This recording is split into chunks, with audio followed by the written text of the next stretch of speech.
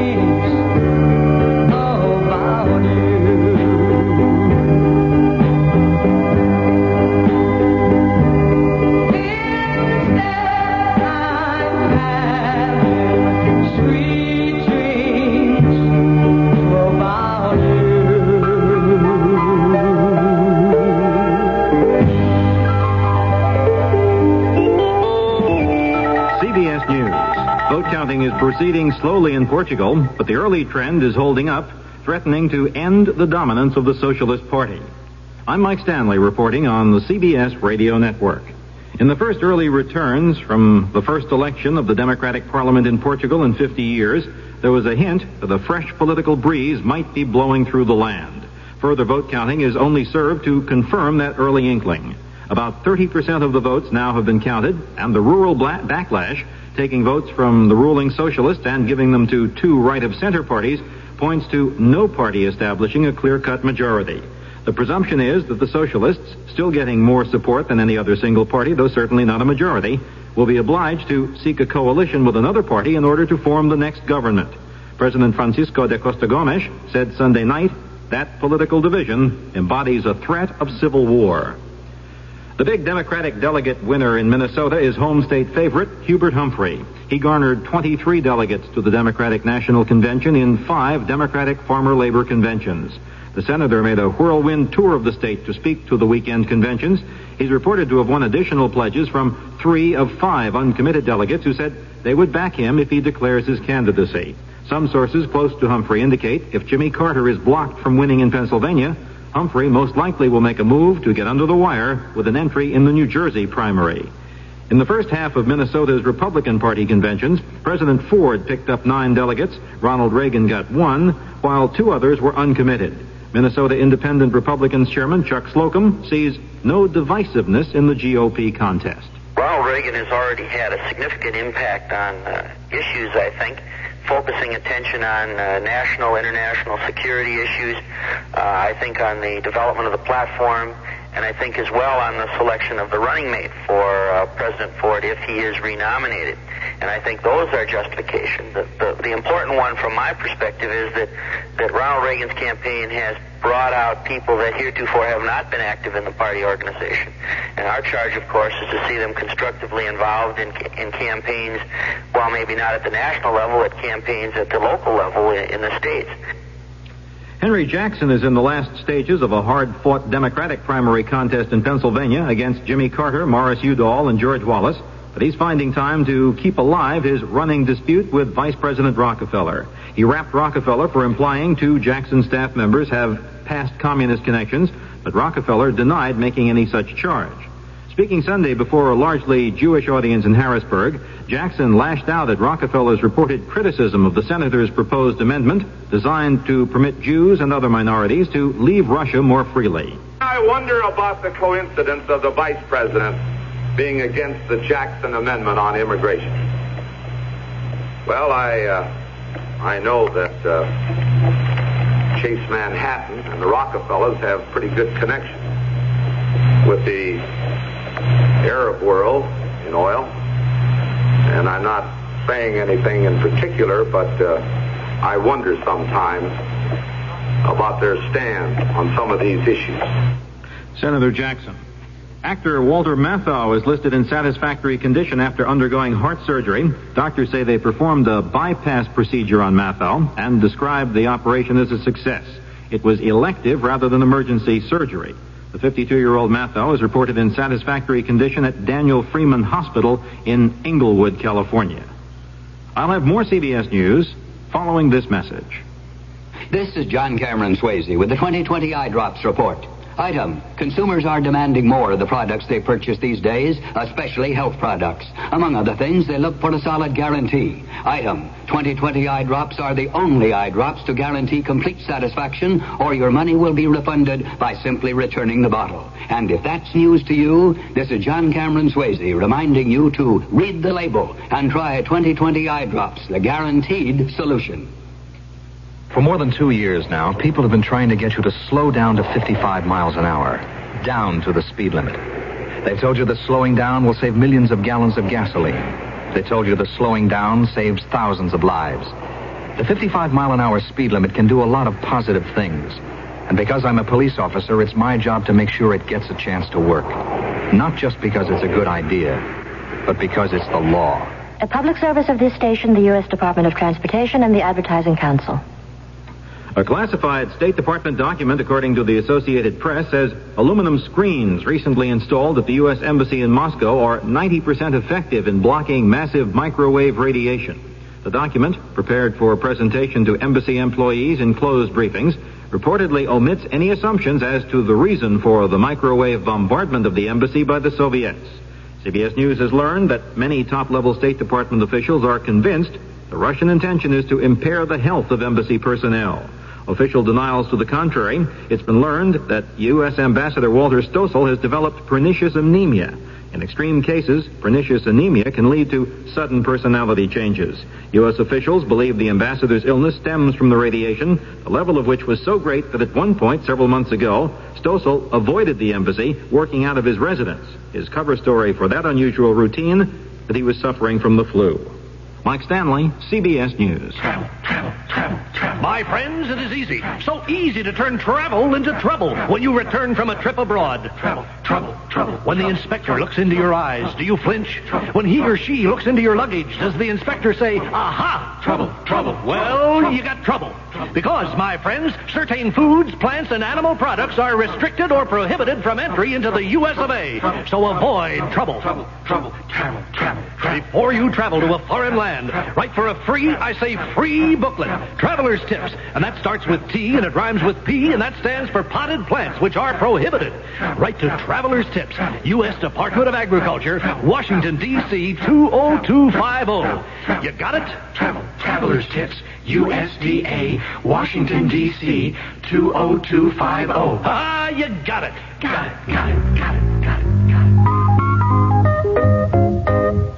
WFAA, Dallas, Fort Worth. The CBS Radio Mystery Theater presents...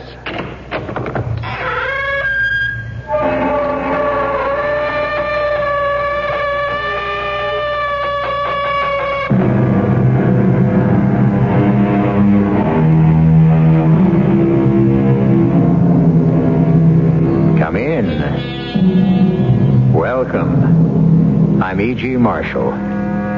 The most magnificent of all Shakespeare's tragedies is the great love story that involves the two largest empires of their day, Egypt and Rome, and two of the most unforgettable characters in history, Mark Antony and the enigmatic, mysterious, unbridled feminine sex symbol of all time, Egypt's queen, Cleopatra. Antony, forgive my fearful sails. I never thought that you would follow. Cleopatra, you know full well my heart was to your rudder tied, and by its strings you would tow me after you. Now all is lost, and it is you who have betrayed me. Triple-tongued deceiver, my heart from now on only wars with you.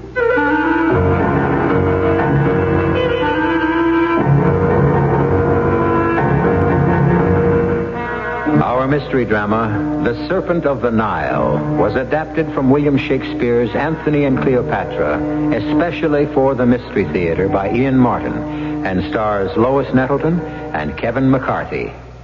It is sponsored in part by Buick Motor Division and Allied Van Lines. I'll be back shortly with Act One. You know, I just thought of something. Yeah, what's that? Well, over 250,000 people have already bought 1976 Buicks. Yeah. That's a lot of people. Yeah. Well, if you got all those people together, they probably disagree on nearly everything. Religion, politics, sports. I mean, people disagree on all that stuff, right? Mm-hmm. And yet all those people, over 250,000 of them, agree on Buicks. I think that's really socially significant, don't you? No. Buick, dedicated to the free spirit in just about everyone. The Constitution of the United States of America. A new idea that established the legal framework upon which all our laws are based. Where a free nation created executive, legislative, and judicial systems with checks and balances to ensure freedom. But on Law Day, May 1st, maybe the most important thing to remember about our Constitution is how it begins. It begins, we the people. A public service message on behalf of the American Bar Association and the bar associations in your state. Hi, I'm Flip Wilson, TV luminary, whatever that means. And I'm Johnny Bench, baseball superstar, according to the bubblegum cards. And I'm Geraldine Jones. You can call me anything you want, sugar. I love ball players. Did you ever go with one? My boyfriend Killer told me he was a catcher with the Dodger organization. Was he? Well, I went to Dodger Stadium and Killer was catching all right, selling beer and catching nickels and dimes. What did you do? I threw him a high inside knuckle ball across the lips. I teach that turkey a lie to Geraldine. Geraldine, I heard you're a crusade chairperson for the American Cancer Society. Well, you heard right, honey. My fellow workers made me office chairperson because of my charm and powers of persuasion. Well, you don't have to persuade much to get help in the fight against cancer. No, mostly I make sure all those people who say they gave at the office actually give at the office. If you haven't already given at the office, send a check to your American Cancer Society. We want to wipe out cancer in your lifetime. If you're feeling generous, folks, don't fight the feeling. And that goes for you too, John.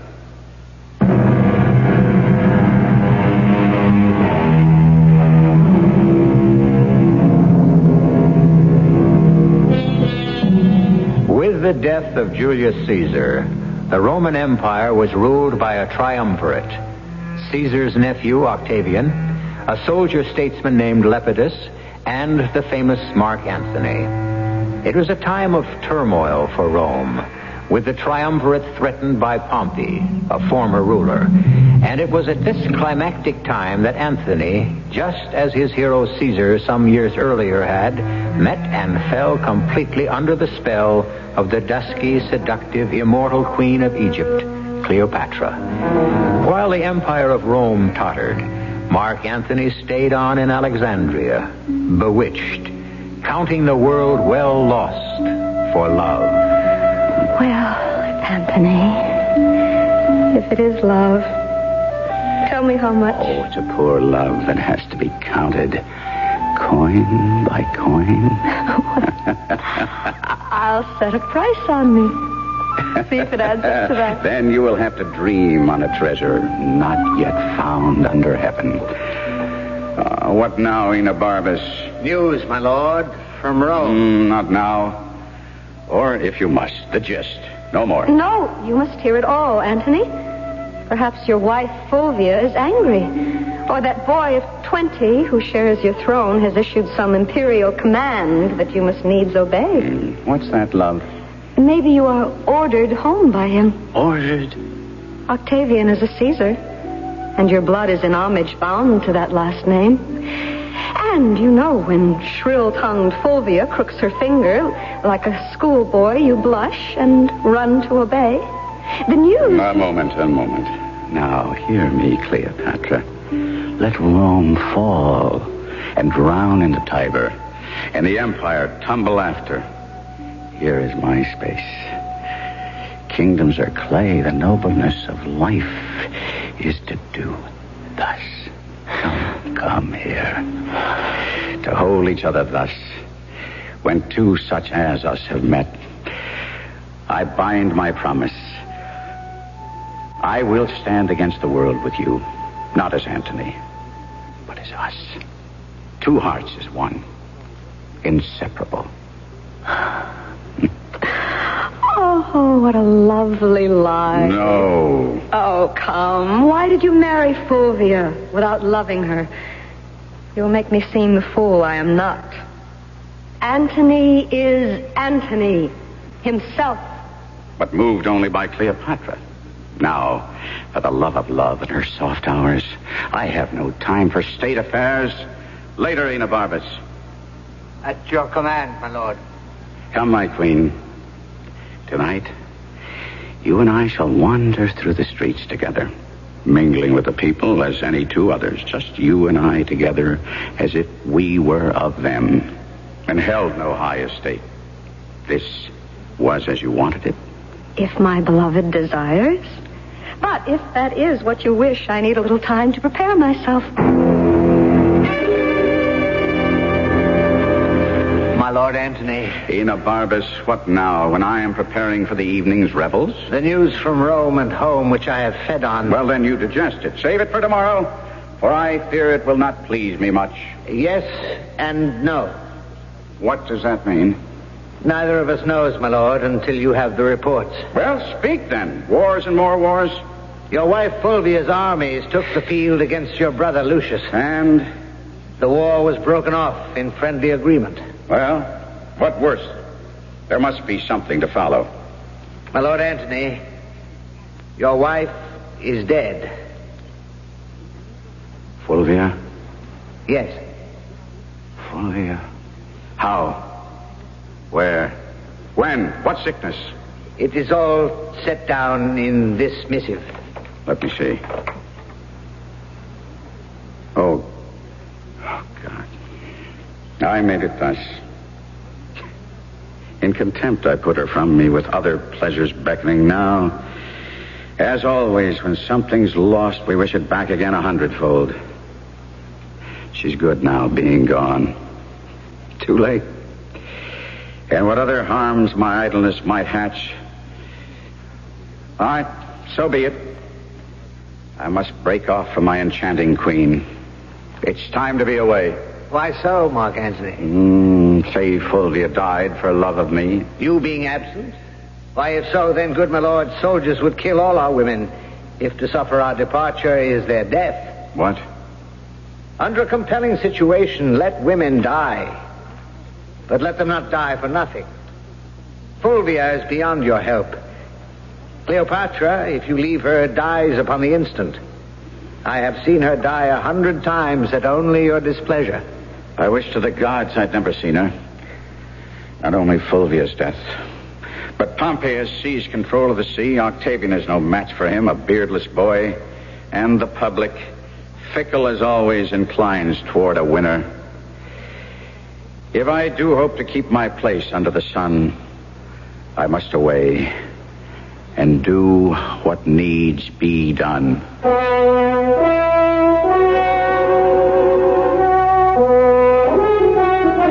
Charmian, have you seen my lord? No, madam. I thought he was with you. Some time ago. We were together, and he was much disposed to mirth. But on the sudden, a Roman thought struck him. A Roman thought? This is his other self, stern, unrelenting. Then I must be a woman and win him back by my own magic of opposites. See where he is, who's with him, what he does? Yes, madam. But remember, I did not send you. I will remember. If you find him sad, say I am dancing. If in mirth, report that I have suddenly taken sick. Most beloved mistress and queen. What now? Forgive your loving servant, but... Well, go on. Well, since you love him so dearly, is yours the best method to beg his love in return? What would you have me do? Well, give him his way in everything. Cross him in nothing. Oh, silly Charmian. You teach like a fool. That's the way to lose him. Don't tempt him too far, please, little mistress. Oh, but here comes your master, light and gay. Then I am sick and sullen. My dearest Cleopatra, I must have a few words with you alone. Your pardon, sire. Charmian, yes, madam. Help me away. I am faint enough to fall. So sudden and so violent. I cannot listen now. My beloved queen. Please, not too near me. What's the matter, my sweet? I know, by the look in your eye, there is news from your wife.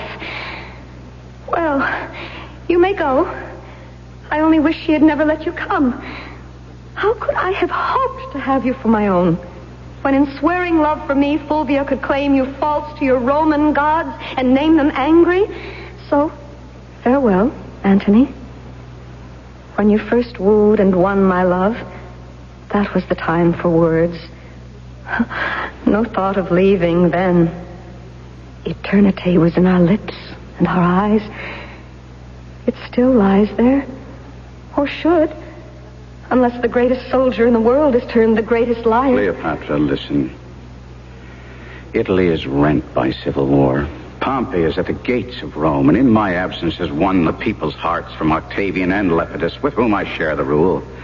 My country calls for my service, which I have never denied her, and what is more, and which should assure you in your heart of me, my wife is dead. Though age from folly could not give me freedom, it does from childishness. Fulvia dead? You may read in these letters where and when. And let us quarrel no more. Let me tell you what I intend to do, if you agree. For by the fire that burns eternal in that lamp above the Nile, I go forth from you, my heart's ease, only as your soldier and your servant, making peace or war at your command. Now, lover, turn aside and weep for Fulvia. Then say goodbye to me, and say the tears belong to Egypt.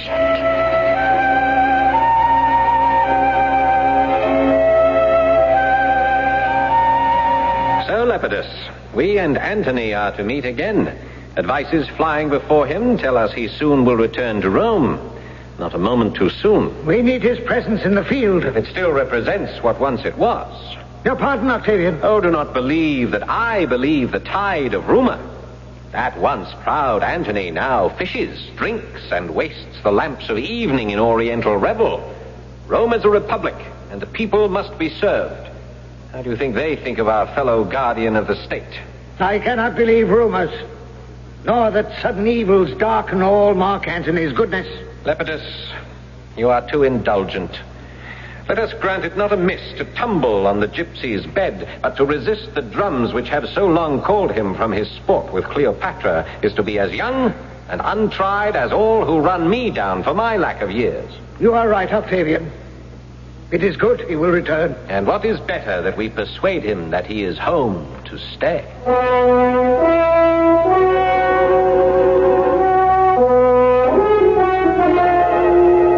Charmian? Yes, mistress. Bring me a potion of mandragora or poppy. Why?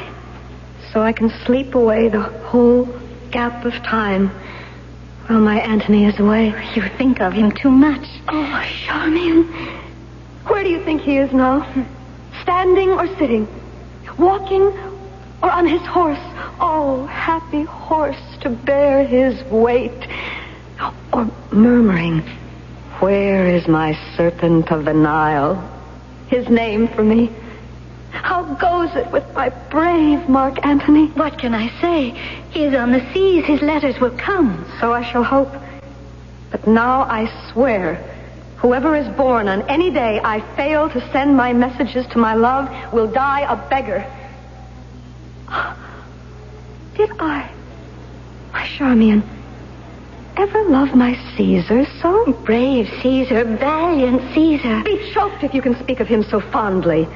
Say brave Antony, valiant Antony. Forgive me, I was just remembering. My salad days, when I was green in judgment, cold in blood. Get me ink and paper. Antony shall have each and every day a special letter, or I'll unpeople Egypt.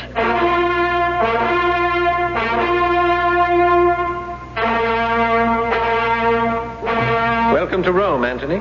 Thank you, Octavian. Sit. Sit? In this tone of command? Now, take me not wrong, Antony. But I wrote to you in Alexandria without reply. Your message came when I was not there and occupied in some affairs. Is that all? No, Antony. You have broken the oath we swore between us. Softly, Octavian. Now, let him speak, Lepidus. How? To lend me arms and aid when I required them. Both you denied.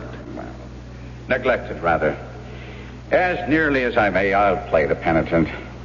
Fulvia, to have me out of Egypt made wars here, and for my ignorance, I ask your pardon. There. That's nobly spoken to me, Octavian. I would hope. And further hope to put aside all misunderstanding from now on. Then let me hasten to suggest the means. How? Octavian has a sister on his mother's side, Octavia. Since you are now a widower, to hold you brothers, Antony, why not take Octavia for your wife? Let me have your hand, Octavian. And from this hour, let us rule together, true brothers. Here is my hand. A sister I bequeath you. Let her live to join our kingdoms and our hearts. Then, happily, amen. Charmian, give me some music and moody food for me that trades in love. Cleopatra, my queen, be not so. It is not the end. Or the beginning. Only that dread snake's coil that shuffles in between. Oh, why is there no word of him? Oh, here comes a messenger now. If his news be bad, he shall be whipped with wire and stewed in brine. Oh, the gods help me. Admit him, and may the gods help him. If he brings me good news, then he may have half my kingdom. If not, then may all Egypt melt into the Nile and all my people with him.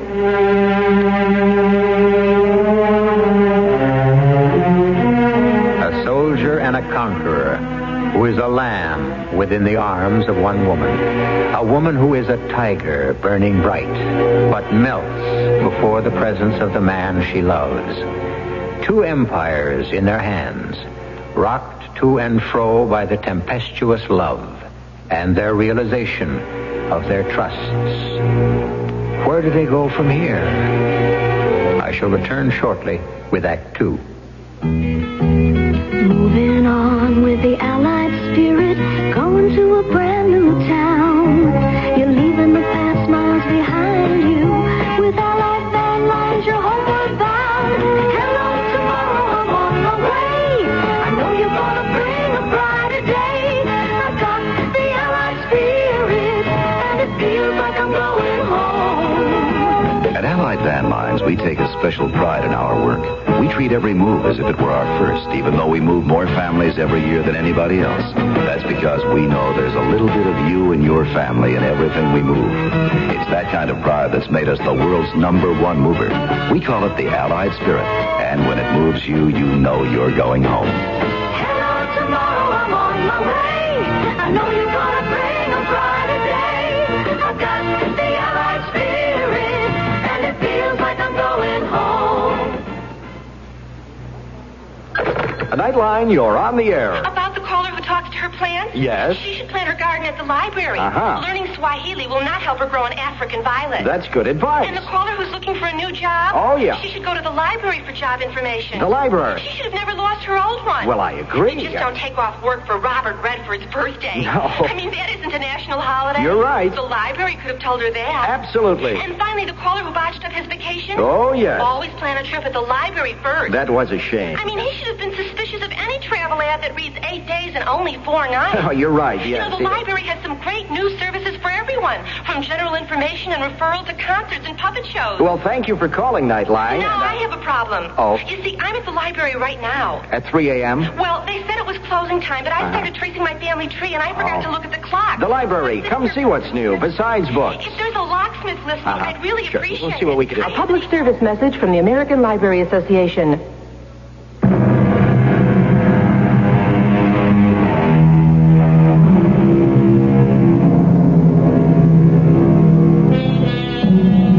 Cleopatra waits in Alexandria, eager for and yet afraid of the news the messenger brings of her Antony. Here's the messenger from Rome, Your Majesty. Antony is dead. If you say so, villain, you kill your mistress. But if you tell me he is well and free, there is gold and my hand to kiss, this blue-veined hand that kings have taken and trembling kissed. First, Madam, he is well. Oh, and here is gold and more gold.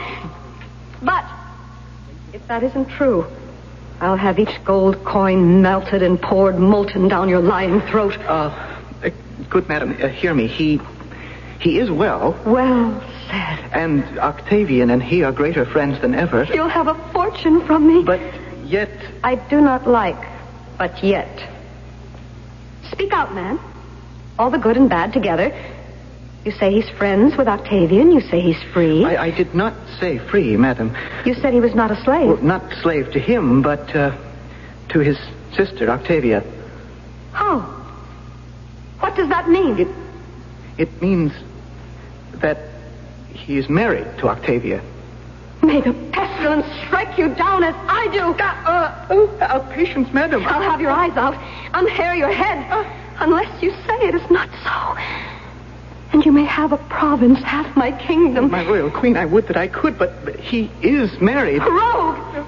You have lived too long. Madam, put aside the dagger. The man is innocent, Majesty. Some innocents are caught when lightning strikes. Come here, sir. Though it be honest, it is never good to bring bad news. I tried to do my duty. And so you have. You say he's married. Come, I cannot hate you more than I do if you say yes again. He is married. The gods confound you. To Octavia? Yes. The merchandise you have brought me is too dear for me. Get out of my sight. Out before I have you boiled in oil. Your Majesty, patience. In praising Antony, Charmian, I have many times dispraised Octavian. Many times. I am bitterly paid for it now. Go to the fellow, Charmian. Ask about Octavia, her looks, her age, what she is like. And let him not leave out the color of her hair. And wait, how tall she is. Pity me, Charmian. And first, lead me to my chamber where a queen can weep alone.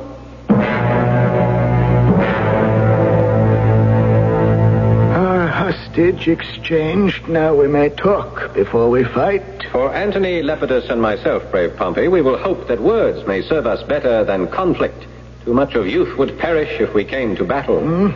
I cannot deny that truth. Then speak to us openly of how you treat our offers tendered to you. That I shall have Sicily and Sardinia, and in return will rid the sea of pirates and send certain measures of wheat to Rome. That's our offer. Does it not seem fair? I might have hesitated had not Antony returned, but now I'm disposed to take your offer. Then well met here. Let us have the agreements drawn up and signed so that I may feast you aboard my galleys. The feast should be mine. Oh, mark you, I shall yet enjoy your fine Egyptian cookery. I have heard that Julius grew fat with feasting there. You hear a good deal. I have my informants. And so have I. I trust your information is as sound as mine. Why, if it's gossip, my Lord Pompey, I'm your man. And allow my captain and his companions to withdraw and write the terms of the treaty. Good idea, Enobarbus. Well spoken. Antony, Lepidus, shall we go apart for this purpose? I know you now. How are you, soldier? Well? I hadn't thought of you as politician, Enobarbus. Say rather, peacemaker. My Captain Antony is sensitive in some areas. The Egyptian. But I thought that passed. Is he not married now to Octavia? Yes. Well, then he is firmly knit to her brother Octavian. Cleopatra is only a memory. I will be blunt, sir, for many reasons. I am a soldier and must face the odds. I doubt that knot can hold. Oh, for what reason? Mark Antony will be off to his Egyptian dish again, and I would be the last to blame him. And I would hazard a guess, this time will she let him go so easily.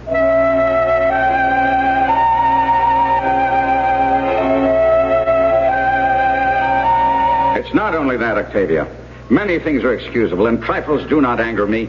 But your brother, without consulting me, has opened war with Pompey, made his will and read it to the public, speaking in derogation of me. I've given him my best, and gotten in return nothing more than a smile that does not go behind the teeth. My lord, don't believe all rumors.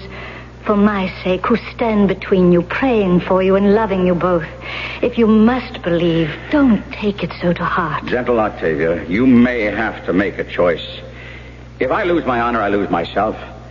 But if you will be a go-between, then you must make it now.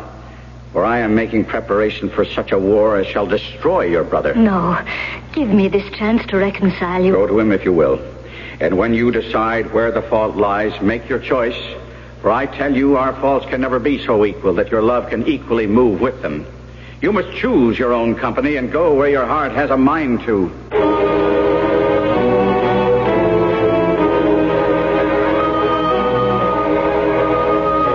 Lepidus is the latest news of Antony. In Alexandria, where he has returned, he has had in the marketplace himself and Cleopatra enthroned in chairs of gold. In the public eye. In a common showplace. Let Rome be so informed. The people know it. The whole world, I think. Except my poor sister, who has just returned. Here she comes. Hail, brother. And my lord Lepidus. All hail, fair Octavia. That I should ever have to call you castaway. You have not called me so, nor have you cause. My good Lord Mark Antony, hearing you prepared for war, told me, and I begged his pardon to return. Which I am sure he granted easily, since you stood between his lust and him. Do not be unfair to him, Octavian, till I make my plea. Unfair? Where is your good lord now? Why, in Athens? No, my sister. Cleopatra has crooked her finger again, and he has run back to her in Egypt. Oh, no. Not only that, dear madam, but he has raised an army from Libya, Thrace, Arabia, Mede, Laconia, and countless other kings to move against us. Oh, God, how wretched I am to have my heart torn in two between the ones I love the best. Your letters held us back till we were sure that you were wronged and ourselves in danger. You are abused beyond all belief. And to do you justice, the high gods will make of us their ministers. Welcome to Rome, madam. Every Roman heart welcomes you. Save only the adulterous Antony, on whom we'll have full revenge for you and the Republic.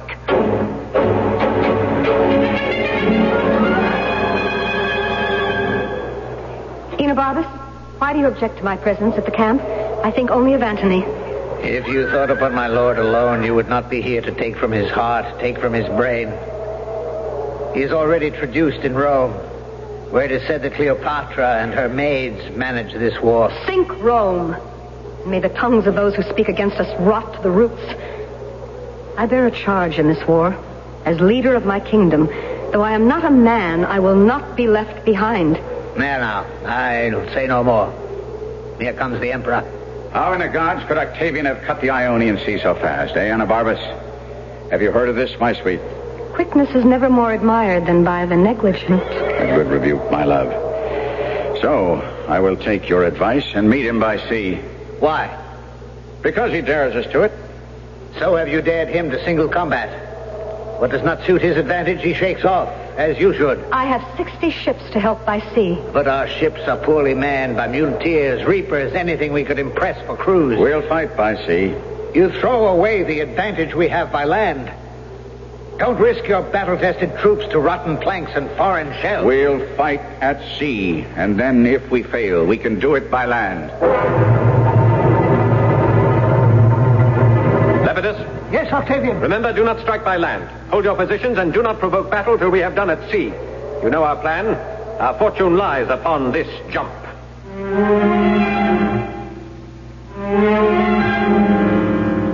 Octavian's fortune and Rome's, but also Cleopatra's and Mark Antony's. For the colossal blunder of committing himself to a sea battle he cannot win instead of a land war that he could, spells the end for Antony and Cleopatra.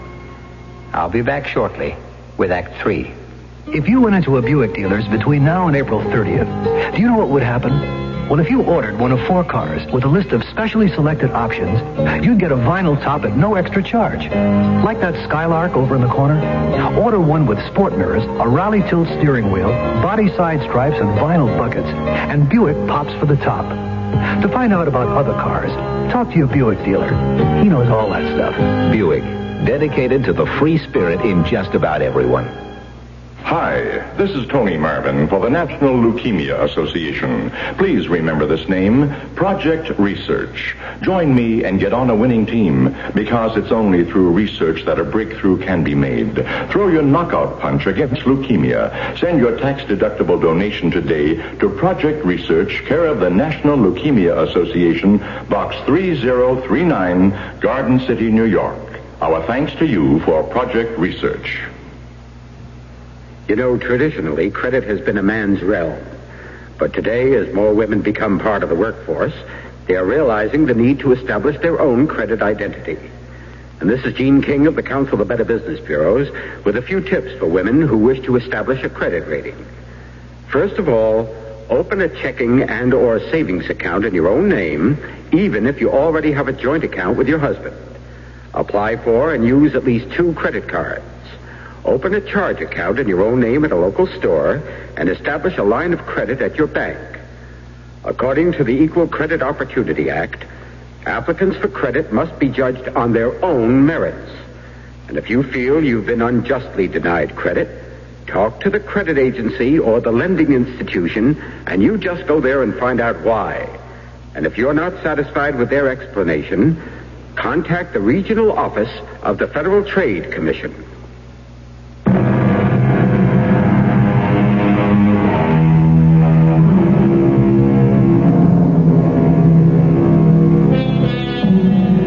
From the shore, with the rear guard of the once great land army that Antony might have led in a triumphant march on Rome, Enobarbus watches in dismay as his worst fears are more than realized. For as the 2 great armadas meet in action, suddenly the Egyptian fleet turns in flight and abandons Antony and his pitifully few and overcrowded ships to the overwhelming might of the enemy. Oh, gods, I can look at it no longer. All 60 of the Egyptian ships turned rudder and in flight. What happened, messenger? Cleopatra, in the midst of the fight, before the tide of battle was yet known, had her admiral hoist her sails and take flight. I saw that. But the rest? When once the queen's ship turned, the others followed. Then Antony, like a doting mallard, claps on his sea wings to follow. Breaking off action at the height of battle, for shame. Manhood and honor violated. 6 kings and their legions are already left to yield to Octavian. As well they might. But I'll still follow the cause of wounded Antony, though reason sits with the wind against it. Sweet Antony, forgive my fearful sails. I little thought you would have followed. Egypt, you know full well my heart was to your rudder tied. and by its strings would you tow me after you. Now all is lost, and it is you who have betrayed me, sold me to this novice, triple-tongued deceiver. My heart from now on only wars with you, and when I am revenged upon your charm, then all is over.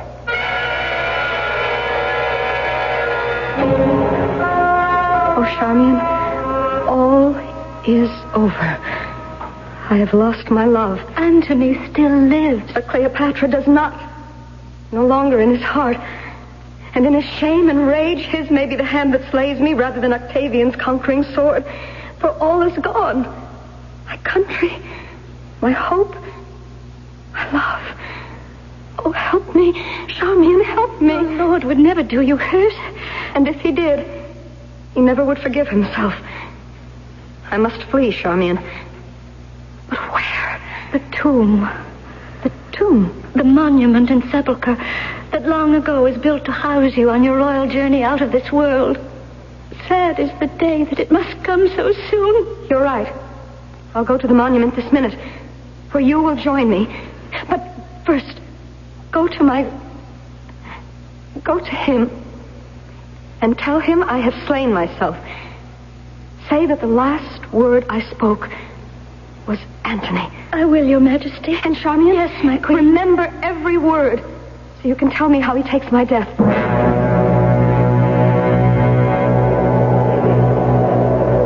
My captain, the wind is heavy. I wish my heart were not. I made these wars for Egypt, and the queen whose heart I thought I had, for she had mine. But she cut cards with Octavian and false played all my glory into an enemy's triumph. No, Enobarbus, no, it's not worth tears. All that is left me is to end myself. My Lord Antony. What, her serving woman? Away, mistress. Your vile queen has robbed me of my sword. No, my Lord. My mistress loved you, and all her fortunes were wrapped up in you. Away, I said, away. She's betrayed me and shall die for it. Death can be bought only once, and already by her own hand she has paid for it. The last she said was, Antony, most noble Antony. Dead. Cleopatra dead. Unarm, Enobarbus. The long day's task is done, and I must sleep. Leave us, mistress, and count the fact that you take your life with you a richer reward than you deserve. I will overtake you, Cleopatra, and weep for my pardon. So it must be, for all life is torture. Since the torch is out, why lay it down and look for rest? I come, my queen. Oh, stay for me, and hand in hand, where souls walk on some flower-strewn strand, we'll count the world well lost. Enobarbus. What do you want of me, Antony? I've lived in such dishonor these last hours that the gods detest my baseness. I, that with my sword courted the world and owned the seas, condemn myself for lacking even the courage of a woman. My mind less noble than hers, who has already said by her death to Octavian, you are no conqueror, I am the conqueror of myself. Now, you are sworn as my lieutenant, Enobarbus. Don't ask me. When the time has come that I have failed my command and my honor... No, Antony, I beg you. Upon my command, you will then kill me. Draw your sword. The time is here. My captain... Pardon me, and do not ask me. You won't wound me. It is Octavian you defeat. With a wound, I must be cured. I command you, draw your sword. Then turn your back on me. I cannot look you in the face. So, there. My sword is drawn. My captain and my emperor, before I strike this bloody stroke, farewell. Farewell. Old friend and comrade. Farewell, great chief. Oh, no. Falling on your own sword. So, did I escape the sorrow of Antony's death? 3 times as noble as I. Oh, you teach me, valiant Enobarbus, what I should have done, and you could not. My queen and you, by your brave instruction, have taught me well. Now I will be a bridegroom in my death and run to it as to a lover's bed. Enobarbus, your master dies your pupil, as I learned from...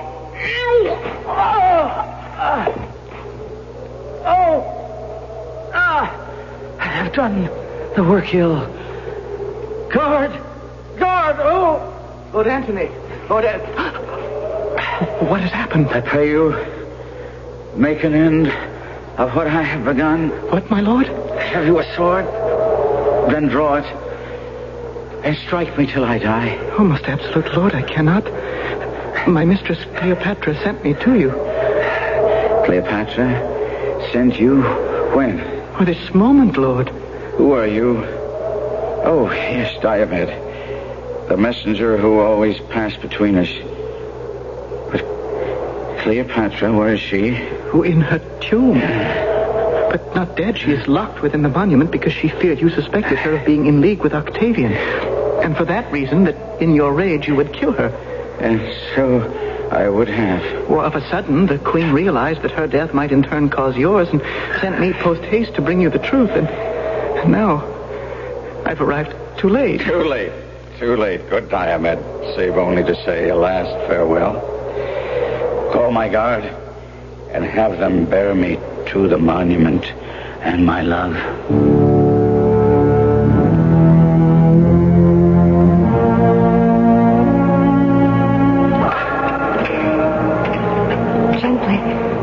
Gently put him down. Oh, Anthony. Peace, love. Now leave us all. Save you, Charmian. Stand aside a little. Yes, Your Majesty. Yes, Your Majesty. Do not mourn me. It is not Octavian's valor that's defeated me, but Antony's which has triumphed over itself. And so it should be. That none but Antony should conquer Antony. I'm dying, Egypt. Dying. Only here I will hold off grim death a little while, till I can lay the last of 1,000 kisses on your lips. And welcome. Die where you have lived. If my lips only had the breath of life, I'd kiss and kiss and kiss again till I'd worn them out. Spare lament. Waste no sorrow at the miserable state in which I die. Remember me, and better fortune when I lived the greatest prince of the world, and that now I do not basely die. I am a Roman, by a Roman, valiantly vanquished. My spirit is going. I can no more, my queen. In your arms. I am dying. Egypt. Dying.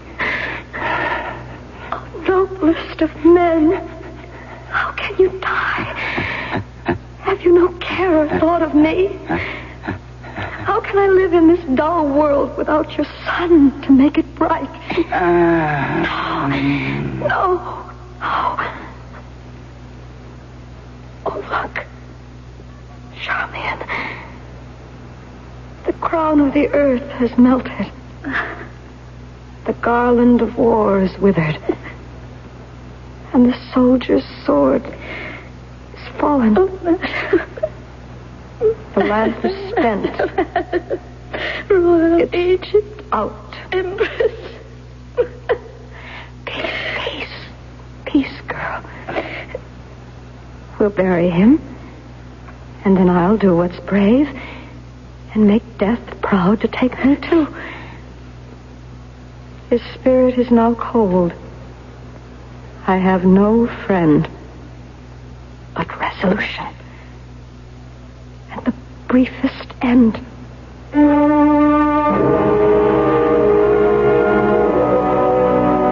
So, Charmian, have Have you brought that dread serpent of the Nile? Hidden in this basket of figs, so that I could smuggle it past the Roman guard that holds you prisoner here. Have a care with that pretty worm.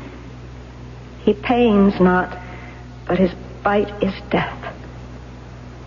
Hand him to me. Your Majesty. Hush. Now, give me my robe. Put on my crown. I have immortal longings in me. I seem to hear Antony call. I see him rouse himself to praise my noble act. Husband, I come. My courage will prove title to that name. I am fire and air. My other elements I leave to baser life.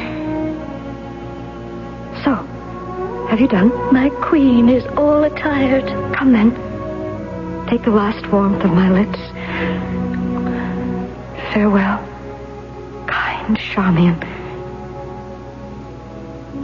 Now, be tender, asp. With your sharp fangs, this intricate knot of life, untie. Poor venomous fool. Be angry and be quick.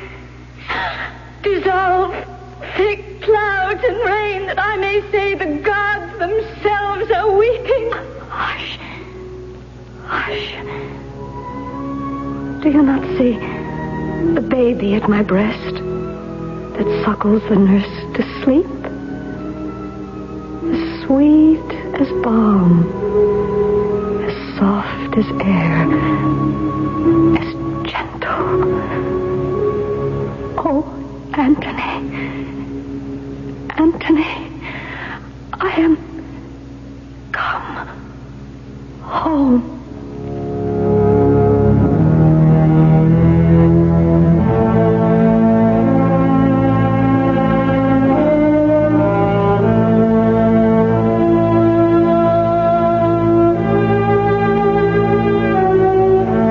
Octavian, entering the tomb later, gazing on her, says, "She looks like sleep.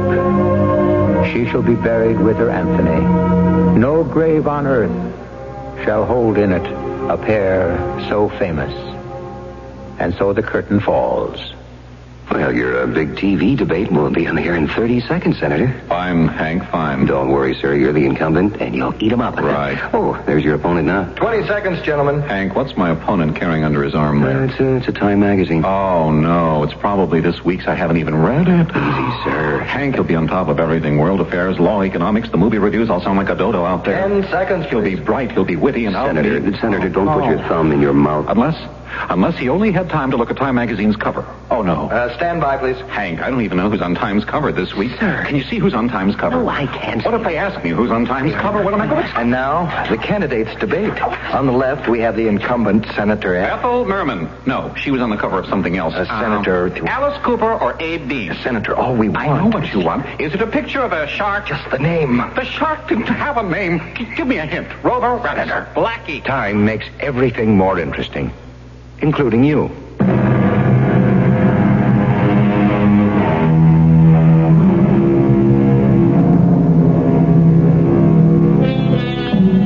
This completes our week's cycle of Shakespearean tragedies.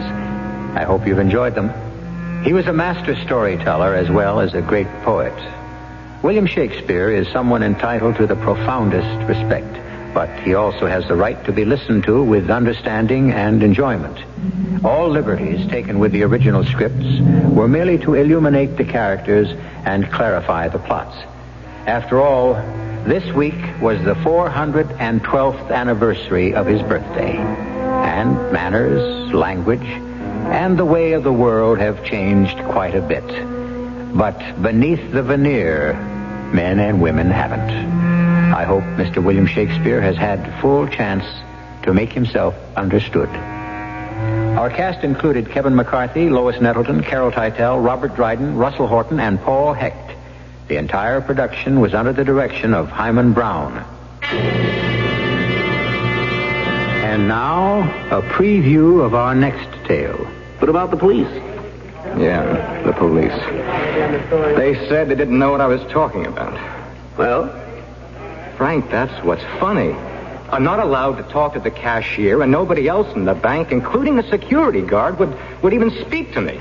And the police, they just smiled and told me to run along. What goes on out there? It's a tight little community, that's what goes on. And no hard-nosed reporter's going to loosen it up. I don't believe it. I'll find somebody who'll spill the beans. Yeah, in your face. Why do you keep saying things like that? Because, dummy, if you become an annoyance to the three elders who run the place, you just might join those two hold-up guys your heart bleeds for. You're scared. Aren't you, Frank? For your sake. Yeah. Radio Mystery Theater was sponsored in part by Time Magazine.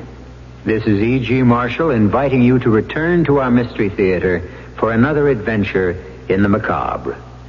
Until next time, pleasant dreams.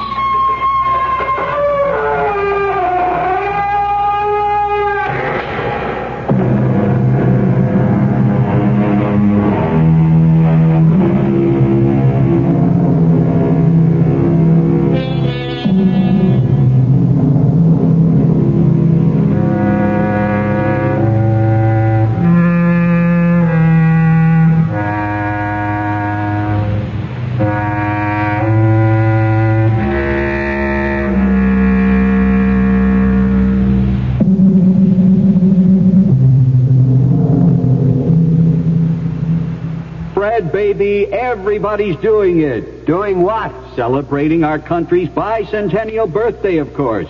What's that got to do with keeping your teeth clean? Plenty, that's what. We're celebrating the 200th year since we declared our independence as a nation. I hear you, man, but I don't track you.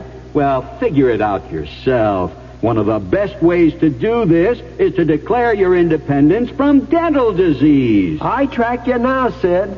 That's right. Dental disease can be a big pain, and who needs that? I'm Dr. John Tabak, president of the American Society of Dentistry for Children.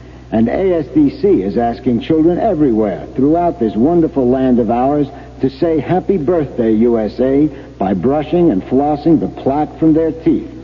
Plaque can lead to dental disease, and a happy, healthy nation must be free from that, too.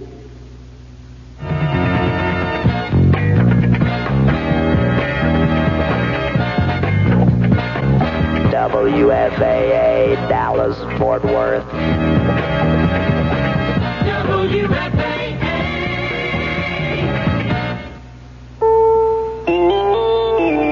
CBS News, down to the wire campaigning in Pennsylvania for Tuesday's primary. I'm Rita Sands reporting on the CBS Theater presents.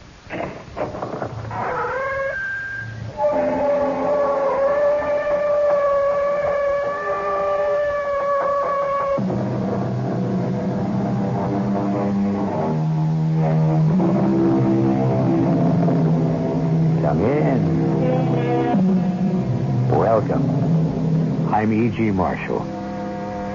Of all the murder mysteries, the plot which most intrigues me is the locked room. And when you take that as an ingredient and add to it elements of the supernatural, both sacred and profane, then you have a tale to tantalize and terrify, such as the one I bring you now. Now look, Doctor, the law is... Excuse me. Well, hello there, Sheriff. New star looks good on you. Yeah. Seems I'm going to have a use for it right away. How, Abner? Ben James, my deputy, just rode in hell for leather. After the doc here left Doomdorf, seems the preacher came by, headed for Doomsdorf's place, breathing fire and carrying his gun. Looks like all hell is finally ready to break loose up there.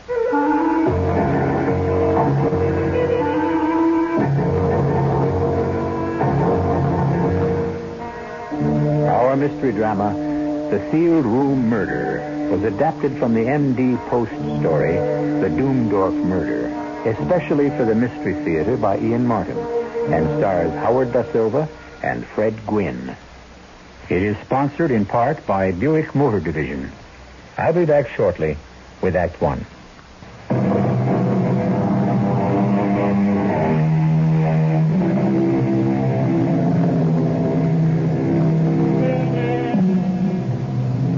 Evil and violence go with a pioneer state. But the counterbalance has kept us viable as a nation, brought us to leadership around the world. Compassion, fair-mindedness, and the essential ingredient of America, a shrewd and pragmatical eye, tempered by religion, has built us a keel which so far has kept our ship of state steady. So much for philosophy. As for the story, let Judge Randolph tell us that. The pioneer was not the only man in the great mountains behind Virginia. Strange aliens drifted in after the colonial wars. Adventurers who were with Braddock and LaSalle and rode out of Mexico after her many empires went to pieces. Doomdorf was one of them. I shall never forget that first day he walked into the land office. Huge, black-bearded, with broad, thick hands, with square fingers. Even Abner's bulk seemed to diminish in front of him, and the child who followed Doomdorf diminished to a pygmy. It's the place where I buy. Should I want for the land? Yeah, I reckon. Depends on what you want it for, Mr. Doomdorf. Angelos Doomdorf. Oh, excuse me. This here's Mr. Randolph. I should say one of our foremost lawyers in town. Saving only, that's all we got right now. One.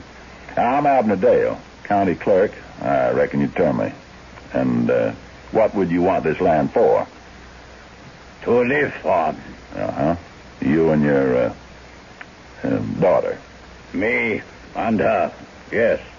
Well, now, I got a copy of the Washington Survey and the original Crown grant here. I have it picked already. Show you here on survey map I got from Capitol. Now, let's see. There? That's it. You sure there's land you want, sir? I think what Abner means to say is this wedge of rock has never been worth even running the lines. Do you know what you're getting into? Have you seen this piece of property? Yeah. It's a forbidding pile of rock, Mr. Doomdorf, and isolated. The land is mine. I want it. Well, pretty mean up there right now with the wind and no shelter. I have tent, sleeping bag. All my life I live rough. Well, that's all very well for you, but for the little girl... What is good for me is good for her. I don't think you quite understand. As a lawyer, I should not like to see you taken advantage of. The parcel of land which you have bought was never surveyed because it is not worth surveying. It consists almost entirely of rock. I know what he's like. He's right for me. Well, how are you going to feed? Ain't much game running up in that part of Western Virginia. I make out all right. Here is gold. Enough. Hey, look at there. Pieces of 8, ducats, English guineas, American dollars. Yeah, you're quite a traveler, Mr. Doomdorf. What I do is my business. And I mind my own business. I don't like anyone who stick his nose in my affairs. You take the money and give me the paper so I can go. No offense, just trying to be friendly. That's Angelus. Angelus. All right. Yeah. Well, want to spell your other name? I don't know. You right. You tell me. Doomdorf.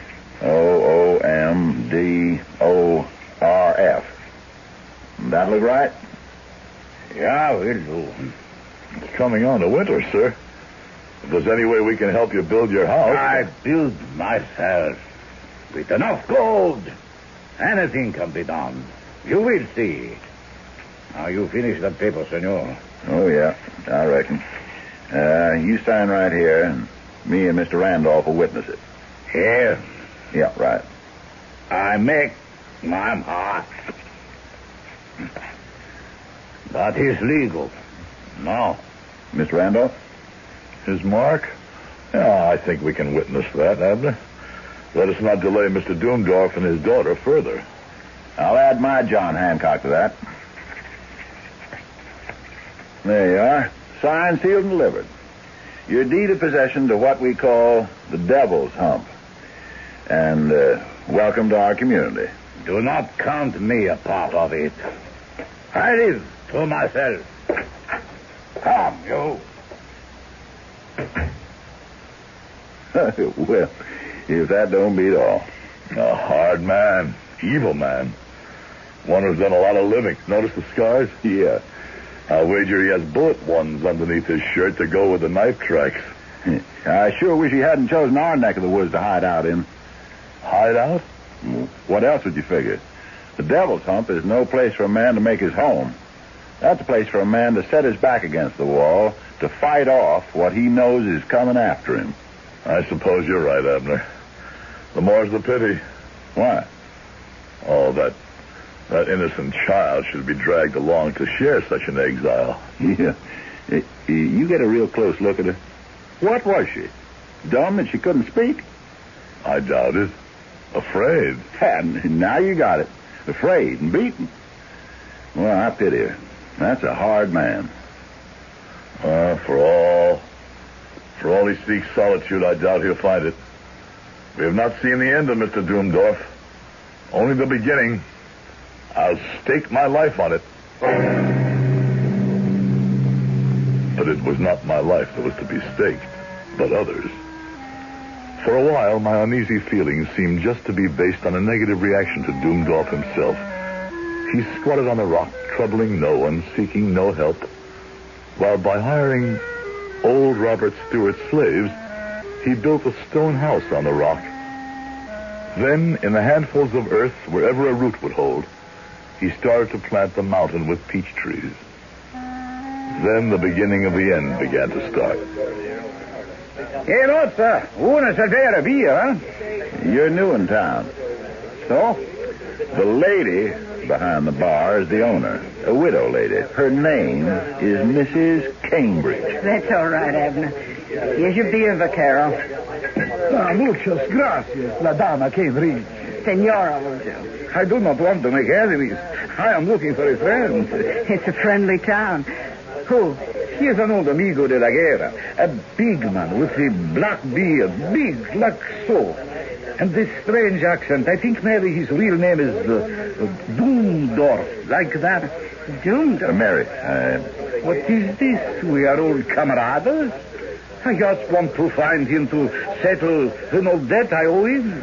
Well, why don't I let him know you're here, and you can meet him in town? If you will, it is no matter. But why not I just go see him? He's kind of queer-like. Like he don't take to mixing so good. No importante. You see him, you tell him Jose Garcia was look for him. But I have not so much time. Maybe on my way back I look him up then. Hasta la vista.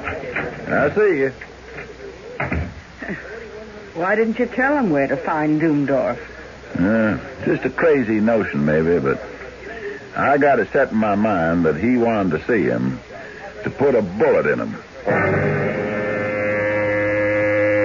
We found the man who said his name was Jose Garcia, snagged on a rock at the Devil's Elbow, 2 to 3 miles below Doomdorf's mountain eyrie. His neck was broken. That was the first of the Doomdorf incidents. So many during the next 10 years, I wouldn't wear your patience to recount them. Only the highlights. There was the night before we knew what use Doomdorf was putting his peach crop to, when he arrived at Mrs. Cambridge's inn, primed with liquor, an insensate beast. $10. Not enough. So, 15, 20. I think you've had enough to drink, Mr. Doomdorf. I must ask you to leave. What? A prostituta who runs a cantina asked me to leave. The lady asked you to ride out, mister. Better you go easy. By yourself. You mean I don't go? You make me. Yeah, no cause for any ructions. You've been drinking. Oh, you want to make trouble? Not me. I just want to keep the peace. Then staff. Hail. 25. Okay, that does it. Abner, no. Too late. We fight now. Outside. I don't want to fight. What for? You fight me here. Or outside. One way or other.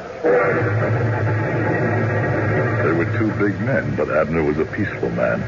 and sought only to protect himself, while Doomdorf was a maniac. He gouged, butted, kneed, and finally it took 6 of us to pull him off and lodge him in the jail for the night. Abner took it in his stride, and he did everything.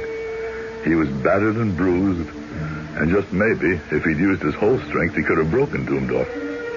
But Abner's strength was in the mind as well as in his bulk. The next highlight in the career of the man whose name spelled his future was the arrival of the circuit rider. The days of Sodom and Gomorrah are upon us. Here's the man who takes the fruit of his field and makes a white liquid fury to destroy men's minds and their souls, and who is ready to bring out your daughters and your women like Lot for the use of any eternal seance. But the town was not yet ready to make any move against Doomdorf. His still was popular. He made a fair brand of white lightning until the ultimate, the unforgivable, the certain shame all those of us who knew or at least sensed the truth brought everything to a head. On a wild, rainy night, while Doc Jeffers and I were playing chess at his house, there came a hammering at the door. Yeah, that's me here. Doomdorf, come on in. Well, what is it? The woman. She was in labor. I tried to bring Bambino. No good. You come? Yes, of course. Of course, I'll get Pancho and saddle my horse. I waited all night for Doc Jeffers to return. It was long past sunrise, with the rain still coming down that he did. Well? I am a pragmatic man, and I subscribe to no religion, but by damn, I wish this moment I had a God to pray to. Why? He left that child to abort a dead baby. It's a miracle she isn't shot in septicemia. He didn't want a baby. I'm a judge now, Ray. Maybe I can help. No one can help. He's a beast, unprincipled and without pity or even simple human warmth, but he has papers to protect him. The girl was Mexican-born, literally sold into slavery, and she's... Oh, my Lord, she can't be any older than my teenage daughter, but she's his to do with as he wants. And as he wants. Oh, he damn near succeeded in killing her. Excuse me. Well, hello, Sheriff Abner. New star looks good on you. Seems I'm going to have a use for it. Right away. How? My deputy, Ben James, just rode in here hell for leather. After the doc here left Doomdorf, seems the preacher came by, headed for the Devil's Hump, preaching fire and carrying his gun. Looks like all hell is finally ready to break loose up there.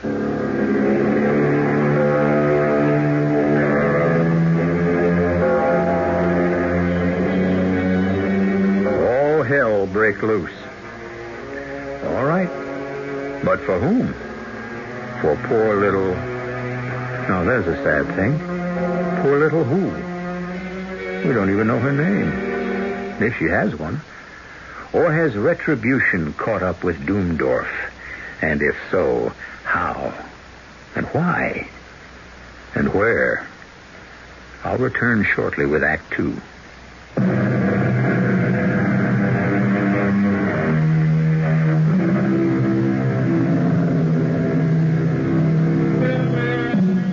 It was a long ride out to the Devil's Hump, and the afternoon sun was burning hot and steaming above the great chestnut trees that shaded the trail.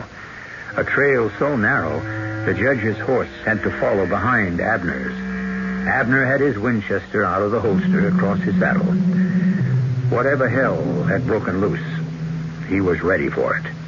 And now I'll turn the story back to Judge Randolph. He can tell it better. He was there. I suppose, seeing Abner, I should have had my own rifle out. But I'm an indifferent shot. And Abner, for all he loathes violence, can part a twig at 100 yards. I reckon there ain't no sense to push the horses up that rock trail, Judge. We'll dismount here and climb up the rest by foot. Seems quiet enough up there.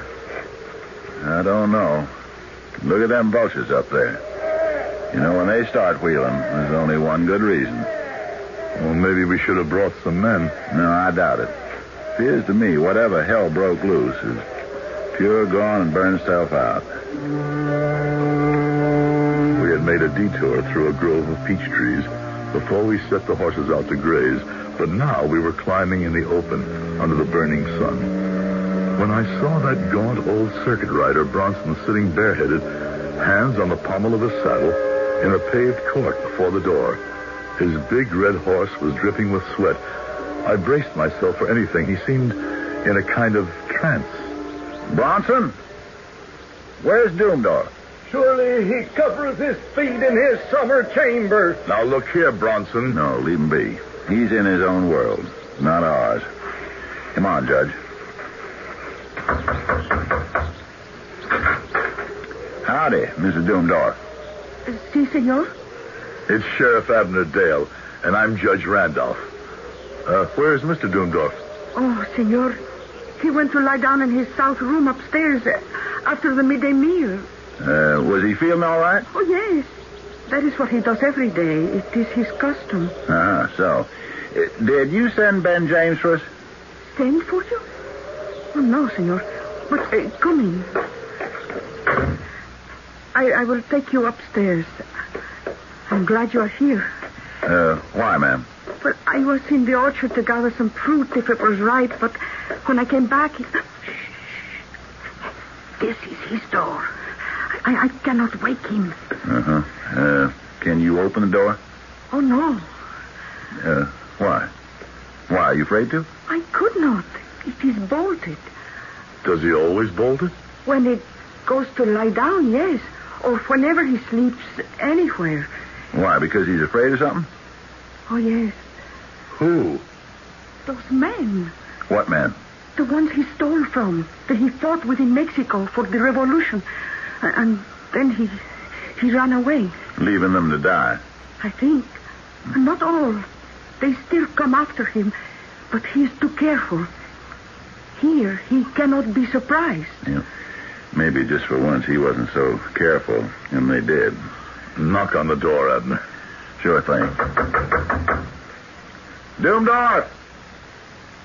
Doomdorf, wake up. You in there? Let me. Doomdorf, it's all right. This is Judge Randolph. Doomdorf, come out. If he could come out, he would. I do not think he can come out. Any other doors to this room? No. Windows? The casa, the house, is built on the cliff.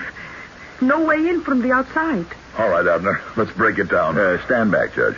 I'll get it. This time. Keep back till I make sure the coast is clear.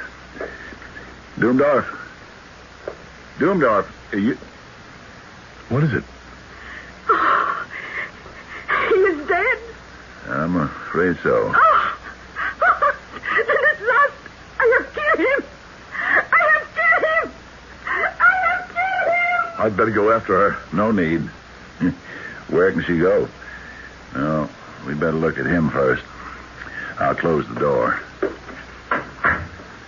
He's been shot. Yeah.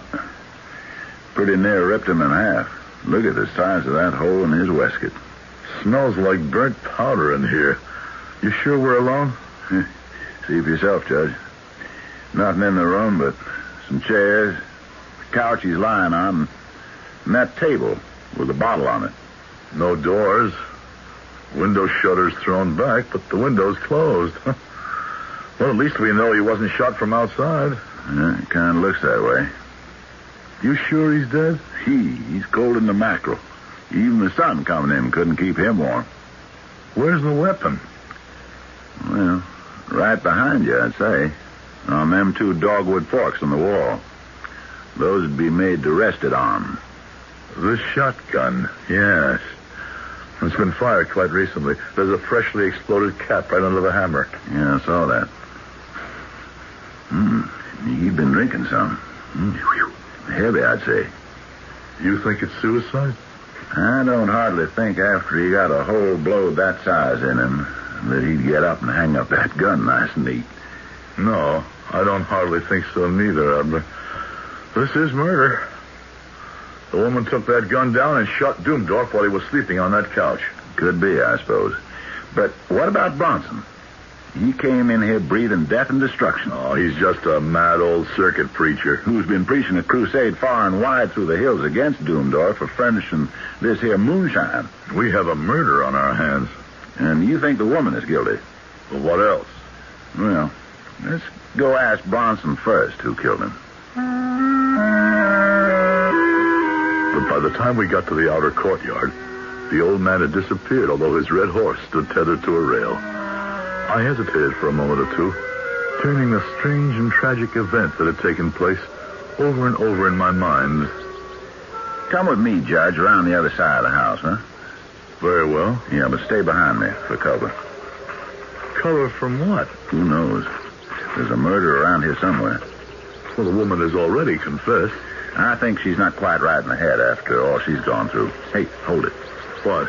The back of the house. Flush with the edge of the cliff. Over 100-foot drop to the river. Judge, Doomdorf was a soldier, all right. Well, how do you reckon that for certain? Any good general first makes sure his rear is protected, and he couldn't be flanked. The only way to flush Doomdorf out was up that goat path we climbed to the house. He knew what he was doing when he made this his castle. Yes, Abner. I recognized that years ago when that man who called himself Garcia came looking for him. I'm sure there were others who came after all that gold he brought strapped in his money belt. Only one difference with them. Or maybe two. What? They didn't ask questions, and we never found their bodies. I suppose you're right. I hold no brief for Doomdorf. The man reeked of evil. But the fact is, as officers of the law, we do have a body, and there are things to be done. Right enough. For the sun is getting low in the sky. You expect me to arrest the woman? Well, at least we must question her. Come. We should question Bronson, too. Why? It's a notion I got. Just to make it all neat and tidy. Yeah, there he is now.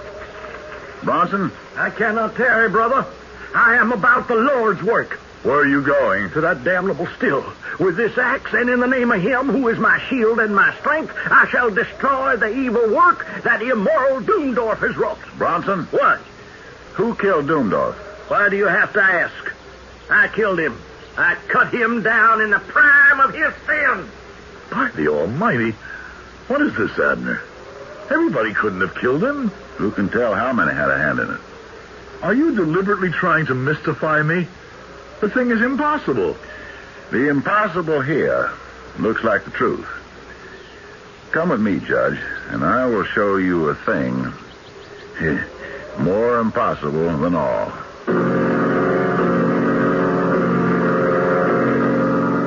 I followed Abner back into the house and up the stair again up to the room. The door swung open, the shattered edge of it with the lock hanging half out, and Abner closed it carefully behind us after we entered. I want to show you something, Judge. The bolt. They kept the door closed? Yes, sir. But I want you to see that it is no way connected with the lock itself. See? And it is on the inside. Now, how could the one who killed Doomdorf get into the room when we know the door was bolted and we had to break it down to enter? Only one other way. Through the windows. Well, let's look at them. Now, remember, we have seen from the outside that there is a sheer drop of at least 100 feet to the river, and the rock is as smooth as glass. Now, try looking out. Oh, just as you said, the wall of the house is plumb with a rock face. Yeah, that isn't all. You can't open these windows. See? Examine the frames. They're cemented into their casement with dust, and they're bound along the edges with cobwebs. That's right. These windows have never been opened. Yeah. Then how did the assassin enter? Well, of course. The answer is evident. Whoever killed Doomdorf hid in the room till he was asleep. Then he shot him and went out. Where could he hide? And even supposing he could, when he left, how did the assassin bolt the door behind him when the bolt was on the inside of the door? Then who knows? Maybe Doomdorf did kill himself. No, we ruled that out yesterday. Then there's only one open road out of the mystery. Both the woman and Bronson claim they killed Doomdorf. Let us go down and ask them. Question them. No. In the law court, that procedure could be considered sound sense. But, Judge, we are in God's court, and things are done in a somewhat stranger way. In what way do you mean? In a way that still must be put to the proof. And for that, we need to borrow time. But I have every faith that time will show us exactly who murdered, or perhaps the better word might be, executed the man who lies dead before us.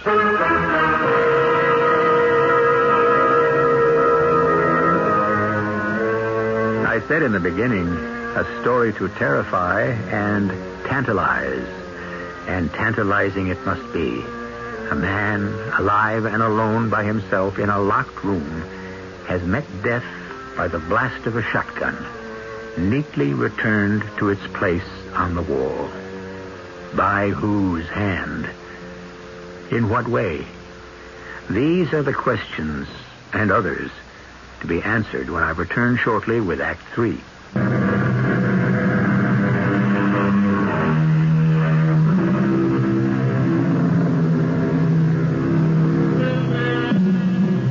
In the room with the dead man, Judge Randolph faces Sheriff Abner Dale, a frown of puzzlement on his patrician face. His eyes search the expression of the great lumbering young man in front of him, whose whole physical appearance suggests a man of action rather than one of thought or mental ability. The judge is the first to break the silence posed by the seemingly insoluble problem they face. What do you mean we are in God's court and things are done in a somewhat stranger way? Before we go question those who are so anxious to be convicted of the assassination of Doomdorf, let us find out, if we can, at what hour he actually died. How? I seem to remember he wore a watch. Yeah, here it is in the waistcoat pocket, broken by the shot. At what hour stand the hands? Just past 1 o'clock. By the look of Bronson, when we found him here, he must have been far off, still on his way to this place. And the woman, by her story, was down the mountains picking fruit among the peach trees. That's how I had it figured. Well, why waste time on speculation anymore? We know who did this thing. Let us go down and get the story of it out of their own mouths. Either Bronson or the woman killed the man. I could better believe it, but for the inevitability of a certain awful law. All they that take the sword shall perish with the sword. Oh, the good book. Matthew. We reap what we sow. Thus, we receive what we give and nothing else. That is God's law. Very well, in a sense. But in this case... By all means, let us go try the method of your law courts. Your faith lies in the wisdom of their ways. We came down the stairs together, Abner, calm and reflective. Myself, tortured and mystified. Bronson, how did you kill Doomdorf? I killed him as Elijah killed the captains of Isaiah in their 50s. But not by the hand of any man did I pray the Lord God to destroy him with the fire from heaven. I prayed him to destroy Doomdorf. Give me the axe in your hand. So, now, explain yourself. His hands were red with blood. The widow and the orphan cried to heaven against him. I will surely hear their cry, is the promise written in the book. And you were the instrument raised up to heed their cry. Yes, and the land was weary of him. And I prayed the Lord God to destroy him with fire from heaven, as he destroyed the princes of Gomorrah in their palaces. With fire from heaven. Come, Abner. We waste our time here. A moment. Bronson, do you hear me? I hear you, Abner Gale. A little while ago, when we came, I asked you where Doomdorf was. And you answered me in the 3rd chapter of the book of Judges. Why did you answer me like that? When I said, surely he covereth his feet in his summer chamber? Yeah. The woman told me he had not come down from the chamber where he had gone up to sleep. It was then I knew that he was dead in his summer chamber like Eglon, king of Moab. How could you know? Why, look you off there to the south. I came here from the Great Valley to cut down these groves of Baal and to empty out the stinking abomination. But I did not know that the Lord had heard my prayer and visited his wrath on Doomdorf until I was come up the mountain to his door. But when the woman spoke, I knew it. My work here is done. I must ride where the Lord calls me. Just a minute. Why stop him? You're right. You're right. That was only wasted time. Bronson did not kill Doomdorf. But do you realize, Judge, how he did die? At least not by Bronson. And not by fire from heaven. Doomdorf was dead before Bronson got here with his fire-breathing scripture. The woman must be the guilty one. Night had entered the valley with the setting of the sun, and there were other things to do before the inquisition of the woman. By candlelight, the shadows weird and fearsome on the wall, we made a coffin. We put Doomdorf in it, straightened out his limbs, and folded his arms across his shot-out heart, and we set the coffin on benches in the hall. Then we kindled a fire in the living room, where the woman had put some meat and golden cheese and a loaf on the table. You have eaten enough? As much as is fitting. I will leave it as it is, in case you should want more. I am going now. Where? To the sea. And the ship. He is dead. And I am free. Not quite. There's a question still to be settled. Who killed Doomdorf? But I have told you. I killed him. It was fair. Fair? Oh, I remember an old man sitting against a sunny wall and a little girl who plucked yellow flowers from the grass and put them in her hair. She laughed and she was happy because she was 12 years old, and in a few days she would be 13 and she would make her novena. But they were bad times, and the big stranger with the black beard and the hard hands came to the old man and talked. And after he had talked a long time, he gave the old man a gold chain and some money. And he took the little girl away. He used her in a way she did not know. And if she tried to run away or keep him away... You like to look at the scars on my back? You want to ask the doctor it was too late to save my baby? Oh, it was fair to kill him. But where will you go? Mi abuelo will be gone by now. My grandfather was dying 10 years ago, but the wall will still be there. And maybe the sun and the yellow flowers. It is all right that I go. It's up to the judge. I cannot find it in my heart to hold you, or in the law. There's not a jury in Virginia who would convict you for shooting a beast like that. I thank you, Judge. But I have not shoot him. Not shoot him? And the man is riddled. Oh, yes, senor. I kill him, but I have not shoot him. I kill him with witch words I have remembered from my mother. You can't kill a man with words, ma'am. Oh, I know, senor. That is why I make a doll in wax. And I put a needle through his breast. And he died very quickly.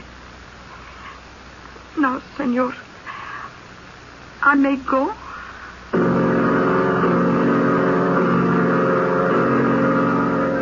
It was good that you let her go, Judge. No, it was pathetic. A harmless little dream to rid herself of a monster with an enchanted straw man. I think she had money in her saddlebag, but I slipped some extra just in case. And now, where are we? Waiting, like her, for the dawn. This is the strangest thing that ever happened. Someone shot the man, but who? And how did the killer get out of that shut-up room? For that matter, how did he get in? Through the window.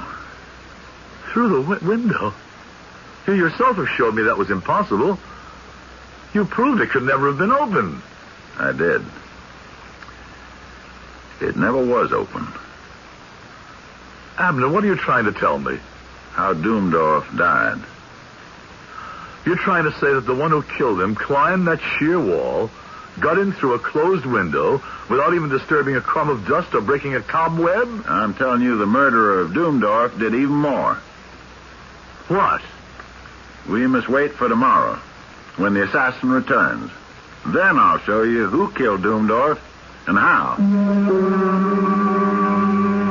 I could have argued, but I knew that set look on Abner's face too well to waste my time. I could not have believed that I could sleep with the thoughts spinning in my brain, but I did.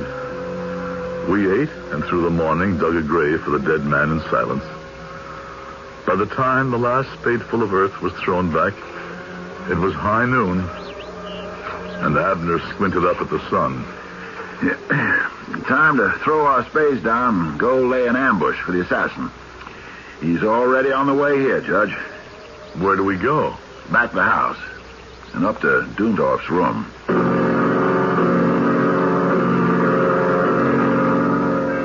Now we must make certain preparations. What are you doing? I'm loading the shotgun, as it was before it took Doomdorf's life. And now I place it back on its rack, exactly as I found it. What do you want to do with this pillow and his coat? The blood is not entirely dry. Here, give him to me. We'll wrap the coat around the pillow as if it were a body, and place it here on the couch, just where Doomdorf lay. Now, look out the window. Is the day still clear? Not a cloud in the sky. Yeah, just like yesterday. If not hotter. Now for the moonshine, or this bottle of still liquor. Let's see. Good. You can see by the dust ring on the table that it sets just where it did yesterday as I return it to its resting place. Whatever you say, but I still don't see how. Quiet. We are about to trick the murderer in the act. But we came without guns. How can we protect ourselves? We need no protection, Judge. It is all in the hands of the Lord. Look, the assassin is creeping along the wall. Where? Look, that point of light. I followed the line of his extended finger and saw what he meant. A tiny disk of focused, white-hot sunlight moving slowly across the wall toward the shotgun. He that taketh the sword shall perish by the sword. The water bottle, full of Doomdorf's liquor, is focusing the sun to the heat of a lighted match as it travels to the lock and firing pin of the shotgun. The answer to Bronson's prayer. The fire from heaven. Now, watch it. Now.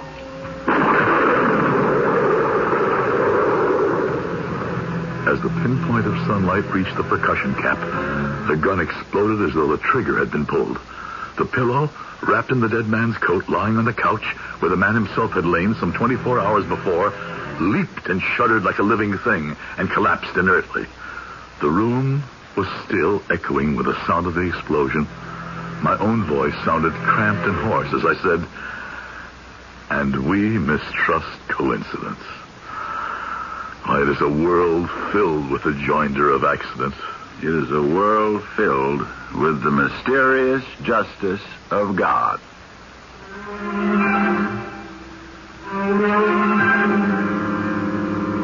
The answer to the mystery of the Doomdorf murder. A fate well deserved. And brought only on himself by the dead man who had little right or reason to live. Wouldn't it be nice if an equal fate could be the lot of so many people each of us know? Except, who are we to be the judge? That belongs, thank God, to the higher power I inadvertently named. I'll be back shortly.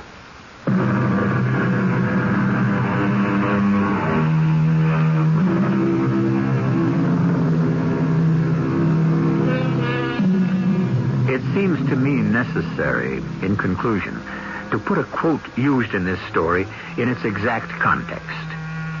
When Jesus had been betrayed by Judas, and when the high priest's men came to take him by force, one of those with him struck out against the attackers, wounding him. It was then that Jesus spoke the full quote, saying, "Put up again thy sword into its place, for all they that take up the sword shall perish with the sword."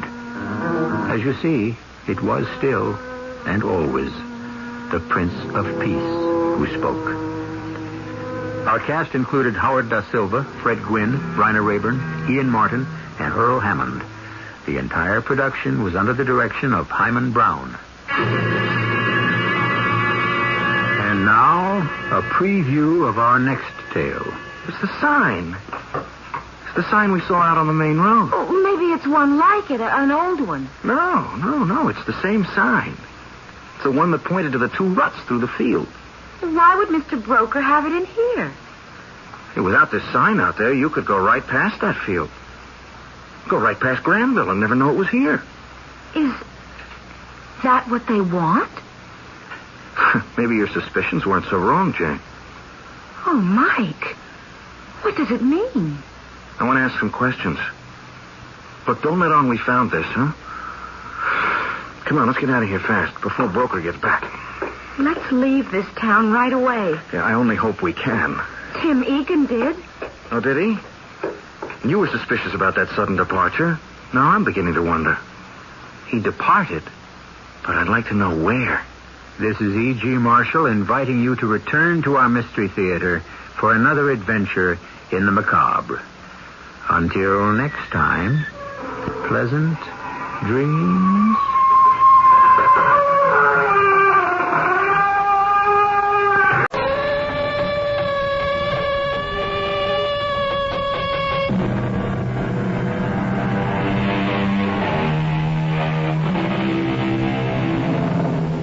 Come in.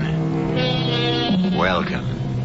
I'm E.G. Marshall, shepherd of this far-flung flock that assembles regularly at this time and in this place to indulge in our mysterious devotions.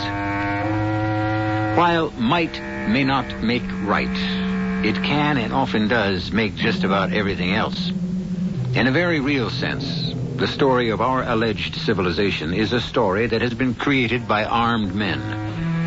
Although the eminent Mr. Bulwer Lytton may have said that the pen is mightier than the sword, it should be noted that he used a knife to sharpen his quill. And after all, when you come to think of it, our country, and practically every other country in the world, still spends more money for guns than for almost everything else put together. Any special orders today, Frank? Nothing. It's quiet. This should be one of them nice, peaceful days, a policeman's delight. Yeah, I hope so, Frank. Anything wrong, Eddie? Well, is it possible to know when the last day of your life has arrived? No, it isn't possible. I got this funny feeling. Yeah? Right now, if I close my eyes, I see myself walking the beach. A guy with a gun is running out of a store. I yell, halt. He turns, he shoots at me. You want to go on sick call? No, I get this feeling every day. Eddie, you're the most sensible guy in the precinct. It's just a crazy feeling. And it always passes. Except today. Except today what? Nothing. Nothing. I'll be okay. I know I'll be okay.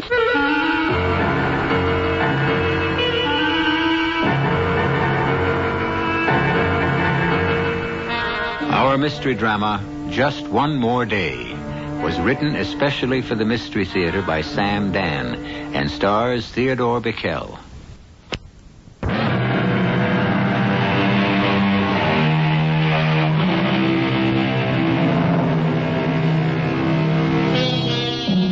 His name is Edward Mason, and this is the early morning of a very special day in his life.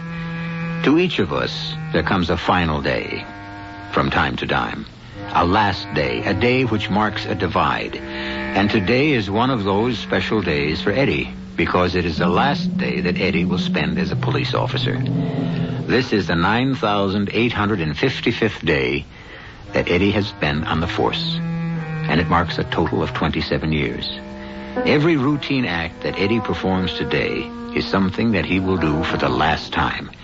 Checking in, standing muster, walking his beat, making his reports, and checking out. But today, there may be one act that Eddie will be called upon to perform for the very first time in 9,855 days. For the first time in 27 years. Morning, darling. What are you doing so early? Oh, I heard you stirring around. Sorry I woke you. So I figured I'd come out to the kitchen and put up the coffee. Yeah. Oh, what's the matter, Eddie? Oh, nothing. Same dream, huh? Yeah, same dream. I've been dreaming that dream now for, I guess, for the last 6-8 months. But it's never been so real. You know what you ought to do with that vivid imagination of yours, Eddie?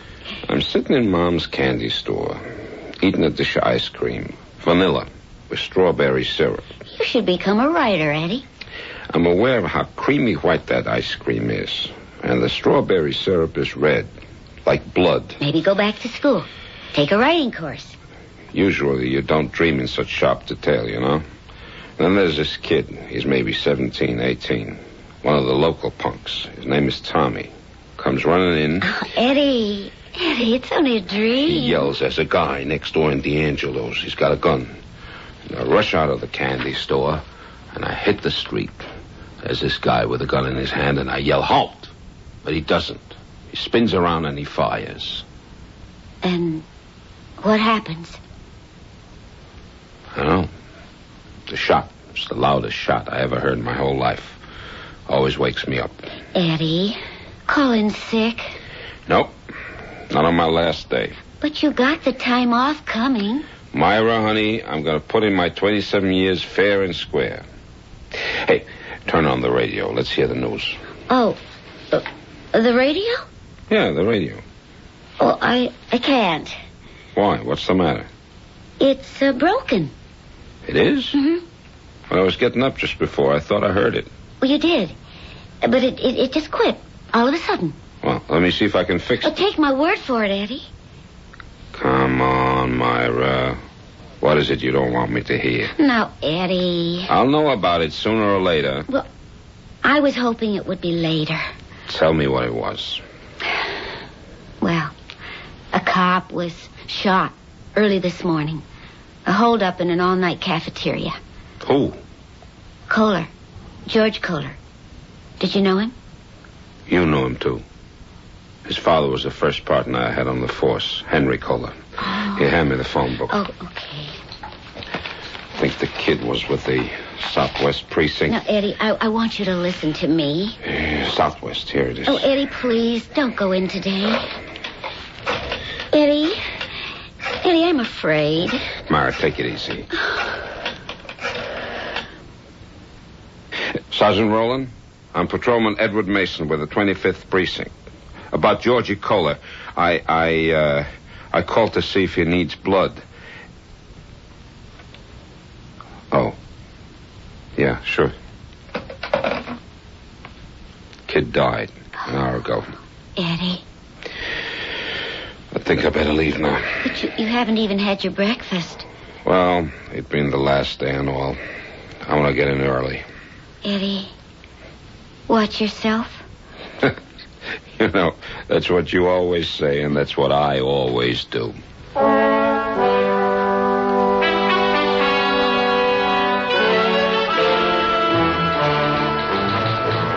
You know, Eddie, I thought sure the captain was going to make a little speech this morning. About what? Oh, about this being your last day and all. Yeah, well, I asked him not to. I'll miss you, Eddie. I'll tell you. I think you're the best cop I ever knew. How come you wind up after 27 years just pounding the beat? I like the beat, Frank. You get to know the people, you get to be involved. That's where I disagree, Eddie. It's a job. All I want to do is put in my 8 hours and get home. Especially now I'm getting married. Congratulations, Frank. Look at what she gives me for a wedding present. She says to me, "Honey, I want you well taken care of." I must say, it's an unusual gift, a revolver. How can you just call this a revolver?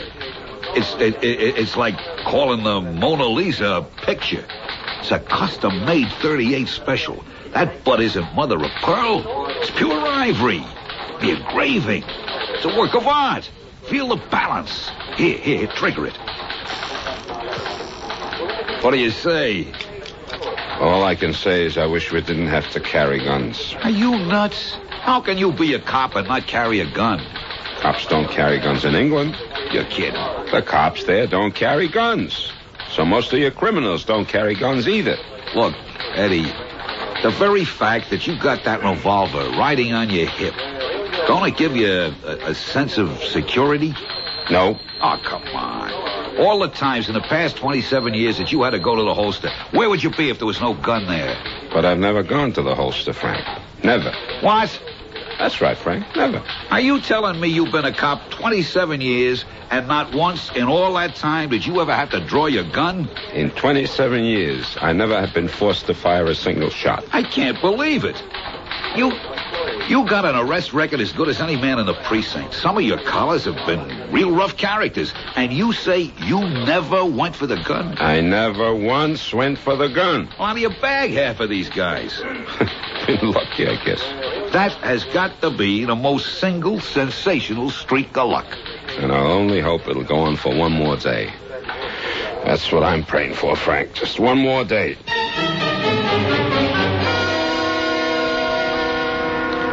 Hello, Tommy. What do you want, copper? What do you want, Tommy? Well, it's a public street, ain't it? No, not exactly public. It's an alleyway used as a loading dock for this warehouse. You got any business here? Well, I'm just passing through. You wouldn't by any chance be casing the joint? Me? Figuring on maybe a little break and entry tonight. Would you stop me like this if I was a rich old guy? Now, you see, it's the poor and the downtrodden that get pushed around by the law. Against the wall here, Tommy. What do you want to frisk me for? I'm clean. Not quite, Tommy. How about the shiv? Well, I gotta protect myself, don't I? The law will protect you, Tommy. Well, I'll just hold on to this, and you won't be tempted to get into trouble. Is that all, Santa Claus? Why don't you go back to school? Get yourself an education. Are you for real? It's the only way, Tommy. You're breaking my heart. Don't you want to get anywhere?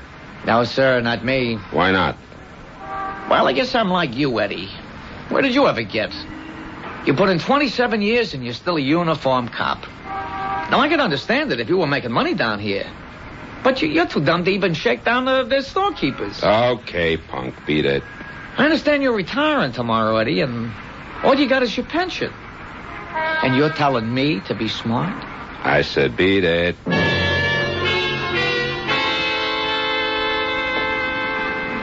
Well, good morning, Eddie. Good morning, Mom. Eddie, maybe you better come into the store for a minute. What is it, Mom? Well, I don't know. I got a funny feeling. You too? What do you mean, me too? What? Nothing. I was opening up the store this morning. You know, Benny's got the sciatica. Hey, did he go see this doctor I told you about? Did he ever go see a doctor in his life?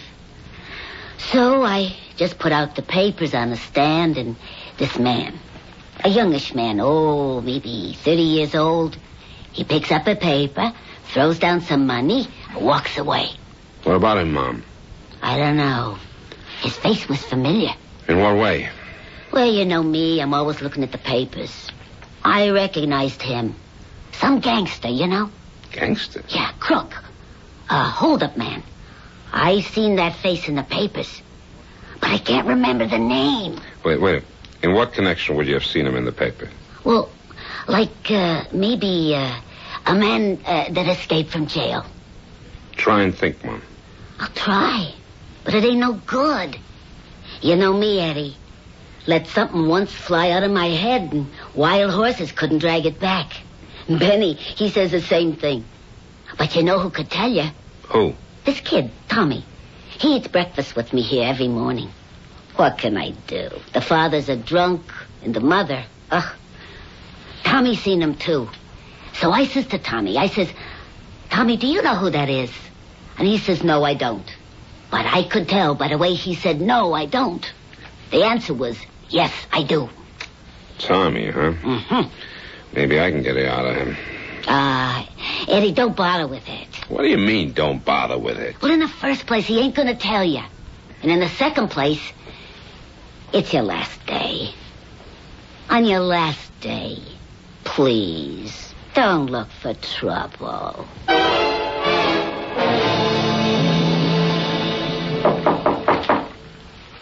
Come on in.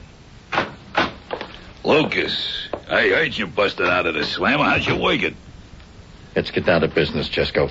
That's what I like about you, Lucas. You're sociable. I called you because I need a wheelman, and you're the best there is. I used to be modest, but why fight it? You work 20, maybe 30 minutes. Tops. You get 25%. Of what?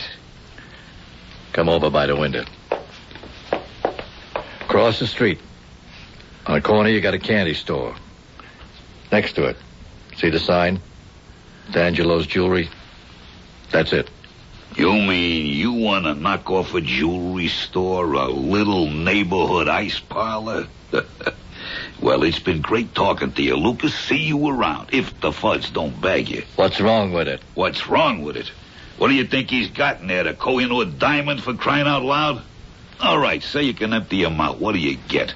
A bag full of cheap rings and watches, and you got to fence every penny, and pennies is all a fence will give you.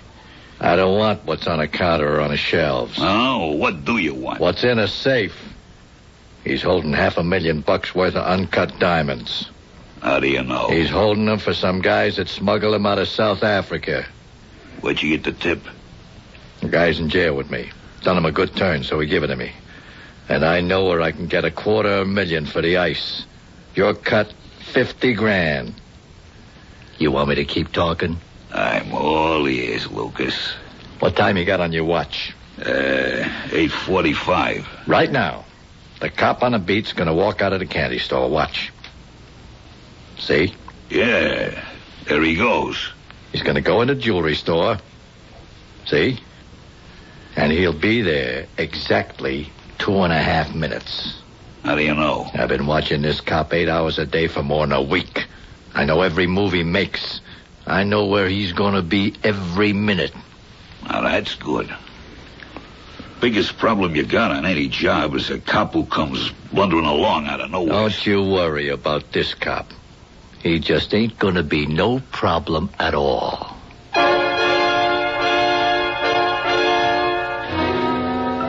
After 9,855 days on the job, will Patrolman Eddie Mason finally have to draw his service revolver in the line of duty?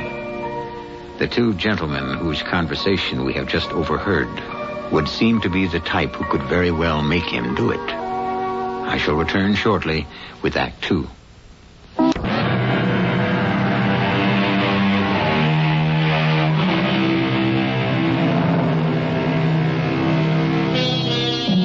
I am the master of my fate, says the poet. Not quite, answers the realist. And he would seem to have the best of the argument. The fact is, so much of our fate lies in the hands of others. Much of life is spent adjusting to or countering moves by other people. People who may neither know of nor care about our existence. Some of these may be good moves. Some are not such good moves. Particularly the ones being pondered at present by two young men who are peering out the window of a flat in a dingy tenement building. I have to hit the joint at exactly 10 minutes to 4. Why so late? At 11 minutes of, the cop goes into the candy store next door, and he has a plate of ice cream. I can even tell you what kind. Vanilla with strawberry syrup. Oh, you gotta be out of this world, Lucas. Who could believe you? For the next 11 minutes, he's going to sit there, fanning the breeze with the old lady who runs the joint. Then, 4 on the head, he hits the street and waits for his relief. You got this all clocked, huh? It's the only time of the day I got 11 clean minutes. 11 minutes to walk in there, show the old geezer the gun, get him to open a safe, hand me the bundle, you're parked outside, and we're off. How do you like it? I'd like it fine without the gun. What's the matter with the gun? I hate guns. Once they go off, you could never tell who gets hit. Without a gun, if you get caught, a good mouthpiece can reduce any robbery rap to maybe 3 to 5. But get collared with the iron on you, you're looking at 7 to 10. Kill somebody, you're buried for 20 or 30. All I want the gun for is to scare him with. Okay. You see that fire plug 20 feet down a block? That's where I'll be parked so I can count on an open space. I'll come barreling out of there. Have that engine running. Nobody ever complained about my work yet. Look, you're getting $50,000 for this. And I'm worth every penny. So I'll be waiting for you anytime between 3:50 and 4 p.m. See you. Hey, where you going? Well, I gotta steal a car. Nice little sedan. Okay, we got a deal. Yeah, we got a deal. As long as I don't hear no shooting. I am very nervous. I have been known to panic at the sound of gunfire. I forget why I'm there. I just hit that gas pedal and I fly. I said there won't be no shooting. How many times do I have to tell you? If you mean it, you only had to tell me once.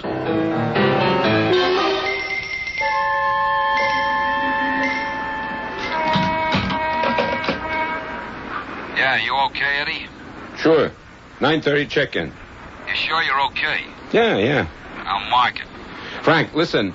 Mom Feldman, who has the candy store? Yeah, what about her? She's not sure. She thinks she spotted somebody this morning. Who? She's not sure. Look, why don't you get hold of the latest wanted circulars and bring them down here? How about this one, Mom? Nah, him I'm sure it ain't. This one? Mm-mm. What about him? Hey, wait a minute. He's the person. Mom, you sure? Yeah, I'm sure.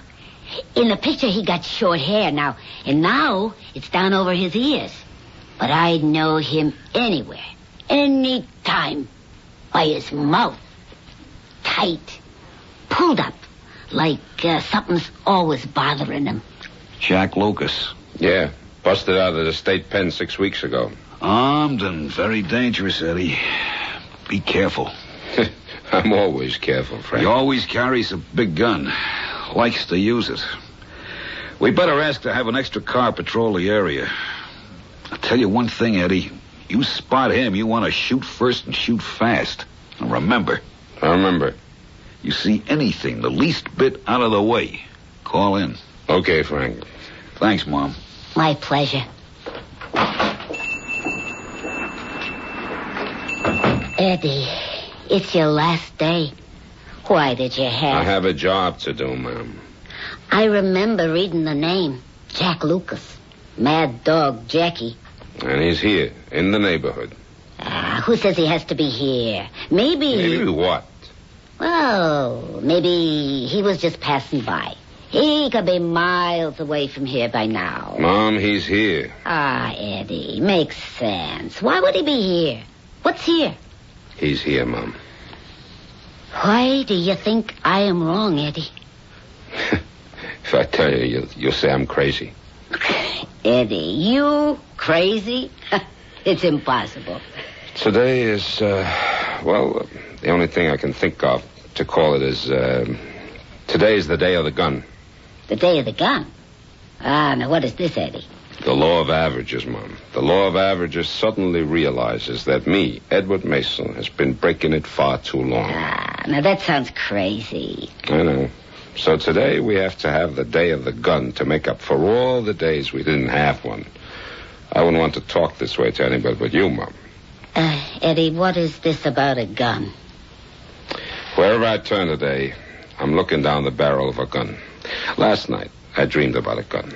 This morning, a cop I knew since he was a kid is gunned to death. Yeah, I heard it on the radio. I come to work, and Frank makes a big deal out of his brand-new custom-made service revolver. A gift from his fiancée, no less. What kind of gift? All right, to each his own. And now we have Mad Dog Jackie Lucas, who I think was weaned on a gun. Yeah, but what does he want here? I think he wants me. Oh, what kind of talk is this? Does he know you? No, Mom. And I don't know him either. Then what are you saying? I'm saying I got this feeling. I can't shake it. Just one more day. That's all I want. Just one more day. And I just know I can't have it. Listen, you say you saw this guy. Well, I could have been mistaken. That doesn't help. If he's in the neighborhood, I have to know. Could Tommy have seen where he went? Could Tommy have seen? Yeah, sure. And I'll tell you why. Because when I asked Tommy if he knew the fella, Tommy went to the door and he looked. So, wherever he went, Tommy would have seen him. Yeah, thanks, Mom. For what? I upset your whole day.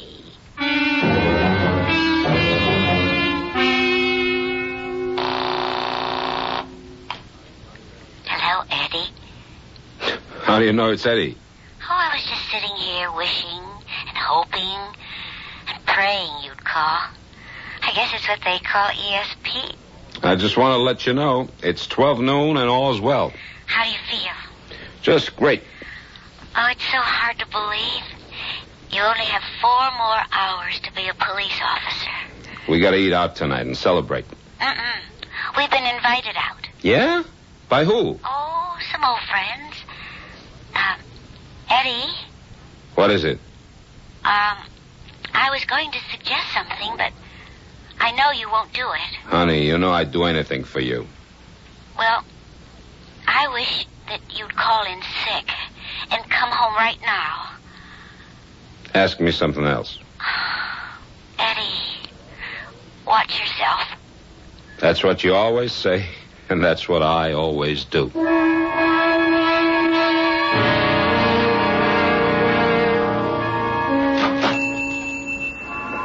Well, look who's here. Mr. Junior Gangster himself. Give me a chocolate malt, huh? I owe you $1.50 for breakfast, so just take it out of this. Where'd you get $10? I lifted a guy's wallet. I almost believe you. When are you going to get a job? Well, I may pull one tonight. Oh, was it going to end with you, Tommy? Eddie the cop wants to see you. Oh, yeah? Listen, Tommy. You remember that person we saw by a paper this morning? I didn't see no person. Do you know who he is? I don't know nothing. He is the one they called Jackie Mad Dog Lucas. I never heard of him. An escaped convict. A murderer. I can't prove nothing by me. Tommy, if a person like this is in the neighborhood, Eddie should know about it. A lot of things Eddie should know, but he's a chump. Eddie's a good cop. There ain't no such animal as a good cop. Don't you talk that way about Eddie. Was there ever a hungry person on this block? Eddie'd buy him groceries. And your own father. How many times does Eddie carry him upstairs when he's dead drunk? Why don't Eddie mind his own business and leave the old bum in a gutter? Tommy, you can't say that about your own father. Even if it's true? Believe me, Eddie's on your side. Hello, Tommy. Well, look who's here. Old Santa Claus in a blue coat. Yeah, what happened to your whiskers? I want you to look at the picture on this circular. Oh, glad to oblige, glad. You know, support the local fuzz all the way. That's my style. Look familiar? Of course. That's the person you and I saw this morning, Tommy. I never seen him before in all my life. Okay, you walked over to the door to get a better look. Who did? You did. Well, I may have walked to the door because a good-looking dame was walking past. Which way did he go? Which way did who go? The guy on the circular. The guy I'm looking for, Jack Lucas. How can I tell you which way he went when I never seen him? Okay, Tommy, have it your way. What do you mean, have it my way? What do you want from me? What am I, a cop? Am I supposed to go around looking for escaped cons? I don't get paid to wear a badge. Why do I have to do your work? Maybe if you spent more time being a cop and less time hustling drunks out of the gutter and helping a bunch of deadbeats pay the rent and quit being Big Daddy and good old Uncle Eddie. Maybe if you spent more time being a cop, a real cop, you'd find him yourself. Now I'm getting out of here. What's a real cop? Tommy's what they call a disturbed boy, Eddie. He doesn't respect me, Mom. Don't say that. It's the truth. You are the best cop on the whole force. No.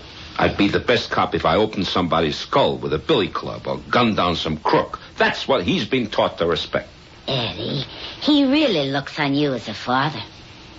That's no compliment. Well, Just think. Tomorrow, you'll be a retired man. Yeah. But that's tomorrow. Meanwhile, I still got today. Just one more day.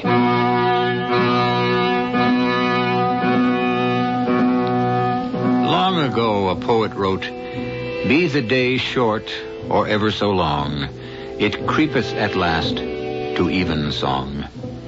And the longest day for Patrolman Edward Mason also creeps reluctantly to its close. But before it ends, finally, a certain event is scheduled to take place.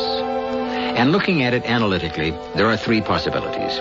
A, it will be canceled. B, it will be postponed. C, it will happen. I shall return shortly with Act 3.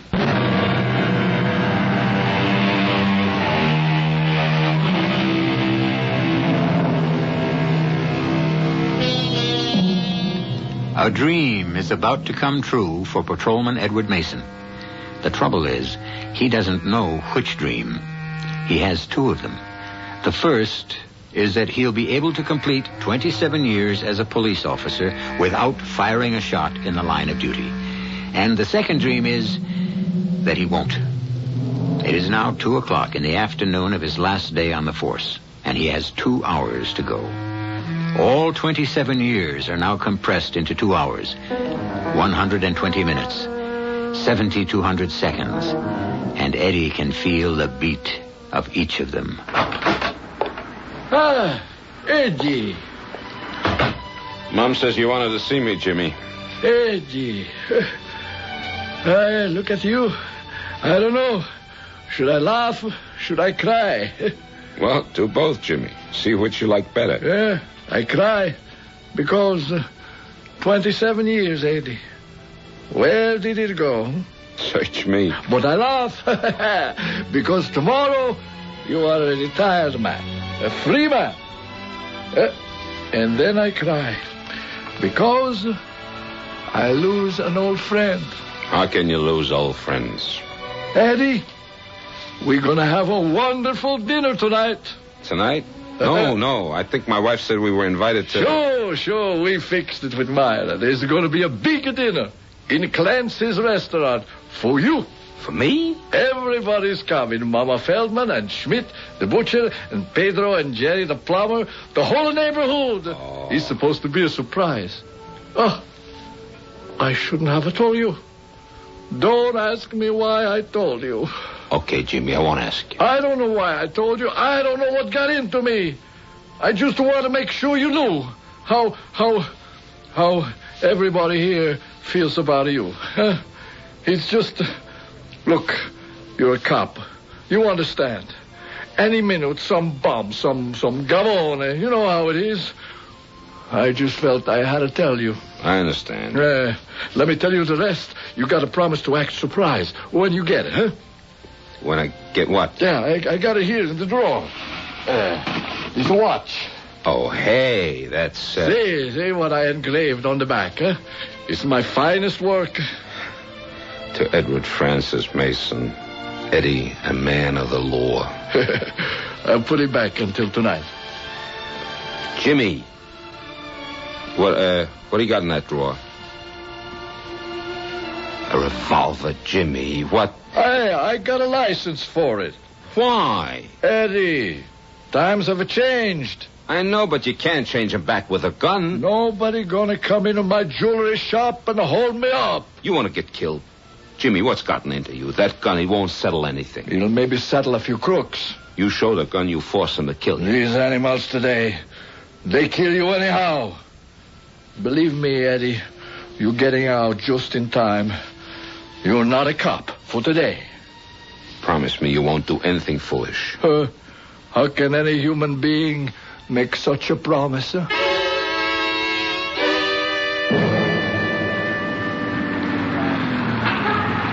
Hey, Eddie. What's up, Frank? Nothing. Crew's in the neighborhood. So's Rogers. Anyone spot anything? Not a smell. If Lucas is here, he's sacked up tight. I'll keep looking. Just think, Eddie. 40 more minutes. You're out of it forever. Why? Is it 20 after 3 already? As if you ain't clocking every second. I would say you're over the hump. 20 after 3. One more turn around the beat, and then I hand it over to Smitty. Between you and me, Eddie, I don't think Mom actually seen this mad dog Lucas. Or if she did, he was just passing through. Yeah, see you back at the station house. Okay. And Eddie, keep your eyes open, huh?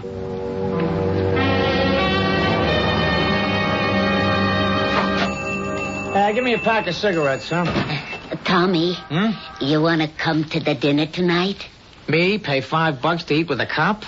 I'll pay for you. Why don't you get off my back? Who's bothering with you? And don't ask me if I seen this guy. Who's asking? Because the answer is no. You got a phone booth? Right in the back. Thanks.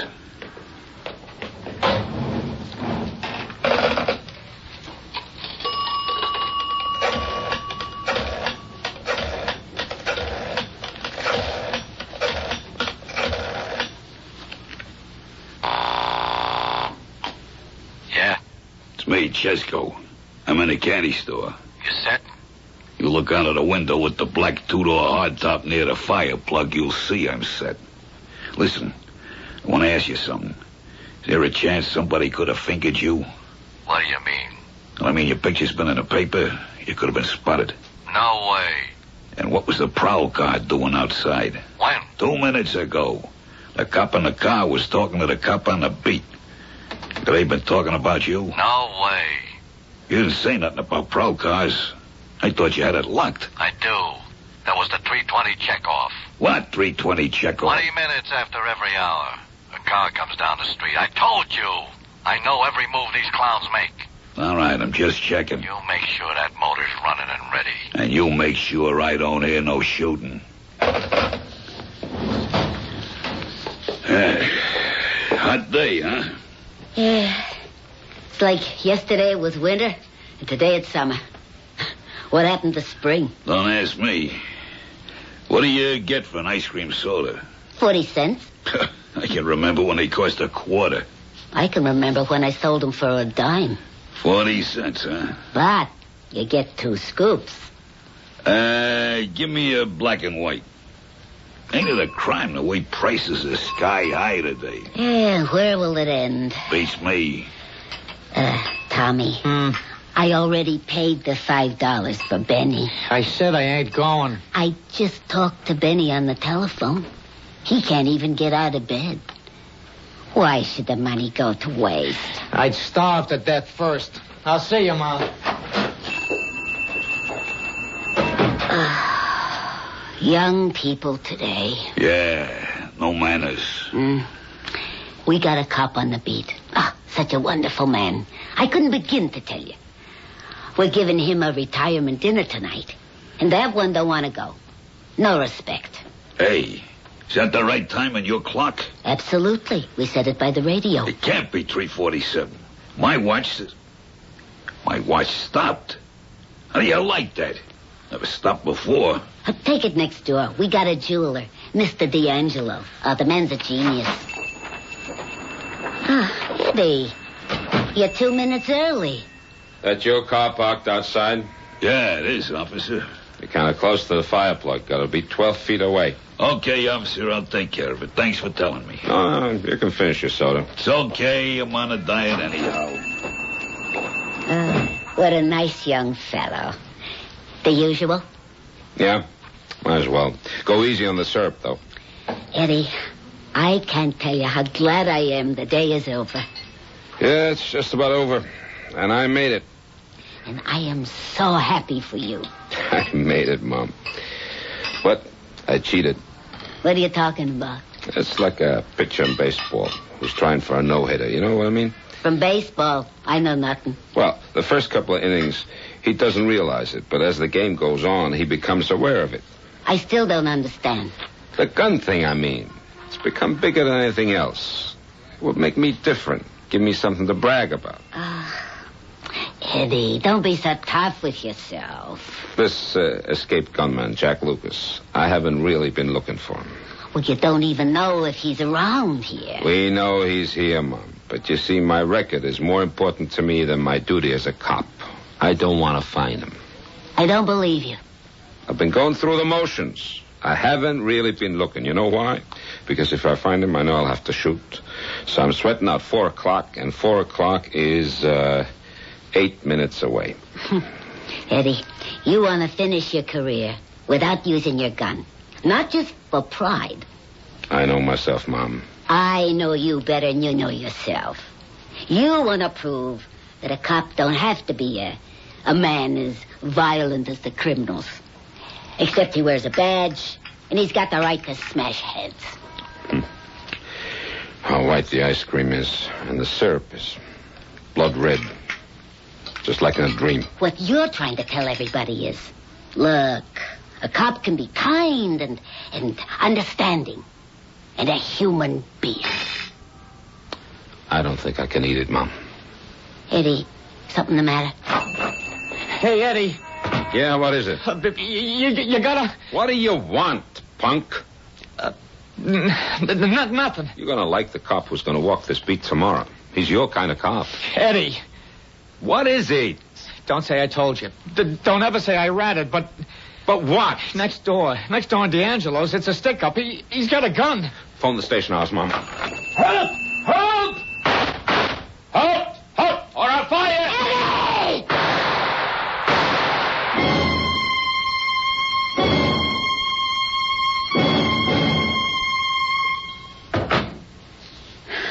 Eddie? Yeah? It was on the news. I heard. Frank called me, and the sergeant. And Mom. D'Angelo. He's dead. Oh, no. You see, he was willing to give up the diamonds, but... But what, Eddie?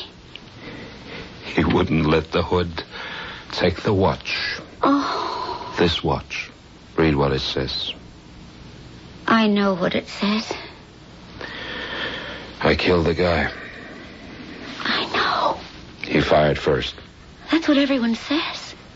He's 32 years old. Spent 12 years in jail. He had to end like this one day. He was searching for this day. He was waiting for it. That's right, Eddie. Listen, I told the commissioner that since I'm still under 50, I can put in 30 years instead of 27. All right, Eddie. They need me on that beat. You don't mind, Myra? I don't mind. They need you, Eddie. See what it says? To Edward Francis Mason. Eddie, a man of the law. Guys like you are few, far between. Nah. There's lots of guys like me. Guys who pray for just one more day. Well, just because I didn't get it, don't mean I have to walk out. I'll just start all over again.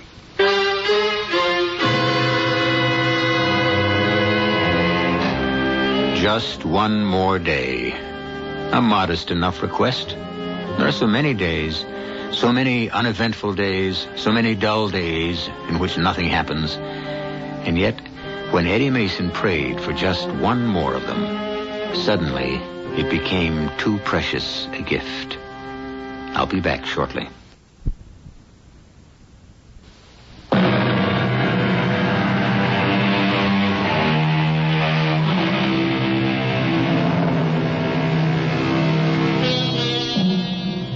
Because they come and go without effort, without notice, because one follows another swiftly and regularly, do not take your days for granted.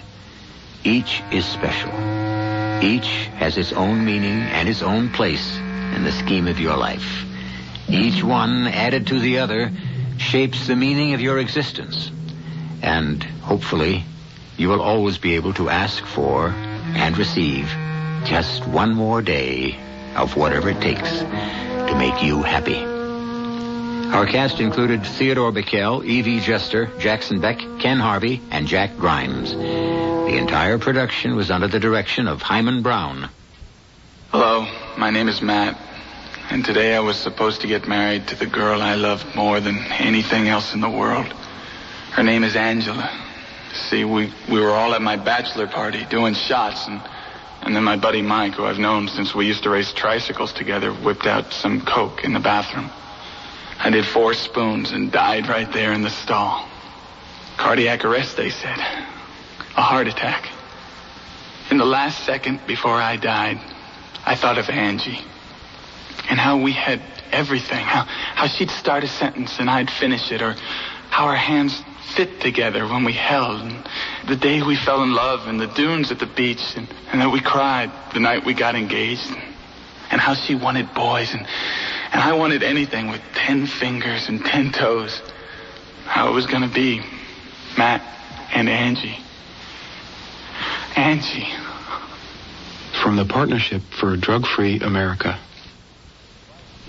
This is E.G. Marshall inviting you to return to our Mystery Theater for another adventure in the macabre. Until next time, pleasant dreams.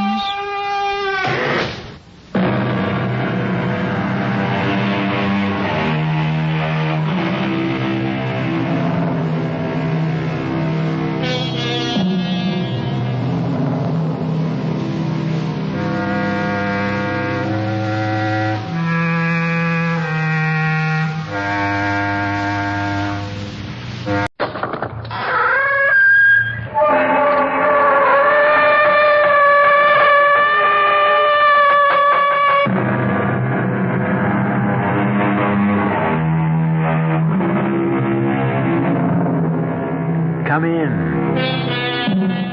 Welcome. I'm E.G. Marshall. Take a chair or stretch out on the sofa, whatever you like. Are you old enough to remember the opening of a popular daytime soap opera? And now, When a Man Marries, the tender story of young married life dedicated to everyone who has ever been in love.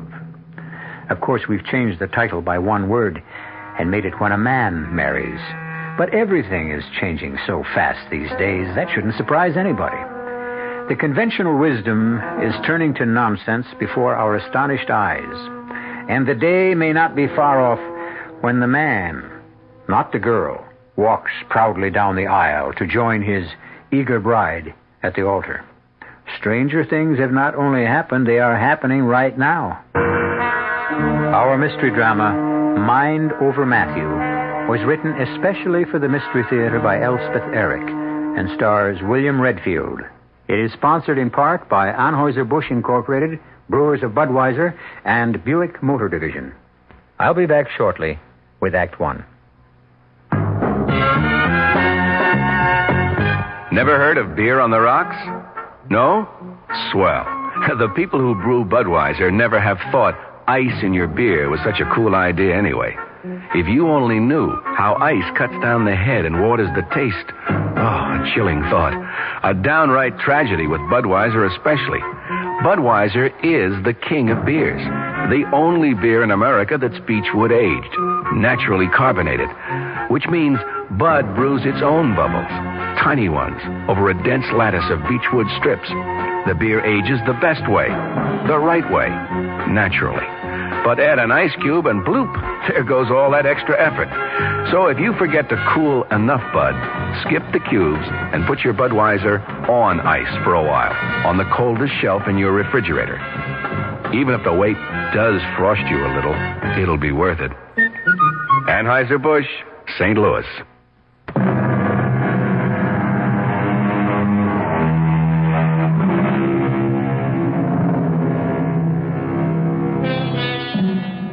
Someone who probably knows as little about it as anyone else once told me that if a man hasn't married by the time he's 35, chances are he'll stay single all his life. Well, our hero, Matthew Parker, being 40, is about to become the exception to that rule. If it ever was a rule, which I doubt. Listen with me now to the tender human story of when a man of 40 marries. Morning, Hester. Why, Mr. Parker, good morning. How are you, Hester? Oh, I'm fine. Well, I must say you're looking very well. Very well indeed. Oh, I feel very well. Well, so what brings you here? Is Dr. Caparata in? You didn't have an appointment, did you? No. I just took a chance. Oh, well, his 11 o'clock is late. He's in his office. Oh, good. Okay to go right in? I think so, just not first. Sure. I must say, I've never seen you looking better. Thank you. Yes? Hello, Fred. Oh, Matthew. How are you, fella? Well, you look great. Well, that's what Hester was just saying. Well, she's right. You feel okay? Marvelous. So what do you want with the doctor? Not that I'm not always glad to see you. Well, it's about my warts. Oh, Matthew. On my left hand, you know. I thought we'd about given up on those. Warts are pesky things. Oh, Fred, I can't give up, no. Well, I've tried everything, Matthew. Why don't you just resign yourself? I can't. I'm getting married. You're what? I know. I'm 40 years old, never been married, but, well, I'm in love. Do I know her? Mildred Cavanaugh? Well, she's only 20, Fred, but very mature. Well, her father's a patient of mine. Yeah, but you don't know Mildred. Well, she's never been to see me, no. But... Oh, Mildred doesn't have much use for doctors. No? Well, say, I feel that way myself sometimes. Yeah, Mildred says whatever's wrong with her, she can cure herself. Uh-huh. How does she manage that? By the force of her unconscious will. That's what she says, Fred. I don't necessarily believe it. Mind over matter, eh? Uh-huh. Something like that. Oh, she's a very healthy girl. Most people are at age 20. You know, she never even has the sniffles. Or if she does, she dispels them. Yeah, well, all sniffles go away eventually. Yeah, but Mildred's go away in, 2 minutes, 3 at the most. She changes her thinking and they go away. Fred, I'm telling you, I've seen it happen. Matthew, any doctor is a fool who denies the power of the mind over the body, and I certainly don't. You won't tell Mr. Cavanaugh I was in to see you, will you, Fred? Well, I don't see why I should mention it. Well, he might say something to Mildred. So what if he did? She'd kill me. Surely not that. Well, she's pretty violent on the subject. She says once we're married, I won't have any pains or sicknesses of any kind. She'll see to that. What is she, some kind of a witch? Oh, she's a sweet, lovely girl. And, Fred, I do feel better. I mean, healthier and stronger since I've known her. I think a sweet, lovely girl at 20 would make me feel better, too, Matthew. Yes? Your 11 o'clock is here, Doctor. Okay, I'll leave. About my warts. Fred, we're getting married in a church. You know, it's very dressy and all that. Well, you'll be wearing gloves, Matt. Nice, clean, white gloves. Well, yeah. Forget about the warts. That's my advice to you. All right, if you say so. I say so. Look, I don't suppose I'll be seeing you from now on. Listen, we're still friends, aren't we? Of course. Well, I don't want to hold you up. So long, Fred. Goodbye, Hester. Good luck, Matthew. Goodbye, Mr. Parker. Well, why won't he be seeing you from now on, Doctor? Well, he's marrying a young lady 20 years of age who doesn't believe in doctors. Oh? What does she believe in? Mind over matter. Or I should say, mind over Matthew.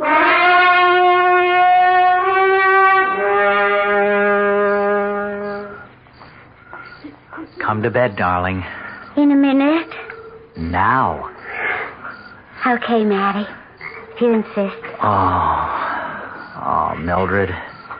You're so lovely. Oh, wait a second. What for? Well, let me get rid of this headache. You've got a headache? You? I never said I was perfect. Well, I'll get you an aspirin. No, I never take pills of any kind. I've told you that. Oh, honey, everybody takes them. I don't. I never have, and I never will. Just let me lie here and concentrate. Oh. What are you concentrating on? Horizons. There isn't any horizon, honey. This is our bedroom. Is it okay for me to kiss your shoulder while you're concentrating? I guess. Are you hypnotizing yourself? I don't think so. Are you in a trance? Let me look.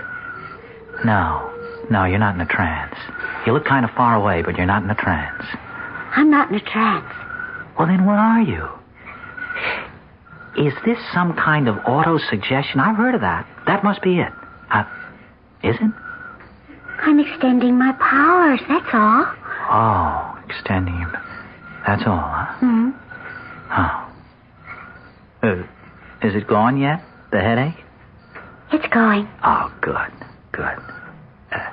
Gone? Just about. Tell me when. Now. That's marvelous, the way you do that. It's nothing, really. I mean, I couldn't do it to save me. Oh, yes, you could. Anybody could. Didn't you say something before about kissing my shoulder? Oh, you know what? I'm going to start with your fingertips. I'm going to kiss them, and then I'm going to kiss your hand and your arm and your elbow and right on up to your shoulder and then your neck. Why don't you start? Start? Oh, mm-hmm. Maddie. First little finger. Second little finger. Third little finger. Fourth little finger. Maddie. Don't stop, sweetheart. Oh, little wrist. Don't stop. Little arm. Maddie, don't stop. I said, don't stop. Oh, never. Why did you stop? Huh? I didn't. It felt so good. And then you stopped. I didn't. You did. Look, we'll start over, okay? One little finger. Two little fingers. 3 little fingers.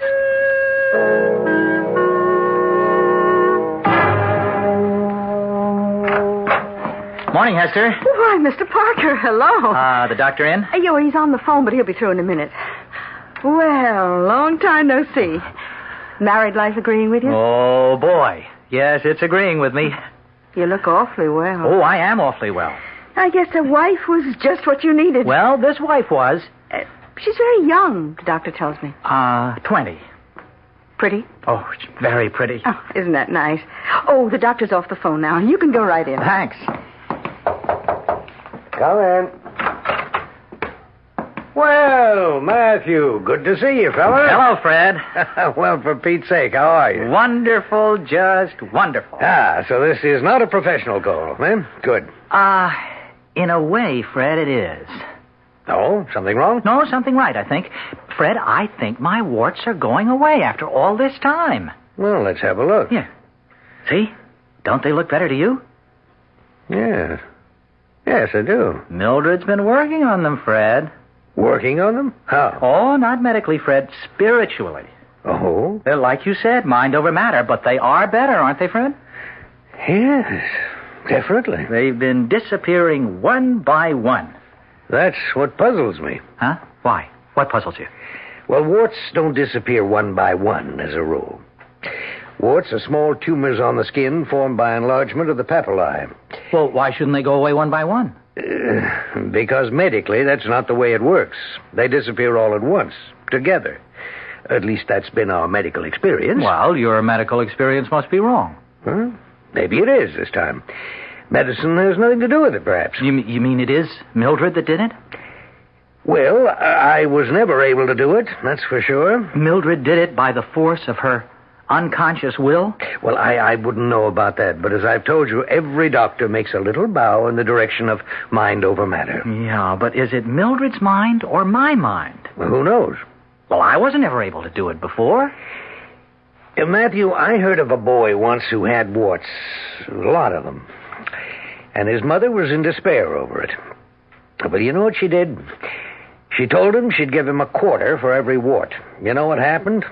The warts fell off one by one. Cost the lady about $15.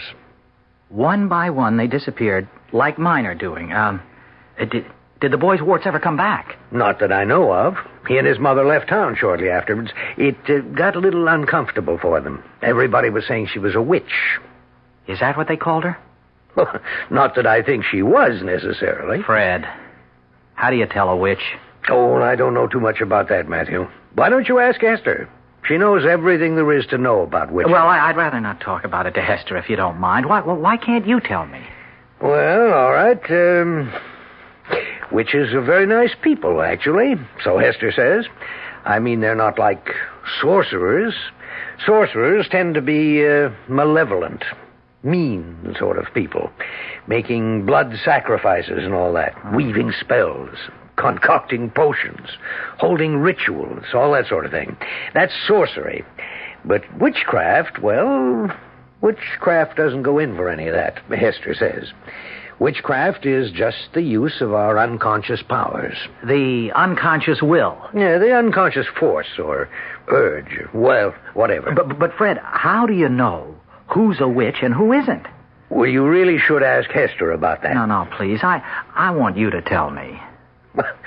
Well, for one thing, Hester says that a true witch always has one spot on her body which feels no pain at all, which is completely insensitive. Insensitive to pain. One spot. That's what she says.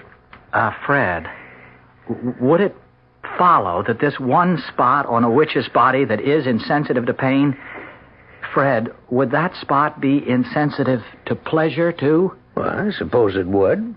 Why, Matthew? Oh, Fred, I think it's possible. I think it's just possible I married a witch.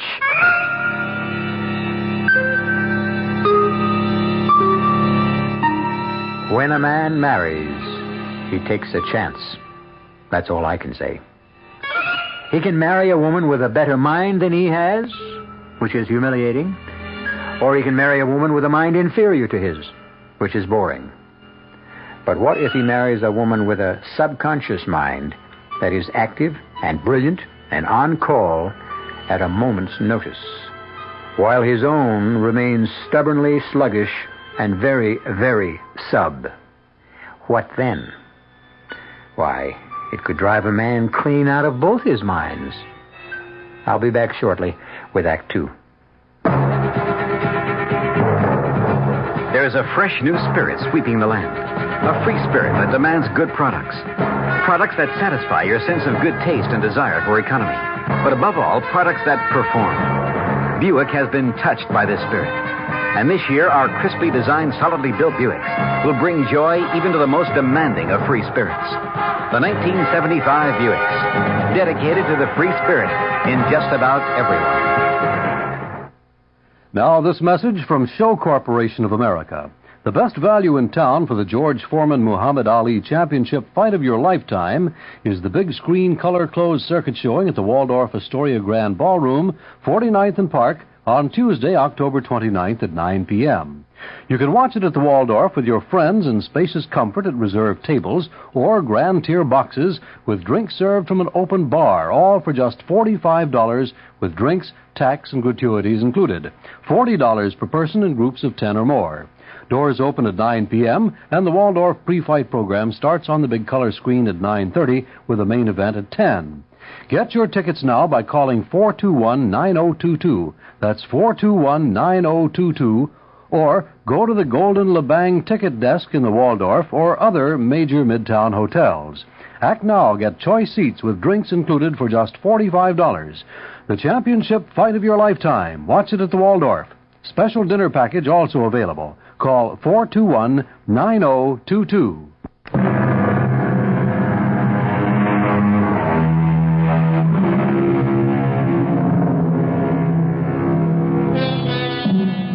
Our 40-year-old hero, Matthew Parker, has married a 20-year-old lady with an insensitive area on her right arm just above the elbow and a powerful subconscious mind. Matthew, on the other hand, has warts on one hand and a subconscious mind which has not shown signs of life in years. Mildred's subconscious is dispelling his warts, but the numb area just above her elbow is a mystery and a torment to Matthew's very conscious mind. I haven't come clean with you before, Fred. I was afraid to. Matthew, you can tell me anything. You know that. I'm your doctor. Well, you won't tell Mildred, will you? I don't even know your wife. Yeah, but you know her father. Don't tell him. Don't tell him what? You won't tell him? Well, I won't tell him. Now, what is it? Well, Mildred and I, we Oh, boy, is this embarrassing. You see, when Mildred and I go to bed, come on, Matt. You're a grown man. Well, I know, but this is so personal. I wouldn't be telling you at all if it wasn't for that witch business we were talking about. Well, you told me you thought Mildred might be a witch because of your warts disappearing. That's not the only reason. There's something else. Well, why don't you tell me and stop stalling? Well, Fred, you see, when Mildred and I are in bed, we start off, well, you know, with a little game, sort of. I mean, I kiss her. Well, that's a good way to start off. Yeah, I mean, I kiss each little finger, and then her wrist, and then her arm. Yeah, okay, I get the picture. Now, this is her right arm I'm talking about. Does it have to be? Well, it doesn't happen with her left arm. What doesn't happen? For Pete's sake, Matthew. Well, no, her left arm is okay, but you see, there's a little patch of skin on her right arm that, well, when I kiss it, she doesn't feel it. Well, how do you know she doesn't feel it? Because while I'm kissing her, Fred, I feel terrible telling you these things. You have hardly told me anything. How do you know there's a place on her right arm where she doesn't feel anything? Because when I'm kissing her arm, she makes all these cute little noises. You know, she likes it. She keeps saying, "Don't stop, Matty." Well, go on. Well, the first time I did it, you know, starting with the fingers, etc., etc., I got almost to her elbow, and all of a sudden she says, "Why did you stop?" She was very annoyed, you see. She said, "Why did you stop?" Well, why did you? I didn't. That's what I'm telling you. She's got this place below her elbow where she can't feel me kissing her. Last time I saw you, you said that witches sometimes have a place on their bodies where they don't feel pain. Now, you remember that? I remember. And I asked you, did that mean they couldn't feel pleasure, too? And you said you suppose so? Well, I thought I'd make sure, so next time, instead of kissing her, I started giving her little bites. Bites? Well, I mean, not enough to really hurt. Not much, anyway. Oh, she loved it. They were more like nibbles, really. I see. Oh, Mildred was crazy about it. She kept saying, "Don't stop, Matty," just like before. And then the same thing happened. When you got to just below her elbow? Yes, I got to the same place just below her elbow, and all of a sudden she said, "Why did you stop, Matty?" Fred, I couldn't believe it. I simply couldn't believe it, so I gave her an extra hard bite. Yeah? Fred, she didn't feel it. Well, I'll be... Fred, you think she's a witch? Well, how do I know? Well, you said one spot that didn't feel pain.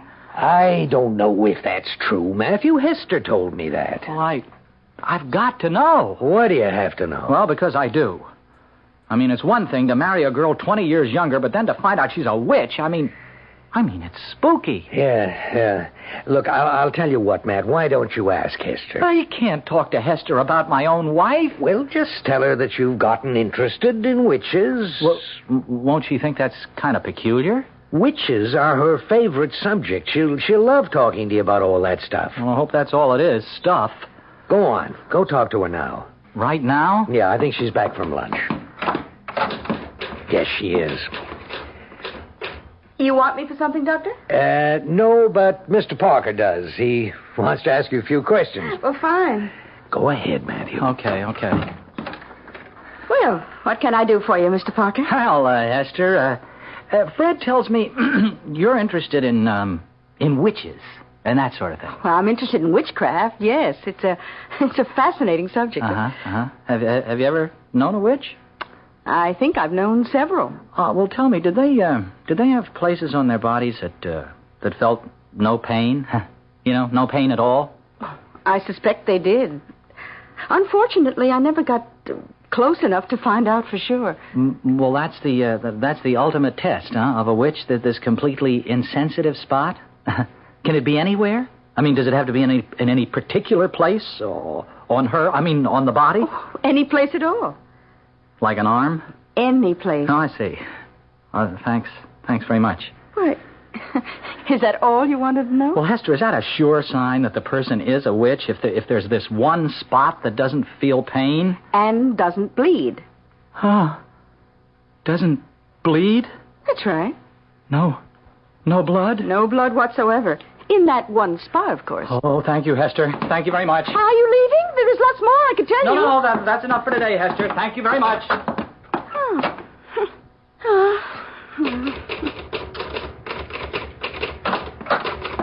Mr. Parker left? Oh, yes, he left. He find out everything he wanted to know? Well, it wasn't much. I thought for a minute he was really interested in witches. There's so much I could have told him. It would have been a pleasure. But all he wanted to know was about the place on a witch's body that feels no pain and doesn't bleed. You coming to bed, Mildred? In a minute, Matty. I've got a stomachache. Well, maybe you ought to see a doctor.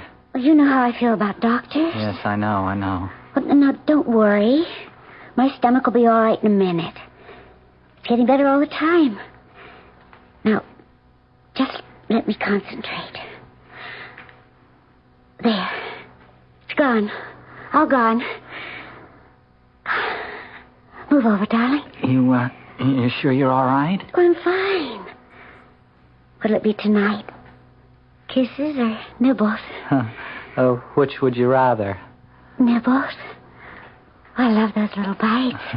They get me all excited. Okay. Now, first the fingers. One little finger. Two little fingers. Three little fingers. Oh, that's lovely. Don't stop. A little hand. Little wrist. Oh, Matty. Little arm. Oh, yes. Don't stop. I said, why do you always... Oh, Mildred, forgive me for what I'm about to do. What are you going to do, Matty? I already did it. Did what? You didn't feel it. Feel what? And you didn't bleed.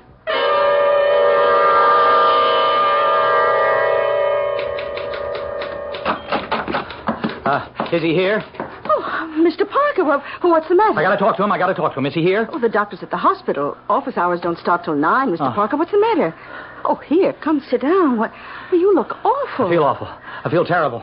You want me to get you a glass of water? No, Hester, don't leave me. Stay with me. Oh, Mr. Parker, what is it? Hester, can I trust you? Well, of course you can trust me, but what is it? I was going to talk to Dr. Caparata, but if he won't be here till 9, I can't wait that long. I could hardly wait till morning. I snuck out of bed at 6 o'clock. Oh, Hester, can I talk to you? Well, of course you can talk to me. It's about my wife.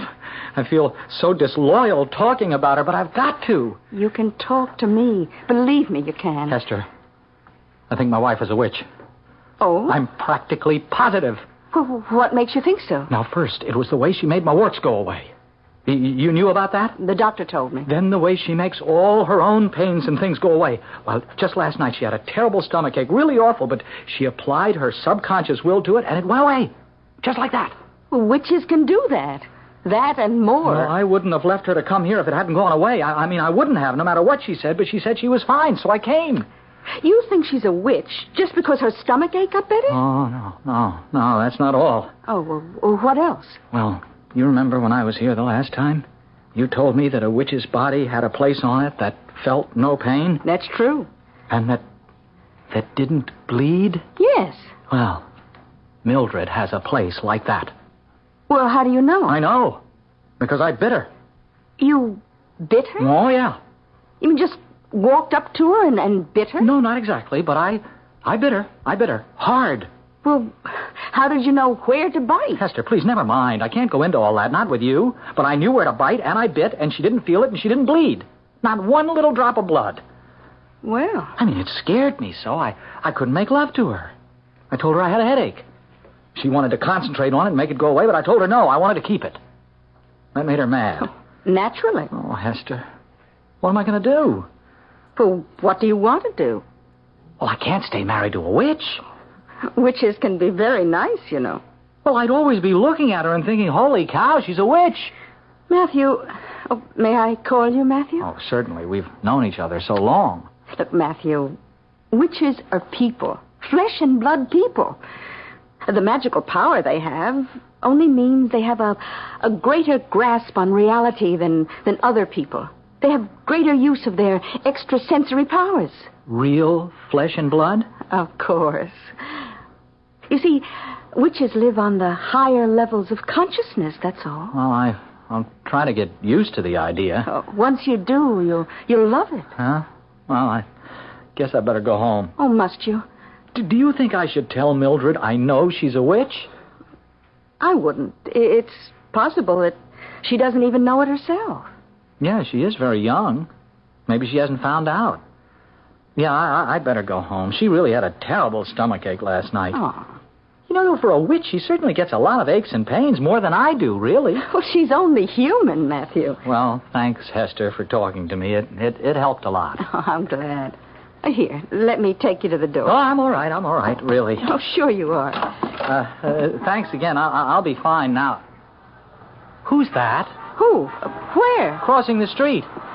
Boy, it's Mildred. Well, is she coming here? Yeah, it looks like it. She looks like she's in a hurry. Oh, she shouldn't cross the street in the middle of the block. That's right. No, she's up. Mildred! Mildred, look out! The truck! Look out for the truck, Mildred!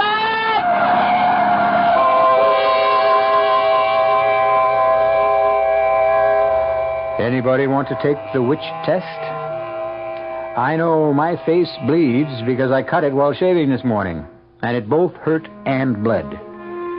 But there's all that other flesh that covers the rest of my poor old body. Would you have me go over it every inch with even the tiniest of pins? Thank you, but no. I've other things to do, and frankly, I'm not keen on finding out. Not unless there's a guarantee that I won't wind up under the wheels of a fast-moving truck. We'll come back shortly with Act 3.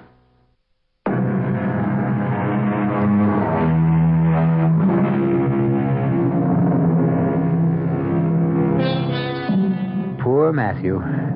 Poor 40-year-old Matthew, who married Mildred, a 20-year-old witch. Poor Mildred, who could make warts vanish and dispel her own aches and pains by sheer force of concentration, but who died suddenly and carelessly, albeit painlessly, under the wheels of a 2-ton truck. What price being a witch? What price being the widower of a witch? Well, I can't tell you how much I appreciate this, Fred. You know, the two of you coming over here for dinner. Oh, how's the steak, by the way? Oh, it's great. Marvelous. You two are about the closest friends I've got now. You're the only ones who knew about Mildred. I mean, knew all about her. I'm really very grateful to you both. Don't mention it, Matthew. We're happy to be here. Oh, you know, this is the first time I've seen anybody at all since Mildred got run over. I've been in shock. Well, who can blame you? Where was the second sight witches are supposed to have? She didn't even see the truck, and it was a big one. Second sight doesn't mean sight with the bodily eyes, Matthew. Well, it should, I think. Well, the thing I don't understand is what she was doing on my street. Did she have any friends on my street? No, Fred, that's just it. Our friends lived over in our part of town. Mm-hmm.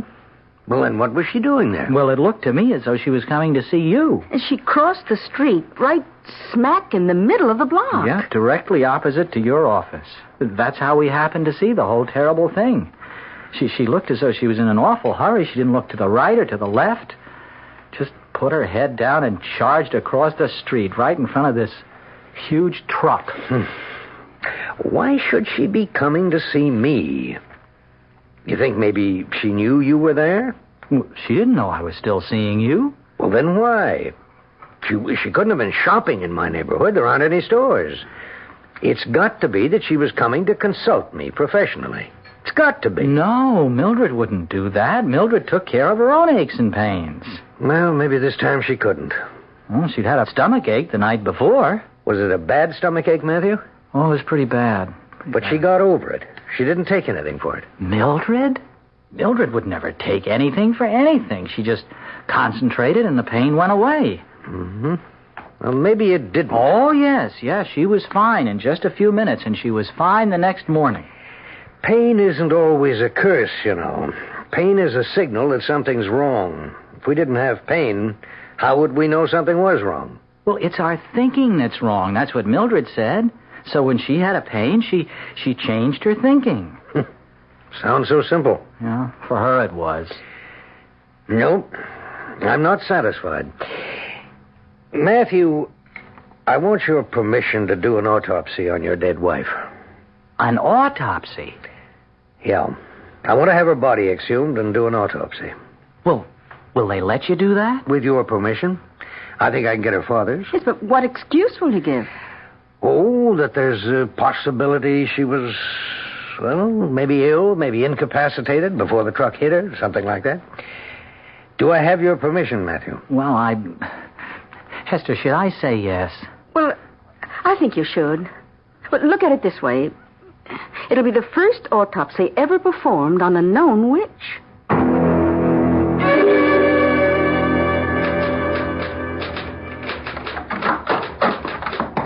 Oh, hello, Matthew. Hello, Hester. And how are you? Oh, I'm not too good. I'm sorry. Is anything wrong? In particular, I mean? Oh, I miss Mildred. Well, of course you do. You know, it's a funny thing. I was a bachelor all my life. I mean, I was 40 when Mildred and I got married, and we weren't married very long. You'd think I could just go back to being single. Well, I guess it doesn't work out that way. No, not for me. The only really good time I've had since Mildred died was the night you and Fred came to dinner. Oh, that was very nice. Did you really enjoy it? I know I'm not much of a cook. Oh, I loved it. Well, good. Maybe we could do it again sometime. Look, how would you like to come to my place for dinner? I'm a very good cook. Or so I'm told. Say, I'd like that. I'd like that a lot. Sometime next week? Or this week? Tomorrow night? Great. And look, we won't talk about Mildred at all, okay? If that's the way you want it. Well, sure. I've got to forget all about her and her being a witch and all that. You think Fred's done the autopsy yet? I'm darned if I know why he wanted to do that. Well, he was curious about why a witch like Mildred would be coming to see a doctor. Well, I don't know why I said, okay, go ahead, and then why her father said okay. Matthew, Mildred's father knew. Knew what? That Mildred was a witch. No. Well, he suspected something. He knew she had these self-healing powers ever since she was a little girl. Now, she'd fall, skin her knee, and then she'd go off somewhere by herself, and in a couple of hours it would be all healed. Can all witches do that? Not all witches choose to do that. Some witches choose to do other things. Like what? Oh, like seeing into other people's minds. Reading their thoughts? Oh, what's so bad about that? We all have the same thoughts, more or less. Well, I don't want anybody reading mine. I wouldn't care if you read mine. Oh, I wouldn't do that. Why not? Well, I just wouldn't. You could, if you tried. No, I wouldn't try. Listen, why didn't Mildred cure her father of anything? Tell me that. She cured my warts. Her father didn't choose to be cured. Not by witchcraft. He was afraid of witchcraft. He chose to come here instead. Why wasn't I afraid? Oh, well, for one thing, you were in love. And for another... Yeah? What's the other thing? I think you'd better find that out for yourself.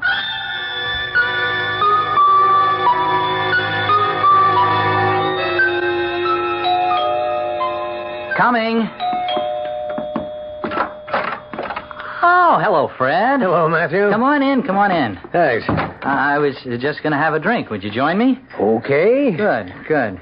Hey, what brings you here? Not that I'm not glad to see you. I wasn't looking forward to drinking alone. It took me long enough to get married, but now that I've been married, I don't care too much for being alone. Here you go. Here's your drink. Oh, thank you. I don't suppose you could stay for dinner, could you? I've got plenty. No, my wife's expecting me. Oh, that's too bad. Well, but you're lucky you got a wife. Yeah, I know. You know something? This morning when I was having breakfast and reading the paper, I got so darn lonely, I just started to cry. I didn't even know I was crying, but all of a sudden I couldn't read the words, not even the headlines. I ran out of this place so fast, I went over to see you. Yeah, Hester told me you were there. Hester and I had a nice talk. It picked me up a lot. Oh, and you know what? She's going to cook dinner for me. Well, that's nice. Tomorrow night. I'm looking forward to that. And Fred, you know what she told me? She said Mildred's father has known all along that she was a witch, or that there was something, well, odd about her, self-healing powers ever since she was a kid. Yeah, that's right. That's why he agreed to the autopsy. Oh, yeah, the autopsy. Yes, I I've got the results. Yeah? Matthew, your wife had a ruptured appendix. You mean... But she said it was just a stomachache. Well, she was wrong. But, Fred, she made the pain go away. She told me so. She was telling the truth. Well, it must have come back then. And this time, she couldn't make it go away.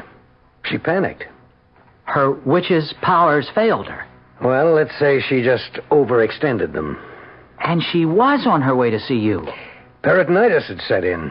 She might easily have died, even if the truck hadn't hit her. Oh, poor Mildred. Yeah. Like I told you, Matthew, pain does have its uses. Or what are doctors for?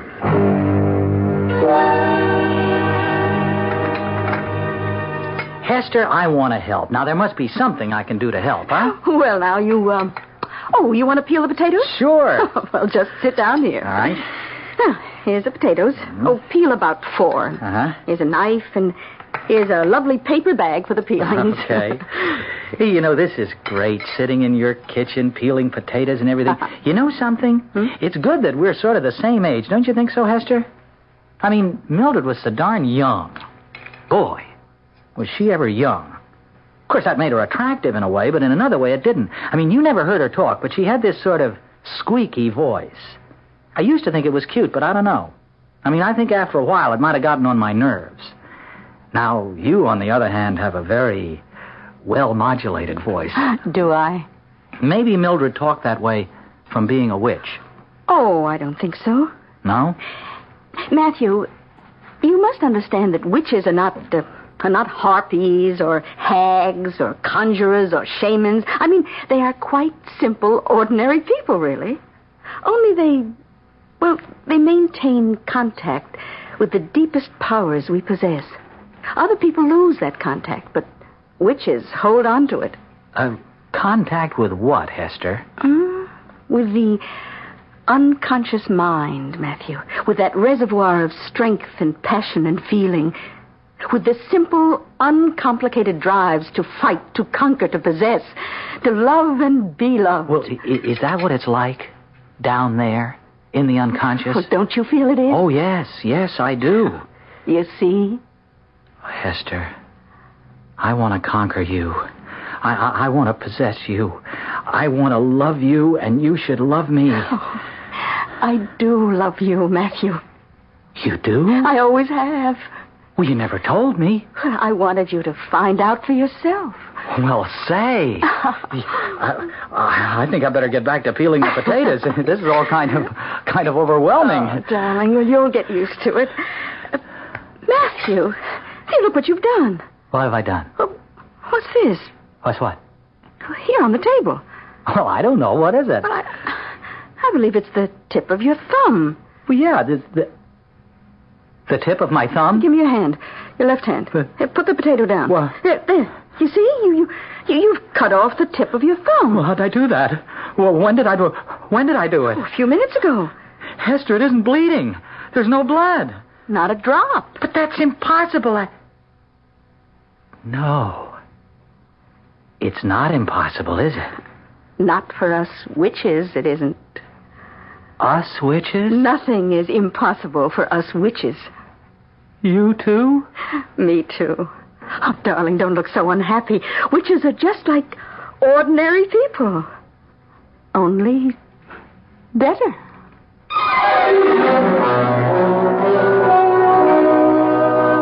Witches are just like ordinary people, only better.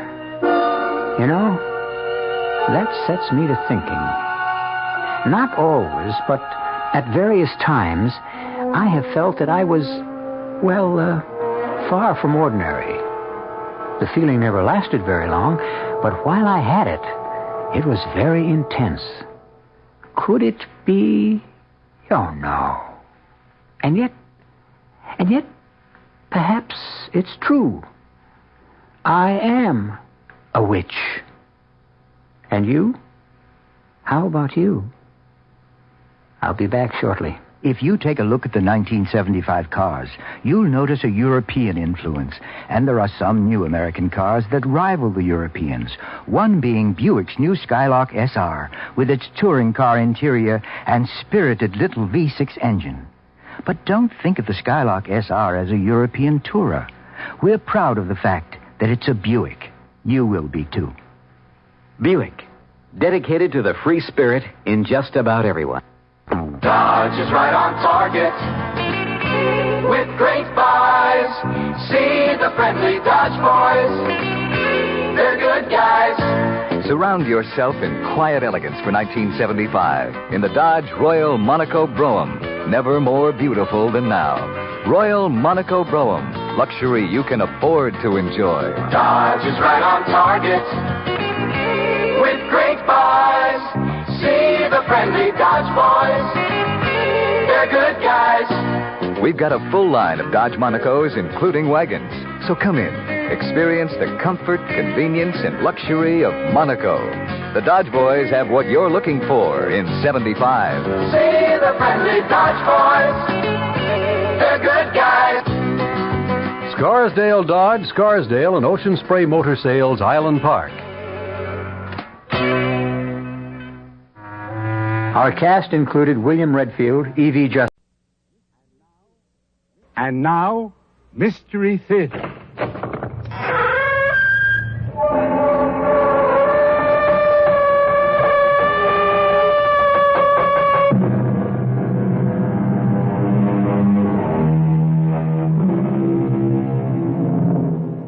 Come in. Welcome. I'm E.G. Marshall. A man may rid himself of a wife, a house, and all his worldly possessions and flee to the farthest corner of the earth, or even, today, to the moon. But there remains one tie he cannot sever as long as he lives, his memories. But how far back can man remember? Childhood? Birth? Or do the ties of memory stretch back over a span of years and reach into other places and other times? I need you, John. I need your love. I have always needed you. You have me, Ilsa. I'm yours. Then you remember, John. You remember the old life. And you will return and live that life with me. The only real life, my darling. You and I in this life are enough for me. John, darling. The past, present, and future are all one. Look into my eyes. Look deep to find my love and your soul.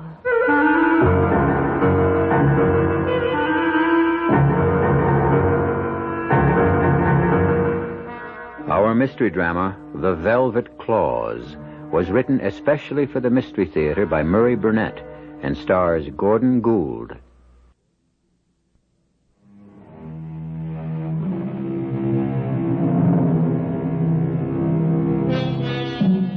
Man has always sought his heaven on earth.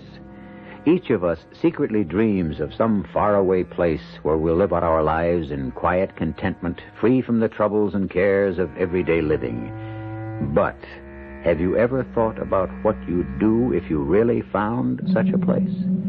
Let me tell you the story of a man who did find such a place and who went from this Shangri-La directly to a psychiatrist. Dr. Hazard, maybe you can help me find some explanation of what happened to me in that damnable town. There must be some reason why I felt the way I did, and why I saw what I swear I saw. You'll make it easier for both of us if you started at the beginning. I'll have to start with the train that took me to the town. It was the hottest day of the year. Without air conditioning, that second-class compartment was like an inferno. Why were you on the train? Returning to Paris and Orly Airport. The last leg of my European vacation. And it was hot. Sweltering. Which was a sensible reason for me to get out of my stifling compartment and walk along the platform. It was then that the idea struck me. It was so extraordinary that I myself was surprised. And that idea was? Not to get back on the train, but to stay over where we had stopped and take a different train the next day, when it might possibly be cooler and less crowded. You'll forgive me if I don't see anything unusual about that. Oh, you don't know me, Dr. Hazard. My life for 41 years has run on tracks, just like that train. I get up at the same time every morning, eat the same breakfast that my sister cooks for me, catch the same train to the same office, and get home at the same time. I'm an accountant, and I always take my 1-month vacation in the same place. So when I suddenly decided not to get back on the train, I was surprised at myself. Go on. Well, particularly because the train was about to start. I ran alongside the train to the window of the compartment where I saw the man with whom I'd shared the compartment. I shouted to him in my bad French to please hand me my valise. To my dying day, I'll never forget the look he gave me. Half warning, half revulsion. But he handed me my bag and shouted a long sentence. I only got the last part, but I'm sure that he was warning me. I remember the last words, which were, à cause du sommeil et à cause des chats. À cause du sommeil et à cause des chats. That's it exactly. I think it means because of sleep and because of the cats. I got the strangest feeling that he was trying to tell me not to remain in the town. I'm sorry, but I can't make it any clearer than that. Well, that'll do. Go on. Well, outside the station, I saw it was a very small town. And as I looked around, a taxicab pulled up. Taxi? Yes. Can you take me to a good hotel? There is only one. The inn. They will make you very comfortable.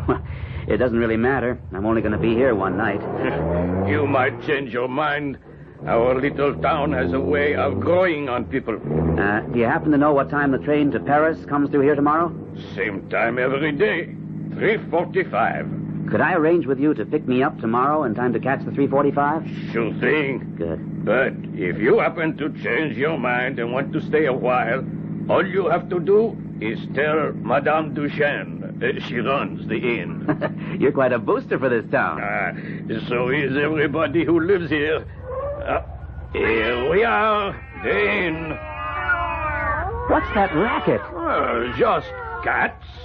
People around here keep a lot of them.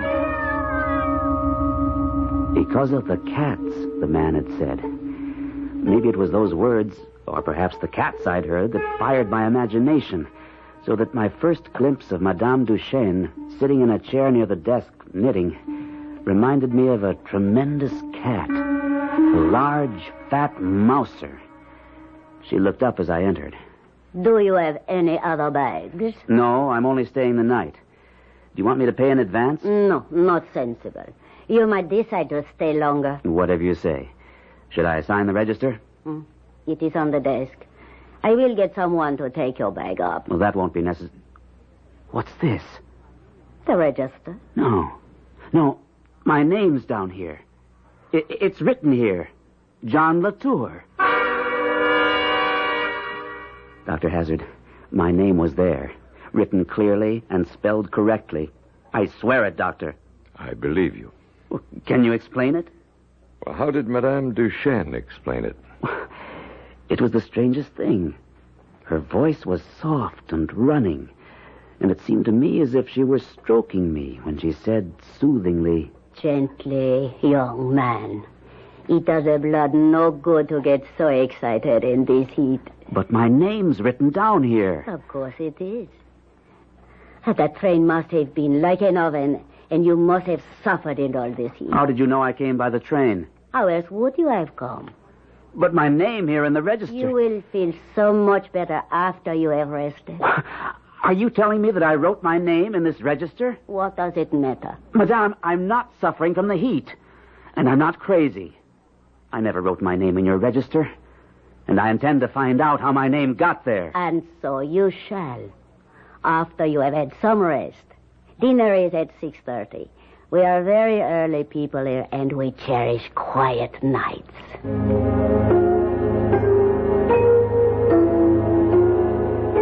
Peaceful. That's the only word I can think of to describe the way I felt. I felt soothed and stroked like a cat. Like a cat? Yes. It's silly, but the warmth and stillness made me feel like purring. And yet you experienced no feeling of alarm. Not then. It's hard to remember feelings, Dr. Hazard, although they were very strong at the time. I was about to propose an experiment. Have you ever been hypnotized? No. Do you have any objections if I try to put you under?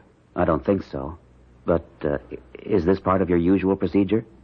I have used hypnosis where I thought it might help.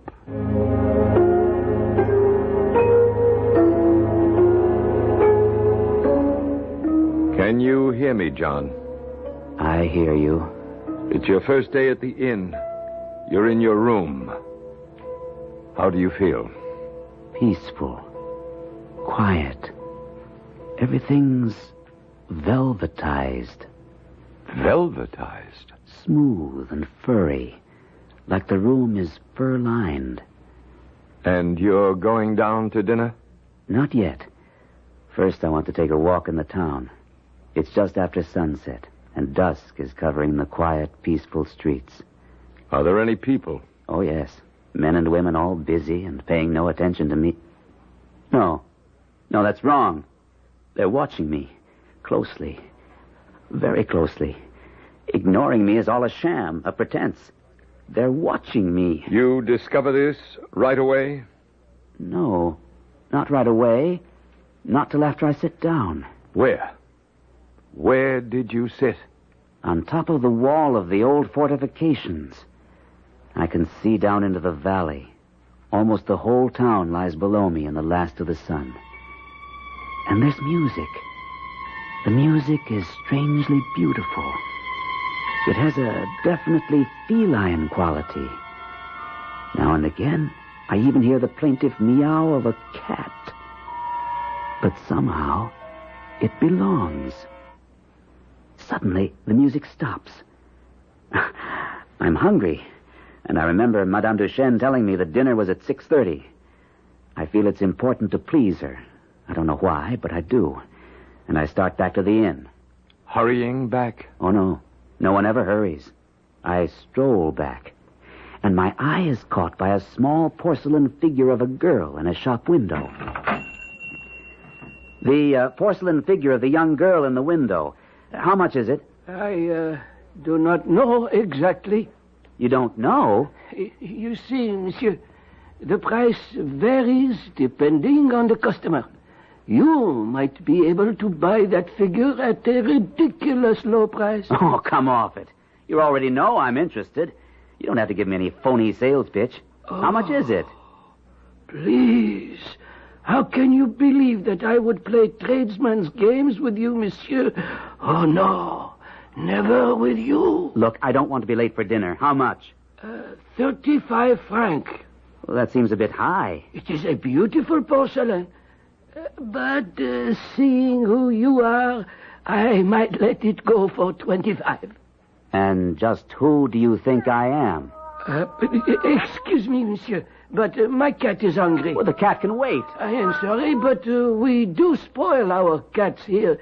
So I will allow you to examine the little figure, and if you want it, just leave 25 francs or whatever. The price is not important. And he disappeared into the back of the shop. All at once, I was afraid. Afraid of the quiet, dark shop. Afraid of the porcelain figure in my hand. It's so quiet, and yet I sense with every fiber of my being that there's activity. Intense activity going on around me. I can't hear it, and I can't see it, but it's there, and it's sinister and dark and disturbing. John! John Latua. What? Oh, Dr. Hazard. I was under, wasn't I? Did you learn anything? Something was beginning to disturb you. I didn't like what was happening, so I brought you back. I don't remember anything. You were in a shop looking at a statuette of a girl. Oh, yes. Yes. That crazy old man mistook me for someone else. Did you ever find out who he thought you were? Not then. I went back to the inn, had a good dinner, went to bed. And the next day, I was out in the courtyard waiting for the taxi driver to pick me up. I kept getting more and more nervous as the time passed, and he didn't arrive. Madame Duchesne kept assuring me he'd be there in time for me to catch my train. I remember my relief when I heard the car coming. Why are you so late? Up right in, monsieur. I will have you at the station in no time. Didn't you cut a little fine? Nothing to worry about. You will be waiting on the platform when the train pulls in. Although I must admit I am surprised. I thought you would decide to stay over. I know you did. I told you I wouldn't. So you did. What's wrong? Nothing. Just the engine acting up. I will take a look under the hood and have her running in a moment. You sure you have enough gas? I had a full tank this morning. There is no need for you to get out, sir. I can fix it. There's the train. Get my bag. Not too much use in that. You could never make it walking. Can't you fix it? I am afraid not. It looks like my battery is gone. You mean I'm going to miss the train? Today's train. There will be another one tomorrow. But I wanted to... Why don't you walk back to the inn and stay over one more night? I will bring your bag after I get this thing moving.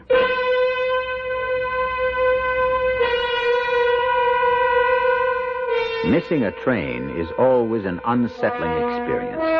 But when that missed connection forces you to return to a town seemingly possessing a secret life, where the townspeople seem intent on spinning some soft, invisible web to catch and hold you, then the simple fact that you've missed a train takes on overtones of terror.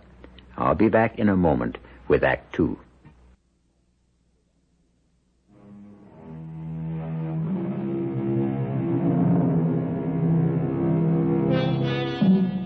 When asked the question, "How was your vacation?" many of us give the standard answer, "Great. All I need now to recover is another vacation." However, in our tale, when John Latour returned from his vacation, he felt he needed a psychiatrist. And not just an ordinary run-of-the-mill doctor, but a specialist in the extraordinary. A man Latour hoped would be able to find a semblance of sanity in the strange and sinister events that befell him in the tiny French town of Roanne. Dr. Hazard, it's difficult sitting here to do justice to the emotions that tore at me as I walked back to the inn after missing the train.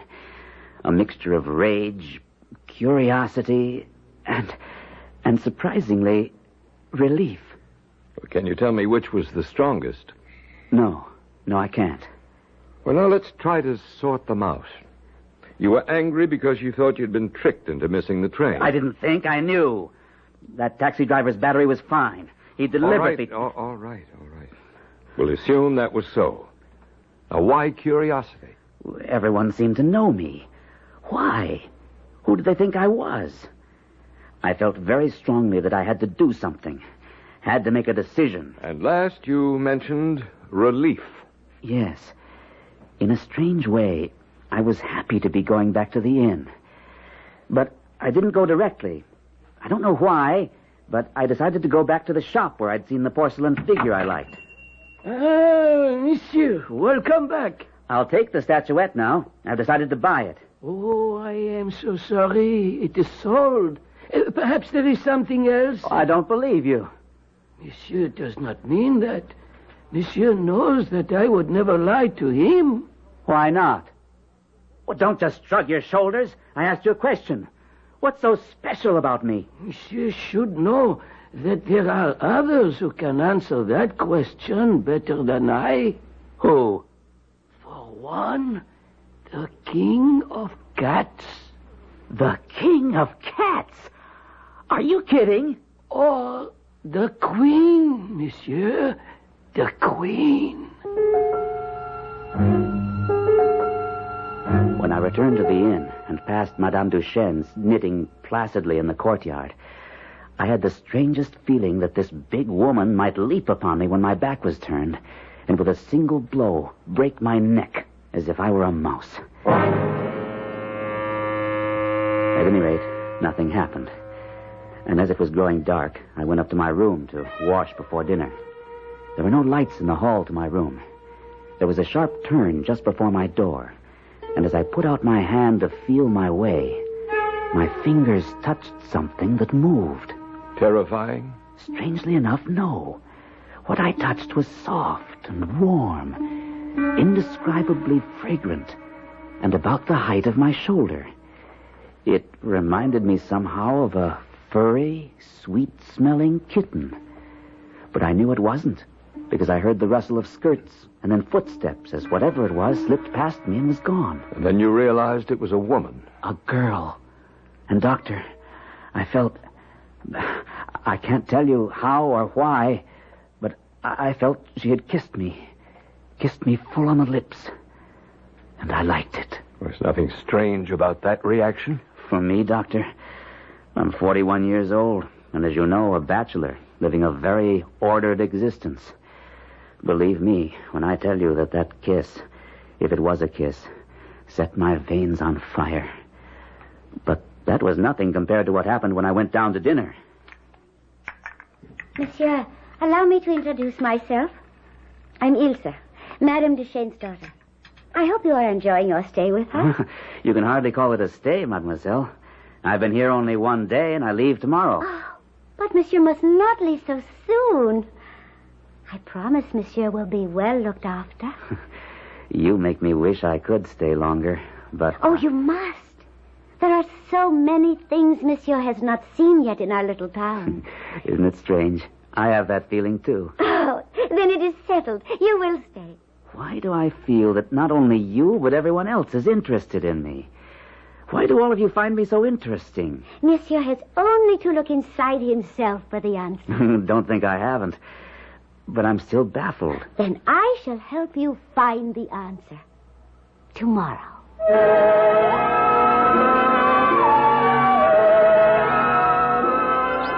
Look. From the top of this wall, you can see the whole town. Oh, is it not beautiful? You're beautiful. Oh, thank you. Look, you see that old house there? Yes, it seems abandoned. It is. That is where my family lived many years ago. Oh, and that big aristocratic-looking mansion. Who lives there? Oh, no one now. But that was my mother's house. Also years ago. What happened to make your mother decide to abandon a great house like that? Oh, this wasn't always the quiet little town you see now. It was full of tourists and townspeople. But it was the ignorance of the people that made it as you see it now. Ignorance? You see that large square over there to your right? Yes. That was where they burned the men and women the ignorant called witches. Witches? There were witches here? So many people believed years ago. And after they burned many good people, the town died with them. And now it is peaceful, quiet. Precisely.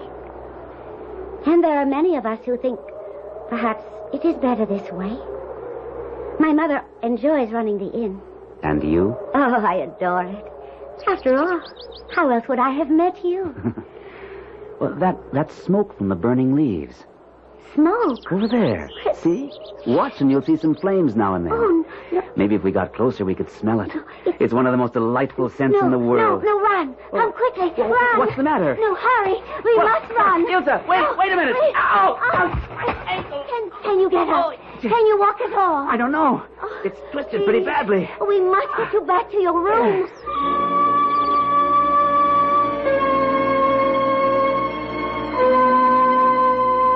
And, of course, you believe that the injury to your ankle was no accident. What do you think, Doctor? Did the charming Mademoiselle Ilse nurse you as she promised? I don't know whether you could call it nursing, but she kept me ceaselessly under observation. She was always there, always quiet, always restful, but everywhere at once. I was continually meeting the stare and laughter of her great eyes. She always made me conscious of her female presence. Mm-hmm. How did you feel about it? Delighted. And terrified. Why terrified? Because She seemed to sum up in herself all the strange, hidden forces that operated so mysteriously in the town. She had those marvelous, graceful, feline movements, going smoothly, silently to and fro. Then my ankle was healed enough for me to get around. Oh, but it is wonderful. You are well, and you walk again. Almost. Let's say I can hobble around. Enough, perhaps, to come down to the dining room? Would you be very angry if I told you that I could have gone to the dining room yesterday? Oh, why should that make me angry? Because I made you bring my meals here to my room. That does not make me angry, but happy. Because you enjoy waiting on me? Only partly. It is more because you have not mentioned leaving, even though you are well enough to walk. Admit that you find it difficult to leave here. I'll admit that and more. I'm finding it difficult because you are my nurse. And you also like our little town, no? I'm enchanted with it. And enchanted with you. I am happy you have decided to stay. You're going too fast. I didn't say I'd stay. Oh, you still have not come to a decision? Well, it's not easy to decide. If you're asking what I think you're asking. Which is? Not just to stay for a while, but to stay permanently. And that is difficult? Surely you ought to understand that you're asking me. Then we must all try together to help you come to a decision. The right decision.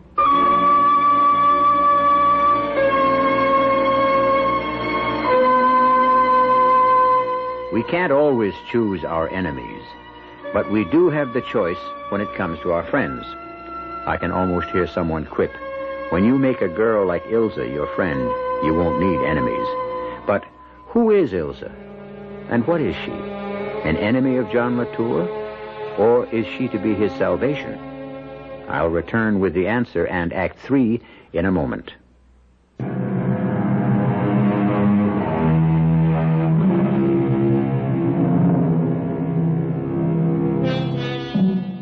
The hero of today's story, John Latour, fell in love with a strange, beguiling French girl in a small French town he'd never even heard of. The trouble with John Latour was that at the same time he loved, he feared, and yet he didn't know what it was that made him afraid. He hoped to find an answer from psychiatrist Dr. Kenneth Hazard. And now I come to that afternoon, Doctor. The afternoon when, for the first time, Ilsa gave me a glimpse of the dark and secret life of the people of Rouen. Yes? I think you're going to find what I'm going to say incredible. Oh, why don't you try me? We were walking again, along the ruined ramparts. We stopped, I don't remember why, but I remember leaning across the ramparts with Ilsa close beside me. Ilsa, you don't know how much these past few days have meant to me, how much you mean to me. I look at you, and it's as if my eyes were open for the first time. You're the most beautiful thing I've ever seen. You do like me, then? You know I do. If you like me, you must also like what I do and what I belong to. Belong to? You must take part in our real life. You will come back to us. Come back? The past, present, and future are all one, John. What is this real life you speak of? The old life of long ago. The life to which you too once belonged, and to which you still belong. Why do your words make me think of death? Not death, my love, but the past. But this old life, what was it? Our life. The life we led once before and will again. The life you came back to, and do not wish to leave. But I did want to leave. I tried to go, you know that. I know. But I have the spell to hold you. The spell of old love. I can make you live with the old life with me, because the force of the ancient tie between us is irresistible. I mean to have you, for you love me, and are utterly at my mercy. Ilsa, this is nonsense. I came to this town wholly by chance. No. You came because I called you. I have called to you for years, and you came with the whole force of the past behind you. You had to come, for I own you and I claim you. No one owns anyone else. Come close and look into my eyes. Look deep, my love, for the truth lies in my eyes. Tell me what you see. I see forests and mountains and caves. And I see you. I see you wonderfully clear. You have leaves in your hair, and you are dressed in rags, but still beautiful. How beautiful. Go on. Keep looking. I see flames and smoke. You're dancing. Dancing before some altar. And there's a figure on the altar. There are others. They're dancing too. And all looking at you with hotly desirous eyes. But you're only looking at the man you're dancing with. And who is that man? It's me. I'm dancing with you. I'm your partner.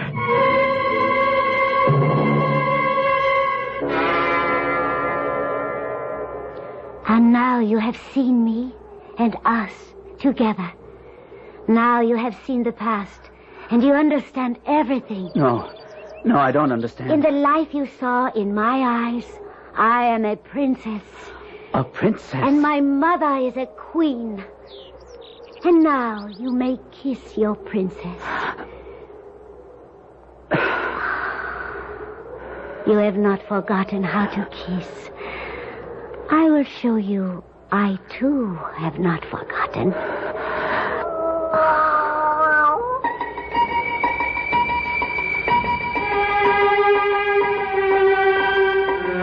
I knew I had to escape. I ran back to the inn, hoping to reach my room unobserved. But the hall wasn't empty. A large, dark thing lay against the wall to my left. When it moved, I thought it was a cat.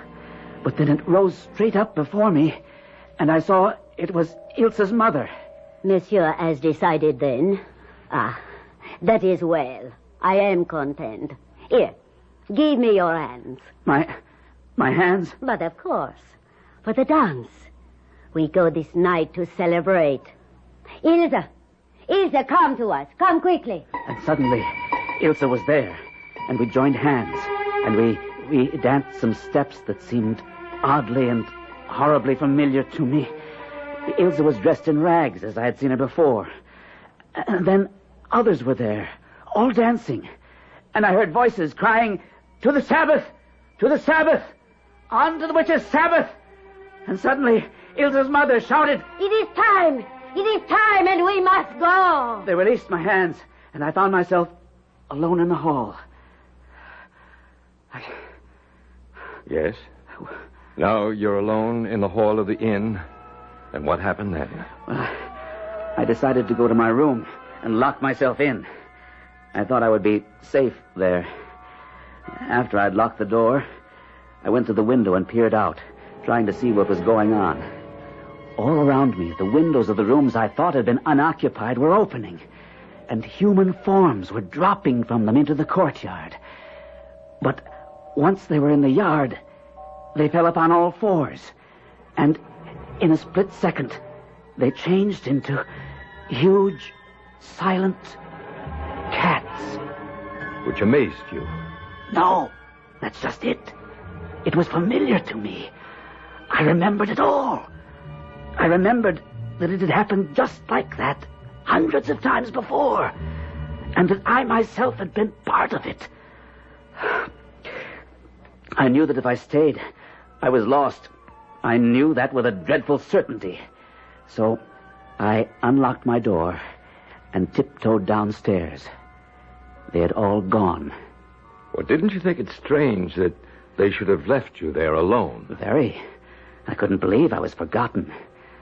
I moved as quickly as I could through the courtyard and to the rampart wall. I couldn't resist climbing to the top, because I knew from there I would get a view of the surrounding countryside. And when I reached the top of the wall, I was transfixed by what I saw in the valley below. I saw countless moving forms drifting between the trees, and overhead, flying shapes in the sky. And you knew what those shapes were? The townspeople, flying on their way to the witch's Sabbath. I see.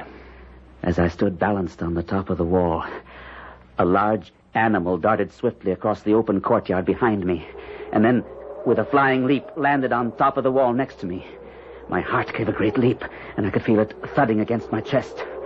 It was Ilsa. See, my love. See where they await us. The woods are alive.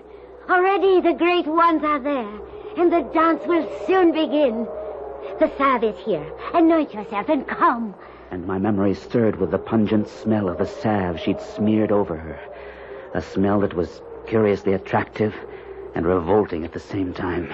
Transform. Transform. Rub well your skin, you fly. Come with me to the Sabbath. The terrible sacraments are prepared. The throne is occupied. Anoint and come. Ah, Satan is there. Satan has come. We will worship and dance till the moon dies and the world is forgotten. Here, let me anoint you. Oh, it burns. Wait. It is sweet fire, my love. No. Let me think of it. It's been so long, so long. Oh, my. No time, my love. Here, wait. Come.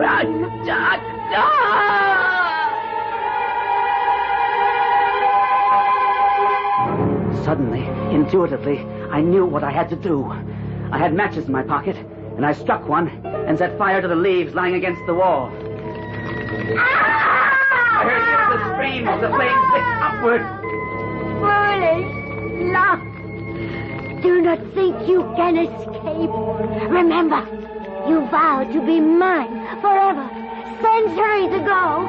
Mine.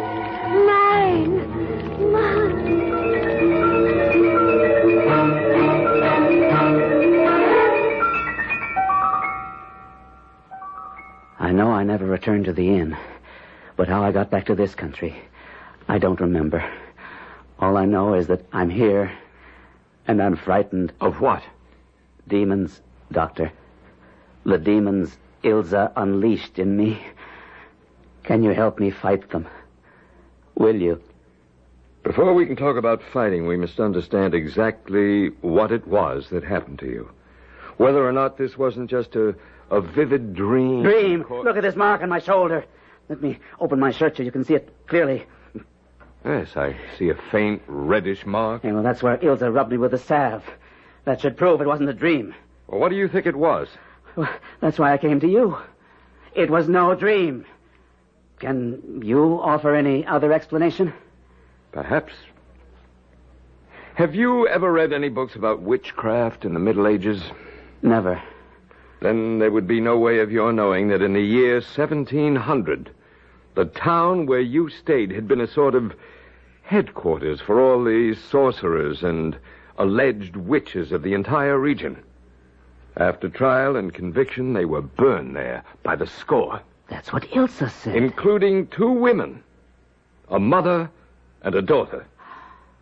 So, Ilsa and her mother could have been... Could have been what? I don't know. How did you find all this out? I've been doing a lot of research. I've discovered that the inn you stayed at was built upon the very spot where the funeral pyre stood, the pyres that burned the witches. But how does this apply to me? Well, one of 2 things is true. Either you're a man who's extremely sensitive to atmosphere and auras of places and people, and because of this sensitivity, you dream... I told you it wasn't a dream! Or, and this possibility is fascinating, you and Ilsa and her mother were somehow in that time long ago tangled up in the events that took place there.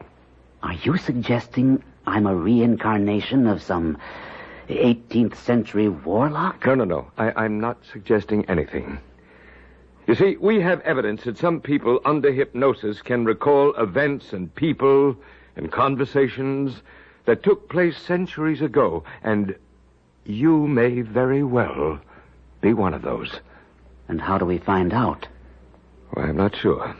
I'm not sure we can, but I'm interested enough to give it a try. I'm going to visit your little town and answer some questions of my own. And what do I do? I'll be back in a week. Meanwhile, you sit tight. And I urge you, on no account can you go back to Europe, because it could be dangerous. Ah, yes. I remember Monsieur Latour. I trust he is well. Oh, he's all right? How's your daughter? Ilsa is well also, thank you. Did Monsieur Latour speak of her? Oh, yes, he did. Madame, can you tell your impression of Monsieur Latour? Most certainly. He seemed a very strange and absent-minded gentleman. And frankly, after his disappearance, I feared he had met with some kind of violence in the neighboring forest. Tell me, is he planning on returning next summer? No, I don't think so. I doubt if he will ever come back. And I think you are wrong, Dr. Hazard. I feel that he will return.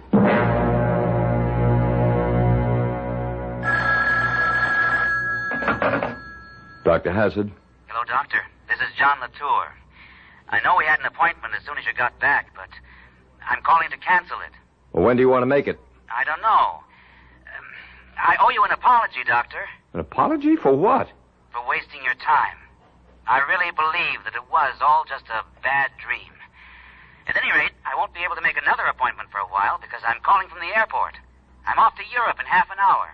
I'll drop you a line from the old inn at Rouen when I get there.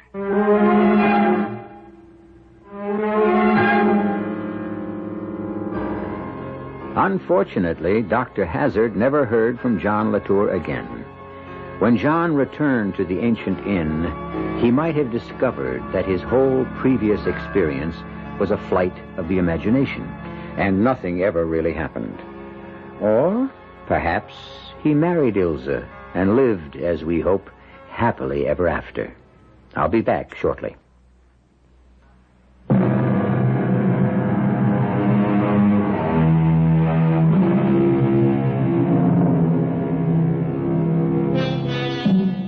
We've all had the experience of coming to a place and finding it strangely familiar.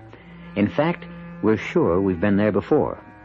We try to dredge up memories which would help us recall the reasons for us thinking we'd been there. After this tale, maybe some of us will be happy to let our memories remain cloudy and our subconscious happy. Our cast included Gordon Gould, Arnold Moss, Evie Juster, and Gilbert Mack. The entire production was under the direction of Hyman Brown. This is E.G. Marshall inviting you to return to our Mystery Theater for another adventure in the macabre. Until next time, pleasant dreams.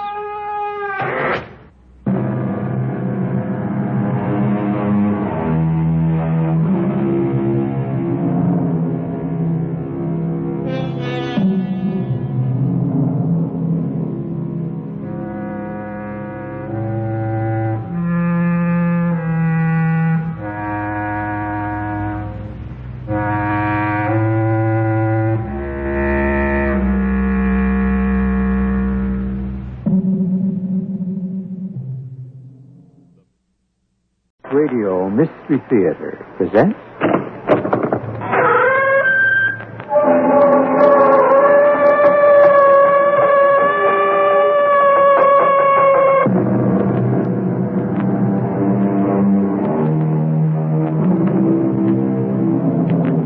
Come in. Welcome. I'm E.G. Marshall. The moving finger writes, and having writ, moves on. Nor all your piety nor wit shall lure it back again to cancel half a line.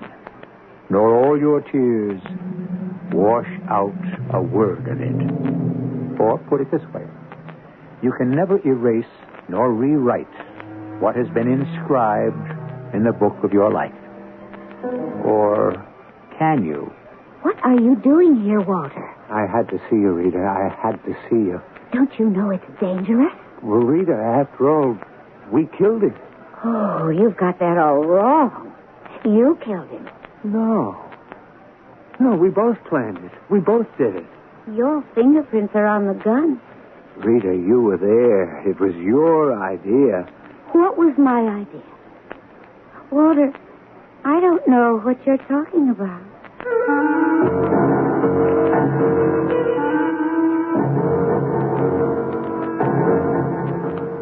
Our mystery drama, The Gift, was written especially for the Mystery Theater by Sam Dan and stars Robert Dryden. It is sponsored in part by Buick Motor Division and True Value Hardware Stores. I'll be back shortly with Act One.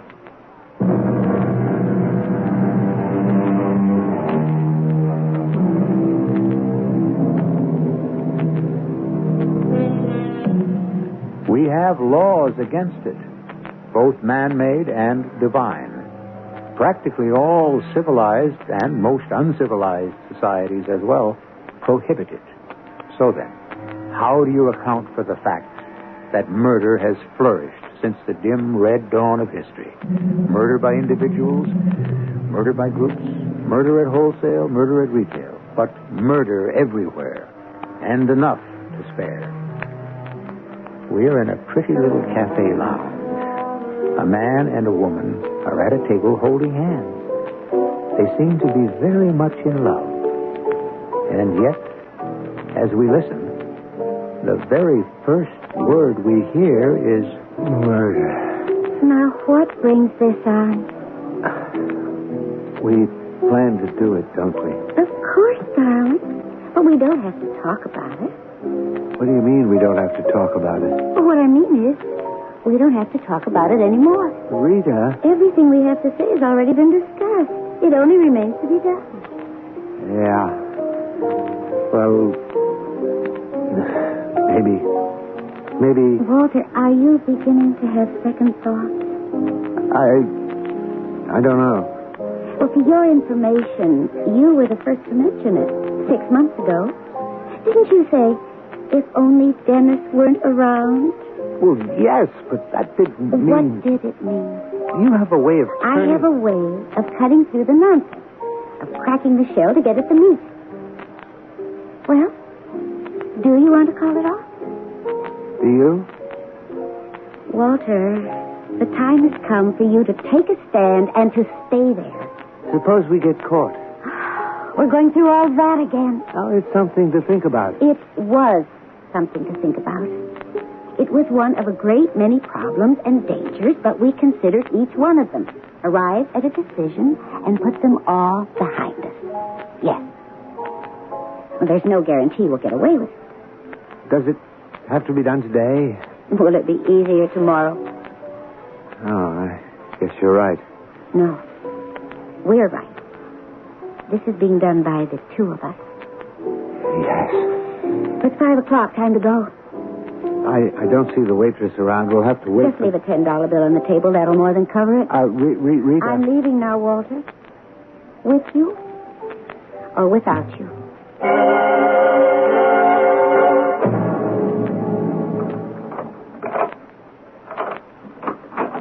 Ah, hello, dear. And Walter. Dennis, darling?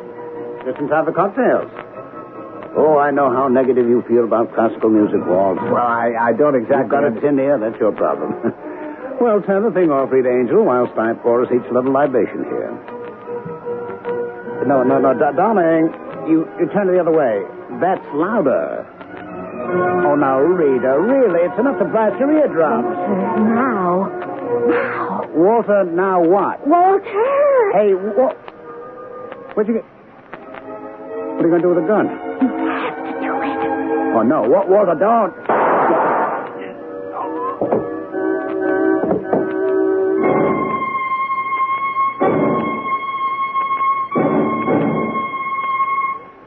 I'm sorry, Mrs. Holland. I'm all right. Now, in your own words, can you tell us what happened? Well, Lieutenant Savage, I've already described I know, Mr. Powers, but another eyewitness report of the same event usually adds some details that we... I don't mind, Lieutenant. I want to help as much as I can. Thank you. As Walter, Mr. Powers said, we came into the apartment at, well, it must have been about, 5:15. Mm-hmm. Dennis was listening to his music in the study. I recently bought a painting, a Faraday landscape. Have you ever heard of him? Yes, Mrs. Allen. Then you know. I had it hung in the living room. Walter hadn't seen it yet, so he and I went inside and... Yes, Mrs. Allen? You know how you can get lost in a Faraday landscape. So, we must have been looking at it for all of 10 minutes. Then we went back to the study and Would you care for a drink of water, Mrs. Holland? No. We saw Dennis lying on the floor. He was very still, and you could see that dark stain of blood on his shirt over his heart. You knew, you could tell that he was... And, what else did you see? What else did I see? Oh, not very much. Nothing, I'm afraid. Well, did you notice that the, what did you call it, Mr. Powers? The Tacitor collection, Lieutenant. That's it, the Tacitor collection. Did you notice that it was gone? I'm afraid the only thing I really saw was my husband, lying dead. I tried to close my eyes against it, Lieutenant. Now, as I understand it, your husband had these coins called the Tacitor collection. Yes. They were 12 English gold sovereigns minted in 1662 by King Charles II to honor one of his friends, Lord Tacitor. Uh-huh. And what was this collection worth? Oh, it had been insured for $100,000. And your husband wanted to sell it? Yes. Why? Dennis was a mercurial person, filled with sudden whims, subject to unpredictable moods. He was always buying, selling, changing his mind. It was all part of his charm. And where was the collection usually kept? In a vault. Then how was it he had these valuable coins in the house? The word was out. Among collectors and in the trade. People were coming to look. Well, isn't it usual to sell these things at auction? To turn them over to a dealer? Dennis did things his own way. He wanted to be sure that the buyer would be someone who could appreciate the meaning of the collection. Then Dennis was home all day? Yes. He was expecting buyers. At about 3, I went out for a walk, and I ran into Mr. Powers here. We stopped for a drink and then decided to go home, pick up Dennis for dinner, the theater. You came home. Now, you remember seeing the collection on his desk? Yes, I'm sure I did. It would have to be there, because if he'd already sold it, he'd have said so. Now, you went into the other room to look at the painting, and you were there for 10 minutes. Now, during these 10 minutes, someone came in. How would that person enter? The only way is through the front door. Well, he'd have to ring a bell. The door locks automatically, and there's no sign of forced entry. You didn't hear a bell? No. Well, you see, he had his music going. It was very loud. Uh-huh. And this same someone then shoots your husband. You didn't hear a shot? No. And you didn't either, Mr. Powers? No. As she said, the music was going full blast in the next room. Well, thank you, Mrs. Holland. Is that all? Yes, that's all. Lieutenant Savage. Dennis Holland was my closest friend. He was also a fine human being. His murderer must not go unpunished. We'll do what we can. Tom, Eddie, got your pictures? You ready? All right, let's leave. Oh, goodbye, Mrs. Holland, Mr. Powers. Oh, don't bother. We can let ourselves out.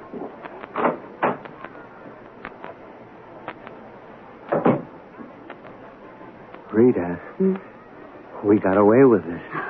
This detective bought the story. I could tell he bought the story. Because we made it easy for him. A simple story. No frills. He had the coins on the desk. We were in the next room. Someone comes in to buy, kills him. He's got the music going. We don't hear a thing. We come back. It's all over. Beautiful. And do you want to know why? It's a good story because it's built on a platform of facts. Each one can be readily verified. First, Dennis did own the Tacitus collection. Second, he did want to sell it. He'd taken out ads. Third, he did bring it home from the vault. The clerk would remember. Fourth, people were coming in and out all day. Fifth, I said we went into the living room to look at a new Faraday painting. Oh, there is a new Faraday painting. Sixth, we said we couldn't hear anything because the music was so loud. Oh, the neighbors will be glad to tell the police how constantly they complained about that loud music. Wait a minute. What? Wait. Good Lord. What is it? Should we be talking like this? Like what? Should we be saying what we're saying? It just occurs to me there were 2 or 3 detectives poking about the place while Lieutenant Savage was talking to us. What were they doing? Well, they were taking pictures, looking for fingerprints and, well, anything that might serve as a clue. That's what they'd like us to think they were doing. How do you know they weren't planting secret microphones? Whatever for? To record this very conversation. Oh, well, if they did it, they did it. Then you admit they did it. Oh, come on, Walter. It's so far-fetched. Is anything far-fetched today? Look, a man is murdered. The police automatically suspect his wife and his friend. Oh, not when there's a $100,000 robbery. The robbery story is our story. Now, look, we have a lot to do. First, hide the gun and the coins up on the farm. Second, like a true and loyal friend, make the funeral arrangements, will you? But before you do that, take me home to my mother's, and then you can return to your place, and I'll call you.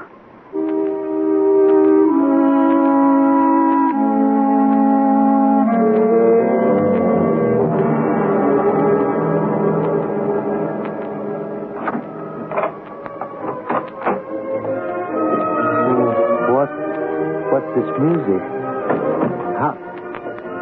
Where's this music coming from? From a record player. A record player? But I don't have a record player. I bought you one. You bought... Dennis. Yes. Dennis. But you're dead.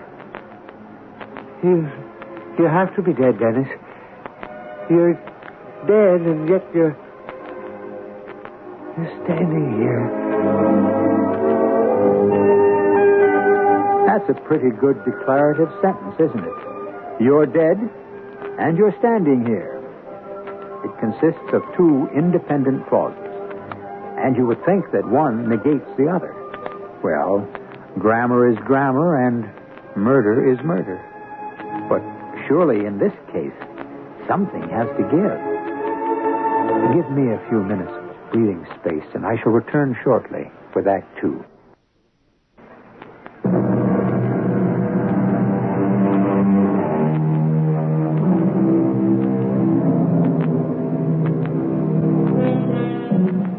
The basic drawback of being dead is that it lasts forever.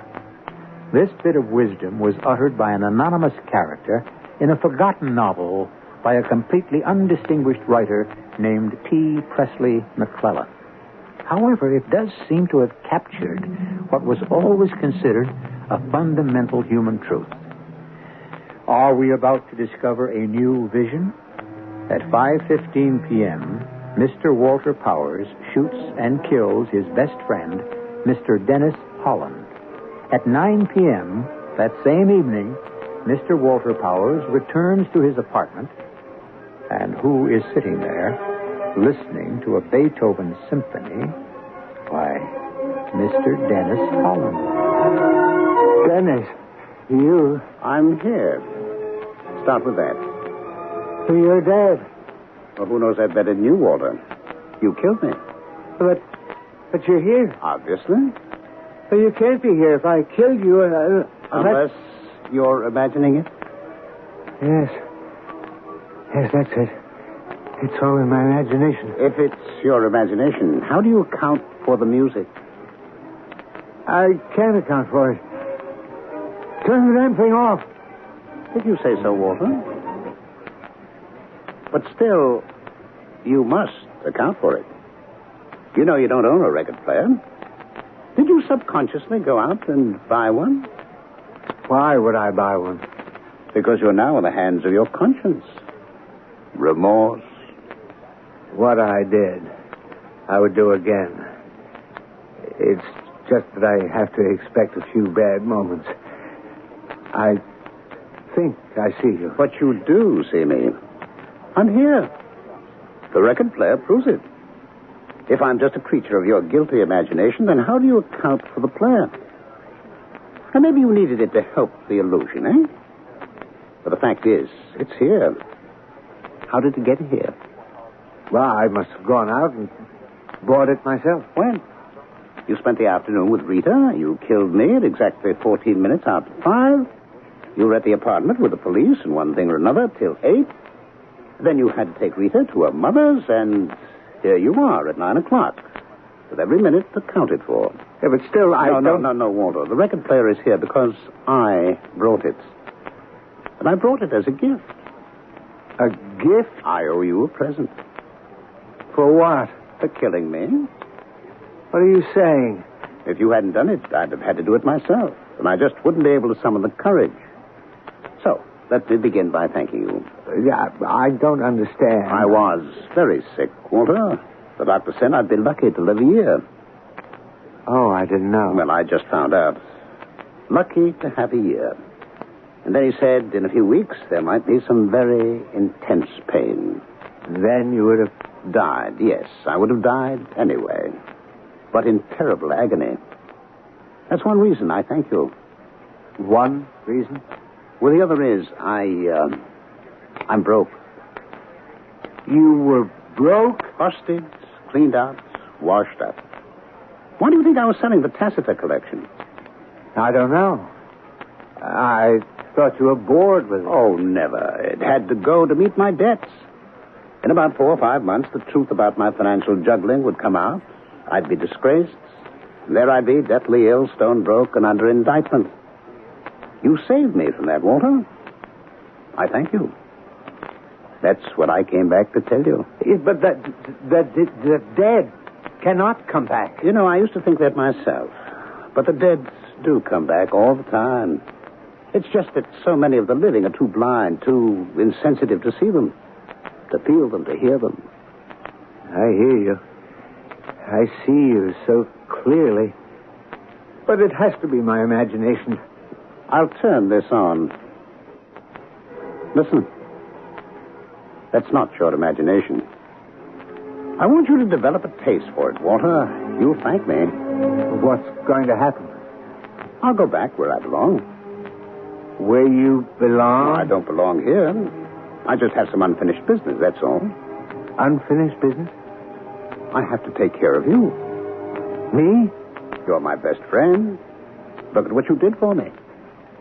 But I murdered you. I murdered you in cold blood. You had that look in your eyes just before I pulled the trigger. Do you think I'll ever forget that look? Oh, you were always so melodramatic, Walter. As I fired, there was a brilliant flash. Oh, you're telling me. I thought I'd go blind. For a second, your eyes became very bright, and then they started to become darker and darker as the light in them flickered and slowly faded. Then all the light went out of them. I was dead, yes. That's exactly what it feels like. All the light goes out of you, and you're lost in a dark void. I'm sorry, Dennis. Oh, you're not to blame. She put you up to it. I know she did. She knows how to drive a man wild. Well, she'll grow tired of you. And after a while, you'll sense it in her eyes. Her restless eyes. Already she's planning for your successor. Now, wait a minute, Dennis. Unconsciously. After all, she hasn't even met him yet. But she will. One day. And then she'll be prepared. What are you driving at? What did you do with the gun and the coins? I hid them. Why didn't you destroy them? Because she said to hide them. Hide them? Hide them where? Up at the farm. What for? So she can have that gun handy in case she'll need it? Why would she need it? Well, she needed a gun for me, didn't she? Are you saying... Oh, she may not use it to shoot you. She'll bring that gun to the police. The police? Do you know what she'll say? Come on, Dennis, what can she say? She's in it up to her neck. Which is why she wants to get out. But what can she say? She is such a resourceful, inventive, creative woman. Can't you imagine what she could say? Think, Walter. Think.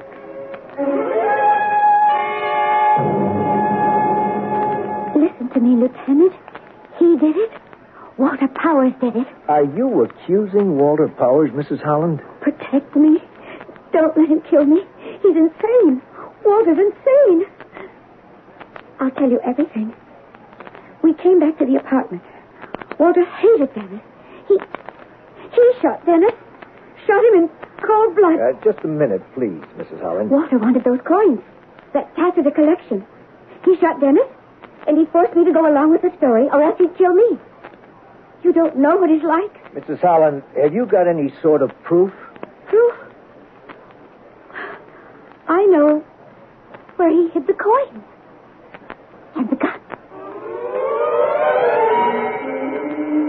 Could she play a scene like that? Is Rita capable of it, Walter? But she loves me. Oh, she also loved me. It comes and goes with her. Why cling to a dying tree? Why treasure what can no longer blossom? Those words. How would I know those words? Oh, foolish Walter. Didn't she also speak them to me one day? She whispered them on a sailboat. We were running before a freshening breeze. Her long, honey-color hair was flying straight back in the wind. A wind that also held her shirt taut against that beautiful curving line of her body. She didn't make you believe anything in a moment like that. Tell me, where and when did she whisper those words to you? That can't be real. You can't be real. Listen to the music again, Walter. Only I could have brought it here. It proves this is real. It proves I'm here to help you. Here to save you. Save me from what? From her? Is that it? Yes. Because she'll want to get rid of me one day? Right. No, there's something you forget. Sure, there was another guy before you, and she ditched him for you, and she got rid of you for me. And you say my turn's coming up. Exactly. Well, maybe it isn't. Maybe there's something you can't face up to. Maybe you and how many other guys before you simply weren't man enough for her. Mr. Macho. All right, let's assume that's true. Then your whole theory flies out the window. Only to walk in again through the door. That little scene in the police station. What little scene? You mean that imaginary little episode? It will have to take place, you know. Why? Because you say so? Because logic demands it. What logic? The logic of reality. A man is shot to death. In the house at the time are his wife and his best friend. Now, what the investigating detective asks himself at the very beginning is, are these two having an affair?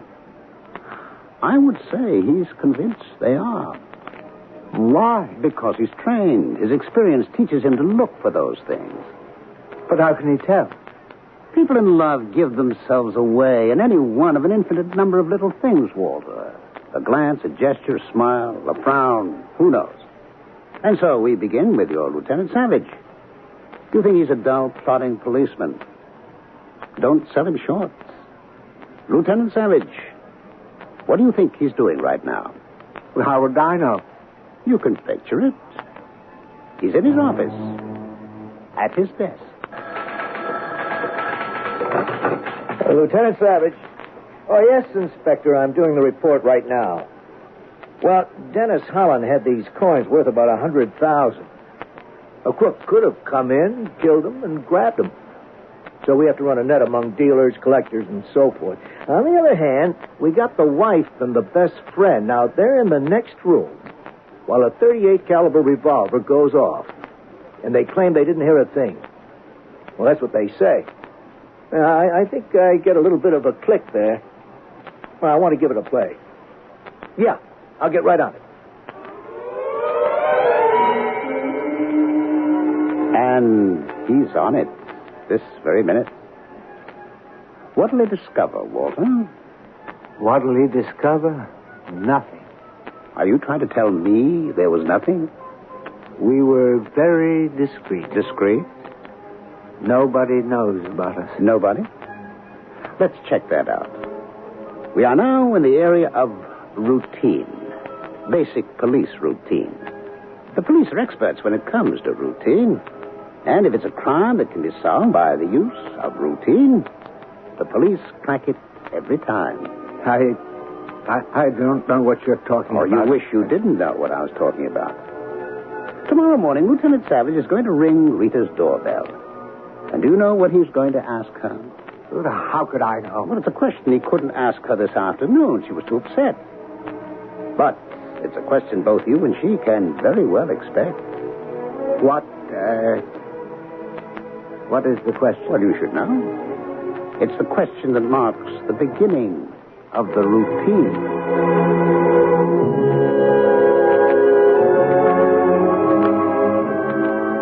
The beginning of the routine, the end of which leads to a lifetime in a cell or just a fleeting moment on a scaffold. Neither is a prospect which actually pleases. And what is this question that can give birth to all the woes and troubles that threaten to engulf Walter Powers? Not to mention Rita Holland. Well, we'll give birth to Act 3 shortly.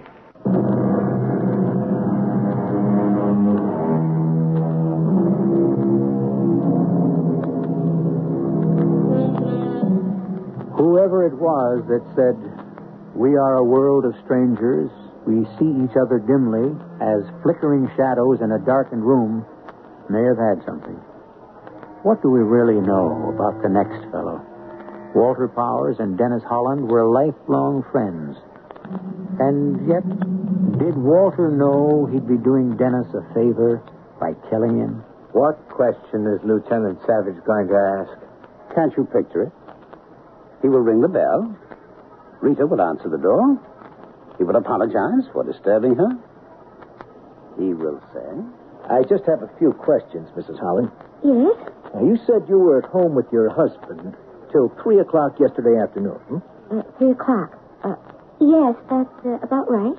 And then you went out for a walk. Yes? And then you said...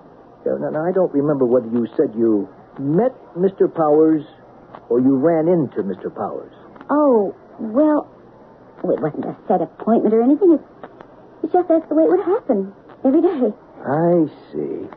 Now, you said you went in for a drink. Oh, yes, we generally would. Where? Where do we go for a drink? Mm-hmm. Oh, well, that little place just off the square. Miletti's. I see, Miletti's. Mm-hmm. Thank you very much. Lieutenant. Yes, Mrs. Holland? Is that important? It's just routine.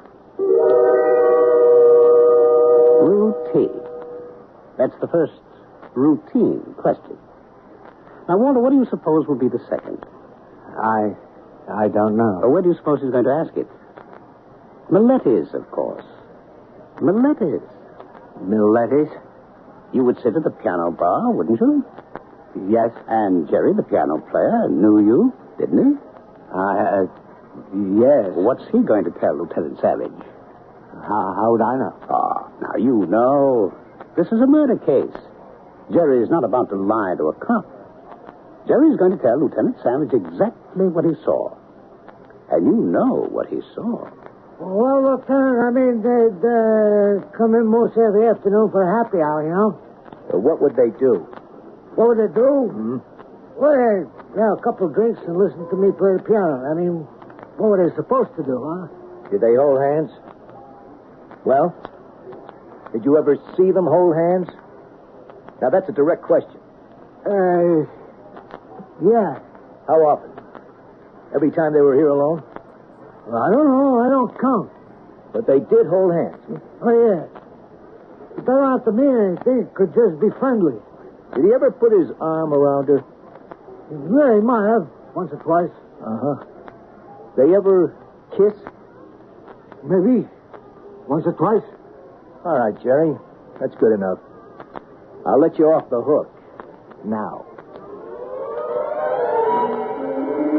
Now. That's where the routine pauses, gathers momentum, and moves ahead. So, what do you suppose Lieutenant Savage is going to do now?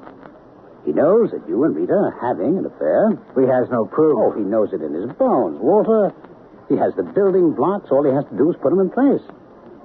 So, he's going to ask questions. Many questions of many people. Think of all the people who knew about or suspected that you and Rita were having an affair. Think in particular of Millicent Weber. Millicent? Ah, the name drains all the color from your face. And rightly so. Now, when in the course of his routine investigation, Lieutenant Savage talks to Millicent Weber, what do you suppose she's going to tell him? Would I love to be there to hear it? But you know perfectly well just exactly what she'll say. I would rather not discuss Walter Powers, Lieutenant. Mrs. Weber, this is a murder investigation. And what you want to know from me is, was there anything between Walter and Rita Holland? Yes, ma'am. Well, let me save us both some time. I read the story in the paper about poor Dennis's murder, how a robber shot him. I don't believe a word of it. You don't? No. And you don't either. Walter and Rita were having an affair. And you would testify to this in court? No. But only because my testimony would be prejudicial. You see, I have reason to detest Walter Powers. May I ask the reason? He was engaged to my youngest sister. He broke it off to run around with that married woman. Doris took it very hard. I tried to tell her she was better off out of it, but she was a very romantic child. She was at the beach last summer. There was an accident. She drowned. I think she did it deliberately. That's all I can tell you.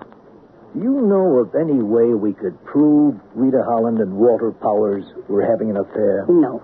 Now, wait. Of course I do. The Riverview Motel. I wanted to expose him, so I had him shadowed. The detective reported that Walter and Rita had spent several nights there. I presented the evidence to Doris. Yes? That was the end of things between them. But it was also the beginning of the end of everything for Doris. The Riverview Motel. Thank you, Mrs. Weber. The Riverview Motel, Walter. That's what Millicent will tell him. And how many desk clerks, chambermaids, and cocktail waitresses will remember the two of you together there? What are you trying to convince me of? Well, that you are getting closer and closer to that little scene in the police station where she sells you down the river. You don't know how much she really loves me. She would never do that. Well, she may have no choice, Walter. The routine. It's become a juggernaut. It threatens to ride right over her. Now, Lieutenant Savage is going to go back to her. Now, Lieutenant Savage is armed. He's ready. And you can just picture what he's going to say to her. You're crazy. You mean you can't picture it, Walter? You mean he isn't going to ask her? Mrs. Holland, are you having an affair with Walter Powers? Am I? What? Shall I repeat the question? How dare you? But you have no right to ask such an insulting, slanderous question. Mrs. Holland, if I were to go to the Riverview Motel... Riverview Motel? Would I find witnesses among the personnel who could testify that you and Mr. Powers engaged a room there quite often? Would I?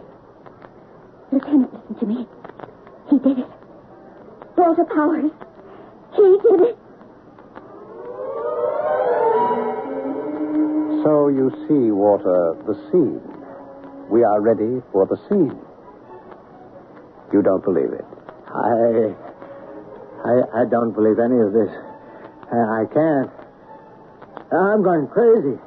I have this hallucination that you're here, that a dead man is talking to me, that a man I killed is here in this room talking to me. Oh, if only it were an hallucination. All of this is unreal. All of this is fear and phantom. All Rita and I must do is not lose our heads. She has to send you down the river, Walter. No. You're not real. All I have to do is shut you out of my mind. I'm real, Walter. It's a reality you can't understand yet. In this room, however, there is a reality that you can understand. It takes up room. You can stub your toe against it. You can touch it. Turn the switch on, you can hear it. The record player, Walter. I brought you the record player. You left the house at 3 this afternoon. It wasn't here, was it? No. Well, I keep telling you, I brought it as a gift so that you would believe me. But it's the finest you can buy, Walter, exactly like the one I have, or I had in my house. You see? Look at it. Listen to it. Only I could have brought it, yes? Yes. Place yourself in my hands. I'm the only one who can help you, really. She mustn't play that scene in the police station. She's capable of it, isn't she? Isn't she? Yes. One way or another, one day or another, you have to be killed. Just as I had to be killed. Kill her first. Well, no. You have to. But that'll surely... I mean, the police... I'll be arrested for murder. No, you won't. What do you mean, I won't? Walter, I'm dead. Which means I see things. Kill her. You won't be caught. Right now, she's asleep, all alone, at her mother's house. Go there, quietly.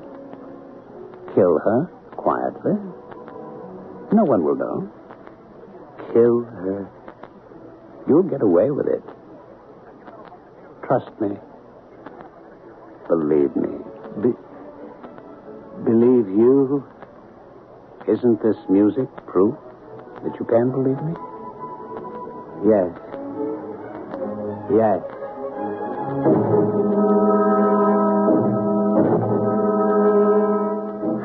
What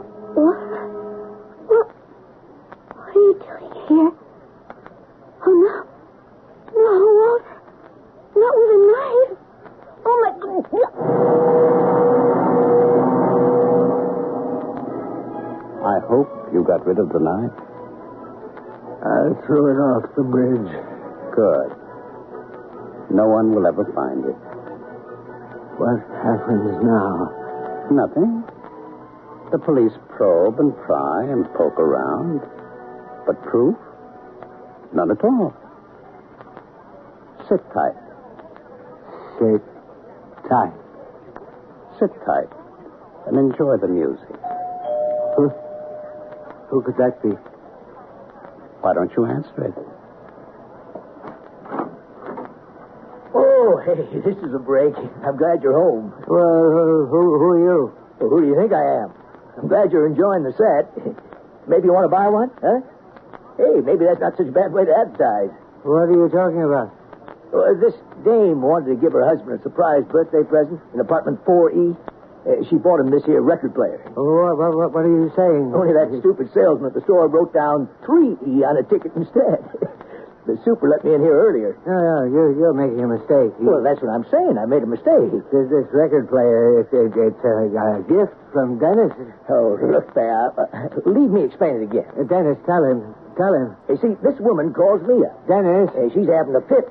where's that record player? I paid for that record player. Dennis! Yeah, I said, lady, I delivered that record player. I installed it in apartment 3E, like the ticket said. Dennis, why don't you tell him? 3E, she yells. It's 4E. Please, tell him, Dennis. So, if you don't mind, I'll just have to unhook this. What are you doing?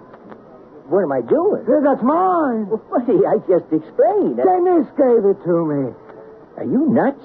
Dennis told me it would be all right. Look, do I have to get a cop? Dennis said nothing could happen to me. Even after you killed her, he said nothing can happen to you. Dennis knows. No, you know how Dennis knows? Well, go ahead, ask me. How does Dennis know? Because Dennis is dead. Oh, yeah, I see. I see. Look, I must have made a mistake. Yeah, of course you did, yes. It was Dennis who brought me this wonderful record player. Oh, sure, of course he did, pal. Yeah, sure. Why don't you just, excuse me. Excuse me.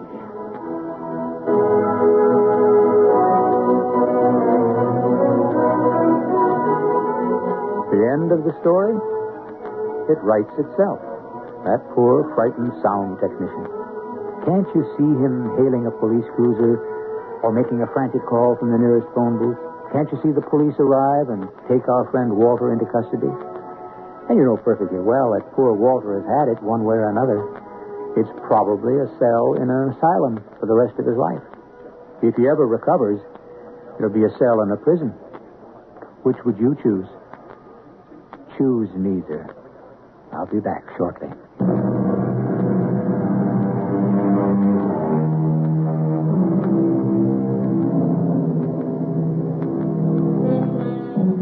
Can the dead, do the dead ever come back? Of course they do. All the time. They come back in what we do, in what we say, and even in what we are. They are gone from our sight. Their voices are still, and we see them and hear them so clearly sometimes. Who was it that said, to be remembered is to live forever? Our cast included Ralph Bell, Robert Dryden, Evie Juster, and Sam Gray. The entire production was under the direction of Hyman Brown.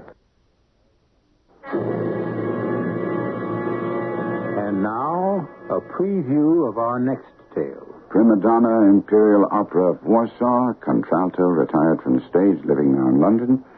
And now Your Majesty, as I understand, became entangled with this young person, wrote her some compromising letters, and is now anxious to get these letters back. Precisely so. Mm-hmm. But how did you... Was there a secret marriage? Oh, of course not. Legal papers? Certificates? None. Well, then I fail to follow, Your Majesty. If this person should produce her letters for blackmail or other purposes, how is she to prove their authenticity? There is the writing. Proof. Forgery. My private notepaper. Stolen. My own seal. Imitated. My photograph. Bought. We were both in the picture. Oh, dear. That is very bad. Your Majesty has indeed committed an indiscretion. Radio Mystery Theater was sponsored in part by X-Lac. This is E.G. Marshall inviting you to return to our Mystery Theater for another adventure in the macabre. Until next time, pleasant dreams.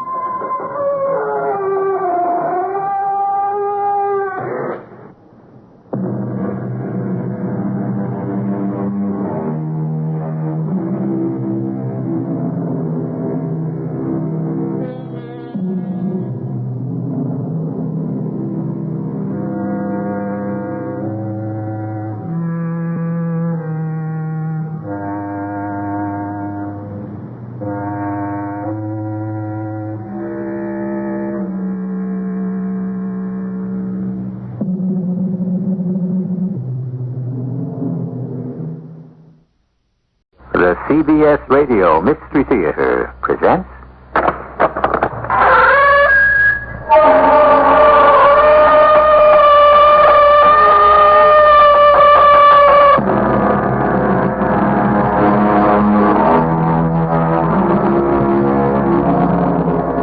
Come in. Welcome. I'm E.G. Marshall. I suppose it's because of mass communications, but it seems to me a certain kind of person has passed from the world scene, a vanished breed. The great international personalities in the arts, Caruso and Jenny Lind, F. Scott Fitzgerald and Ernest Hemingway, Garbo and Sarah Bernhardt, and the incomparable entertainers, Edith Piaf, Josephine Baker, Judy Garland, and Lilo Richter. This story is an exercise in nostalgia and international intrigue. Come back with me to 20 years ago. You know my name, but you haven't told me yours. My name? Yeah. And it better go with a monogram on that bag, L.R. Well, why not? The name is Laura Roberts. Very nice try, but it won't wash. Suppose we try again and see if this gun won't improve your memory.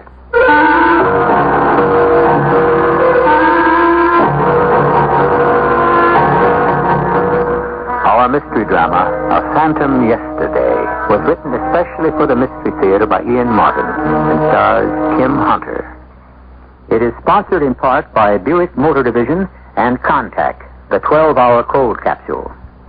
I'll be back shortly with Act One.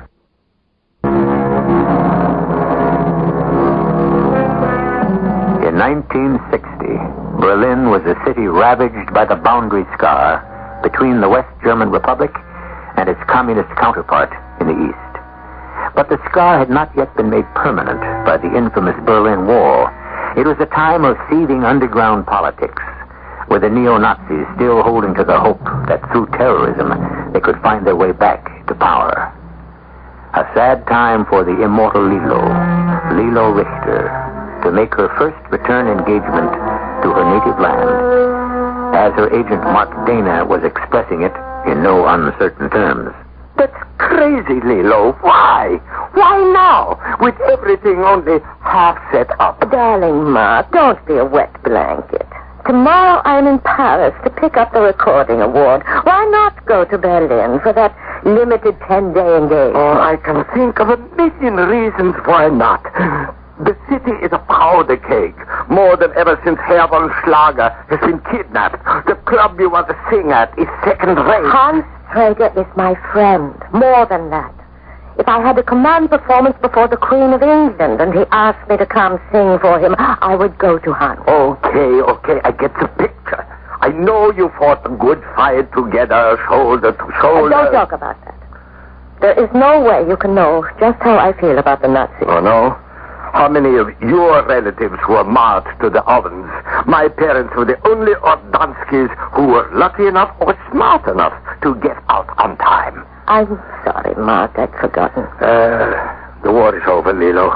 With Germany cut in half, and Russia forcing East Germany to build a wall to split it forever, sometimes I wonder. Well, it's nothing for you to get mixed up in. That's why I am against this German engagement. Well, I might be, too. I might be afraid to go back, except for one thing. And what's that? Gil is in Berlin. Uh-huh. I thought that was over. With Gil, it is never over. Yeah, but you split. You haven't seen him in a year. With us, that could be only a day. I don't know. Sometimes I wish you could get married and settle down. Me? I would not be as valuable a property to you, Mark, as a settled married lady, would I? The incomparable Lilo, sex goddess, the woman every man would go mad to possess. Lilo, the woman every man is in love with, but who loves no single man. Or married one, either. The woman you create. No, not I. The public did that. Well, publicized. Guilty on that count. In more ways than one. What does that mean?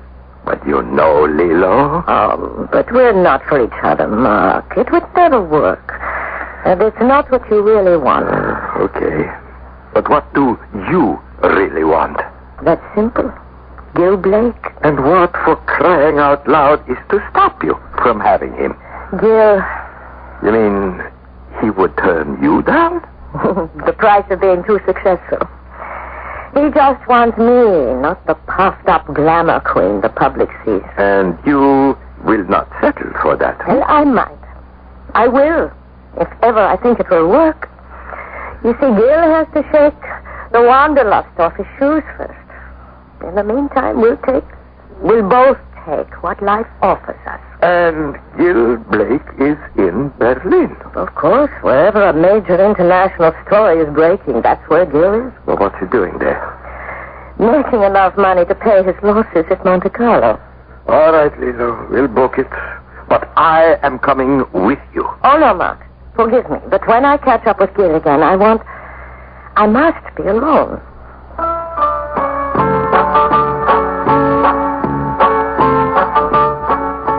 His name is Gil Blake. He writes adventure and spy stories, or lives them. Readers buy his spy stories, psychologists say, because they want to identify themselves with the hero, to dream of living dangerously, if vicariously. To be in the center of high adventure is not what it is cracked up to be. Danger, yes, but most of it is tedious and exhausting. Like my old days in the underground in Germany, when to be anything but a Nazi was to expect torture and death. But the real Gil Blake is something else again. My man, my Gil. In spite of all of our quarrels and separations, I have no doubts about calling him as I do now. From Paris to West Berlin. Hello, Lilo. Yes, Gil. I'm coming to Berlin. When? Tomorrow for 10 days. I sing at the Odeon. Where are you staying? That's up to you, wouldn't you say? Well, not here with me. Oh? I mean, the town is jammed, and this place is forget it. Where? The Wagner. Good Lord. Is that still standing? Barely. Look, give me a chance to rustle up something better if I can find the time. Why not? Well, I'm sitting on top of a powder keg of a story. It has to do with von Schlage and the sickening new movement here in Berlin. What? I can't talk over the phone. Look, what flight? Where do I meet you? I get to Berlin a little afternoon. But forget that. I must go straight to rehearsal for the opening tomorrow night. Why don't you concentrate on finishing your story, and as soon as I'm free, I'll come to you. You still love me? At this moment, with all my heart. This moment? What about the others? Lila, where have you been since I left you? What have you been doing? No questions. I will answer them all tomorrow night when we are together. How? How else? From this woman who loves you. You will come to my opening at the Odeon, and I will sing a special song just for you. Look, Lilo, promise me that... Tomorrow in Berlin, darling. Everything. Tomorrow is a day just filled with promise. Auf Wiedersehen.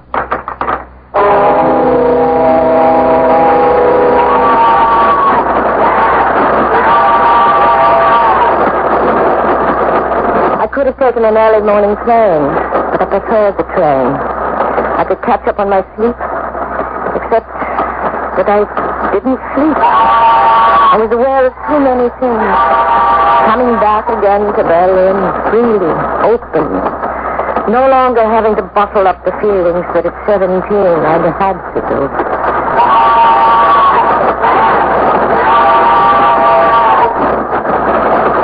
The next morning, my first step was to take a cab from the station directly to the Odeon and rehearsal.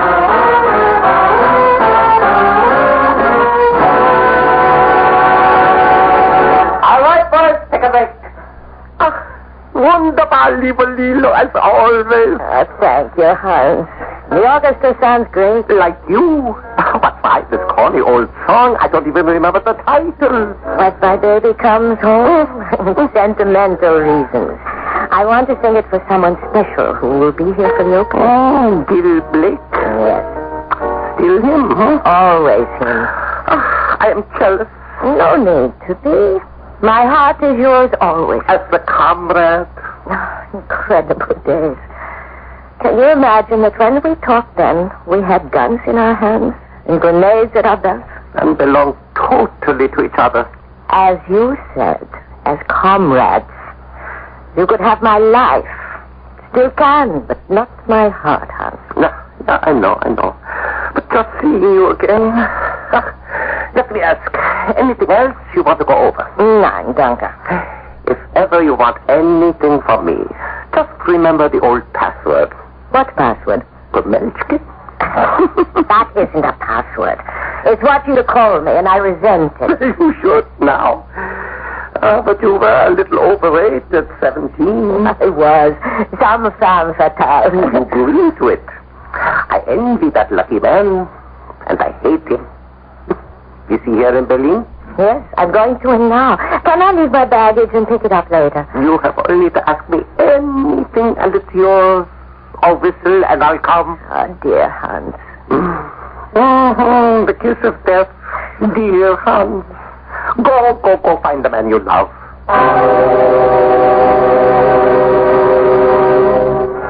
My heart is in my mouth. Childish for a woman of my years and my experience, but that's what Gil has always been able to do to me. I'm on my way to a grubby old hotel in a forgotten district in Berlin where he's finishing an article.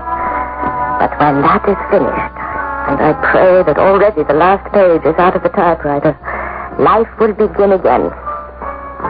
I walked down the hall of the somber old Hotel Wagner, dimly lit, uncarpeted, heavy with the faint but acrid smell of old dust. The doors are dark, and the paint is drying and beginning to peel.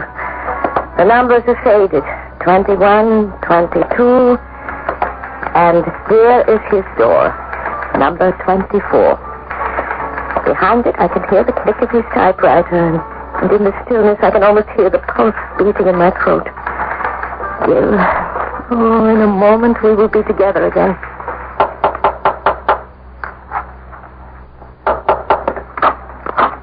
Well, looky here. Something I can do for you, beautiful. Oh, I'm sorry.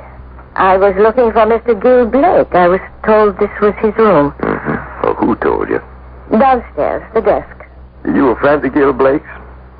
Well, no. I must have made a mistake. No, don't run away. I'm just asking a simple question. You know Gil Blake? Well, I've never actually met him, but... Correction, beautiful. You just did. Now, won't you step in?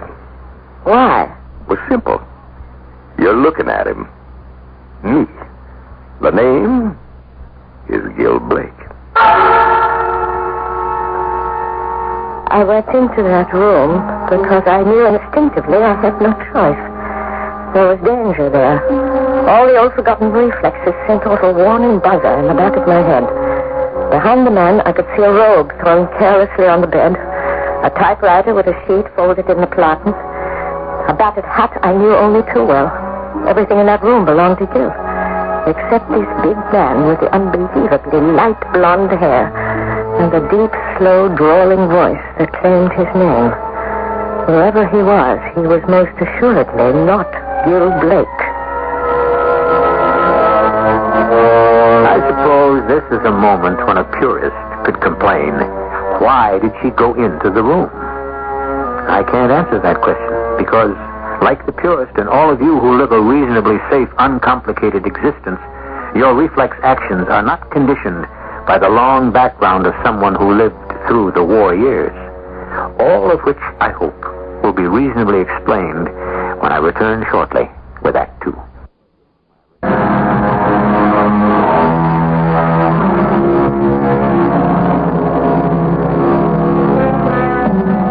Most of you, I'm sure, like me, have grown up in a world that didn't pose much more danger than the automobile or some distant fear of an atomic holocaust.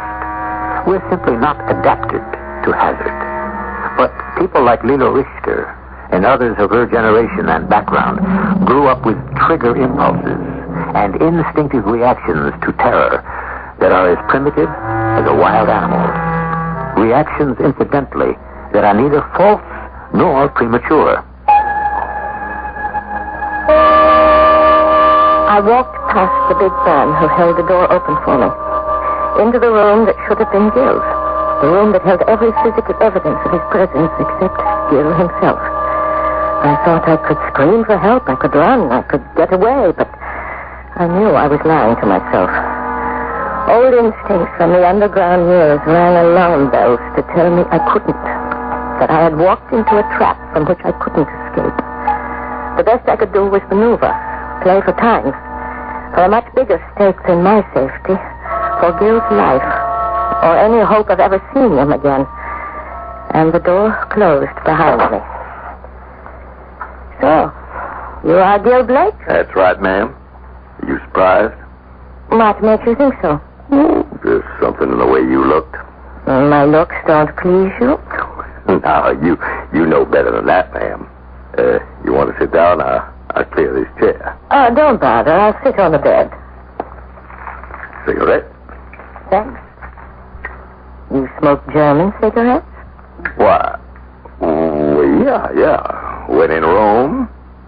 Well, anyway, American cigarettes are not that easy to come by. I should have offered you one of mine. Well, next time around. Well, now, getting back to the matter of looks, how come you looked so surprised when you met me?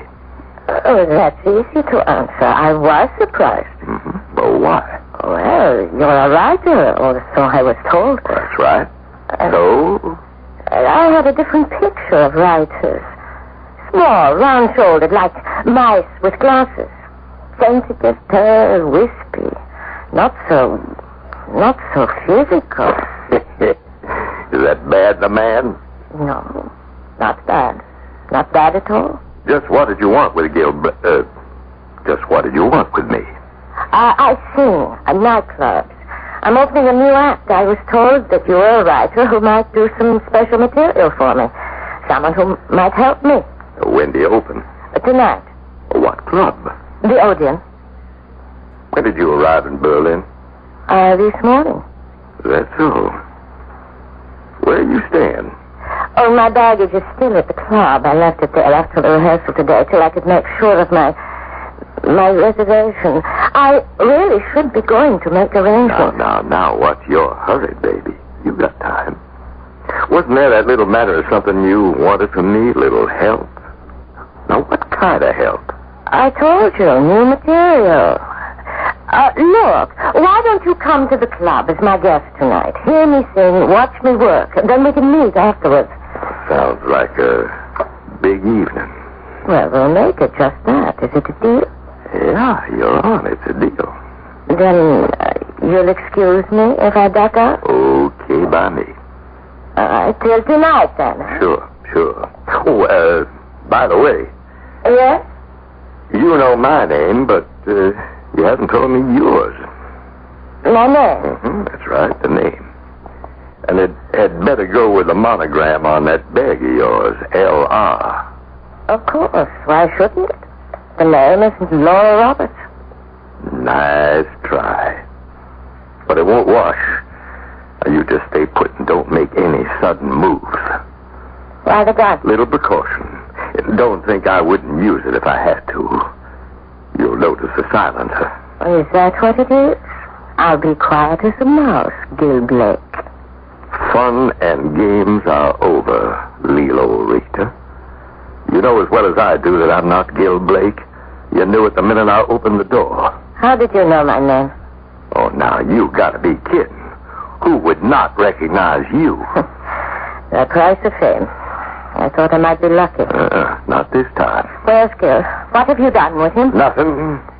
Yet. As you're going to find out for yourself. You and me are going to join him right now. Where? Patience, lady, patience. I'm going to make a little phone call before we go. To Gil? No. To my insurance company. Just a short message. And if you and me don't arrive where we're headed inside a certain time limit, we won't be able to join your boyfriend anymore. Blake will not be around to welcome anyone. Verstehen Sie? You're a German? Oh, yeah. American born, but, Herr Gauleiter, here is Joseph. As he spoke on the phone, his eyes never left me, and the gun was turned on me steadily. I turned from him, and my eyes fell on the paper in the typewriter, the words he'd been typing when I first heard the machine through the door on my arrival. As I read them, I could feel them burn into my brain. To whoever it may concern, when you find this, I shall be dead by my own hand. For my own reasons, which I prefer to keep my secret. Enough that I don't live anymore. And what better proof can I leave you than the body which will have led you to this note? Signed. It wasn't signed yet. And just as I finished reading it, my captor finished his phone call. All right. Let's travel. Are you taking me to Gil? Oh, yes, indeed. How could I be sure of that? You can't. But what choice have you got?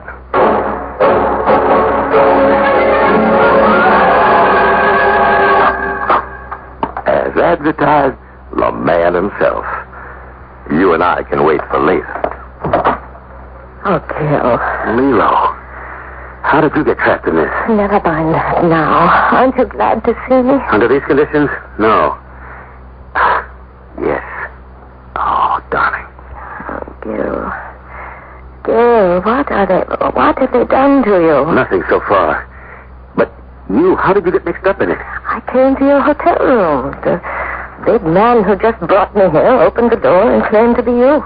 Oh, it's been so long you couldn't tell the difference? I won't answer that. What did you do, just walk in? I knew there was trouble. I could smell it. And I had to know what had happened to you. Why didn't you run? I couldn't have. It was like the old days. If you ran up against a stormtrooper, the only chance you had was to bluff it out. And this big man with the white hair... Tune? The one who brought me here. Yeah, that's him. He pretended to be you. And I thought if I played along, I could find out what had happened to you. Who is he? A real charm boy. American citizen till the war started. From 1938 on, he was going to organize the South for Hitler. Then Uncle Sam booted him right in his Nazi sympathies and sent him back where he came from. But if he's been a Nazi, why wasn't he arrested after the war? Where has he been since? Crawled into a war with the rest of the vermin.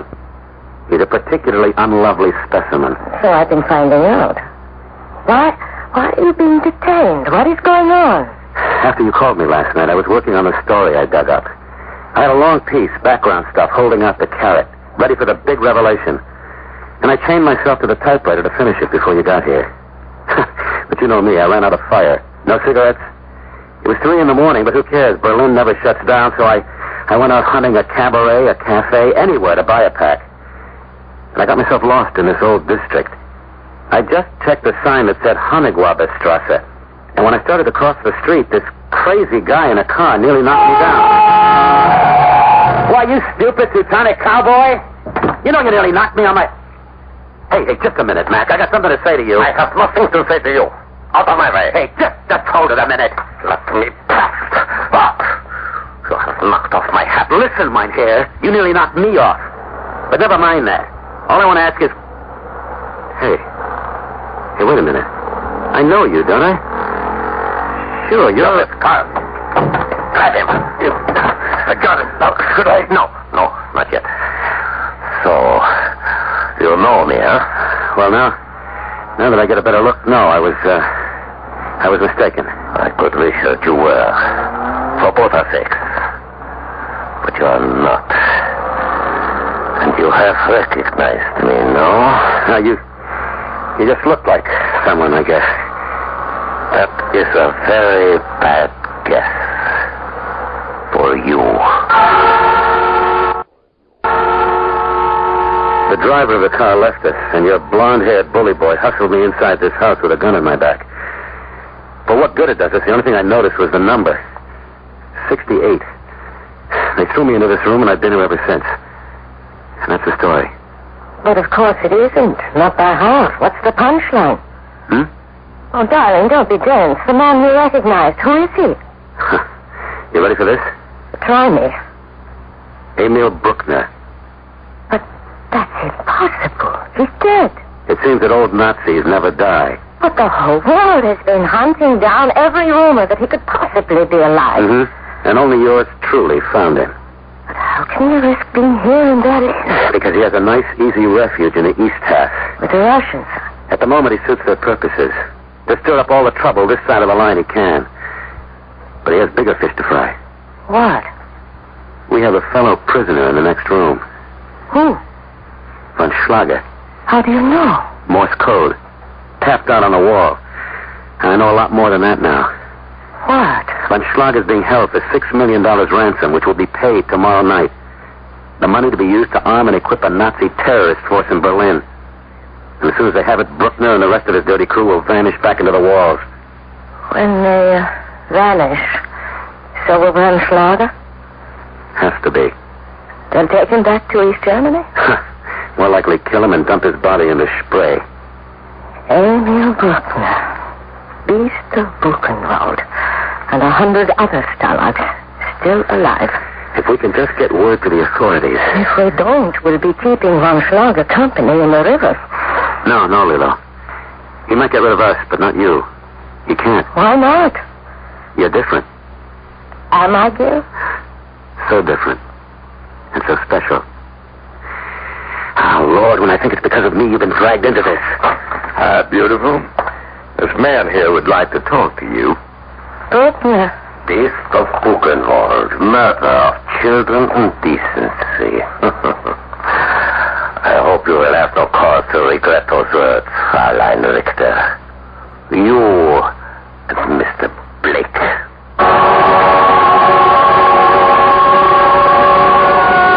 Emil Bruckner is not a large man, but the menace and the threat he projects make up for his size. His eyes are as hard as agates, cold as steel. The stench of the prison camp still surrounds him. He is a man totally devoid of conscience or pity. I shall return shortly with Act 3.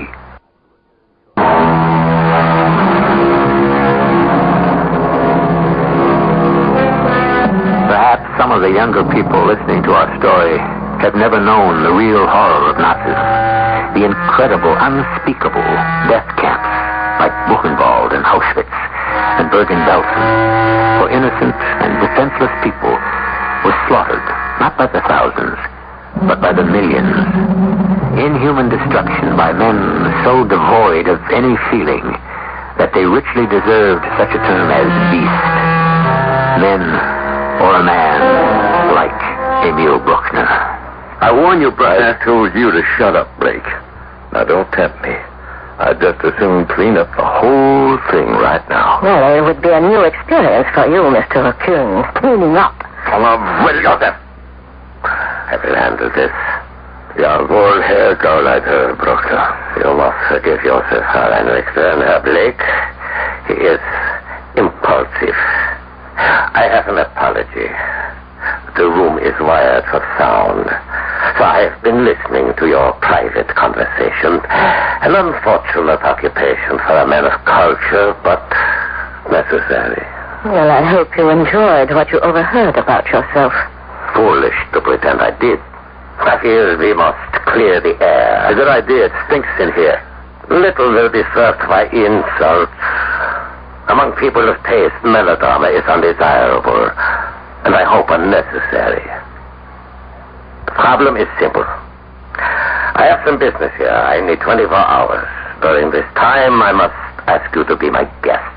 And after that? When I leave, you will be free to leave. You are not afraid we will go directly to the authorities? Once I am back in East Germany, what do I care for authorities here? You know what a manhunt would be started if the world knew you were still alive? No more than already exists when I'm supposed to be dead. It's all too simple. Life is always simple, my friend, if you make it so. Oh, there is one little thing Fräulein Lilo must do for me. What? The Herr Blake can drop out of circulation for a few days or even weeks without any hue or cry. Aber Sie, Fräulein, that is a different story. You would always be missed. Obviously, if I don't open at the club tonight, I have to be missed. Naturally. But a phone call explaining that malady of the throat, perhaps, preventing you from opening for 2 more days or so. And if I don't make such a call? He also has a suicide note, which is still in Herr Blake's typewriter. We can take him there to sign it and leave him in such a condition that he carries it out. Don't let him fake you out, Lilo. The note could be extended to include you both.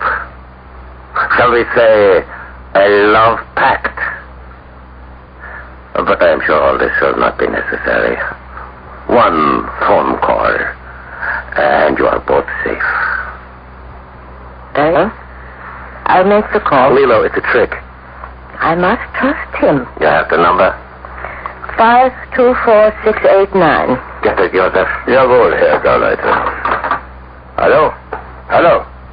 Geben Sie mir bitte 5, 3, 4... I hope I can trust you, Herr Bruckner. 9. You can trust me. I promise you will both be safe. Give her a line of telephone, Joseph.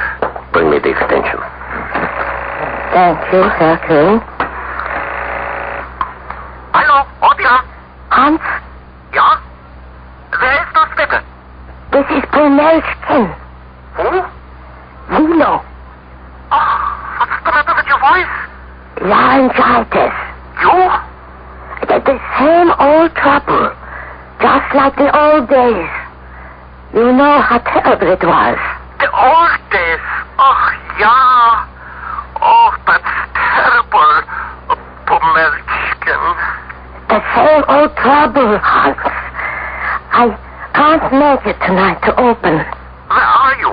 At the doctor's. Oh, well, how soon? I don't know, a few days. Where are you staying? I'm not quite settled. I'll let you know. I don't know what to say. Will you let me know about rehearsal before we open then? We won't need any. Just use the same routine. Except, as I told you, we'll make that change in the opening number. Change? Just so we both know where we are. I want to do it the way we used to. The old way. The old way? Hans, you know how we did in the song. Oh, you mean no love, no nothing? Yes. The number is too slow. You want a brighter 4/4? Make it 6/8. That's just right for the number. 2 courses. First in English, then pick up the last 8 bars in German. You know how it goes? My heart on strike. In fact, it's like an empty... That's it. Honeycomb and so on. But that's in German, right? Got it? You got it. Oh, but I'm worried about you. Don't worry about me. Let the doctor and the others do that. I'll see you as soon as I can. It can't be too soon for me. Auf Wiederhören. Auf Wiederhören. Satisfactory, Herr Bruckner? Beautiful, Fräulein. The little hoarseness was done splendidly. Such acting. Well, I have hung up my phone. So may you. I was wondering if I was wrong to trust you. But of course you were. I will go make arrangements for my safety. It is an hour before dark. You and Herr Blake have not much time left. You gave us your word of honor we would be safe. My word? As a man of culture, may I give you some other words from a man of honor? Iago in Othello. To be direct and honest is not safe. Well, you think not, Joseph. Oh. I'm afraid that's what Americans would call jumping the gun. Have no fear, Fräulein. He's merely unconscious. Perhaps not the worst way. Spending one's last hour. So you really mean to kill us? Had I any other course?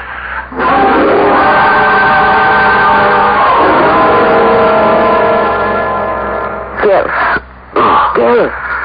What? Lilo. Where are we? What? Oh, Kuhn, he struck me. Yes, hush, my love. Are you all right? Oh, yeah, sure. Great shape.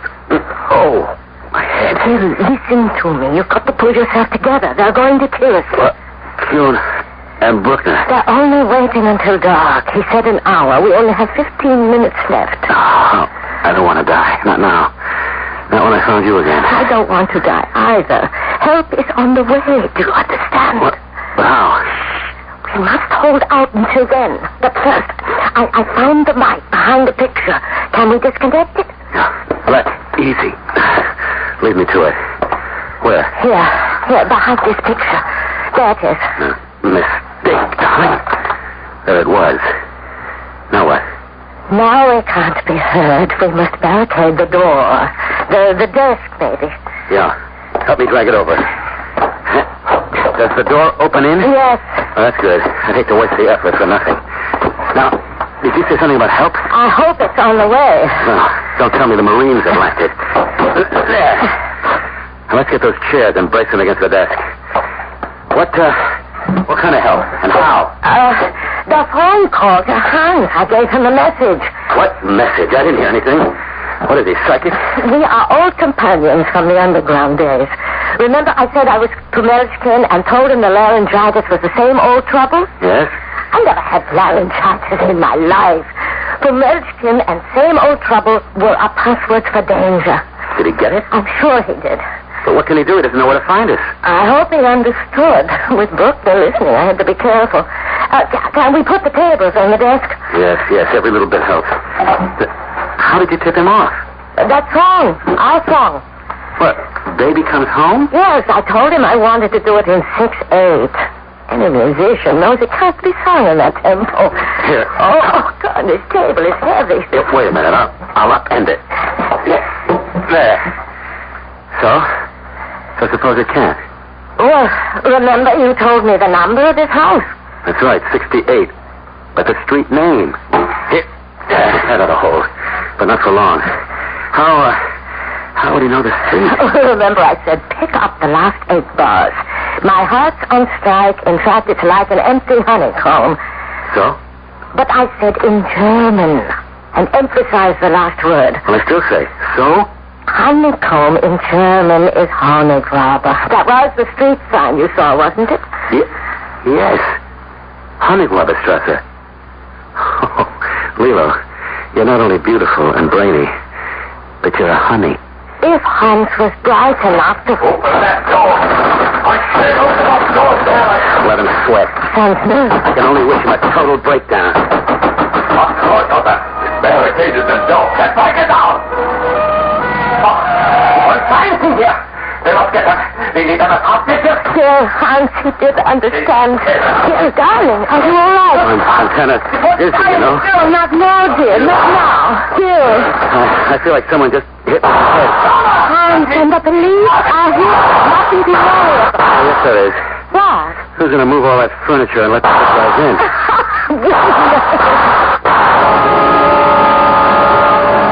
As soon as Hans and the police got into the room, we rushed Gil to the hospital. I stayed there long enough to learn he was in no danger.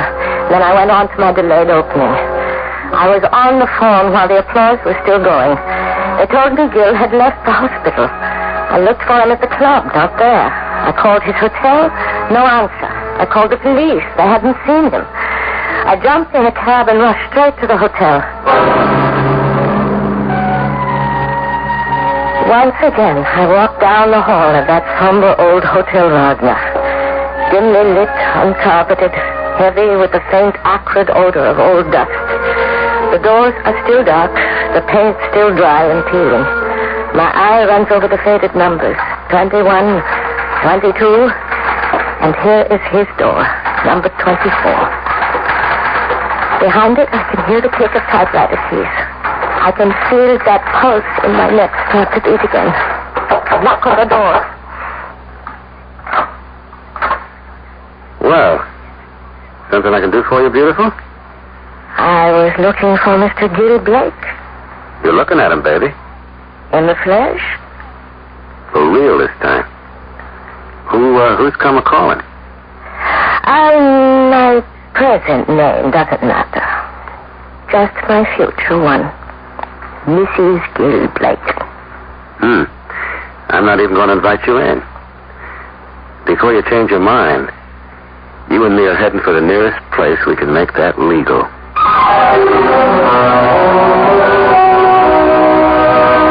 I remember the wedding. Half the world wanted to attend it, but the nearest they got was the headlines in the paper. Lilo finds her man, while the rest of us men mourn. Ah, well, there's nothing truer in the world than the old cliche, you can't have everything. But the dream was nice while it lasted. I'll be back shortly.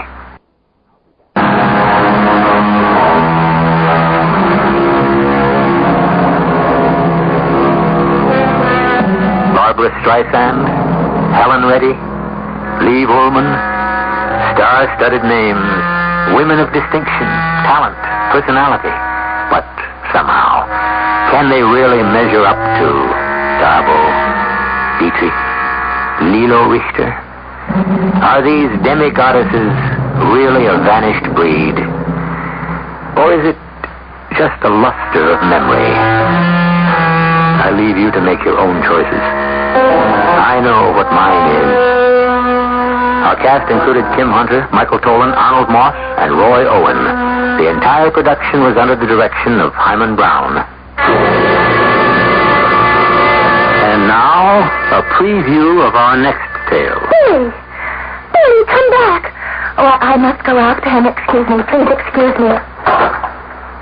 Sandy, I have a sneaking idea that Billy is in love with her. I've had that idea for some time. Are you for it? How can I be against it? How does she feel about him? I don't know. I don't know where Billy went. What is wrong? Oh, nothing, I'm sure. Well, didn't he like my cooking? Of course he did. We all do. You know, I never see your friend Svengali anymore. Doesn't he come here to play the piano? Svengali? Yes, you know, the one who cured my terrible headache that day. Yes, we know. Svengali. Listen, Sylvie. Take a tip from me. It's not wise for you to be interested in him. Radio Mystery Theater was sponsored in part by Contact, the 12-hour cold capsule, and Buick Motor Division. This is E.G. Marshall inviting you to return to our Mystery Theater for another adventure in the macabre. Until next time, pleasant dreams.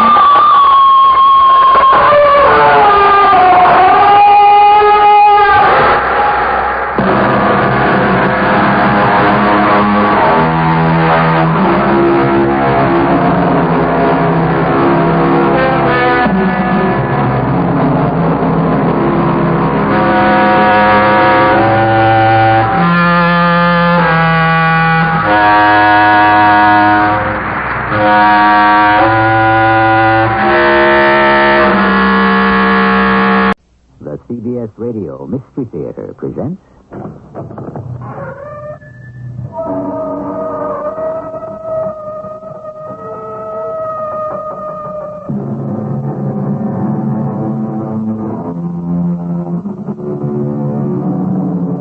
Come in. Welcome. I'm E.G. Marshall, inviting you to leave behind you the humdrum everyday world and explore the unusual, the strange, and the weird. The experiences we encounter here happen to persons just like us. One of you, I'm certain, has seen a flying saucer. Another has had an extrasensory perception. Haven't you seen a ghost or an apparition? Don't take the question lightly. Some things happen that cannot be explained. Listen to the doubt in Claire Porter's voice as she says to her husband, "It makes no sense, Tom. You dreamed it. And I know why. You've never gotten over the robbery of First Federal. Darling, you have to forget it. You were questioned and freed. And lost my job. This is retribution. Look at all this money. Old John Sutter sent it to me. Impossible. He's been dead for years, Tom. Then you explain where the money came from.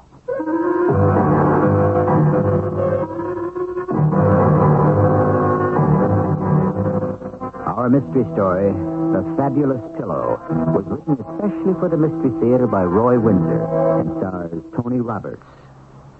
It is sponsored in part by Contact, the 12-hour cold capsule. I'll be back shortly with Act One.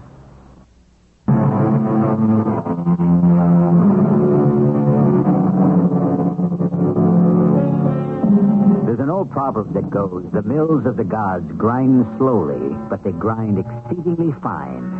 What that means, of course, is that justice may be postponed, but seldom is it denied. What's cruel about injustice is the suffering a person endures from false accusation. Once accused, he is tainted, even though innocent of the charges made against him. And that, as we will hear, is a burden that Tom Porter has borne for many years. He and his wife, Claire, are driving home from a dinner party at a friend's home in the country outside Hartford. Did you have a good time, Claire? Oh, yes. What a beautiful estate. Nice people, good food. Rich, rich, rich. Mike has done very well at the bank. What's his salary? Any idea? Plenty. He's a vice president now. He runs their investments. If I still worked there... Big word. If... Water over the dam, darling. Yeah, but some of it spilled on me. We are doing all right. If you think so, I'm content. But I did have a rosy future planned for us. Money isn't everything. You tell him. I mean it. Then you're not only pretty, you're silly. Pretty silly. Who wouldn't like to have Mike's money? I would. Instead, we're always squeezing just to meet the bills. You have the summers off, Tom. Yeah, but on a teacher's salary, where can we afford to go? Assuming you give up your job. No. It's subsistence, baby. It's not living. You still think the security guard was innocent? What was his name? I don't remember right off. Yeah, I thought so all the time. He liked me as much as he hated Whitfield, the assistant manager of First Federal. Now, Stuffed Shirt Whitfield is president. Why did you testify for the guard? I told you, Claire. I thought he was a good guy. Hey, watch your clothing. Sorry. Wow. I don't know. Who's a judge of character? If the old guard was mixed up in the heist, I'd never have guessed it. He was a kind of grandfather figure, you know. White hair and his eyes twinkled, proud of the bank. It just didn't figure. Well, forget it. It's easier said than done, darling. The police investigation splashed First Federal and me all over the newspaper. But you were pronounced innocent. That's no good. In the minds of the banking community, I'm still associated with the crime. End of banking career. Tom, look out! Oh, no, pull up! Too late!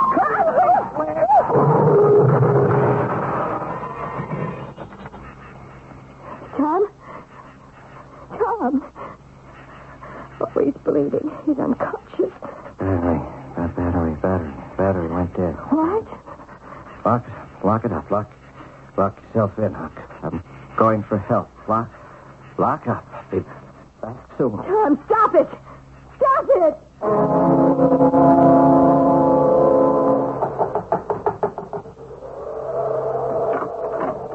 Excuse me, sir. My car battery went dead. Come in, young man. Come in. Thank you. May I use your telephone to call some garage? I don't have a telephone. Oh. Well, I'd better try another house. Yeah, closest one's a mile down the road. A mile? I don't know what to do. My wife... She's all right? Oh, yes. I told her to lock up the car. Where am I? Martinsville. Nothing's open this late at night. State police might come along. If they don't, the two of you are welcome to stay with me and Amy. She's gone up to bed, but she said to expect you. She did. I don't understand. You don't recognize me, do you, son? No, I can't say that I do. The hair's gone on top, and I grew this mustache and beard. Look close. There's something familiar about you, Miss Sutter. Sutter? John Sutter? Yeah, the same. The man you stood by after the Hartford heist. We never forgot, Amy and me. The Hartford heist. That's what they called it. 10 years ago. Well, I'm glad you're both alive, John. What have you been doing with yourself all these years? Well, the bank pensioned me off, and Amy's made a good thing of her needlepoint and quilt making. Look around you. Yes, I've been admiring them. Then, of course, there was the money. Oh? The boys made off with $500,000, Tom. Yes, I know. The police recovered most of it. Yeah, I read about it. 2 of the gang were killed in a shootout. The third, as I recall, tried to involve you. Yeah, that he did. And the police pounced on me like a blue jay on a June bug. They couldn't prove a thing. 90,000 was still missing. A lot of money. About 60 is left, Tom. 60? Left where? Son, this will come as a shock to you, but I wasn't as innocent as you thought. You were in on the heist? Yeah. And you have the money that's still missing? Oh, but about 30 grand. I don't know what to say. Why are you telling this to me? You want to hear how I masterminded the robbery? No. I feel bad enough having been a character witness. And I feel worse because that cost you your job. I was innocent. You were not. True enough. Well, Amy and I talked it over. You were hurt bad, and we want you to have the money that's left, about 60 grand. The money belongs to First Federal. Oh, forget the bank. The money that was stolen was recovered, and what wasn't was covered by insurance. Still, it's their money. 2 men were shot down, Tom. Well, they should have been. Will you listen to my proposal? I won't touch the money. You lost your career. If you hadn't, maybe today you'd be the vice president in charge of investments. Instead, you're teaching high school mathematics. Will you listen to my proposal? Go ahead.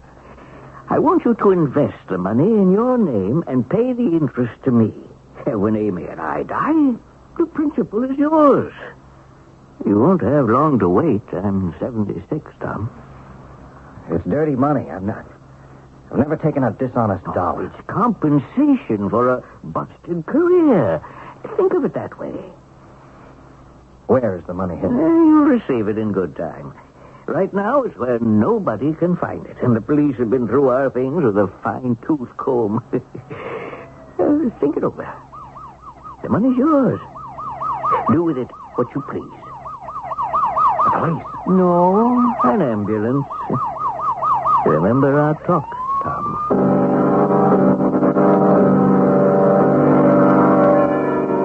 Your husband out of there in minutes, Mrs. Porter, and don't worry, he's all right. I still don't know what really happened, officer. Oh, car skidded. Went off the road. Your husband was sober, wasn't he? Oh, yes.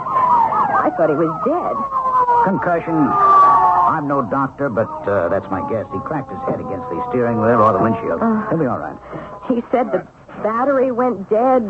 What? I was to lock myself in the car, and he'd go for help. Your husband said that? And then he slumped and passed out. Well, I guess his mind was wandering. What? Get over that foot. Hi. Can you help me start my car, officer? Tom, the car's a wreck. How are you? I don't know. I don't understand. You ran off the road and cracked up, Mr. Porter. I did? Yes, I'd better give the ambulance boys a hand. We're taking you to the hospital. What for? I heard the siren when I was talking to John Sutter up at the farmhouse. The car battery... Tom, there was nothing wrong with the battery. We went off the road. Now, you're talking funny. A concussion can do that. But I was in his farmhouse, and we talked about the robbery at First Federal. Tom, you imagined it. You've been here all the time. I was frantic. And then Lieutenant Hogan came by and ordered an ambulance. It's here now. Now, take it easy. You can bring the stretcher closer, boys. Yeah, all right. He just got knocked on the head. All right, sir. I feel faint. Well, that's all right. I'll get you to the hospital in no time. You're going to be all right. Oh, thank you. Thank you. I'll drive you to the hospital, Mrs. Porter. You know, you were lucky, both of you. How did it happen? Oh, it was my fault. I got to talking about something that happened years ago, and it must have distracted Tom. Sutter. That was the man's name. Sutter? Who's Sutter? The security guard who was arrested after the First Federal Bank was robbed back in 1969. Remember that? Oh, vaguely. But how does this Sutter come into this? Say, you sure you're all right? Tom said he went up to the farmhouse on the hill and had a talk with John Sutter. Well, now, you know better than that, Mrs. Porter. You said he never left the car. He didn't. He couldn't. But why should he talk about Sutter and the robbery? Well, you got me. Your husband's wussy from the crack on his head. There was a farmhouse up there, but 5 years ago it burned down. And Mr. Sutter? Well, as far as we know, Sutter and his wife died in the fire. They died in their farmhouse when it burned down? That's what the medical examiner said. I can't believe it. Darling, don't brood about it. We're alive, luckily. It's not that, Claire. I'm thinking about Sutter and his wife, Amy. And a comfortable living room filled with needlepoint pillows and beautiful quilts. Tom, you imagined all that. Believe me, you were unconscious. You never left the car. It was tilted half on its side. Yes, but I talked with him, Claire. Really, I did. Concussion can do that. The doctor said you had a concussion. Consciousness returns slowly. Now, please, lie back and rest. It's the only cure, Tom. Now, I have to see Lieutenant Hogan and fill out some forms.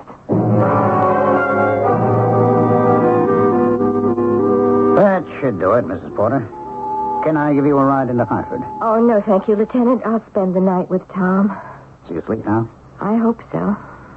Was he still muttering about Sutter and the robbery? Yes, he was.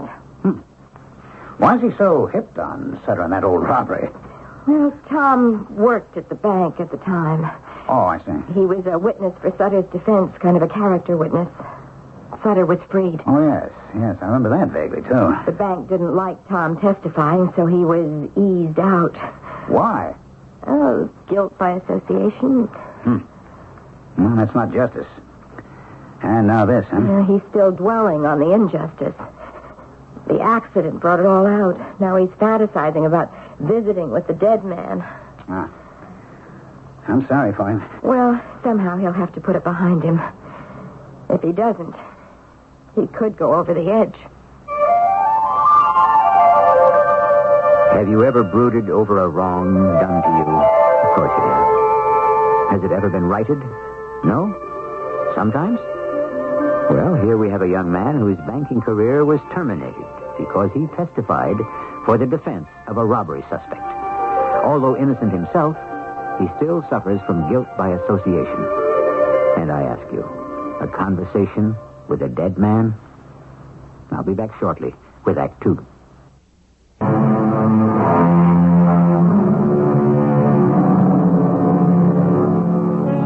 We live in a time when individualism is more important than ever before. Individualism is the worship of self. To reach our goals, we lose our sense of responsibility to others. That's why Tom Porter was forced out of his banking career. The image of the bank was more important than Tom's belief that John Sutter was an innocent man. Well, he's found out differently. It's still on his mind as he is about to leave the hospital. Hey, wake up, wife. Oh, I can hardly move. I told you to go home. What, and leave you here dying? Oh, I'm fine. Let's get out of here. Oh, that chair was no place to fall asleep. Oh, Tom, you talked pretty crazy last night. No, I didn't, darling. I know what happened to me. I'm not talking about the accident. I mean about John Sutter. Tom, dear Tom, darling Tom, for the last time, will you please forget John Sutter? His farmhouse burned down and he's dead. Years ago. Lieutenant Hogan said so. But I talked with Sutter. Sure you did. Darling, you had a concussion. You were knocked out. Your mind wandered around because you can't forget what happened 10 years ago. You know what he said? He was the inside man who worked with the gang that robbed the bank. Which makes you some great judge of character. Yeah, that hurts. Well, that's ancient history. Sutter knew what happened to me, so he wants to compensate me for losing my job. He still has $60,000. He wants me to invest it and pay him the interest. When he and his wife Amy die, the principal will be ours. Tom, it's a pipe dream. That's what he said. Tell you what we're going to do. I'm going to prove you're crazy. I will telephone for a rented car. This time I'll do the driving. We'll return to where we had the accident, and you'll see for yourself that you are wrong.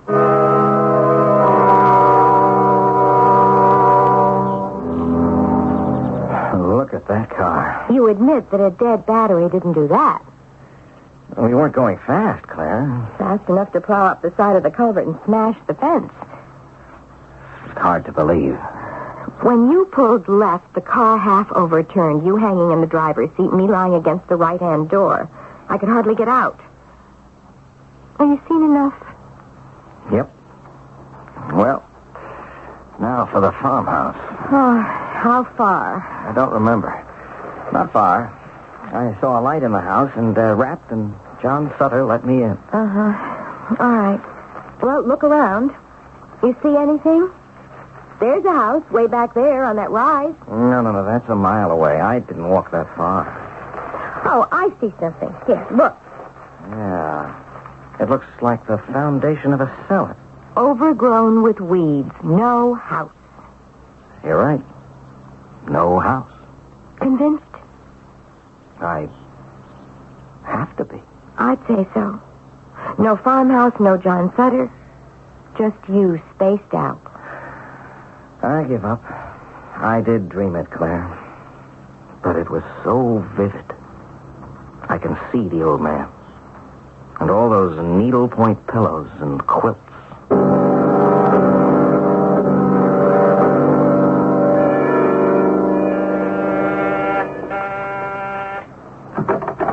Good evening, Mrs. Porter. Hello, Lieutenant. Am I interrupting anything? No. Come in. I just took a chance. That's all right. Come in. Tom? Lieutenant Hogan. I'll be right there. Oh, please sit down. Thank you. It's a very nice room. I didn't expect to see you again, but I'm glad you dropped in. I want to thank you for your help last night. Yes, and my thanks, too, Lieutenant. Oh, you're welcome. It's just routine. Thank heaven you came along when you did. What can we do for you, Lieutenant? Well, this is an informal visit. You don't have to answer my questions if you don't want to, and maybe you won't because the subject's probably painful. Anyway, it's about the Hartford heist. Well, I'll answer anything you want to ask. Well, good. I'm no psychologist, but what you said got me sort of interested, so I looked up the robbery in our files. Why? What's your interest? It's still, in part, an unsolved crime. $90,000 still has not been recovered. I'd like to trace it, maybe find it. Sutter has it. Tom. That's not what you said during the investigation, Mr. Porter. You defended Sutter as a man of good character, honest, conscientious. Your words. Well, at the time, I believed the words. I have since found out that I was wrong. Lousy judgment. I see. What changed your mind?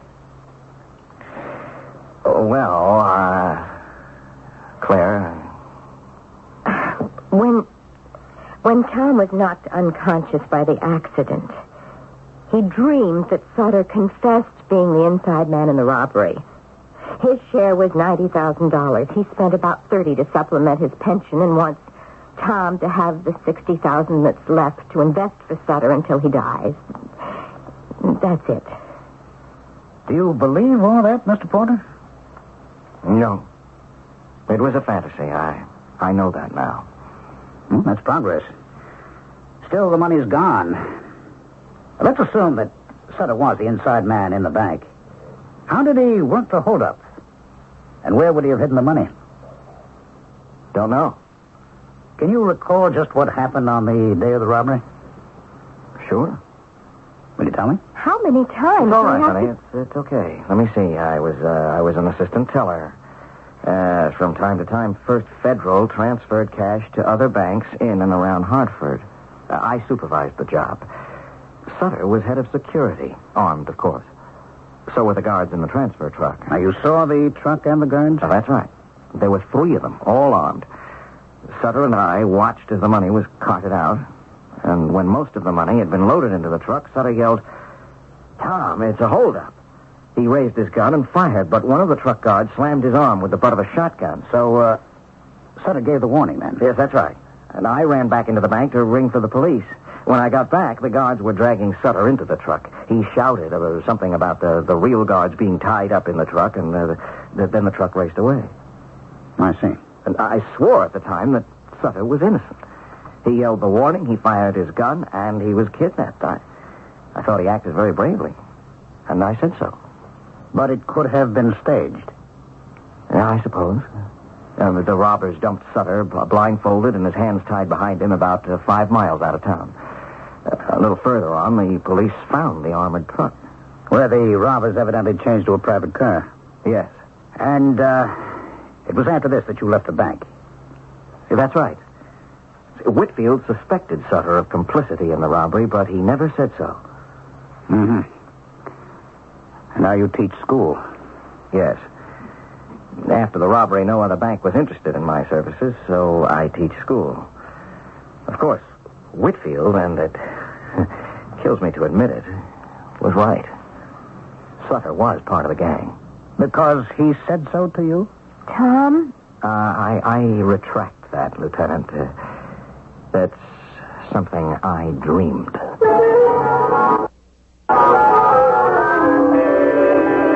Our evening for callers. I'll see who it is. The package, Mr. Porter. Oh, thank you. You sign here? Where it's signed? Oh, I see. Thank you. Thank you. A package for you, Tom, huh? Did you order something? No. Who's it from? Mr. Gore. Oh, come on. Let me see. Gordon Whitfield. Is it ticking?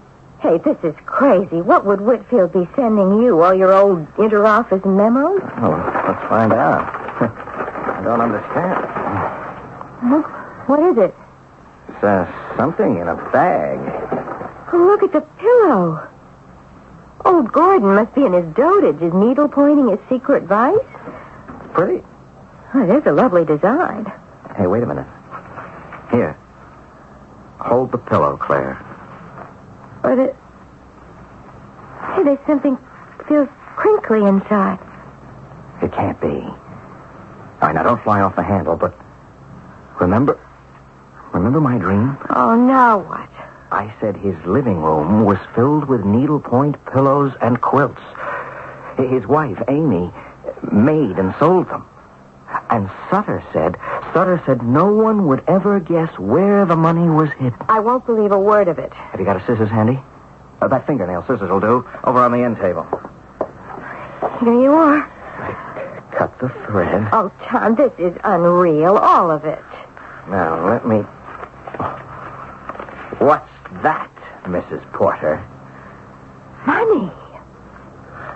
Old, beautiful money. The 60 grand Sutter wants me to invest. Oh, it is incredible. You cannot have gone to Sutter's farmhouse because it's burned down. You cannot have talked with Sutter because he's dead. Now, those are facts. Yes, I agree, but this is a fact, too. 60,000 facts hidden in a needlepoint pillow. And look here. The needlepoint covering is initialed A.S. Amy Sutter. But how is this possible? If the pillow didn't come from Sutter, it was sent to us by Whitfield. Why? That's what I want to know. Sutter said it was compensation for me. Could it be conscience money from Whitfield? He has no conscience. It's some kind of joke. Well, take a look. This is no joke. It's a fortune. Just look at it. Crime casts a long shadow. Its effects sometimes are felt years after the deed. But the effects of this one are very strange. There's usually an explanation for what happens, but Tom Porter's experience is unique. The bank robbery with which he was tainted, his automobile accident, his fantasy visit with the dead John Sutter, and now to receive $60,000 of the stolen money. We will learn more when I return with Act 3.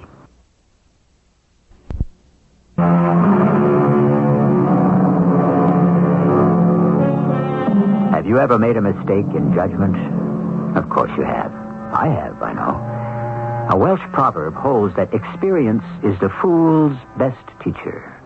The wise do not need it. In Tom Potter's case, substitute judgment for experience. He was mistaken about John Sutter, and his life was changed by it. Tom has just opened the box containing the pillow and the stolen money. Sutter is dead. How many times do you have to be told that, Tom? Well, then we're mixed up in something supernatural. There is no such thing. Anyway, there's some rational explanation for this. Sure. Sutter's alive. But he isn't. Will you trust me with the rented car? Where are you going? Back to the site of the accident. I'm going with you. No, ma'am. Why not? Only if you stay in the car and let me walk up that hill alone. And all you will find is a foundation overgrown with weeds. You saw that this morning. Yes, I did, but if I talked once with Sutter, maybe I can talk to him again. What do you say? All right. I owe it to the man. Or, to have it your way, to his ghost. And then what? Well, then I'll decide one way or the other. Agree with Sutter's request or call in Lieutenant Hogan. You really think there's something supernatural about this, Tom? Why not?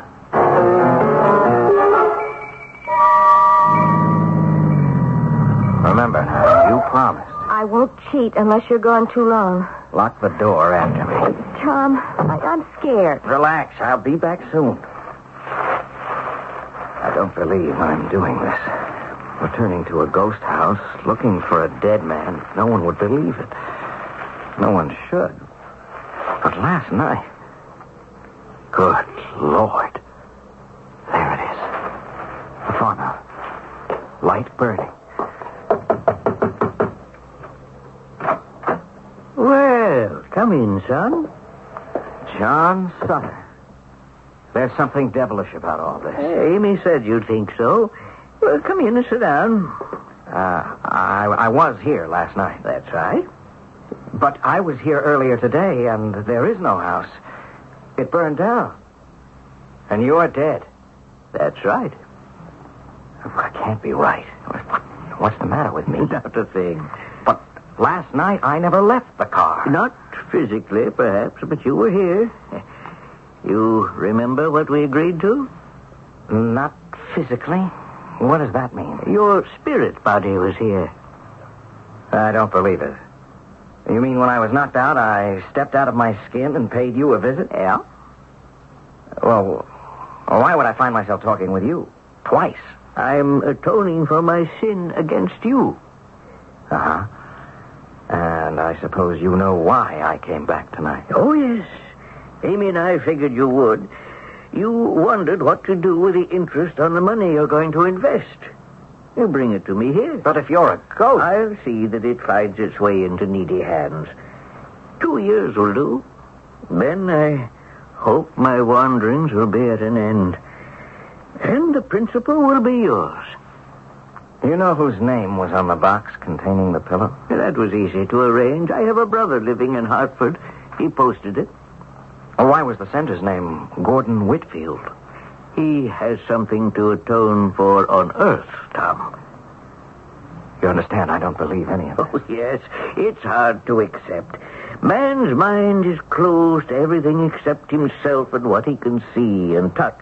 Oh, don't let it bother you. Go along now. I'll see you later in the year. And that's what happened word for word. And now I'm really scared. I'm not, and don't you be, but it was weird. Not scary, just weird. Unless I've got a short circuit in my brain, I believe what I heard. But how could the brother have sent the pillow, and why under Whitfield's name? Did Sutter appear to his brother? Who knows? I suppose so. It's creepy thinking of ghosts hanging around waiting for atonement. Let's go home. Right. Well, what are you going to do? Keep the money? I want to talk to Hogan. He won't believe any of this. No. Why don't we keep the money? I'm tempted, honey. I really am. But look, let's talk again to Lieutenant Hogan. Lieutenant, what would you say if I told you that I know where $60,000 of the money can be found? I'd say tell me. You're being mighty mysterious, Mr. Potter. Well, I've had a mysterious experience. All right, let me say officially that if you have the money, you're required by the law to return it. I like you and your wife, but if I have to, I'll get a search warrant. If the money's in your place here, we'll find it. All right. You do that, but I can tell you this.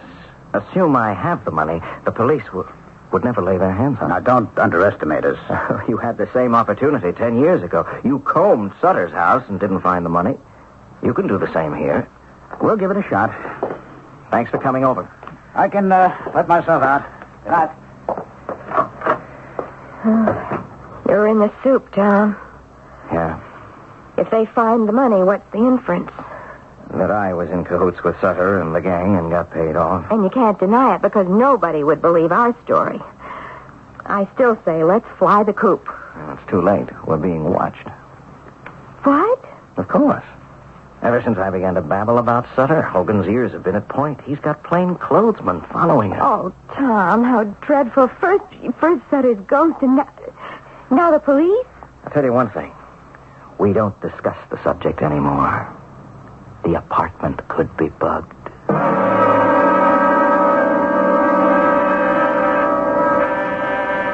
That's Whitfield, Claire. I'll go. Do you want me to stay? Of course. Hello, Mr. Whitfield. Just what is this about, may I ask? Come in, you'll find out. You've met Mrs. Porter? Good evening. Yes, I have. Oh, please, won't you sit down? For a minute. I'm expected at the Century Club in 20 minutes. Will you please explain your mysterious telephone call? What if I told you that I know where to lay my hands on 60,000 of the bank's missing $90,000? Lieutenant Hogan suspected that you could. Well? I was wrong about Sutter. The prosecution thought so. He went free because of your stubborn insistence that he was innocent. I paid for it. Indirectly, Whitfield, you, too, seem to have been mixed up in the robbery. You'll excuse me? No, not yet. About $60,000 was sent to me. Meaning, obviously, that you, as well as Sutter, participated in the robbery. You waited a long time for your share of the money. I had nothing to do with the holdup. The stolen money was sent to me by you. You know that? Your return address was on the package containing it. You must have the receipt. True? Yes. I received a receipt in the mail. How do you explain it? I don't. I didn't send the package.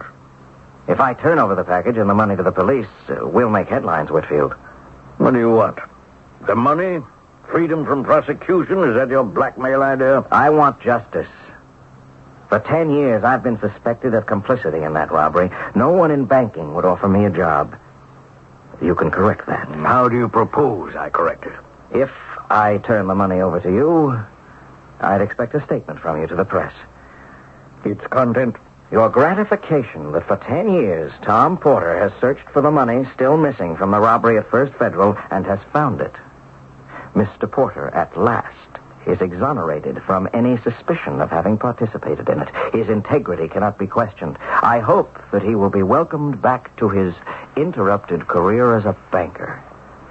Word it your own way, I've lived under this cloud of suspicion too long. The statement would be uncharacteristic of me and distasteful to the bank. Well, then I'll have to turn the package, including the wrapping, over to Lieutenant Hogan. If I issue such a statement, you'll destroy the wrapping with my name on it? Yes. My solemn oath. Very well. Good night.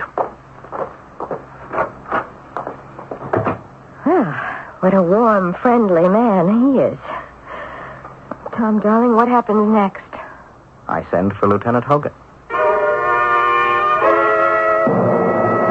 You know, I suppose, that this room was bugged. Everything you and Whitfield said was recorded.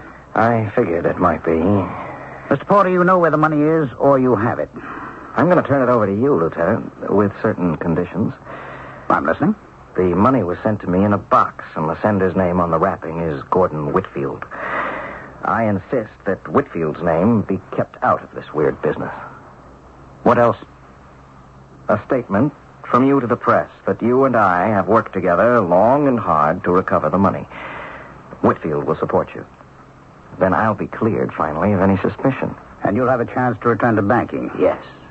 That's all I want. I'll have justice. Anything more? If there's a reward from the insurance company, I expect to receive it. For one thing, we need a new car. All right. I accept the conditions. Where's the money? You're leaning on it, Lieutenant. What? The needlepoint pillow. Huh? It's slit at the side. Reach inside and, there you are. Oh, good Lord. This is the craziest. Wait. Let me get this straight. You said Sutter. Dead old John Sutter talked to you and told you you'd receive the money. Now, somehow you did receive it stuffed in a pillow. And mailed to you by Whitfield, who knows nothing about it? Correct. Those are the facts. That's absurd. Makes no sense. I know. But there's the money. We'll keep the pillow. It's a nightmare. I agree. You explain it.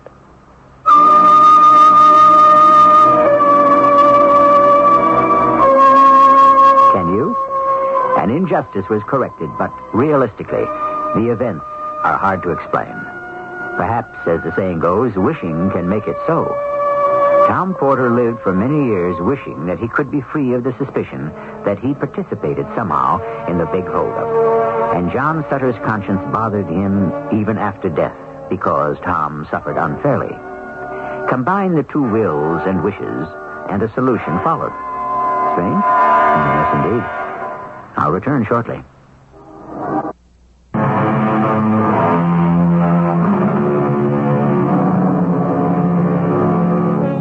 The stories I bring you, as I always say, are tales of the macabre. Unusual because in each of them there's a peculiar twist in a person's fate. The odd thing in the story we've just heard was Tom Porter's 2 encounters with the ghost of John Sutter. You may doubt it. If so, ask yourself how that stolen money came into his possession. Our cast included Tony Roberts, Terry Keane, Ralph Bell, and William Griffiths. The entire production was under the direction of Hyman Brown. And now, a preview of our next tale. Them glassy blue eyes don't fool me, or that pink skin, or those red lips, or those dandy clothes neither. I know all about you, old man. All you need is one good push and it's all over. Just one hefty shove, that's all. Cassandra! Yes, Mr. Dryer? What were you doing? I gotta collect these glasses and wash them up. You were doing something else. Did you put your hands on it? Oh, the picture, you mean? You know that's what I mean. You told me not to. Well, did you? No, I was only talking to it. Why would... What? Talking to it?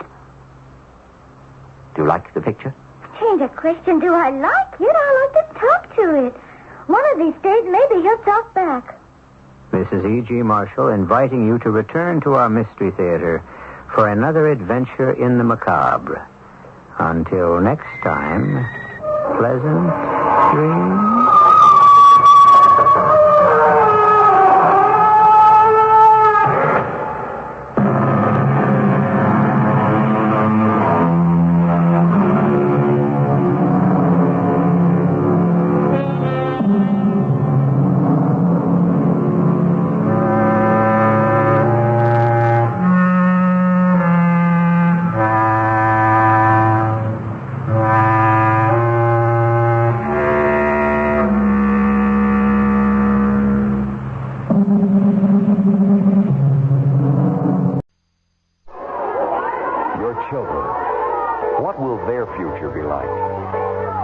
Children's education will affect them for the rest of their lives. That's why planning a child's education is so important. As a parent, naturally, you want to provide the best.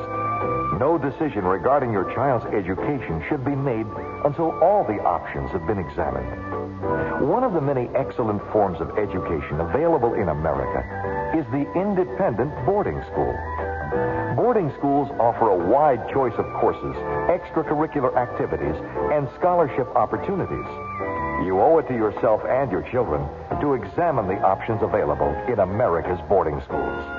To find out about more than 80 nonprofit schools throughout the country, write for a free booklet to Boarding Schools, Baltimore, Maryland, 21202. A public service of the National Association of Independent Schools and this station. WFAA, Dallas Fort Worth. The CBS Radio Mystery Theater presents...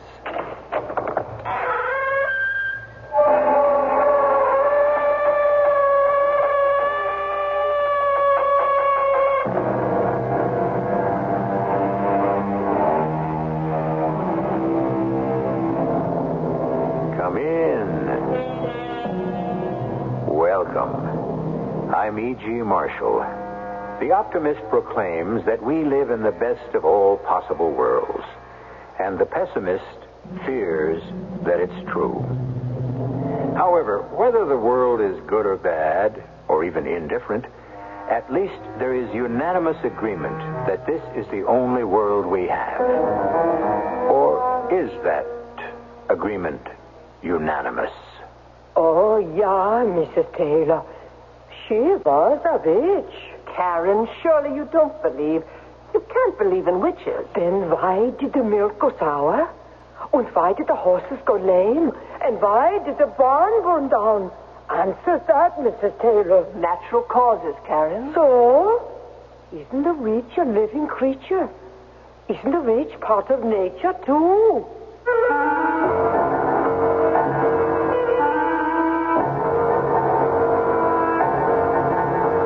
Our mystery drama, The White Ghost, was written especially for the Mystery Theater by Sam Dan and stars Ralph Bell and Ann Williams.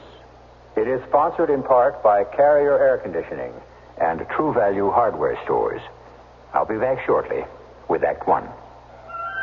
You want your house to be a home all year round. You can do it economically, no matter what the weather's like outside.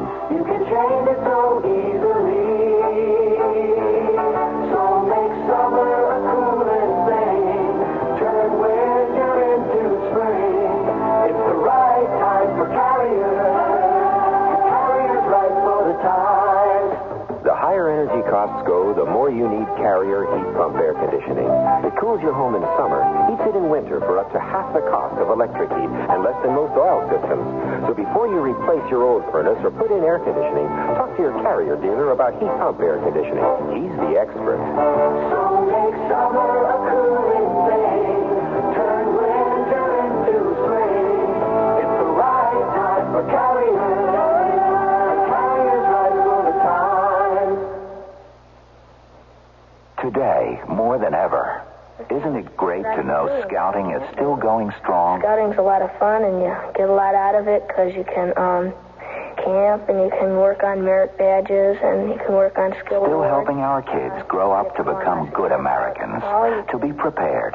You might even be able to work to Eagle Scout, and it helps you a lot when you grow up, and it's a lot of fun because you get to do lots of things. Yes, thanks to the United Way and people everywhere, scouting is still teaching honesty, self-reliance, respect. All the ideals worth believing in, ideals worth supporting.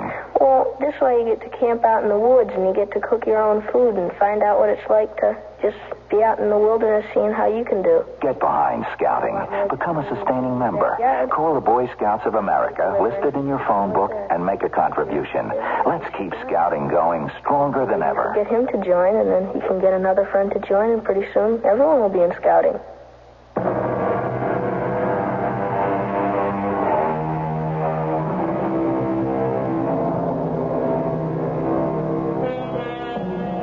It was a gentleman named John Haywood who back in the Elizabethan era said, "You can't have your cake and eat it." Well, he may have been a fine poet, a perceptive observer of human comedy, but he blew this one. Because the fact is, you can have your cake and eat it. You can have it both ways.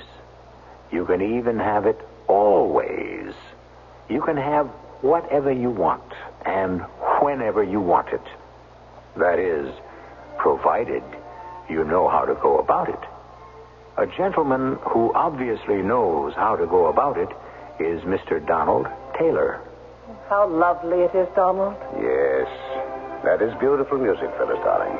Not just the music, but everything. Everything? Oh, yes, everything.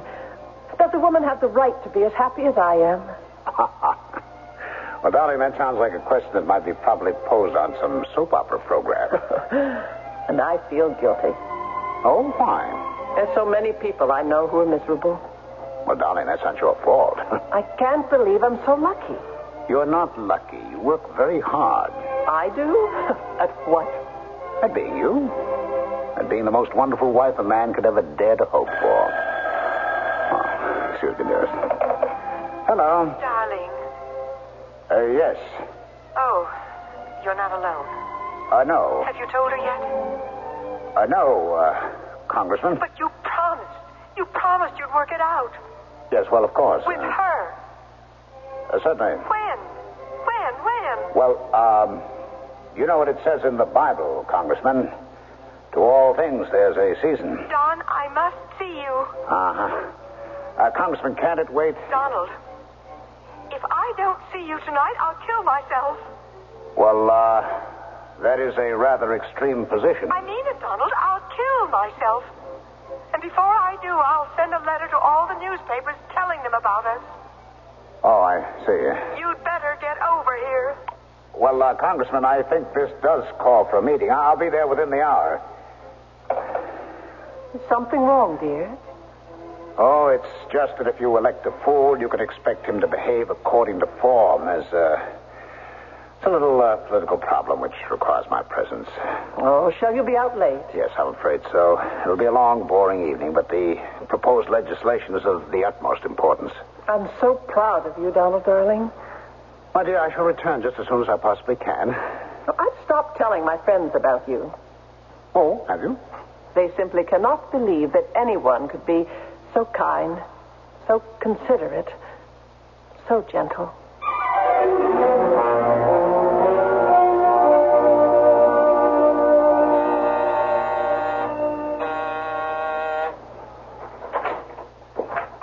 Donald. Oh, Donald. Donald. Why did you strike me? Don't you ever do that again. Don't you ever call my home again. Don't you ever threaten. And don't you ever forget it. Donald. What's come over you? You'll kill yourself and write a letter to the newspaper. Which paper would print it? Which paper is anxious to invite a libel suit? I wouldn't write a letter to any paper. I just said that because I'm so frightened and miserable. Trudy, we've come to the end. The end? Of what? The end of the affair. Affair? Every affair has a beginning, and whatever begins eventually ends. It's the law of nature. But I love you. And you love me. Oh, do I? Well, you said so. Donald, you said you were unhappy, desperately unhappy at home. You said you wanted to leave her and marry me. Were you lying to me? Yes. Donald. I paid generously for the privilege of telling you a lie. And you have quite a bit to show for it. The apartment, clothes, jewelry. Why do you think I agreed to the apartment? Why do you think I agreed to everything? I believed you, Donald. Oh, now sit down, Trudy. I know you come from a small town, a very small town, but surely no one is that naive. I believed you. Now, look, I want to do something for you. I have a friend. He's quite wealthy. What are you saying, Donald? Well, wouldn't you like to make another connection? A gentleman who would certainly take the very best care of you. Don't you dare talk to me like that. I'm not that kind of a girl. Oh, my dear, you are. You are now. And you should be grateful to me for seeing to it that you will be highly successful. I was a good girl. I guess nobody ever talks like that anymore. Oh, go ahead, laugh at me. Trudy, Jim Pendleton is absolutely wild over you. He saw us that night at the party. Small town girls like me. We come to the big city. We think we're going to become somebody. You know, he said to me the next day, Don, who's that absolutely smashing girl and then this is what we become. Everything always works out for the best, Trudy. Now, look, why don't we have a... I never thought it would that it could ever happen to me. Jim Pendleton's really a very lucky devil. He is? When I think of you and Jim, I know I'm going to be jealous. Well, would Jim object to sharing me with you, Donald? Jim is quite busy. He does go out of town a great deal at that. And, I guess what he doesn't know. You know, you're really a wonderful girl, Trudy. Am I? Oh, yes. Of course, you are understandably upset. when I walked in here, I must admit that I was too, but you're basically a level-headed girl, you know. That's why I was attracted to you in the first place. Good girl. You're behaving admirably. Now, come here. Sit down. I've got a gift for you. Have you? I thought it'd be a kind of a going-away gift, but looks like you're not really going away. That's a coincidence. I have a gift for you, too. Oh, really? Well, that's wonderful. Where is it? I've been keeping it in this drawer. Oh, yes? What is it? It's an ounce of lead. Trudy. Trudy, you're crazy. Yes. I believe you. That should prove I was crazy. Trudy, put down that revolver. A gift from me to you. Now, you can't get away with I this. don't want to get away with anything, Donald. After I kill you, I'll turn the gun on myself. Now, Trudy, listen to me. There's nothing you can tell me, Donald. Not anymore. Trudy. I don't care anymore. Goodbye, Donald. I can't be found here dead in your apartment. I'll write a note. I'll explain it. Goodbye, Donald. It doesn't fire. Why doesn't it fire? All right, give me that gun. Let go of me. You fool. Quit pulling that trigger. There might be a live valve. Let go of the gun now. Why doesn't it fire? Let go. Let go. Trudy. Oh, no. No.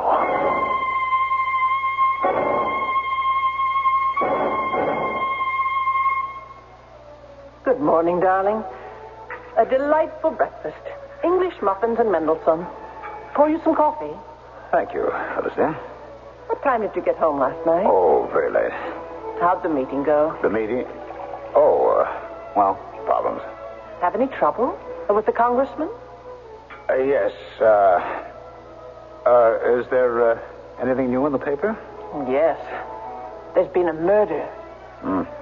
Unfortunately, that happens too often. We've become such a violent society. Who was murdered?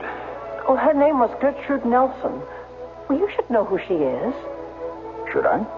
At first, the name didn't mean anything to me either. Then, as I read on, it said she worked at the Cloverdale Country Club. Well, that's our club. Yes. And it's Trudy. Trudy? Yes, Trudy. The stunning blonde-haired girl who was cashier in the coffee shop. Oh, Trudy. Someone broke into her apartment and shot her. Broke in? Yes. Well, there were signs of a struggle, as if she'd put up a fight. And a rear window was broken. Her empty purse was on the floor. Evidently, some money and jewels were taken. Do the police have any leads? Oh, the paper doesn't say. Oh, poor girl. She was sweet. The one that did this thing. Does he realize he snuffed out a beautiful young life?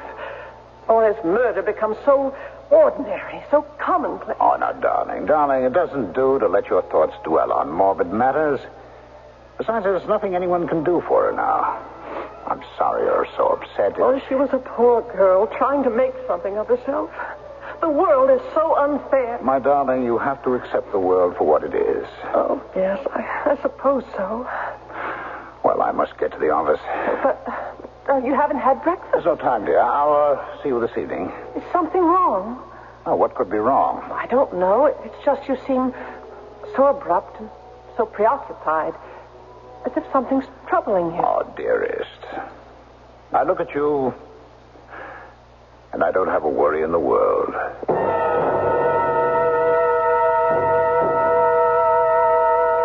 Miss Powers, I have to concentrate on this report. I don't want to take any calls for the next half hour. Oh, didn't I just tell her? Oh, damn, it's a private line. Hello. Hello. Donald. Who? Donald, darling. It's me. What is this? Me. Trudy. You're dead. I want you to know I'm very happy. Who is this? You would be happy here with me. Now, listen. With me. With me, Donald. Now, look here. We would be so happy together here, Donald. It's a joke. It's a practical joke. But who knew about Trudy and me? I was careful. No one knew about us. If anyone knew, they'd tell the police. Wouldn't they? Well, the police haven't called on me. They would if they knew. So if it isn't a joke, but... Oh, no, it can't be. The other thing either. It can't be Trudy. It can. It can't. It is. It isn't. Life is filled with questions. True or false. Multiple choice. We're always being confronted and tested. Particularly if we're involved with murder. But on this show, in addition to questions, you also get answers. A few will be delivered when I return with Act 2. Right now, your True Value hardware store can show you 2 simple ways to save money by spending money. Hi, Pat Summerall to explain how. First, go to your True Value hardware store for Owens Corning Dust Stop Furnace filters. Install one in your furnace or in summer in your central cooling system. Change it when the fiberglass filtering material gets dirty, about once a month. Your furnace or cooling system won't have to work so hard, so it'll use less fuel to provide the same amount of heat or cooling, so you'll save money. And second, go to your True Value hardware store for General Electric Soft White Plus light bulbs in 75 and 100-watt sizes. They cost a little bit more, but they last twice as long as standard bulbs, so you'll save money again. Owens Corning Dust Stop Furnace filters and GE Soft White Plus light bulbs are 2 simple ways to save money by spending money. Find them at your participating True Value hardware store. And remember now, you can charge your purchases on Master Charge at many stores. Dreams. We all seek to understand the many ways in which God reveals His Word. Throughout time, God has spoken to man in dreams. Jehovah said in the Old Testament, "Listen to my words. If a man be a prophet, I make myself known to him in visions. I speak to him in dreams." So pay attention to your own dreams. They might well reveal flashes of the future, predictions and warnings of things to come. They may give you a glimpse of God's guidance to lead you back to the peace and security of His way. For your free booklet on dreams, write to the Foundation Church, 1147 First Avenue, New York, New York, 10021. That's the Foundation Church, 1147 First Avenue, New York, New York, 10021.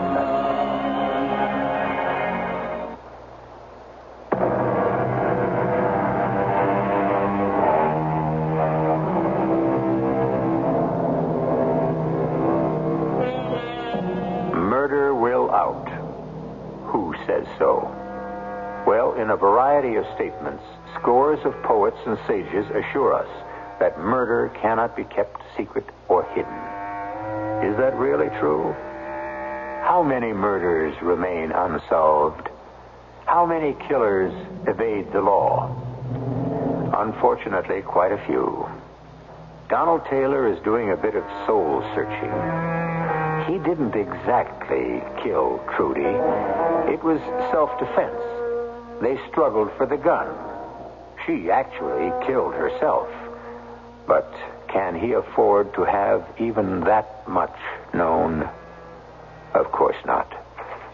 Dear Phyllis, this letter will serve to introduce Karen Hagstrom. You know how you complain it's so difficult to find an adequate maid? Well, Karen worked for Bert's mother. A lovely woman, perhaps a bit superstitious, but we all can't be perfect. From here, it's on to Singapore and India. See you in 6 months. Love, Lolly. Sniff. Well, Karen? Yeah, ma'am? I do need a maid. And if Mrs. Smith is so taken with you, I'm sure you must be wonderful. I hope you will be pleased with me, Mrs. Taylor. As you can see, I can't get around much. Oh, I will take good care of you, Mrs. Taylor. It's difficult to work for me. I have to be wheeled about constantly. I shouldn't say this, I suppose, but I do have difficulty in keeping servants. Oh, you look like a lovely lady. Lovely lady. I'm an old lady. Oh, no. Oh, it's so sunny. Let me wheel you to the terrace. And I will brush your hair. Oh, you seem to be a very nice person, Karen. Thank you. And Mrs. Smith is an excellent judge of character. And if you can start immediately.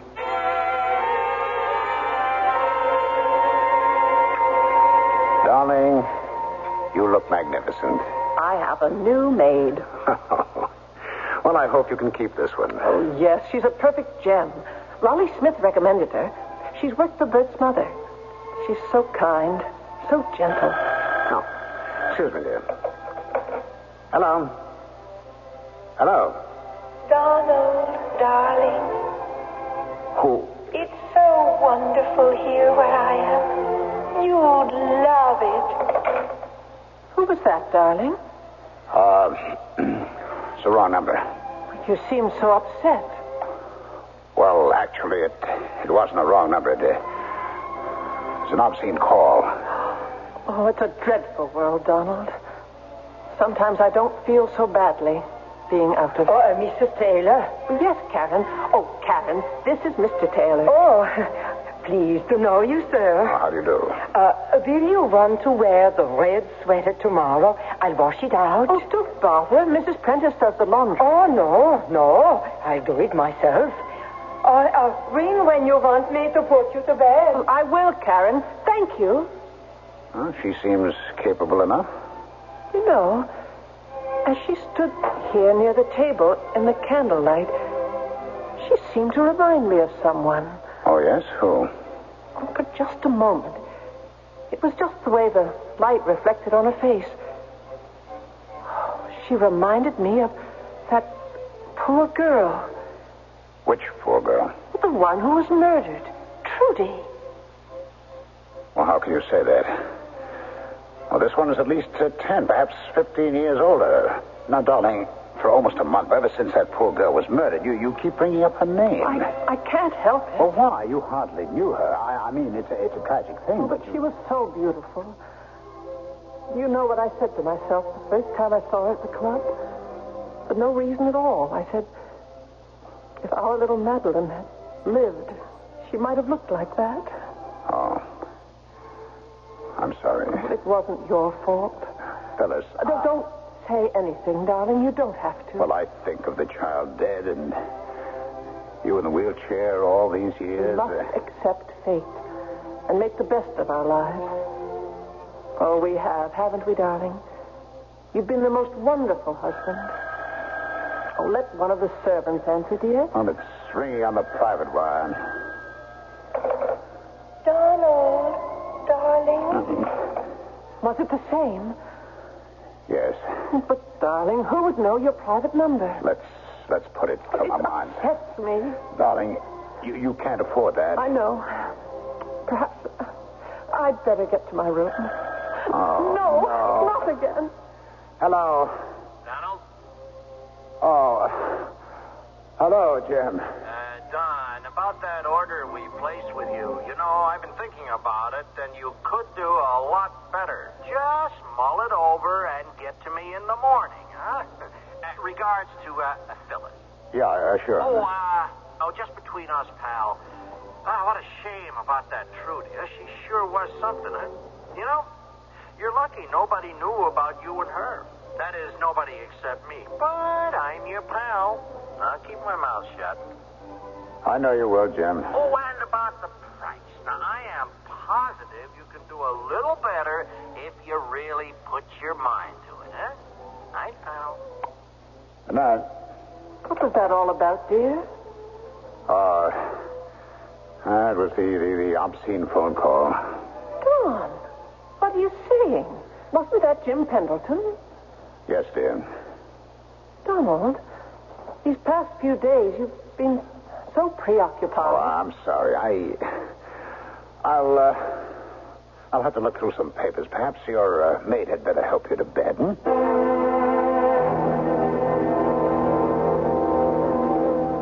Oh, yeah, Mrs. Taylor. She was a witch. Oh, now, Karen, surely you don't believe... You can't believe in witches. Then why did the milk turn sour? Why did the horses take sick and die? Why did the barn run down? Answer that, Mrs. Taylor. Natural causes. So, And a witch is part of nature, too. A witch is a living thing. Oh, this is so comfortable, Karen. I shall be back after midnight to help you turn around and fix the bed. But, Karen, dear, you won't get very much rest. Oh, I am not here to rest, Mr. Taylor. I'm here to work.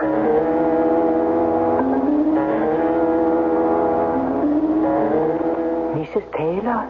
Yes, Karen? It's 2:00 in the morning. I came to see if you are awake. Oh, I am. Would you open the window, please? It's stuffy in here. Oh, yeah, Mrs. Taylor. What is it, Karen? Oh, it's a spooker. Karen? It's a ghost. A white ghost. Look, it's coming here. No!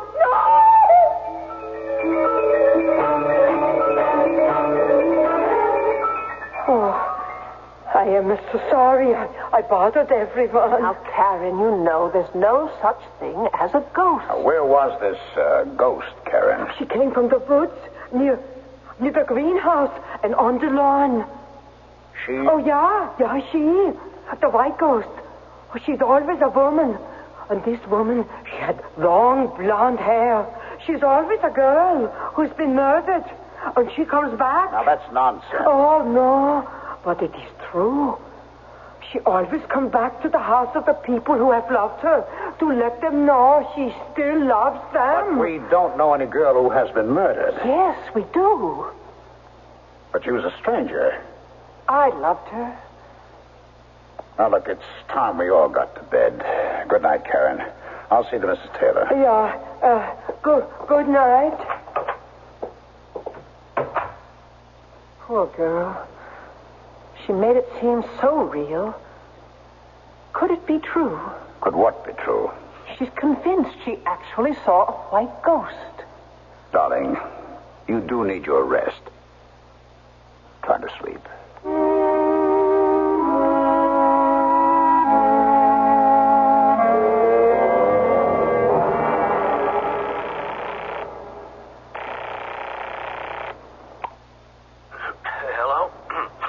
Jim, it's Don. Don, hey, do you know what time it is? It's exactly 2:45. Yeah, well, that's A.M., buddy. A.M. I have to see you. Yeah, sure. First thing in the morning. It's morning now. Look, it'll take at least an hour for me to get to your place or for you to get to mine. It's only a half hour if we meet halfway. Well, you sure you want to? Well, you want that price reduction, don't you?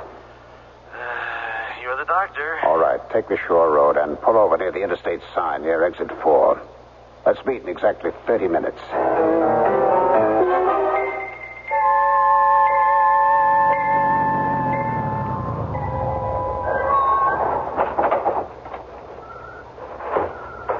John?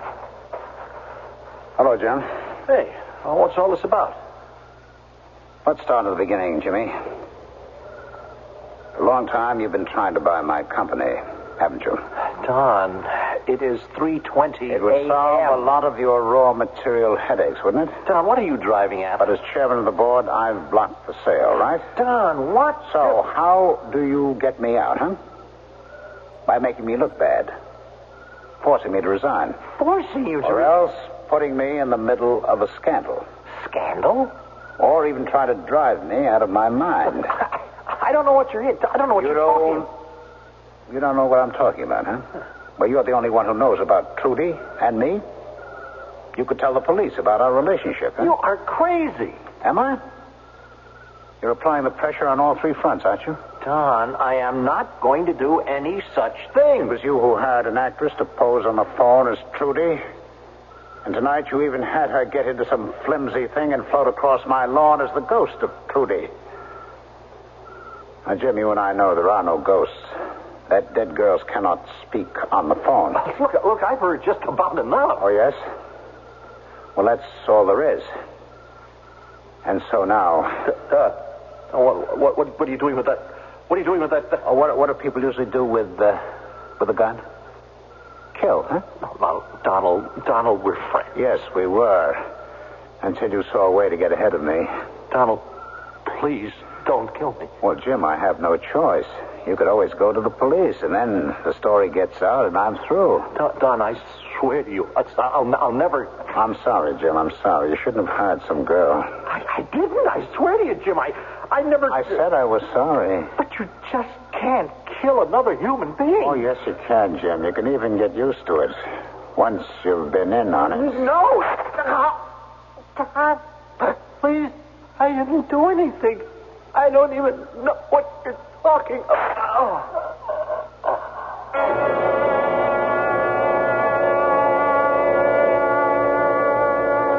Good morning, Phyllis darling. Morning, dear. I don't have any music playing this morning because I'm afraid it wouldn't be appropriate. I have very bad news for you. Jim Pendleton's been murdered. What? I heard it on the radio. Jim? Now, wait a minute. You can't mean Jim Pendleton. Poor Don. He was such a good friend. How? Where? Last night, on the shore highway. Someone shot him. Oh, these killings, the senseless violence. Oh, Donald, it's dreadful. Oh, we played golf the other day. Fortunately, he wasn't married, so there's no family that would be deprived. Jim Pendleton? Why, he was one of the nicest human beings. Hello. Hello, Donald. Darling, I'm so lonesome without you. Please, come to me. No. Donald, darling, what is it? What is it?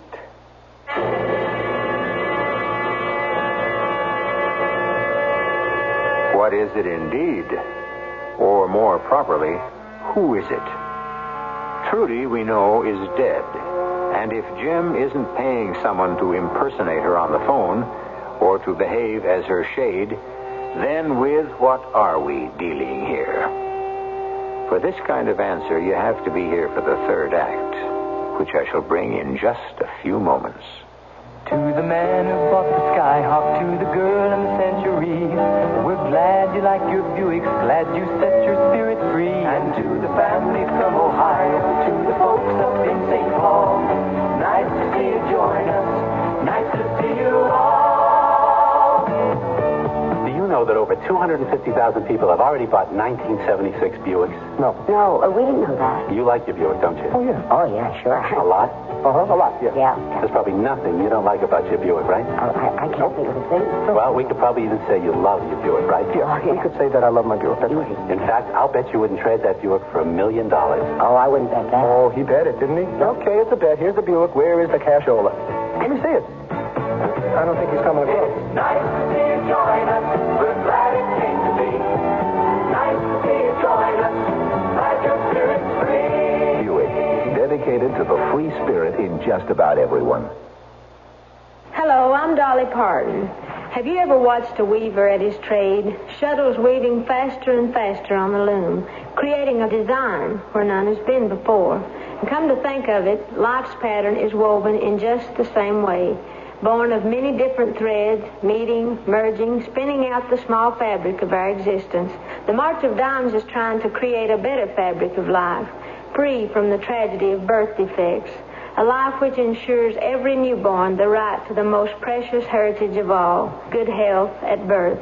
Medical service programs, scientific research, public education, all are part of the March of Dimes fight against this number one health problem for our nation's children. But a weaver, any weaver, needs help along the way. And birth defects are forever unless you help. Help weave a tomorrow full of bright promise for our next generation. A tomorrow without handicaps at birth. Please, give to the March of Dimes. Thank you.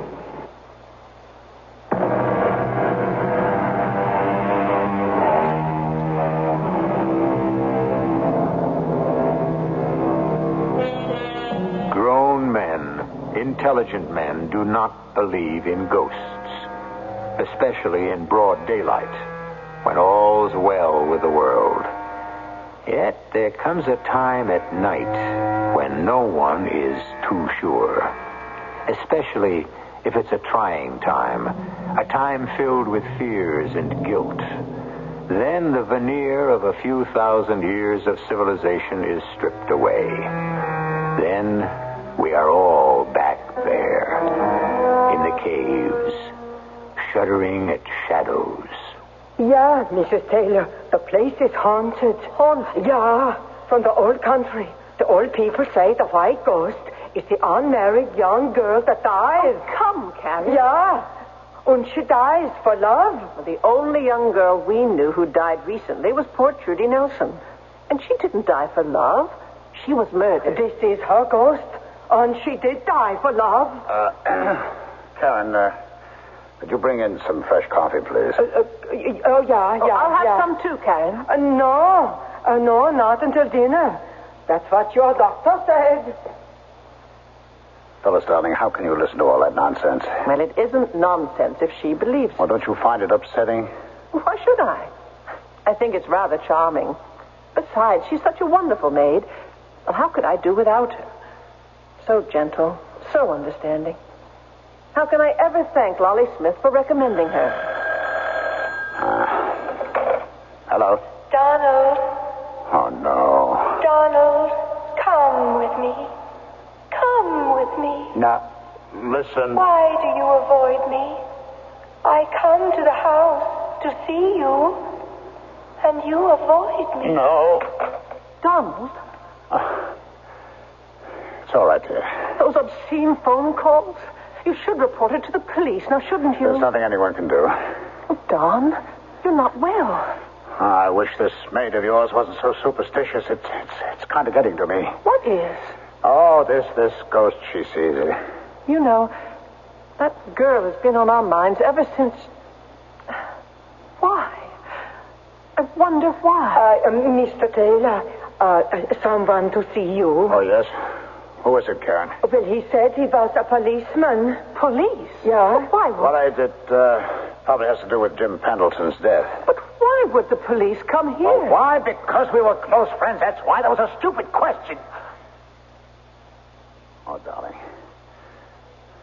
I'm sorry. I'm so sorry. I understand. Where is the police officer, Karen? I put him in the library. Thank you, Karen. You were Mr. Pendleton's best friend, Mr. Taylor? No. We were friends. Mm-hmm. Did he have any enemies you knew of? Well, what do you mean by enemies? Well, people who felt he injured them. People who may have hated him enough to kill him. Well, the truth is, Lieutenant, I didn't really know him very well. We belonged to the same club. We played golf together. Mm-hmm. My company sold raw materials to his company. I see. But although we were cordial, spent some time together, it was... well, now that I think of it, it was all on the surface. So, you see, I couldn't tell you very much. Well, you both belong to the Cloverdale Country Club? Yes, that's right. And you knew a Miss Trudy Nelson? Well, yes, she was the cashier in the coffee shop. Yes, she was murdered a month ago. I know that. Both Miss Nelson and Mr. Pendleton were killed by bullets fired from the same gun. Oh? Well, how is that possible? It's a fact. What it means or how it fits in, we don't know yet. How well did you know Trudy Nelson, Mr. Taylor? How well? Mm-hmm. Well, I was aware of her as the cashier at our club. She was extremely attractive. Well, that's about all. Did you ever see Miss Nelson away from the club? Meaning what? I think the question is clear. Well, so is my answer, no. Now, Miss Nelson has a sister.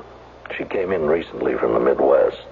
She said that Trudy used to call her on the phone every week and chat about the people she met here.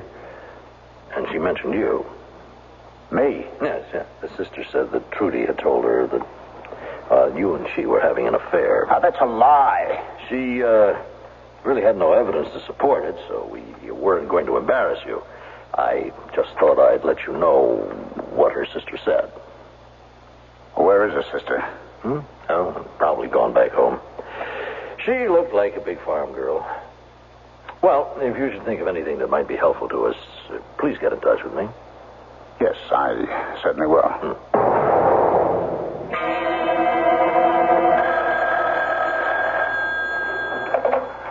Hello. Darling, You're in danger. The police, they know something. What could the police know? The gun. Why did you use the same gun? Oh, poor Donald, you were not made to kill. You were made to love. Come with me. Join me. Join me. Hello. Oh, I'm going mad. I've got to stop this. I can't let myself go. I can't. Karen? Yeah. What is it, Mrs. Taylor? Do you hear something? No, Mrs. Taylor. What time is it? It's 4:00 in the morning. I was asleep and I heard the telephone ring. Yeah? In Mr. Taylor's room. I couldn't go back to sleep, and then I heard footsteps. Oh, where? Outside. Oh, it might have been your husband walking. No. The steps were too light. It was a woman's walk. Are you sure? I saw her. You saw her? It was the ghost. The white ghost. But how could you see her? Well, if I lean all the way over, I can look out the window. Oh. And there she was. By the greenhouse. I thought I heard voices in here. Phyllis, what are you doing out? Oh, yes. I heard the phone ring in your bedroom. Who could have been calling so late? Well, there was nothing, dear. There's nothing at all. But, Donald... I'm sorry it woke you. Well, I'm glad it woke me because I saw her. You saw who? Trudy. Trudy? The ghost of Trudy, the white ghost. The white ghost with the golden hair. That's impossible. The same ghost Karen saw out there. Oh, Don, tell her we understand. But, Phyllis, Darling, I'd go out there if I could. You must do this for me. Well, why? Why? Because I feel that if one of us told her we understand, she'd be able to rest. Finally.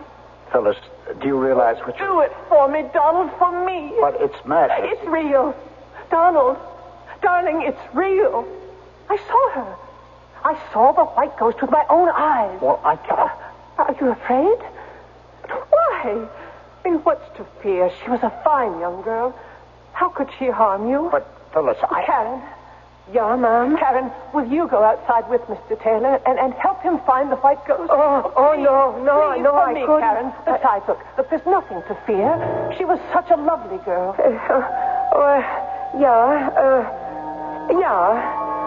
will go.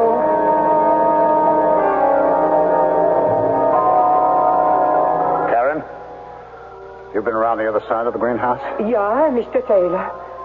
Did you see anything? I don't know, Mr. Taylor. Oh, what do you have there? It's a gun. A gun? Well, what you saw, what my wife saw, was most likely a prowler. Oh, a gun is of no use against a ghost. Well, where is your ghost, Karen? I don't know. Ghosts do not come and go when we ask them to. They do as they like. Oh, I had better go back inside to the missus. Good night, Mr. Taylor. Good night. The thing to do is not to lose my head. Whatever is happening can be explained. Can be explained rationally. Explained somehow. What? What's that? Oh, no, it's nothing. It's nothing. There's nothing out there. And everything's all right. Donald. Who are you? Trudy. You're Trudy. Oh, no. Donald, come with me. Escape with me. Escape? The police officer, he suspects. Why else would he ask about you and me? Oh, I'm dreaming this. No, you must come with me. Where? It's a lovely place. We'll be so happy. I can't leave my wife. She hasn't been your wife in 20 years. You've been pretending for 20 years. Come with me. Live with me. You know how wonderful it is with me, don't you? Yes. You want to come with me. That's why you brought the gun, isn't it?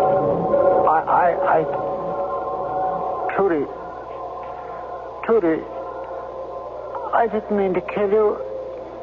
It's just that sometimes I do things I can't control. I know. I didn't mean to kill you. I didn't mean it. You didn't kill me. People who love each other never die. You and I, we will live forever. Now, look in my eyes and raise the gun slowly to your head. Don't look at the gun. Just look into my eyes. You won't feel anything. Just look into my eyes. Look, and...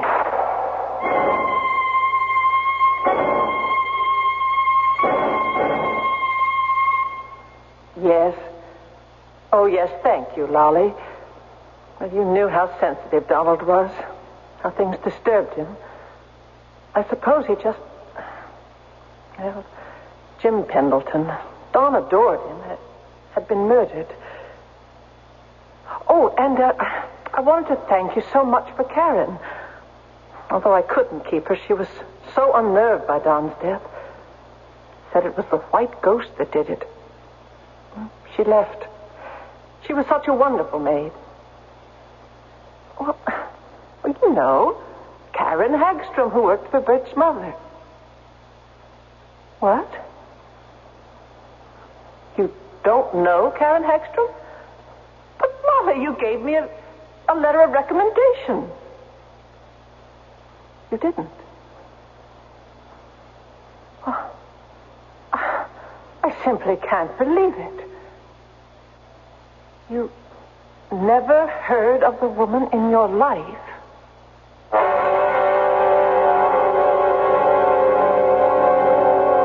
So, there you are. How do you want it? We are dealing with Trudy's ghost. Or Jim Pendleton did hire someone to pretend, and maybe no one told her to quit, so she just kept pretending. The police lieutenant said Trudy had a sister. Was that Karen Hagstrom? Well, that's what a properly told ghost story is supposed to do. Raise more questions than it answers. I may have more in just a few moments. Tell me again, okay? The Internal Revenue Service has over 80 free publications to help answer all those taxing questions you have on your mind. Uh-huh. What if I'm a flagpole sitter whose pole was attacked by termites? All right. Flagpole, termites. It's publications 547 and 584. An ant left me an elephant, under 12 years of age, for me to care for. Mm-hmm. Adolescent elephant, 501. People throw money when my 98-year-old uncle lifts weights at the beach. Is that income? Mm-hmm. 554 and 525. Oh.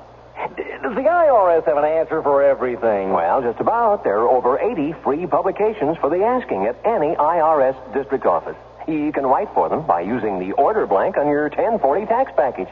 Yep, over 80 tax answering publications. Free from the IRS.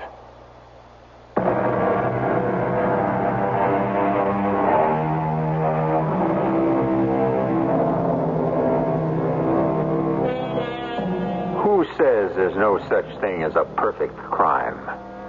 If you analyze our story, you'll see we have no fewer than 3, which shows how prodigal we can be. The death of Trudy Nelson? The case is closed. The murder of Jim Pendleton? The case is closed. And how did Donald Taylor die? Was it suicide? Who knows? That case is closed. But we have plenty of open cases for you right here 7 times each week. Our cast included Ralph Bell, Ann Williams, Joan Shea, and Earl Hammond. The entire production was under the direction of Hyman Brown. And now, a preview of our next tale. Door's locked. Oh, I got a pass key. There you are. You can go right in. Thank you. And when he comes, I'll tell him you're in here. You know, what's this? Keys on the floor. Why, they're your keys, aren't they? It says KK on the holder. Well, they are my keys, but how did they get here? I thought I had them in my purse. That's why I had to ring for you. I couldn't find them. Well, no matter. Now you just make yourself comfortable. And... Ray! Oh, my darling! Oh, what is it? Oh. What's the matter with him? He's been shot. Call a doctor, please. Hurry! It may be too late for a doctor. Oh, he looks dead. Radio Mystery Theater was sponsored in part by Buick Motor Division. This is E.G. Marshall inviting you to return to our Mystery Theater for another adventure in the macabre. Until next time, pleasant dreams.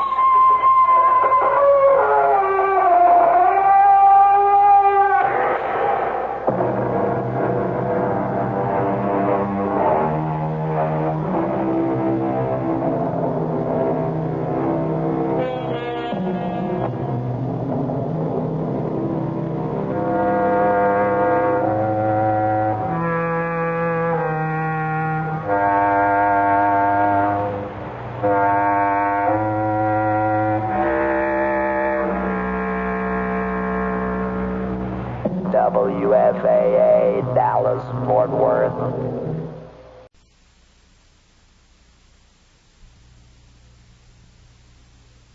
The CBS Radio Mystery Theater presents...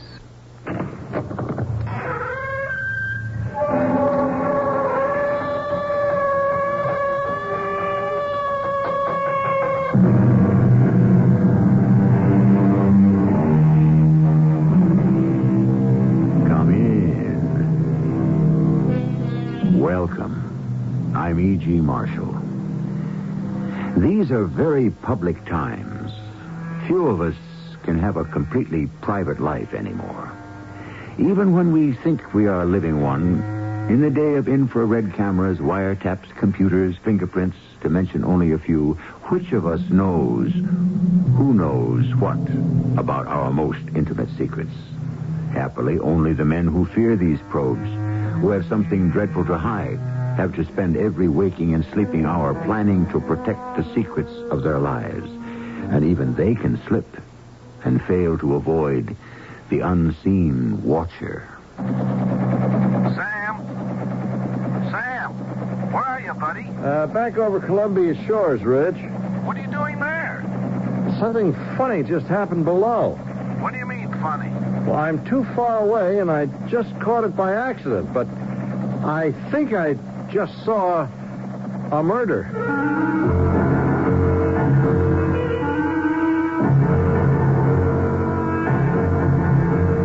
Our mystery drama, The Unseen Watcher, was written especially for the Mystery Theater by Ian Martin and stars Earl Hammond and Mandel Kramer. It is sponsored in part by True Value Hardware Stores. I'll be back shortly with Act One.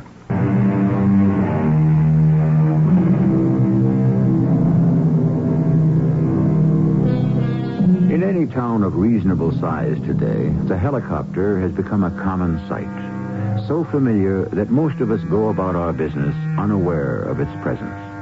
In most large cities, where the rush of traffic clogs the roads as suburbanites stream to work and away from it, there is a traffic helicopter. I'm sure you wouldn't be able to identify it. Possibly you haven't even noticed it. But you probably, at one time or another, have heard the pilot's voice. This is your eye in the sky, Sam Bendix, at 3 minutes after 8 on a bright, sunny morning.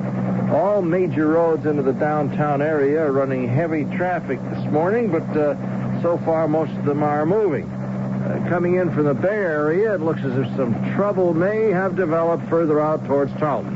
Now, I'm going to cut off now and make a pass out that way and see what kind of report I can bring you. Back in 5 minutes with an update. Calling commuter desk.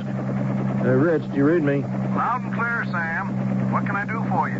I'm on my way out towards Charlton. Looks like we got the beginning of a real foul-up. What traffic is coming in is drying up fast, so there's got to be a big tie-up the other side of the water. You give me the news, I'll see it gets out.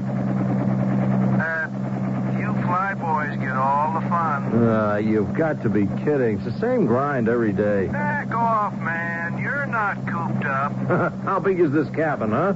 There's more room in a compact. Yeah, but you look to expanding horizons. Yeah, same old parkways, same old freeways, same old toll bridges. What about the fringe benefits? What fringe benefits? Where are you now? Columbia Shores, just about to head over the bay. Why? Why? Isn't that what I'm talking about? Is she out today, or is it too early? Who? You know who I mean, Suntan Sue. Oh, her. No. A little early for her yet. Hey, is she really that stacked? You'll never know till you come upstairs with me. Can you really see that good from that high? Hey, only with my X-ray vision. But I mean, you're sure she doesn't have anything on? Who needs X-ray vision for that? Hey, hold on. I'm across the bay now, and, I see the trouble. And, man, it is not good. I'm banking down to take a closer look. Somebody jumped the guardrail coming out of the city. Oh, we really have a Donnybrook down there. They won't clear this one in under an hour. Look, can you sandwich me in on somewheres between the world falling apart and the elderly citizens' revolt? Give you airtime in 10 seconds. Stand by. Okay, Sam, you got your moment of glory. Coming up on 4, 3, 2, 1. Old Man Eye in the Sky, back with you again and laying this sad news on anyone using 85 or any of its feeder routes. A multiple accident just your side of the Bay Bridge has stalled everything for at least an hour. Oh, thank the Lord for small favors. I had to check out how heavy the traffic is where I'm going. A little late to check that out, wouldn't you say, Morgan, dear? Look, don't try to be funny, Cheryl. There's nothing very funny about the spot we're in. Correction, Morgan. The spot you're in. I had nothing to do with it. You're involved. Look, I got to take a ride out to Guernsey this morning and face Lou Roney. Now, I owe the man $100,000 or more. Now, I have to pay it some way, cash or blood. Well, that's your choice. What do you mean, my choice? You know that I'm busted, that the only way out is to sell the house. Over my dead body. Cheryl, honey, I don't think you understand. If I don't ante up, these guys play for keeps. It could be over my dead body. That's your problem. I don't owe him anything. Look, the only asset I've got left is this house, and it's in both our names. Now, I can't sell it without your permission. That is so right. That's why I made you make it joint ownership. All I've got left out of our marriage, Morgan, is my interest in this house. And nobody's taken that away from me. It's only temporary, honey. I wouldn't like to think you consider me the same. That's too bad. You were obviously such a small-time operator that you blew everything. You handle your debts and don't bother me with them anymore. Where are you going? Oh, to take a little sun up on the roof. One of the few pleasures left to me. Look, let me put up the house against the debt, will you, baby? The debt I could wipe out. I just need some room to operate, that's all, to breathe. Now, let me tell the guys out in Guernsey when I get to them that I've got something to back up what I blew. You go see him first and then let me know. You use the word. I'm not about to blow anything. All I care about is how I come out. And you better convince me it's very far ahead. You want to talk any further business? You'll find me on the roof in the raw. And the business had better be just as basic. Hey, woodchopper. You gonna sleep up there? No, Rich. What do you want? Just a kind word. What are you seeing up there, Sam? Not much. Just came back across the bay. Where you heading now? I guess I'll just mosey on up to Queen Parkway and take a gander to see if that parked car is still blocking the lane. Except for the mess the other side of the bridge, everything else looks peachy dandy. Hey, you over Columbia Shores yet? Yep, right smack on top of it. Has Suntan Sue made her appearance yet? I'll hold everything. I'll take a look.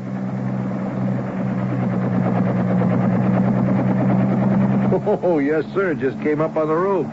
Large as life and twice as natural. You mean she's really in the buff?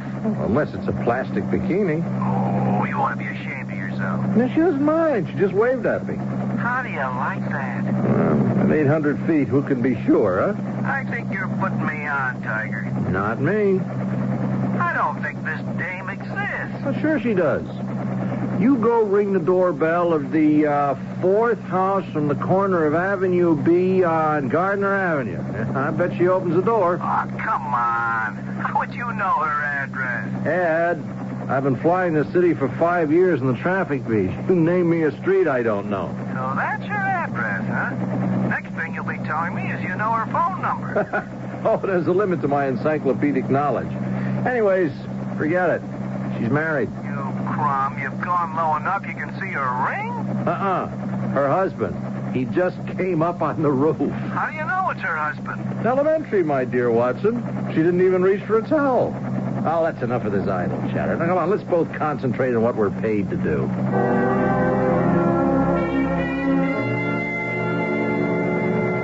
What is it, Morgan? I have to leave now to go see Lou Roney, Cheryl. So leave. You know I don't like to be disturbed when I'm sunbathing. I know, honey, but about the house. No. Nothing about the house. Nil. Zero. Now get off the roof and leave me alone. Cheryl, I've got to tell him something. How am I going to pay him what I owe him? Well, maybe if you have a nice little boy chat, he'll do you a favor as an old customer and wipe out the debt. $100,000? Are you kidding? Oh, he's taken you for more than that in the past. I ought to know. I'm the one who's always had the pleasure of paying your gambling debt. Look, I spent plenty on you when I was riding high. Oh, sure, Morgan. All that lovely jewelry and furs. I enjoyed them. The brief time I had them, before we had to pawn them to pay last year's tab at your favorite horse parlor. Well, I still have the tickets. We'll get them back. Oh, yeah? How? Look, once I clear my credit through Lou, I got a big hit coming. I feel it in my bones. And what would you use to bet with? Now, look, Cheryl, I figure we get at least $250 for the house, okay? Now, the mortgage is only $75, and say the agent's fee and the lawyers and taxes and everything eat up maybe $25 more. That leaves us with $150. Now, look, I don't take any flyers. I play chalk, just bet favorites, and in no time at all, honey. That's it. What? No time. No time at all. What are you talking about? That's what I have for you. No time. Or for any of your big ideas. Cheryl, honey, listen to me. Lou Roney doesn't call anyone on the carpet like this for nothing. If I can't satisfy him that I can raise the cash to pay him off, he could have me rubbed out. Now, honey, I promise I don't want your promises. I just want you out of my life. How can you talk that way? Look, I've made mistakes, but you know how I love you. Don't touch me. I'll tell you a way out of your problems, Morgan. What? Why don't you go buy a bushel basket and take it around town to all the fancy women you've clothed and supported? Let them save your bacon this time. Take up a collection. Look, honey, I never cheated on you. One good thing in my life, the only one I ever loved. You're my whole life. I count on you. You let me down now. I don't know what... Oh, save the act for whoever you're involved with now. If you want a shoulder to cry on, make it hers. The only shoulder you're getting from me is stone cold.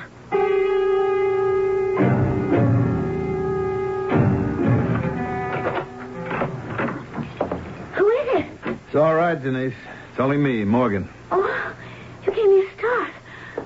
I woke up and heard the door. I thought someone broke in. What's the matter, Sugar Pie?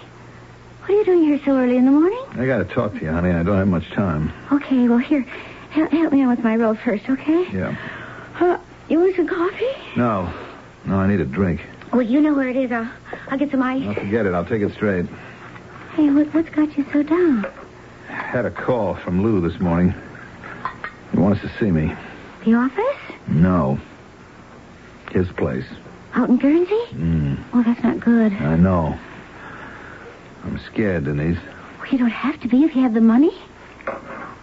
I don't. I mean, you can have it when you sell a house. Well, I can't sell the house. Well, why not? Because it's only half mine. The other half is in Cheryl's name, and I can't sell it unless she agrees. But she's got to agree. Doesn't she know the spot you're in? Yes, she knows.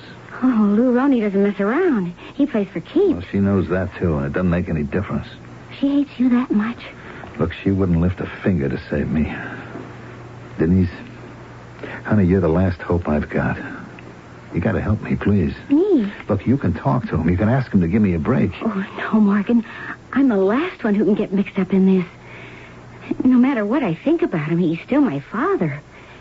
If he knew I'd been messing around with you, he'd hand me my head.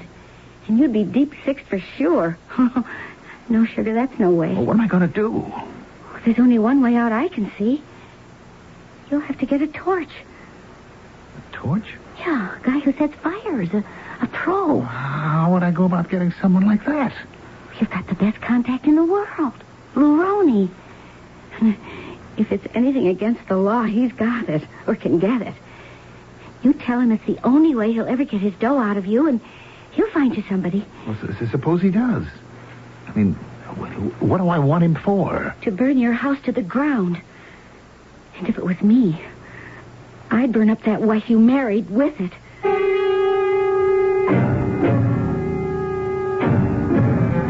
What do we really know about anyone? How much do we sense or understand of what drives and motivates them?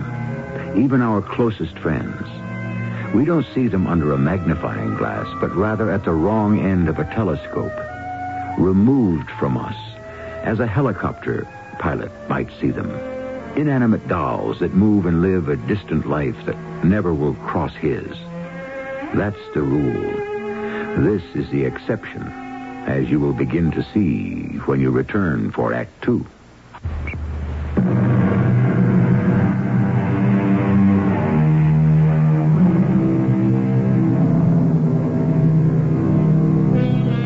By the time Morgan Denning crossed the Bay Bridge heading in the general direction of Tarleton, they had already cleared one of the lanes jammed by the multiple accident on the inbound road.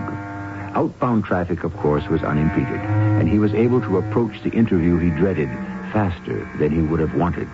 He was as totally unconscious of the traffic helicopter overhead as Sam Bendix was of him, except for their accidental and totally objective contact through Sam's voice on the radio. Wrecking crews have already cleared one lane inbound to the city, and within the next 5 minutes should have the second lane open. Traffic, which had been bottled up, has already been able to spill out some, and there's relatively steady movement towards the city.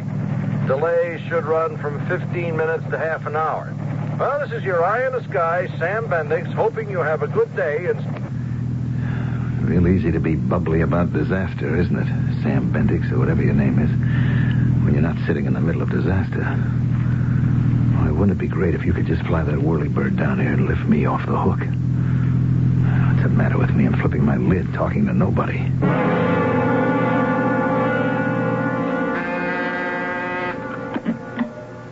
Yeah? Who? Oh, Morgan Denning. All right, I'll see him right away. Come. Well, hello, Morgan. Come on in. Hello, Lou. Close the door behind you. Sure. I hope I'm not late. No. I heard about the accident near the bridge. No trouble on your side. No, it's just a little slowdown. That's all. Good. I hope there won't be any trouble about your return. No, I think they got it all cleared up. Here, cigar? No, thanks. Drink? Yeah, little early in the day for that. We all have our habits, bad or good. I'll pass on the drink. Fine. Now, suppose we get down to business. Huh? Did you bring me some money? Lou, I have to explain about that. If you have to, you have to. It better be good. I don't have the cash. Get it? No, I intend to. But I need a little help from you. I don't peddle help, just odds and the opportunity to lay a bet on anything you want. Now, if my judgment is wrong, I pay off. If my bettor screws up, that's his problem. I know that, Lou. I know that. All I'm asking for is a break, that's all. All you ask for every time you bet is the same thing. Sometimes the breaks don't go your way, and I let you get in a lot deeper than I usually do. It's $100,000. Now, I waited. I want to collect, as of now. I haven't got it. Answer one to question one. Now, next question. How do you get it, and how soon? Real soon, if you'll give me a hand. What does that mean? Now, look, I'm sitting on some prime property on Columbia Shores. It's worth $250,000, less the $70,000 mortgage. Now, that should be security enough for what I owe you. You say. But I'm not interested in real estate. Sell it and pay me off. I can't. Why not? Because it's a joint property. It's in my wife's name and my name, and she don't want to sell. Well, then it looks like you're in a real bind. Well, it would be, except that... there is a way out of it if I can get your help. What? Well, we carry top-dollar insurance. If that house should happen to just go on fire, and burn down, if it should be a total loss, we'd realize at least a couple of $100,000, plus whatever we could sell the land for. Now, you split it 2 ways, and I have enough to pay you off. That's if the house burned up. Now, are you thinking of setting fire to it yourself? No, I wouldn't know how to. I mean, to be sure that... I thought maybe you could tell me how. Yeah, if I could, it'd cost you. How much? Figure 10%, $25,000. Well, I wouldn't have it and be able to pay you until, after we sold the land. I don't think I'd want to ride with that. Lou, what do you want from me? There's no blood in a stone. That isn't my problem. Well, it isn't mine anymore either. My hands are tied. Not quite. Your wife would have the dough. No way. I mean, she won't put anything up for you? No. That's why she won't sell the house. Oh, she doesn't care about your health, huh? She'd just as soon see me dead. It's too bad. She could just get her wish. Lou, please. You're not serious. Nothing personal, Morgan. Just business. Of course, you could be sitting pretty if you turn the tables on her. You got a week. Whatever you figure. If you need the torch, contact Dave Varga. You know where. You placed enough bets. I won't be seeing you again. What are you saying? Either way, you and me don't have any business in the future. Ever. I don't like deadbeats. You better come through. What choice have you got, Morgan? You realize what he was telling me? Just as flat out as if he'd said the words? Oh, I don't need any pictures. He was as good as telling me to murder my wife. That's my father. He never loses a string on anything. One thing I have to say about him, he always knows the answers. His answers? That's the bottom line with him. Which means it has to be with me? Of course. You mean you agree with him about Cheryl? I told you the way out before you even went. You mean I have to kill her? Well, it would be better for her if she's going to burn up with the house. How can you talk about it like this? Well, how can we not talk about it if you value your neck? Look, I never killed anyone. She doesn't mind seeing you get rubbed out. Why should you hesitate to protect yourself? Denise, I wouldn't know how. I haven't got a gun. I haven't got any weapons. Oh, don't be a fool. It can't be anything that would show up later. And don't think the insurance company won't sift the ashes. Well, then how? Use your head. Strangle her, or smother her, or feed her an overdose of pills. Anything that can't be traced in the remains. You want me to do this, Denise? Well, it solves a lot of problems for us. But we've been all right as we are, haven't we? No. I want to tie you down. Why? Oh, don't ask me questions I can't answer. Your sickness with me, Morgan. Maybe with most women. I need you. I don't want to be without you. If I should go through with this, you'd have me on a platter, tied hand and foot. You know something, baby? That'd suit me just fine. Make sure you'd never stray again. Well, you don't ask much. Only your life, lover. It isn't worth a plug nickel any other way.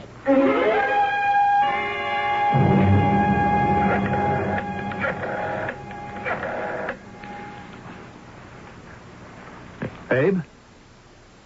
Oh, no, this Morgan Denning. Give me Abe, will you? Yeah, hold on. Hello, Abe. It's Morgan Denning. Look, Abe, I want to get a message to Lou.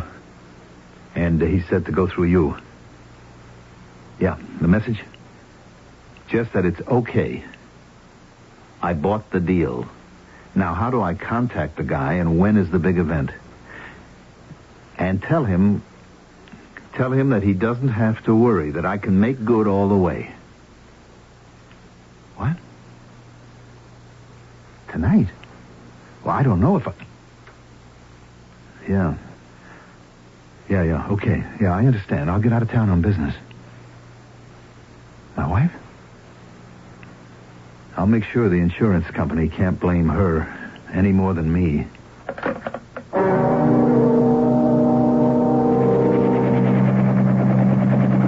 Commuter's desk to Copter.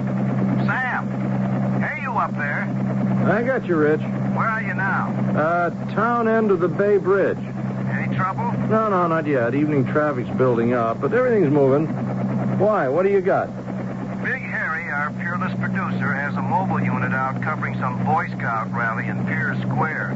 He'd like to get a fast color story of how it looks from the air. Could you skip over there and catch it for him? Sure, okay by me if you kill my 6 o'clock report. But I'd like to get back over here before dark. They're patching the road in from Tarleton where the accident tore it up this morning. And some of the heavy equipment is blocking the flow out from town. We're liable to have a big tie-up here. Fine.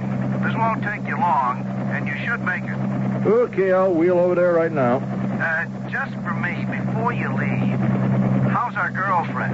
Is she anywhere around? Oh, Suntan Sue? A little late for sunbathing, but wait a minute. Yep, yeah, she's there. But she don't stand a chance. She's got her husband with her. So what's her husband got that I haven't? Right at the moment, the pillow. He's bringing it to put under her head. Forget her, Rich. She's got all the loving she'll ever need. Cheryl? You startled me. What are you doing up here on the roof? I want to talk to you. Well, I don't want to talk to you. Oh, look, you can't get any sun anymore. Get your robe and come downstairs. I don't want to. Cheryl, I have to talk to you. If it's about selling the house, no, that is out. It can't be. Now, I saw Lou Roney this afternoon, and he laid it on the line. I have got to find that cash. I told you my idea where you could get it. Now, look, I'm not fooling around, Cheryl. This is deadly serious. I'm giving you a last chance. Last chance for what? To bail me out. Oh, no, never again. You've exhausted your credit. Now, Cheryl, I'm begging you to listen to me before... Before what? What are you doing with that pillow? I don't have any use for it. I hope I won't have. Now, one last time, Cheryl, are you going to help me sell the house and save my neck? How many times am I going to have to tell you no? Even if it costs me my life? I wish to heaven it would, and that you were out of mine. I never want to see you again. You're such a rotten nothing. Oh, you fixed it for me, so life isn't worth living. Right, if that's the way you feel, I'll fix it so you don't have to. I told you I don't want that pillow. Hey, Morgan, what are you... You're making me, Cheryl. I don't want to do this. There's no other way. It's the only way I could save my own neck. The only way I could be safe.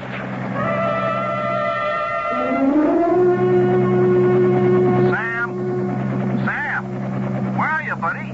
Come in. I'm here, Rich. Where? Back over Columbia Shores. Well, what the heck you doing there? Harry's waiting for that color story over at Pier Square. Well, I had to swing back here, Rich. Something funny going on. What do you mean, funny? You remember you asked me about Suntan Sue? Yeah. Her husband was bringing her a pillow? Oh, forget that, babe. It's all just a gag. Yeah, well, not what I thought I just saw. Now, I can't be sure. I'm too far away, and I just caught it by accident. But right at this moment, if you asked me to swear to it, I'd have to say I think I just saw a murder. I said in the beginning, these are public times.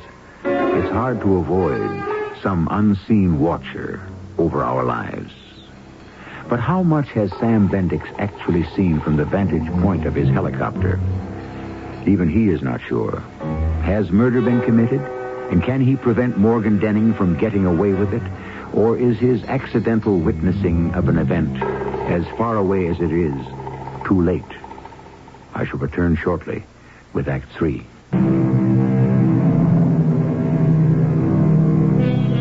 After he lands his helicopter, even Sam tends to think he was building something out of nothing.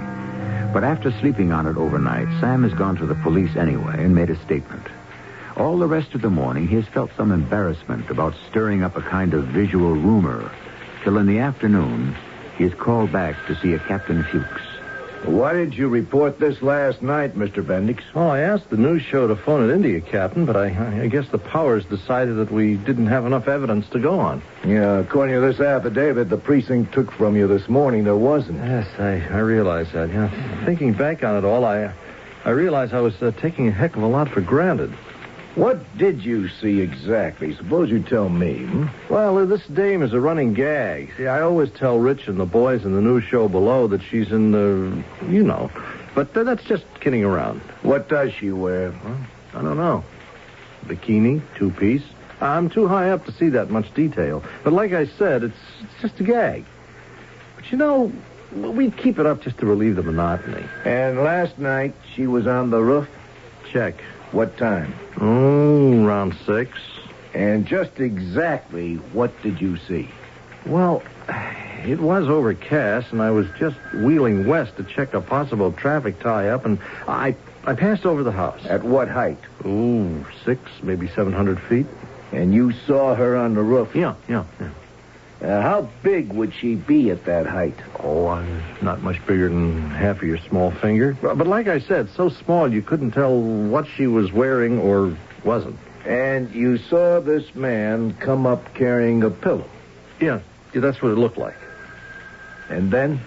Well, I'd started on course to my next checkpoint, and something made me turn back. And I banked and went into descent because I don't know why, really. Just a sort of instinct that something was wrong. Wrong like what? Well, I had the notion that instead of bringing the pillow up to put under her, he had it over her. Over her face. Smothering her? No, I couldn't actually see that. But as I zoomed down, I could see the guy pick her up and sling her over his shoulder and carry her off the roof. Were you close enough by then to recognize him? Oh, no, heck, no. All I could see was the top of his head. Mm-hmm. And the woman, was she fighting him or what? Well, I just couldn't tell that. She didn't seem to be. So you didn't really see very much, Mr. Bendix, did you? Oh, I guess not. What made you think it might have been a murder? Well, it's just a hunch. Oh, don't apologize for it. A cop like me lives on them. I think your hunch could have been right. Well, I wish the radio station could have phoned the police right away. It wouldn't have made any difference. There wasn't enough evidence for us to take any action. And by my book, it would have already been too late to stop a murder, that is. Now, the fire is something else again. The fire? I didn't give you my full title when we met. I'm Captain Tim Fuchs of the Arson Squad. Arson? That's right. Now, the house we're talking about belonged to a Morgan Denning and his wife, Cheryl. Last night, it went up like a torch and burned to the ground. You mean he set fire to it? Not Mr. Denning. We checked him out. He was in Atlanta on business last night. Well, what about his wife? Well, from what we gather from the bereaved husband, she was in the house at the time. The ashes are just getting cold enough for us to sift for her remains.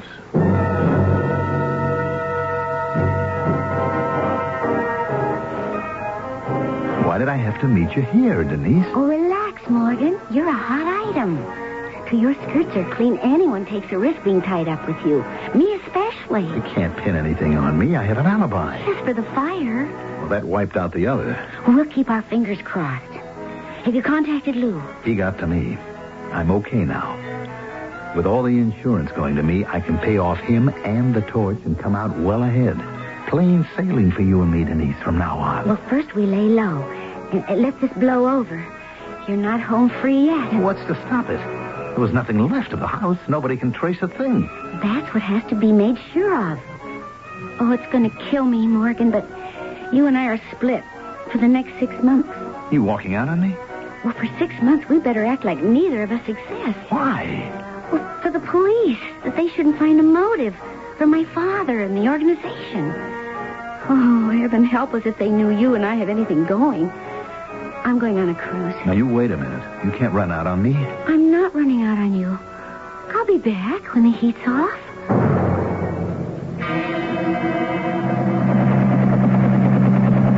I appreciate you bringing me up here, Sam. Oh, it's my pleasure, Captain Fuchs. Now, we're right over at Columbia Shores now?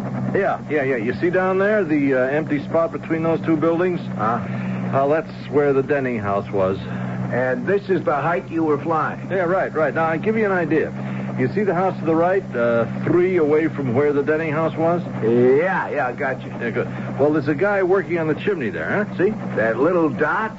That's all you could see? Well, I'm a little more used to looking from this angle than you are.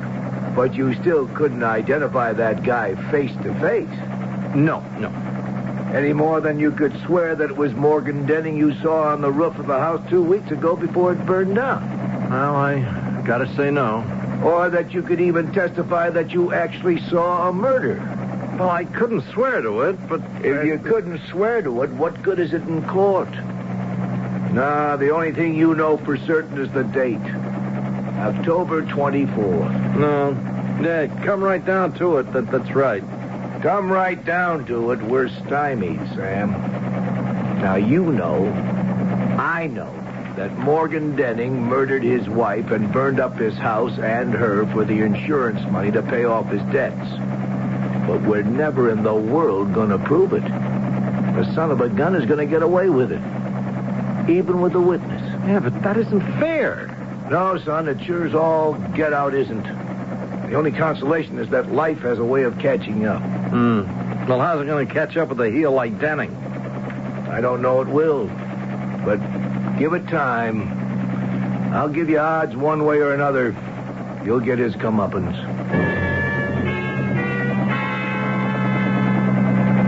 This is your eye in the sky with the first report of a grim morning in late November. A driving rain is slowing up all the traffic with poor visibility, and flooded roads are causing massive backups on all access routes into the city. And it ain't a fit night out for man, nor beast, nor helicopters, nor traffic.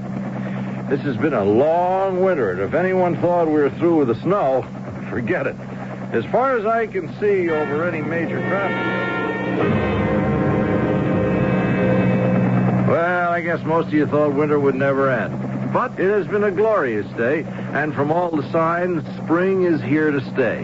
Now, all the roads are clear tonight, so let's all take a deep breath and say, hallelujah, it's been a great day.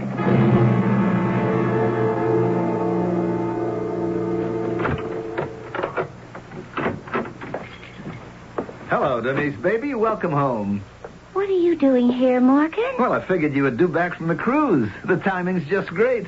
What makes you think so? The insurance came through. Your father's paid off, so is the little man with the lucky match. We're free to start howling, kid. Oh, and that is one beautiful tan. Does that go all over? You'll never know. What's that mean? Well, I did a lot of thinking in the months while I was away. About the future. Yeah, I've been doing the same thing, honey. And as soon as it looks good, you and me, we're going to get married. No way, Morgan. I've made up my mind. I'm not interested in you anymore. That way. Oh, come on, honey. Denise, give me a chance to make up to you for all I haven't been able to do yet. Oh, I'll give you the chance for that. Now you're talking. How much did you clear on the whole deal? How much did you net after you paid off Lou and the torch? No, I don't know. Maybe 75 grand? I'll settle for that. What are you talking about? I mean, it's a start, but just give me a chance to run it up, and then you and I... Not you, Morgan. Me. The thrill is gone. I don't get you. I'll spell it out for you. We're through. Huh? Finished. You can't walk out on me. It's a new experience for you, Morgan. You always ditched the girls, didn't you? This time it's different. If that's the way you want it. Just the way I want it. Well, it's a free country. Not for you, Morgan. This one's going to cost you. Like, say, the $75,000 you just mentioned. I don't get you. That's all right. You don't get me. And I take the cash. You think I'm going to hand the $75,000 over to you? I think you'd better, Morgan. Otherwise, I blow the whistle on you. Blow the whistle? Don't get too big for your boots, baby. What could you say to the cops without involving yourself? I wasn't thinking of the cops, stupid. All I have to do is to tell Lou about you and me when you're long gone. Now, do you want to hand over the dough? Rotten, two-timing little... Look, I haven't gone through all I have in the last 6 months to let you take it away from me. I'm calling you a bluff. Okay. Let's lay it right on the line. Who are you calling? Lou, just like I told you. You threatened me. You hurt my hand. Now, don't you ever touch me again. I'll do better than that. I'll shut you up once and for all. Get your hands off me. Are you crazy? Your wife was one thing, but you can't think you can get away with murdering... Shut up. Shut up, do you hear me? Don't you say it. Don't you say that word. Let me go. You're crazy. months I've sweated it out. Nobody's going to take that away from me. Nobody. Please, please. Denise? Denise? She's still breathing. What do I do now? What do I do now?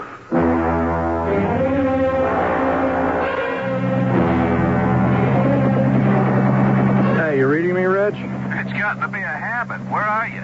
Over Queen Parkway. Nothing to report, really. All systems go. Did you say something about some ice slicks still hanging about? Well, only a few spots after you swing onto the parkway off Piers and head north out of town. How's traffic in general? It's heavy, but moving. You know, this is the kind I always worry if someone does foul up. The stream is running so hard, you got a real pile up before the cars behind have any chance to stop. I think I'll drop down and have a closer look at road conditions. I'll get back to you.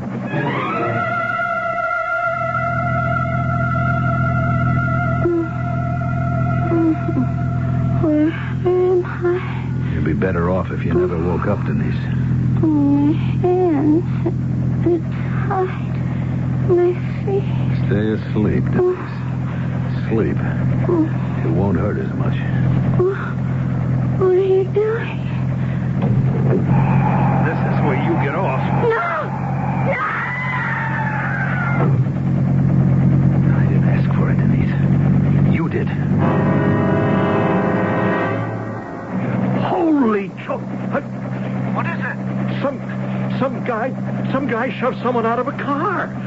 Oh, no. Hey, Sam, what's going on? You heard me. I saw this guy shove her out. I think it was a woman. Then he cut off the Queen Park exit, gone like a bat out of hell. Well, what happened to the woman? I'm not sure it was a woman, but whoever it was, the cars are panic stopping now. 15, maybe 20 of them have just gone over her before they could stop. Oh, what? All hell is broken loose down there. I'll get you an air spot so you can report. No, never mind that. I'm taking off after that guy. Oh, that was no accident. It was deliberate. I'm going to stay on his tail till you get the police to intercept him. He's headed north on Queen Parkway, and I am right on top of him. I'll keep in touch. You raised the cop bridge? They're on their way, Sam. They'll set up a roadblock around Stammet and beyond. Now, where are you? I'm right over his tail. Hey, he's seen me now. He's trying to run away from me. Now, he hasn't got a prayer. Oh, brother, I'd like to sit down on him and squash him like a bug, whoever he is. All right, take it easy, take it easy. Maybe what happened was just an accident. Just stay with them. Yeah, don't worry. I wouldn't let this guy get away for... Uh-oh. What is it? He's hit an ice patch. Oh, wow, he is out of control. His car is spinning around like... Oh, man, he's heading straight for the underpass wall. Oh, he has bought it.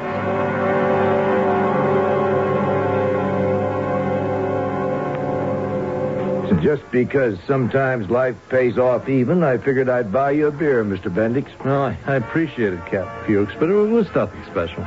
Now, I thought perhaps maybe you'd think it was. You know who the guy was you trailed in your copter before he crashed? No. It happened to be a guy named Morgan Denning. The guy who beat that murder rap last summer? Yep. Didn't do him much good, did it? Less than 6 months later, he totaled himself. It's like I tried to say to you. Give it time. These guys always cop it in the end.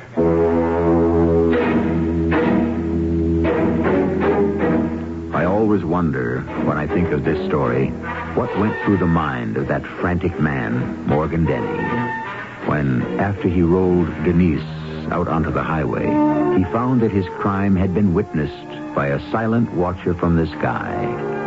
No wonder he lost his head, and in panic, also lost his life. A fact that no one will mourn. I'll be back shortly.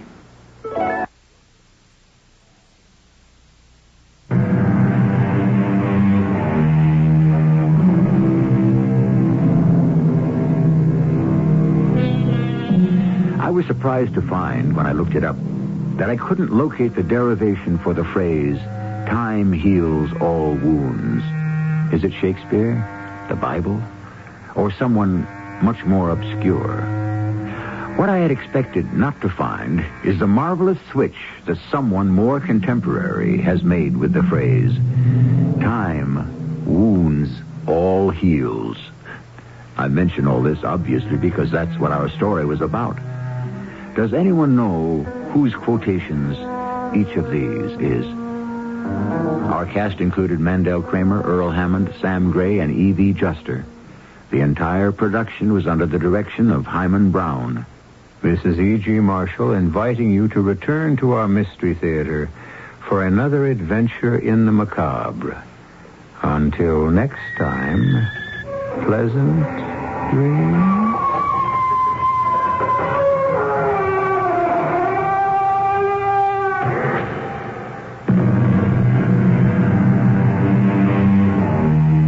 The CBS Radio Mystery Theater presents...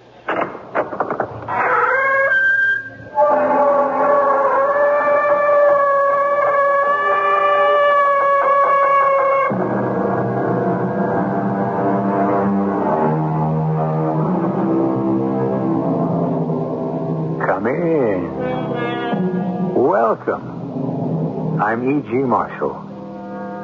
So many stories I've passed along to you. So many stories of so many kinds. But again and again, I come back to what we began with, the Gothic tale. What is Gothic? There are 100 definitions.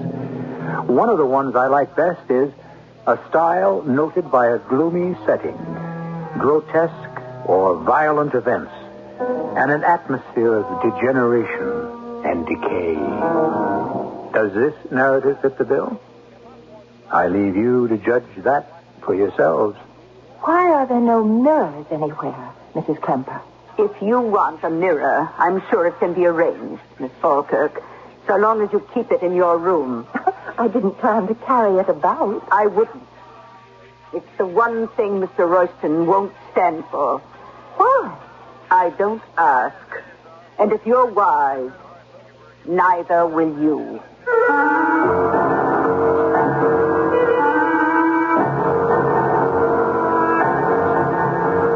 Our mystery drama, Reflected Terror, was written especially for the Mystery Theater by Ian Martin and stars Marion Seldes.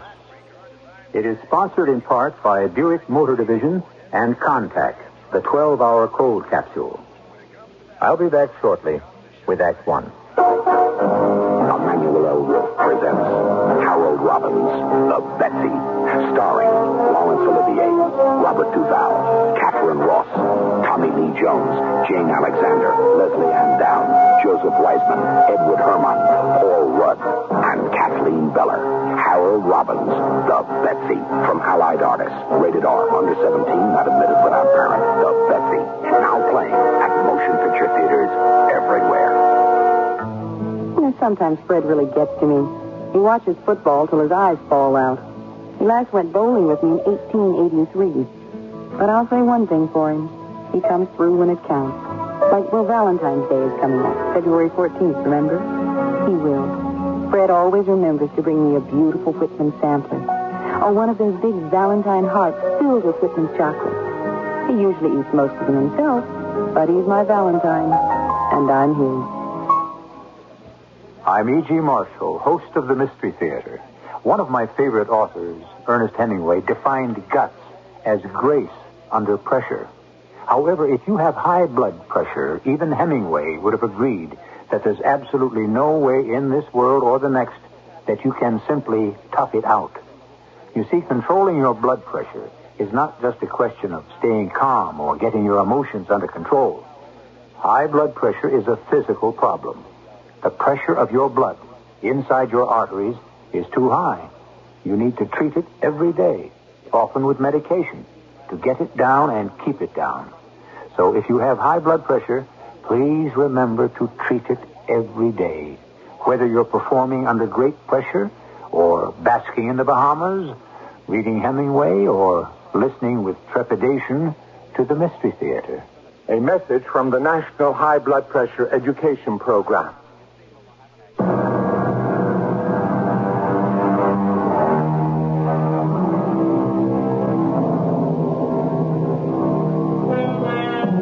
along the Hudson River, perched on the edge of tumbling escarpments to the river below, are great mansions built at the turn of the 19th century. A magnificence and splendor only possible today for the shahs of the oil countries. Royston Manor House was such a showplace, but by now, in 1896, it has long been in disrepair. Its master, Joseph Conning Royston, a sad recluse, victim of a consuming depression since the death of his beloved wife, in mourning for her untimely death, he occupies this desolate mansion, maintained by a skeleton staff. And to it, as our story begins, comes young Emily Falkirk. You're sure you're expected at Royston House, miss? Of course. Why do you ask? Oh, just there ain't many visitors these days. Hey, up, Betsy! Not like the old days. The old days? Before the madam died. Used to be coachman there myself. My, it was something. Balls, garden parties, all them fancy folk from New York swarming up here all the time. But no one comes anymore. That big old mansion might as well be a tomb, ma'am. Nobody there but Mr. Royston, his poor old mother, foreigners, the Klempers, the dogs, and maybe the madam, the ghost. Ghost? Maybe that's what drove Master James away. Master James? That'd be Mr. Royston's son. Fine young fella, Master James. Has been gone near 5 years by now. Gone? Left after his father came back. Never hit it off too well, them two didn't. I must be boring you with all this small talk. No, you're not. You see, I'm going there to take up a position. Oh, so that'd be to replace little old Mrs. Benson, the nurse for Mrs. Royston's mother. I believe that's who it would be.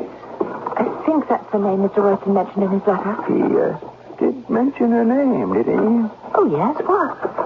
Why do you ask? Oh, no reason at all. No reason.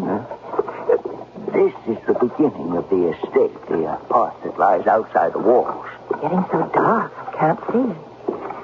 Is that the house? Way up on the hill? That'd be the gatehouse, ma'am. Nobody lives up there anymore except those damn dogs.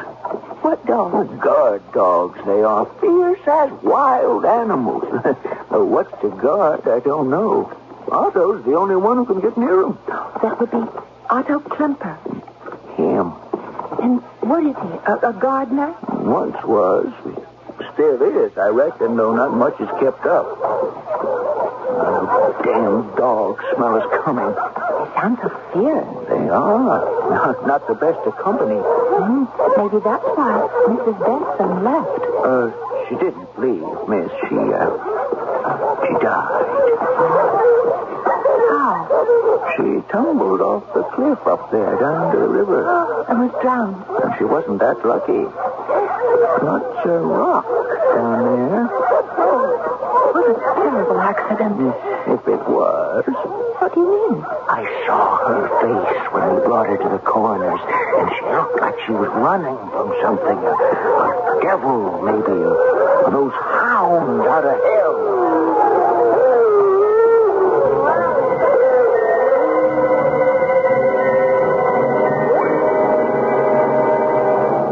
I was in the habit of writing everything down that happened in my uneventful life in a diary. So through it, we can follow the fearful and melancholy record of the history of Royston House. It began, as you have heard, and continued with my actual arrival in that great, gray fieldstone monstrosity, with its terraces and balconies hanging in space over the terrifying drop to the bosom of the Hudson, and the jagged rocks that line its shore far below. Well, here we are, miss. Let me help you down. Oh, thank you. I can manage. Well, right you are. I'll get your baggage off and into the house. Oh, hello, Mrs. Clamper. Arthur, you can put Miss Falkirk's bags in the servants' hall. I think you know the way. Well, as long as the dogs ain't around. Otto has put them away. Miss Falkirk? Yes. I'm Mrs. Kemper, Mr. Royston's housekeeper. How do you do? And Mr. Royston has asked me to excuse him for not meeting you directly or sending someone, but he has given me orders that he would like to meet you as soon as you arrived. Shall we go in the house? Oh, I should like to go to my room for a moment and freshen up. Are my bags... There is no need to primp. You look perfectly serviceable, and your bags will be taken care of. But I'm a mess after the train ride and the carriage. Please step in. Well, yes, but just let me straighten my hat or fix my hair a little. We don't stand on much ceremony at Royston House, Miss Falkirk. Please, Mrs. Trember, just let me glance in a hall mirror. Where... There isn't one. You'll find few mirrors here. Why? Mr. Royston doesn't like them. That would be good reason enough for you, Miss Falkirk. Who is it? Mrs. Klemper, sir. Miss Falkirk has arrived. Oh, come in by all means. Miss Falkirk? Yes? I hope you'll forgive me not meeting you at the train. Some affairs delayed me. Oh, I found my way all right. So I see. Well, you may leave us now, Mrs. Kemper. Don't you want me to take her to meet your mother and get settled in? Now, that can wait for a moment. I'll take her to meet my mother myself. Very well, sir. You know best. Sit down, Miss Falkirk, please. Thank you. May I offer you a glass of sherry? No, thank you. I don't drink. That's very wise of you. I told you in my letters I was not looking for any fly-by-night flibbity-gibbet of a girl afraid of being isolated. I don't think I'm a flibbity-gibbet, and as for being afraid of being isolated, I agreed to come here for a year's trial. If it gets too lonely, I won't complain. I'll stick by my bargain. Splendid. I applaud you, my dear.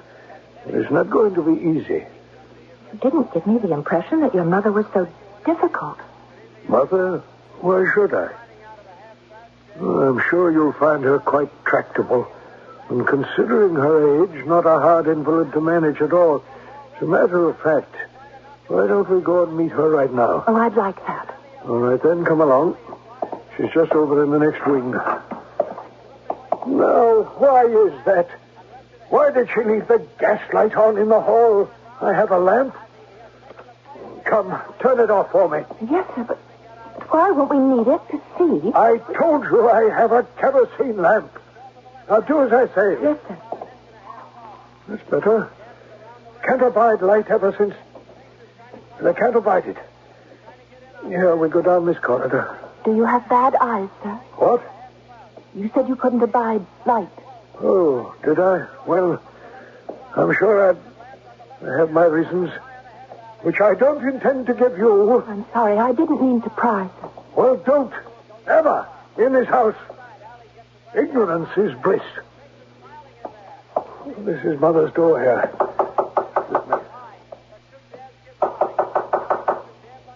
Yes, I'm almost ready. Can't touch it. Wait a minute. It's Joseph, Mother. Can you spare us a moment? Oh, yeah. It's Paula. But I suppose so. Only just a moment. You understand? I don't know what I was expecting. Certainly not what I saw. From the sound of her voice, Mrs. Royston had seemed a cultivated, civilized woman. But that was not what opened the door. She looked like, I don't know, the White Queen in Alice Through the Looking Glass, perhaps. Her wasted face, which must have been quite handsome, was pale as paper, and her hair was a mad bird's nest of wisps and snaggles. She looked like a corpse, save for her eyes, a bright and startling blue, which shone even in the shadowed light like chips of aquamarine. Eyes that were empty behind the sparkle. The eyes of a madwoman. Polly, he let you out, did he? He let you out? Mother, this isn't Polly.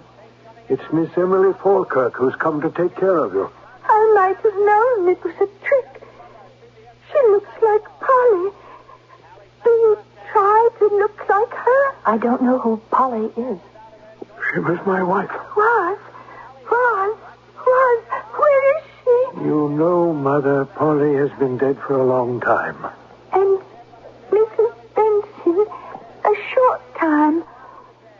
Oh, where is she? Is Mrs. Benson had to leave us, Mother. That's why we engaged Miss Falkirk. To guard me? To help you.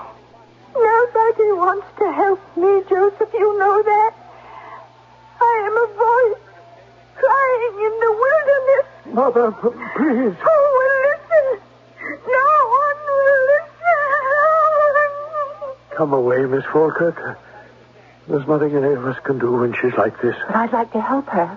You can't help her. You can take over that duty just as soon as you're settled yourself. He led me out of the room and down another long corridor. The only light was that oil lamp he carried. Suddenly, we were in a sort of a gallery peopled with heavily framed oil paintings. Before one of them, he stopped, lifting the lamp. For the moment, he seemed to have forgotten that I was with him. I can bear to look at you in a painting, but not in the flesh. Not in the flesh. That was my wife. My beloved wife, Miss Falkirk. You see how much you resemble her. I? Oh, well, no, not really. She's beautiful. And so are you. I thought when all the mirrors were gone, the reflection was banished forever. Now you come to bring it alive again. What's disturbing the dogs? I don't know. Mrs. Kemper, what's happening? With the dogs, I don't know. Otto has everything under control, so don't worry. Very well. You may show Miss Falkirk to her room, then. You mean I can stay? We'll see how it works out. Is something wrong? He thinks I look like his wife. I mean, the one who was his wife. Do you? Much too much. It's a pity you came. Better you leave the first moment you can. But I need the job. How can I? You'll have to decide that for yourself. It may not take long. Well, there are all the elements. The old and decaying house, marked by a feeling of degeneration. A gloomy enough setting, wouldn't you say? And as for grotesque and violent events, well, our story has scarcely begun. Wouldn't you imagine that they are lurking offstage in the wings, ready to burst forth? But the proof of that must wait until I return shortly with Act Two. The 1978 Buicks, cars designed to make a whole lot of sense. A little science. But along with the innovation and logic, there's all the comfort and luxury people have always loved about Buicks. A little magic. From the Skyhawk and the amazing new Century and Regal, A little science. right up through the trim, live, full-size Buicks. A little magic.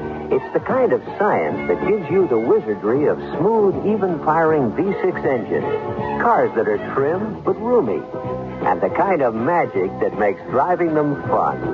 The 1978 Buicks. See them soon at your Buick dealer. They surely will astound you.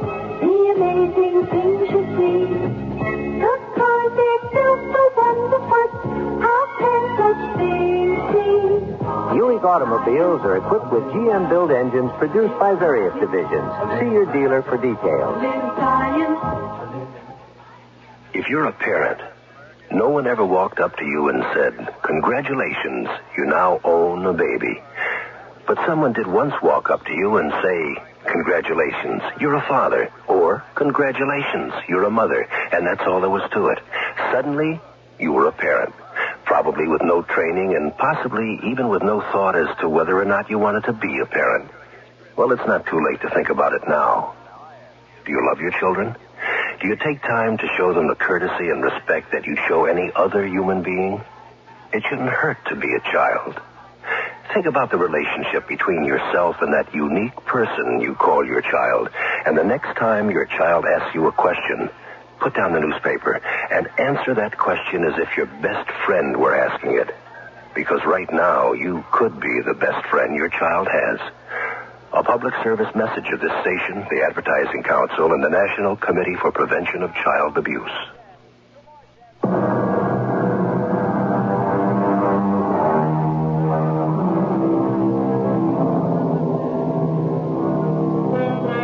The days passed at Royston House, and Emily Falkirk settled into a routine. Her room was pleasant and cheerful enough, although it looked away from the river.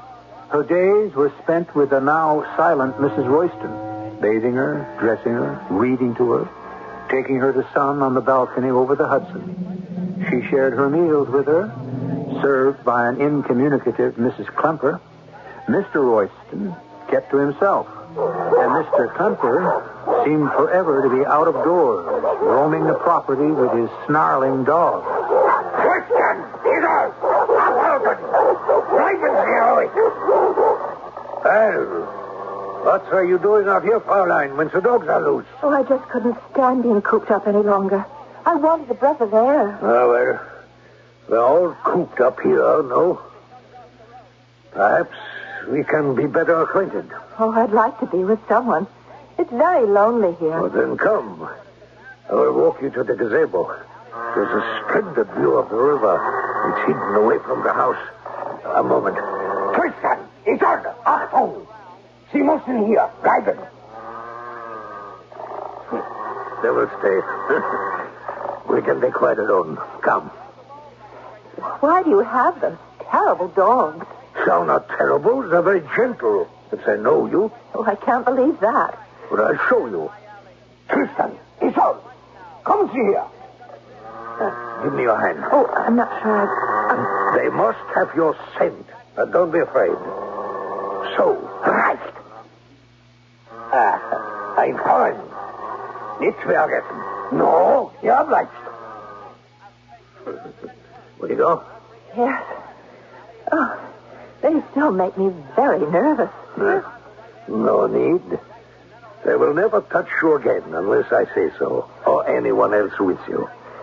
I would not have them harm you in any case. Thank you. I appreciate that. You will have a chance to show that in a moment. What do you mean?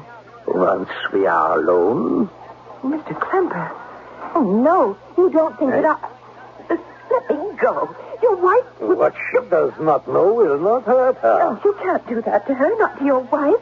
That cold iceberg. Oh. When I saw you arrive, I knew you were what I needed. Oh, what was that? The dogs. There must be a stranger on the property. Or they would have stayed when I ordered. What is everyone so afraid of here at Royston House? If you mind your own business, you will never have to know. And you and I will complete ours at a more favorable time. I seem to have crushed the game. I'll go and find out. As I scurried back to the house, I wondered who the intruder on the grounds might be. But I didn't meet anyone in the house. And after checking my patient to see that she was still napping, on my way back to my own room, I stopped again before the portrait of Mrs. Royston. You do look like her. Oh, Mrs. Klemper, I didn't know you were there. More than one doesn't know how careful I come and go. Oh, you startled me. You say I look like her. Well, is that a good likeness? Fair. It favored her quite a bit. She looks so young. She was a good deal older when she died. How did she die? She was in Africa with the master on a trip around the world, and she caught dengue fever, I think they call it. Oh, how awful. When was this? 5 years ago. He was terribly in love with her, wasn't he? Oh, his whole life was wrapped up in her. More's the pity. He was blind to anything else. But we haven't time for chatter. Why aren't you with your patient? Mrs. Royston is having her nap. You should be with her. Why? What are you afraid that she might do? I didn't say I was afraid she would do anything. But you are, somehow. Everyone is afraid in this house. Everyone is a sort of prisoner, aren't they? Why? I don't know what you're talking about. I think you do. The dogs, the walls, the secrecy. And why are there no mirrors anywhere? I want one. I want one in my room so I can arrange my hair and make my toilette. If you want a mirror, I'm sure it can be arranged. So long as you keep it in your room. I didn't plan to carry it about with me. I wouldn't. It's the one thing Mr. Royston won't stand for. Why? That's his business and his right. I don't inquire. And if you're wise, neither will you. Yes? Ah, come in, Miss Falkirk. Close the door. You sent for me, Mr. Royston. Yes. Are you going to discharge me? What? I said, do you want me to leave? Whatever gave you that idea? The day I came, you said... Oh, I mean, I just thought that's why you sent for me. Oh, forgive me. I was somewhat abstracted. I made a trip to town yesterday, a rare excursion. I bought something for reasons of my own. I no longer want it. It's wrapped in that package on the table. You may have it if you want. What is it, Mr. Royston? Something Mrs. Kemper tells me you asked for. A mirror. You may have it on one condition. What is that? You must keep it in your own room. Just never to leave it. If you wish. You may leave now. Oh, one other thing. Yes? 2 or 3 times the dogs have been disturbed lately. Prowlers of some kind. It wouldn't be anyone looking for you. Me? I told you in my letter that I'm alone. I have nobody else in the world. No family, no friends? My family is dead. My friends are half a continent away. No young man in your life? That is why I am half a continent away from my friends and him. He married someone else. We all have our crosses to bear. Very well, Miss Falkirk. That'll be all. I left this brooding, haunted man in a turmoil, clutching the heavily wrapped package he'd given me, which turned out to be an inexpensive, quite ugly, but serviceable hand mirror. It was a godsend to be able to see myself again and fix my tangled hair. Suddenly I felt stifled. Where are you going? Oh, just to get a breath of air, Mrs. Kemper. The dogs are loose, and my husband is not back from town yet. The dogs are used to me now. I wouldn't count on it. I'll stay on the porch. Mrs. Kemper. What? Why must we have them? The dogs, I mean. What is it that Mr. Royston's so afraid of? Who said he was afraid of anything? But he must be afraid of something or someone. Why does he hide behind a wall and close gates and have those vicious dogs? The dogs are not vicious, except to strangers. They are my husband's children. And you ask too many questions. Go out if you must, but don't be late to dinner. I walked out to the porch, but it was a heavy night with little air stirring, and suddenly the oppressive heaviness of the house was smothering me, making it hard to breathe. I fled out into the quiet, dark night. I had a wild desire to scream, but my throat was so choked it was all I could do to breathe. I could feel a reasonless panic welling up inside me. And then all of a sudden it was reasonless no more. The dogs started to bark frantically, and I could hear someone running. But before I could get out of his way, I'm sorry, the dogs. What are you doing here? Who are you? Not much time for socializing. I'm James Royston. Who are you? Emma Falkirk. Are you Mr. Royston's son? Yeah, on and off, when he wants to recognize me. What am I going to do about those damn dogs? They don't know you? We've never met formally. Well, you better get behind me. Can you control them? We'll soon find out. Come. Isolde. Oh, Paulson. I never figured you for an animal trainer. I'm not. What do I do now? Get them to buzz off. I don't know how to do that. Can't you tell them? They only understand German. Oh, look, if you let them smell your hand, maybe I could tell them that you're a friend. Not on a bet. I get the notion they don't like me any better than I like them. I could tell them to stay. Yeah, well, we took off. Solid idea. Why don't you? It's in German. Oh, I don't remember the word. Well, I can help. See, bleiben is the infinitive for a command. Let's see. How about bleib? That's what he said. Achtung! Bleibt hier! Stehen Sie! Bleibt hier! Oh, lady, you are a lifesaver. Well, if you want to save yours, you better get out. After finally getting in again, not on a bet. There must be some easier way of getting to see your father. Oh, who wants to see him? Last person I want to see. And who do you want to see? My mother. But she's dead. And buried? Buried, yes, perhaps. But not dead. Not decently dead.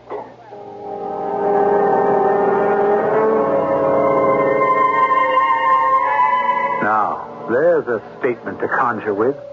Buried but not decently dead. Who is this strange intruder that Emily has saved from the savage guard dogs? Is his name really James Royston? And is he actually her employer's son?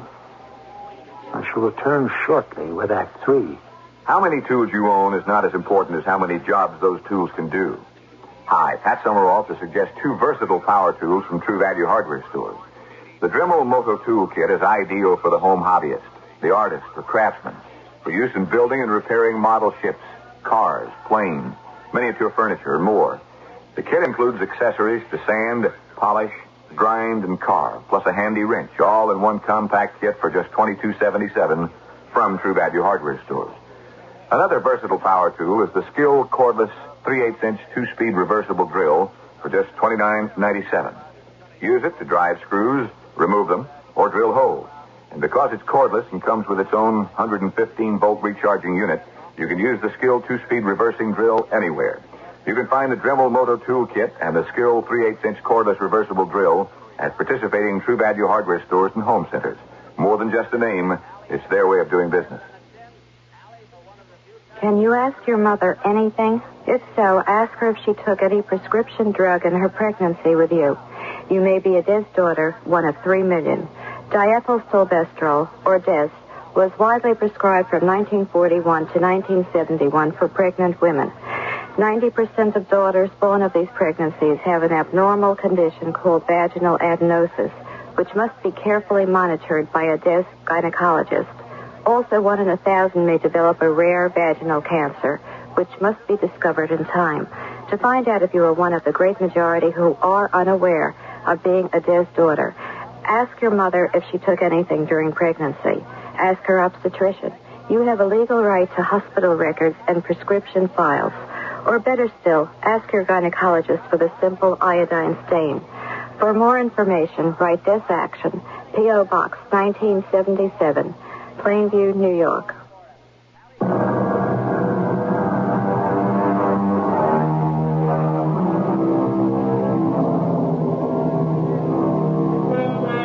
In the gathering dusk, Emily Falkirk has the strange feeling that time has been brought to a standstill while she searches the face of this handsome, red-haired young man who has dropped so unexpectedly into her life.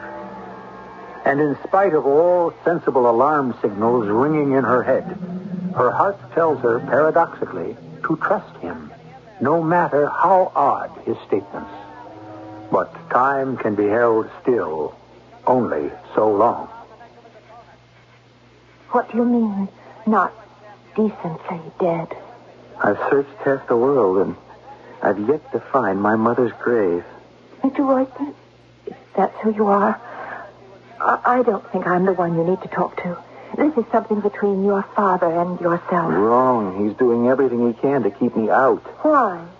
Because of what I might find out. You want to hear about it? No. Even if I did, the dog.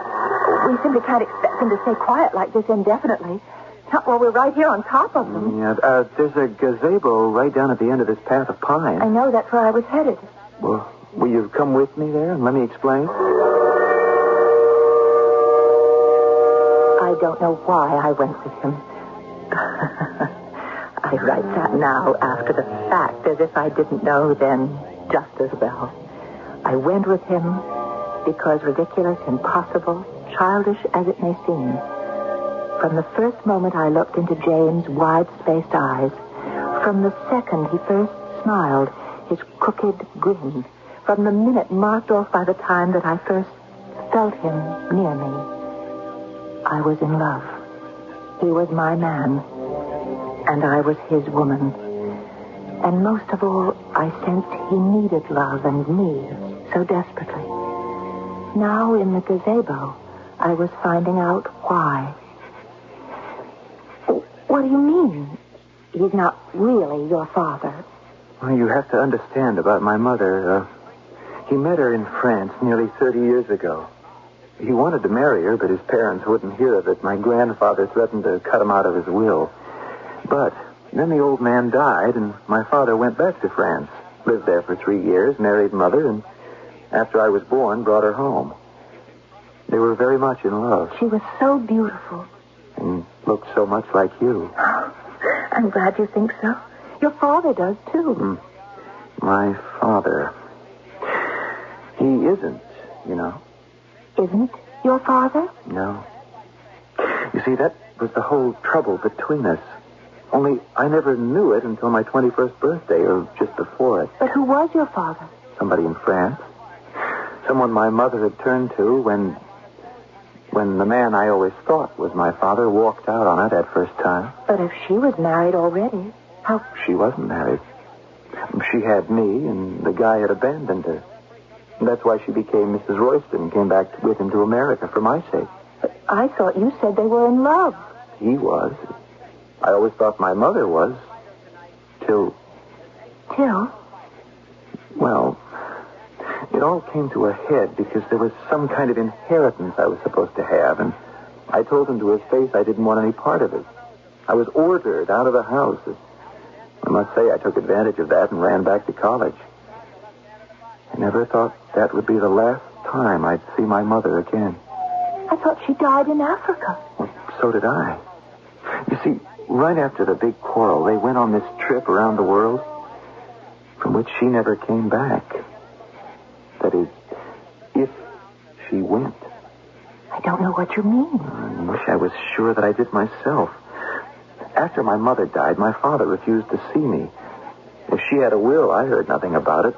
I was out of college by then, and I didn't give a damn. I'd shipped out to go around the world myself. And you're just back from that? Well, that's about it. Been back most of the year, but Mr. Royston refuses to see me. And I haven't been able to get in the house. Even some detectives I hired couldn't. That's when I decided to make a try myself. You know, there's more than one old tree around the property I knew I could climb in by. But didn't you know about the dogs? You have to take some chances in life. Why did you want to come back here, knowing that you weren't wanted? Because I have every reason to believe that my mother didn't just die. I think she was murdered. But even if that were true, how could you prove it? Listen to me, Emily. When I was in Africa, I went to Dar el Salaam, where my mother was supposed to have died. There was no grave, no record. No one knew about her death. In every port I called on, I checked steamship records of the boats she was supposed to have traveled on with my father. No record. Only on the transatlantic liner that left America did I find a listing of Mr. and Mrs. Royston. And you think... You don't mean that somehow he might have... that she might have fallen overboard? No, I don't think that at all. Then what? I don't think my mother ever left this house. I think she was dead before that trip even began. Oh, you can't believe that. How? I think he killed her. Oh, that's sick. That's ridiculous. What could he have done with... I mean, what... What did he do with her body? That's what I want to find out. I think he buried her somewhere inside the house. Oh, how can we even imagine such a thing? It isn't imagination. Look, this is a letter I received from Buddy shortly after her death. Who? Oh, excuse me, Mrs. Benson. Mrs. Benson, the lady who had my job before me. Yeah, and she had another one before that. She was my nurse and later housekeeper for many years till my mother died. Now, let me read you just a few lines. Let's see, here. So many dark, secret things since the bright years when you were growing up, Jimbo. And now this awful justification of all my buried suspicions since my dear Polly died. You see, my mother's name was Paulette. By sheer accident, I was able to get into her old rooms. And how they've changed. Why? My dearest boy, I shudder to say this, but I am afraid, deathly afraid, that it is because she never left them. You must come home and see for yourself. I cannot, dare not say any more till then. By the time I received this letter, Bronte was dead. James, what is it you want from me? I want you to help me get into that house so I can see for myself. But if that's the part of the house that's locked up... Look, I have a key. My mother gave it to me. I don't know. I have no right to. And besides, the dog... Now is the perfect time while the dogs are quiet. But how do I know I can trust you? I mean, a stranger. You don't. Except I don't believe you and I feel strangers to each other. Not anymore. No. But if we are to move, it must be... Oh, it's too late. Why? That must be Mr. Klemper coming back. The dogs are welcoming him. If all I suspect is true, he'd be the last person to welcome me. Well, if I can't get inside, there's only one other chance. But will you take this key, Emily? To get into your mother's apartment? Yes. But what could I find? What would I look for? Well, there was more in the letter than I read. In my mother's bedroom, there was a great double door with mirrors leading to a small dressing room. The door was on the wall opposite the windows. Now, let me know if it's still there. Here, you can write me or send a message at this address. Oh, I don't know. Please, promise. Somehow I know I can count on you. Then we're fated to meet again and again.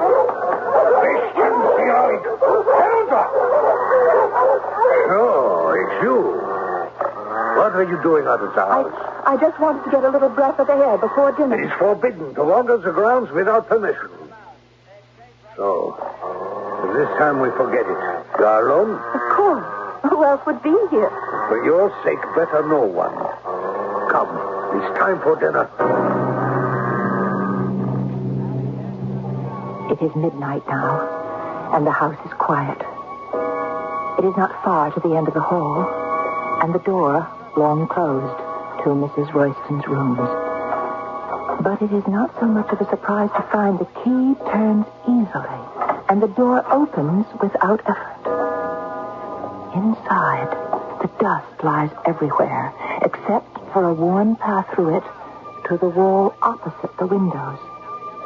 I hold my lantern high, but I see no mirrored wall opposite the door, only a heavy tapestry hanging from the molding. I put my lamp down. I try to draw it open. Nervously, I jerk at it, and something rips, and the whole tapestry comes tumbling to the floor, stirring up a cloud of dust which chokes me.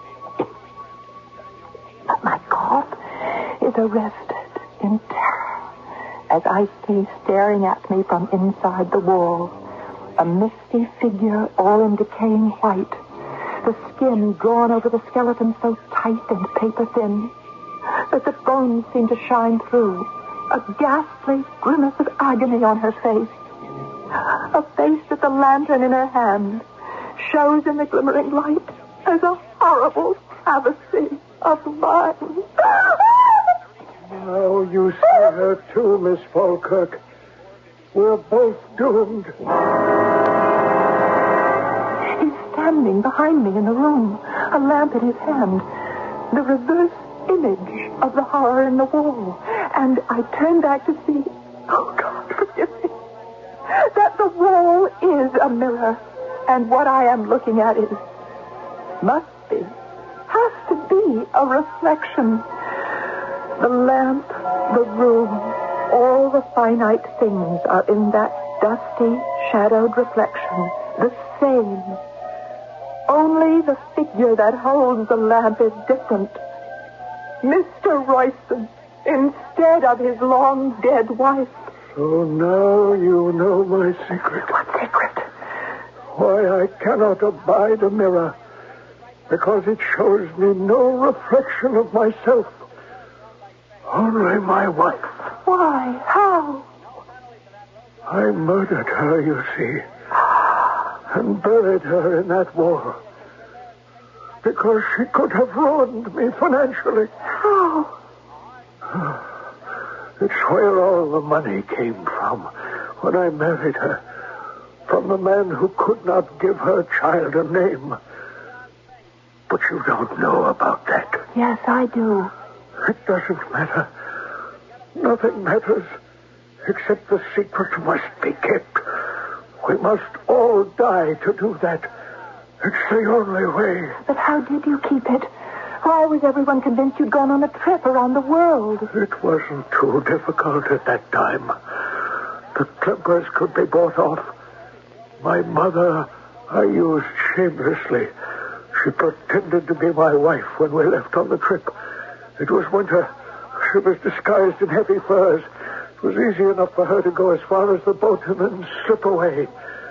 I didn't realize the weight of guilt I would thrust on her to make her mad enough to need you as a companion.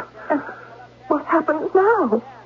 You are just as curious as Mrs. Benson was. Only it took you a shorter amount of time. I couldn't leave her alive to tell. How can I, you? It's no use screaming. The wind carries your voice across the river.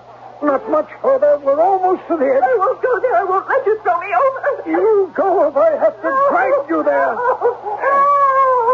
There is no help. Come on. You've delayed enough. Hey, what's this? The dog. It's all the husband here. Help me. Get back. Get back. That's it. That's it. Hey, go get him, Tristan. Go get him. Go left. I'm shot. Call him off, Clipper. Call him off. Tristan. He's on. Achtung. Come in here. Seriously. All right, Emily. All right.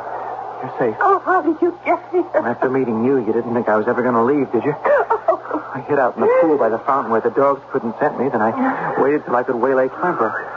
All I meant to do was to make him lock up the dogs, but while we were taking him up to the gatehouse, we saw you and Royston come up on the cliff. Oh. I made him set the dogs on him. But what happened to him? Did the dogs... No, in trying to shoot them, he shot himself. How?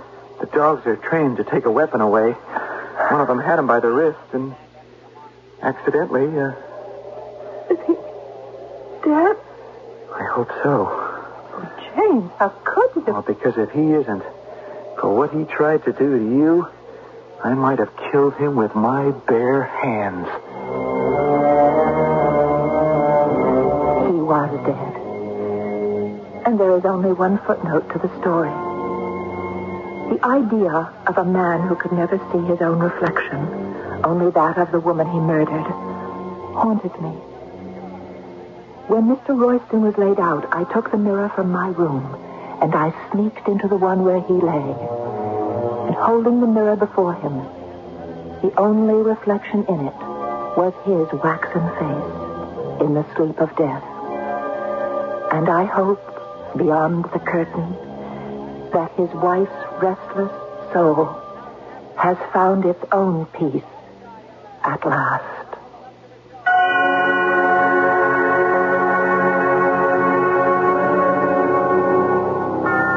Whatever reunion took place between Joseph Royston and his wife, a kinder union came to James and Emily. Within a year, they were married and lived happily ever after.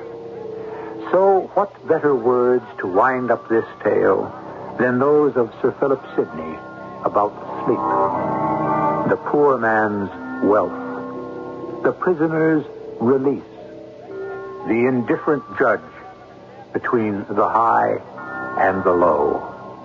I'll be back shortly. Take your contact, take it now. Give your code to contact. You've got a nighttime cold. Congestion is keeping you awake. You didn't take contact, did you? We're so famous for all-day relief, you didn't think of us for nighttime. Wrong. Our 12-hour contact capsule decongests all night long so you can get the rest and sleep you need. And sleep's a great healer. Give your code to contact. Take only as directed. Feel younger as you grow older.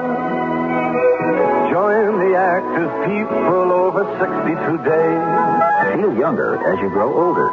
Regular physical and social activity will keep you active and healthy. Join the active people over 60. For details on this free program, contact your local office on aging or National Association for Human Development, Box 100, Washington, D.C. 20044. I'm Mandel Kramer. It's been my pleasure over the past 4 years to play many different roles on Radio Mystery Theater. And I'm looking forward to my part in an exciting play, Revenge is Sweet, on Tuesday, February 14th. This St. Valentine's Day production is pretty special, as a matter of fact. It's the 1500th broadcast of Radio Mystery Theater. And I know I speak for all my fellow actors when I say that working on this show has been a labor of love. Appropriate for St. Valentine's Day, right? We often wonder about our listening audience. You, where you live, how you like our Mystery Theater dramas. How about dropping us a line and telling us? You hear from us 7 times a week. Now let us hear from you, because we're interested in our favorite people, our audience. Please write Radio Mystery Theater, Box 300, Radio City Station, New York City, 10019. Box 300, Radio City Station, New York, 10019.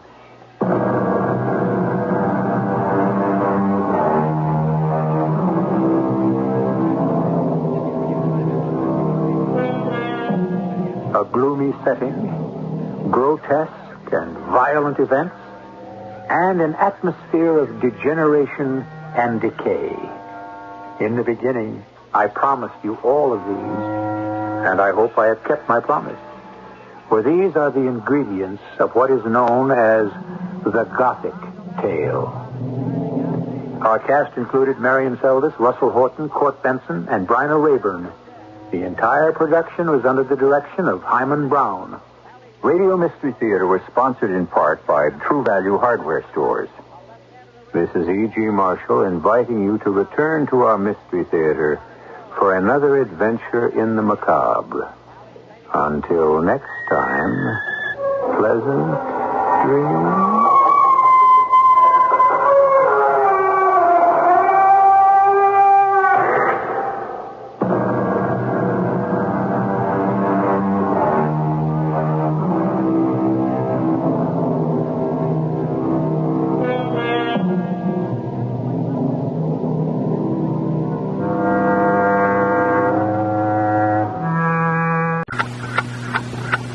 CBS Radio Mystery Theater presents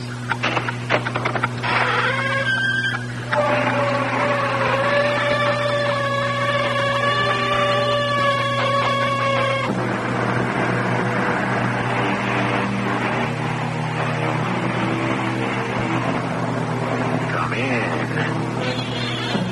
Welcome. I'm E.G. Marshall. The sea lies all around us. The continents themselves dissolve and pass to the sea in grain after grain of eroded land. In its mysterious past, the sea encompasses all the dim origins of life and receives, in the end, the dead husks of that same life. For everything, at last, returns to the sea. The sea is the beginning and the end. There's an easy way to solve your problem. What? Say, who are you? Who do I look like? I couldn't say. I forgot. You're used to seeing me without any clothes. I beg your pardon. And you've been trained to visualize me without arms. Who are you? You know. I'm Venus. Venus de Milo. There's no such person. I never said I was a person. I'm a goddess.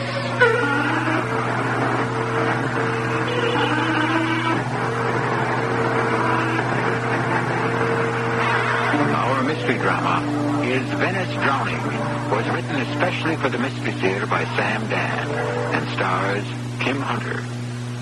I'll be back shortly with Act 1.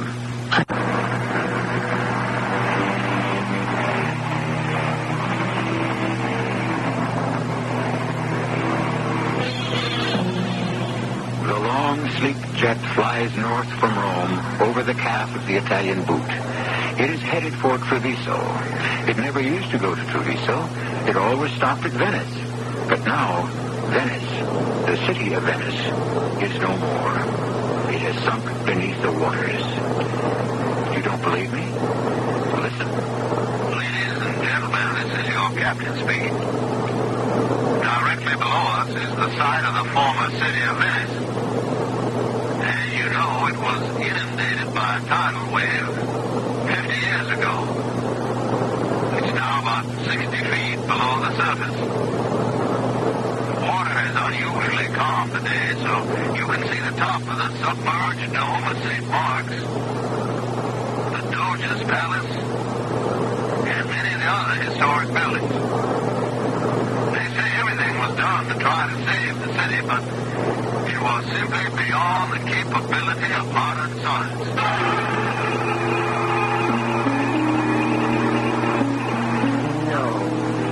No, it isn't true that everything was done. There was one thing that could have been tried. Had they listened to me, that would have saved the city. But no one took me seriously. Who am I? My name is Margaret Alice McLean. 50 years ago, I was 26 years old. And even before I became involved with the problems of Venice, it seemed I had plenty of problems of my own. Going out this evening, Margaret?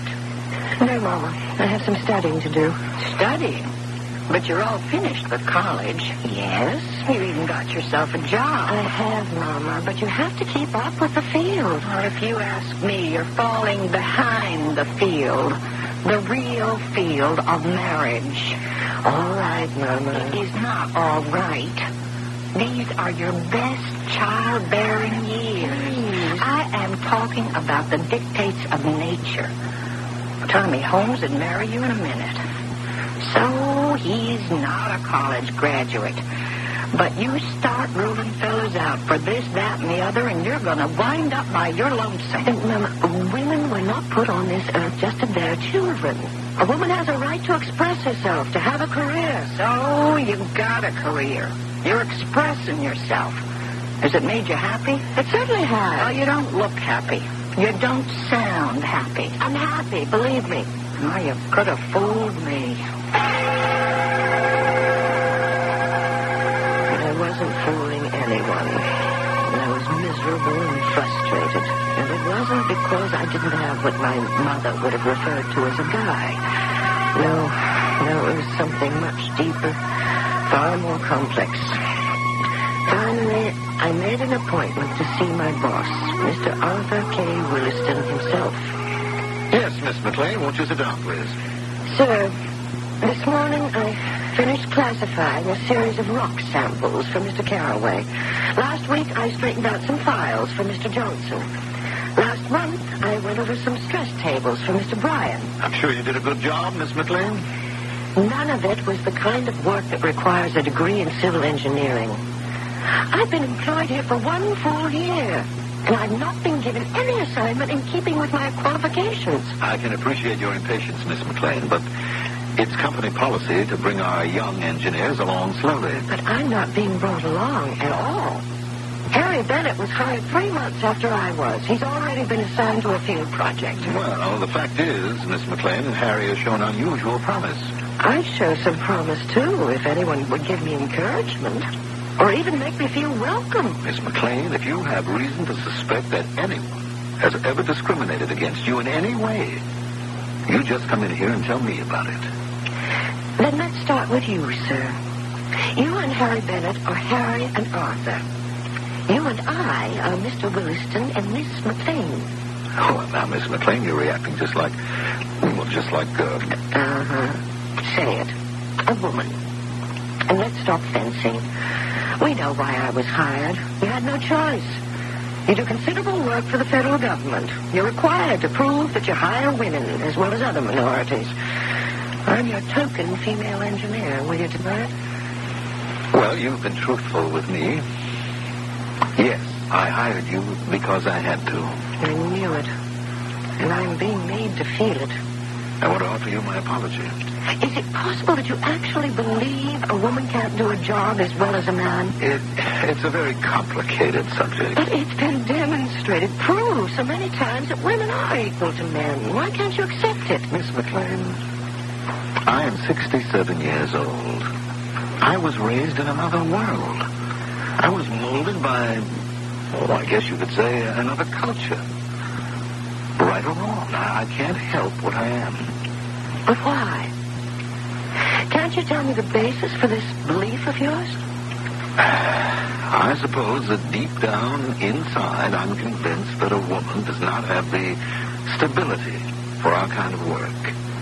I believe that she lacks the essential practicality. I feel that under stress she will substitute subjective judgment for scientific principle. You actually believe that? I'm sorry, but you asked me.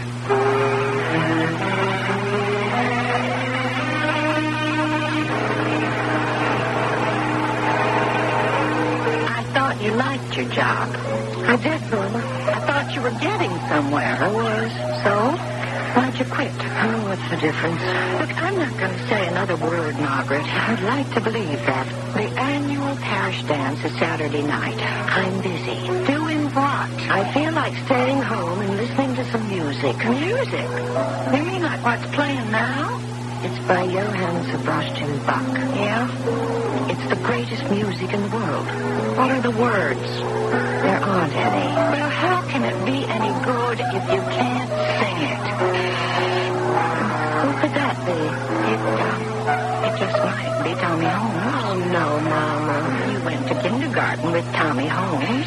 Why can't he just drop by and just say hello? Mama, nothing is ever going to happen between me and Tommy Holmes. Well, does that mean you can't even be neighborly? Now, I'll go inside to the kitchen. I don't want to cramp your style. Well, answer it. I'll see you later. I just wish she wouldn't. Good evening, Miss McLean. Mr. Williston. May I come in? Oh, please. Won't you sit down? Thank you. I hear you like Bach. Yes, he's my favorite. Mine, too. Well, he would appeal to engineers. The structure of his music suggests pure mathematics. I've always felt that. May I offer you a cup of coffee or tea? First, I must offer you my apology. Apology? Just a minute. I kept reviewing that conversation we had the other day. You remember it? Oh, yes.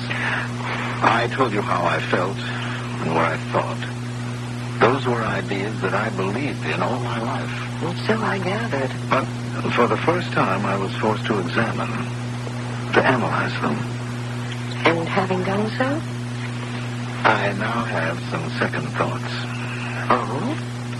Have you changed your basic beliefs? I'm not sure, but that's not the point. If I may ask, what is the point? The point is, I was being unfair to you. I mean, does it really matter what I think of women in general as engineers? The fact is, you in particular worked hard. You earned your degree. You deserve your chance. Even if it's a chance to fail? It's the same chance I give everyone. Will you come back to work? If it's engineering work? I want you to initiate a project for us in Italy. Italy? Yes. It's for the city of Venice. Oh, I've always wanted to see Venice. Now you'll have an opportunity to see it while it's still there. I beg your pardon? The city is sinking. Sinking? Yes, it's going under, and we are one of several firms called in to suggest some ways to save it. Save the city of Venice from drowning? It's quite an assignment. Would you go? I don't know what could stop me. Good. We can work out the details tomorrow morning. Now, if you'll excuse me, I have a meeting. Oh, of course. Good night, Mr. Williston. Arthur. Good night, Margaret.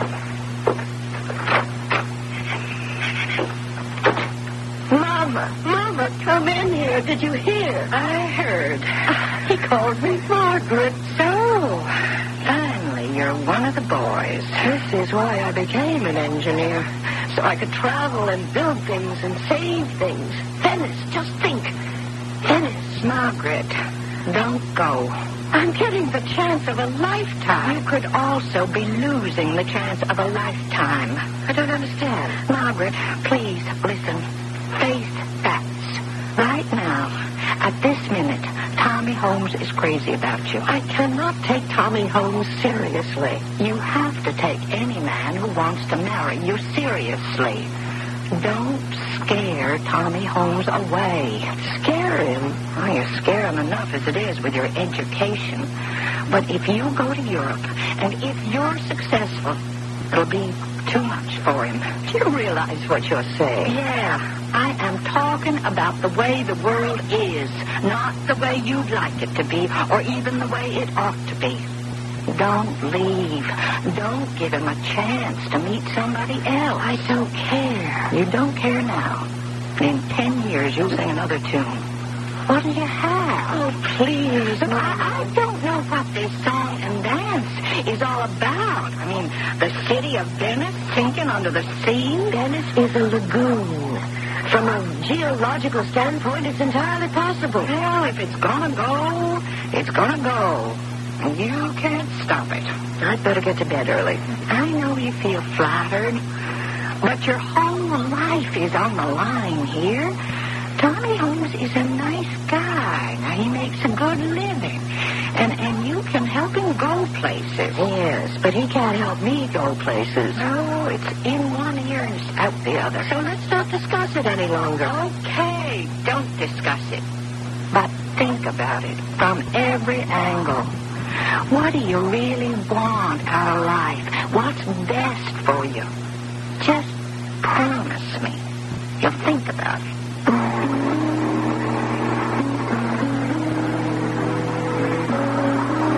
On the surface, there doesn't seem to be very much to think about, does there? But obviously, we are dealing with currents that run very deep beneath the surface, which is altogether apropos, because our basic story is concerned with the currents that may sweep an entire city from the surface of the earth. High tides are due in Act 2 in just a few minutes.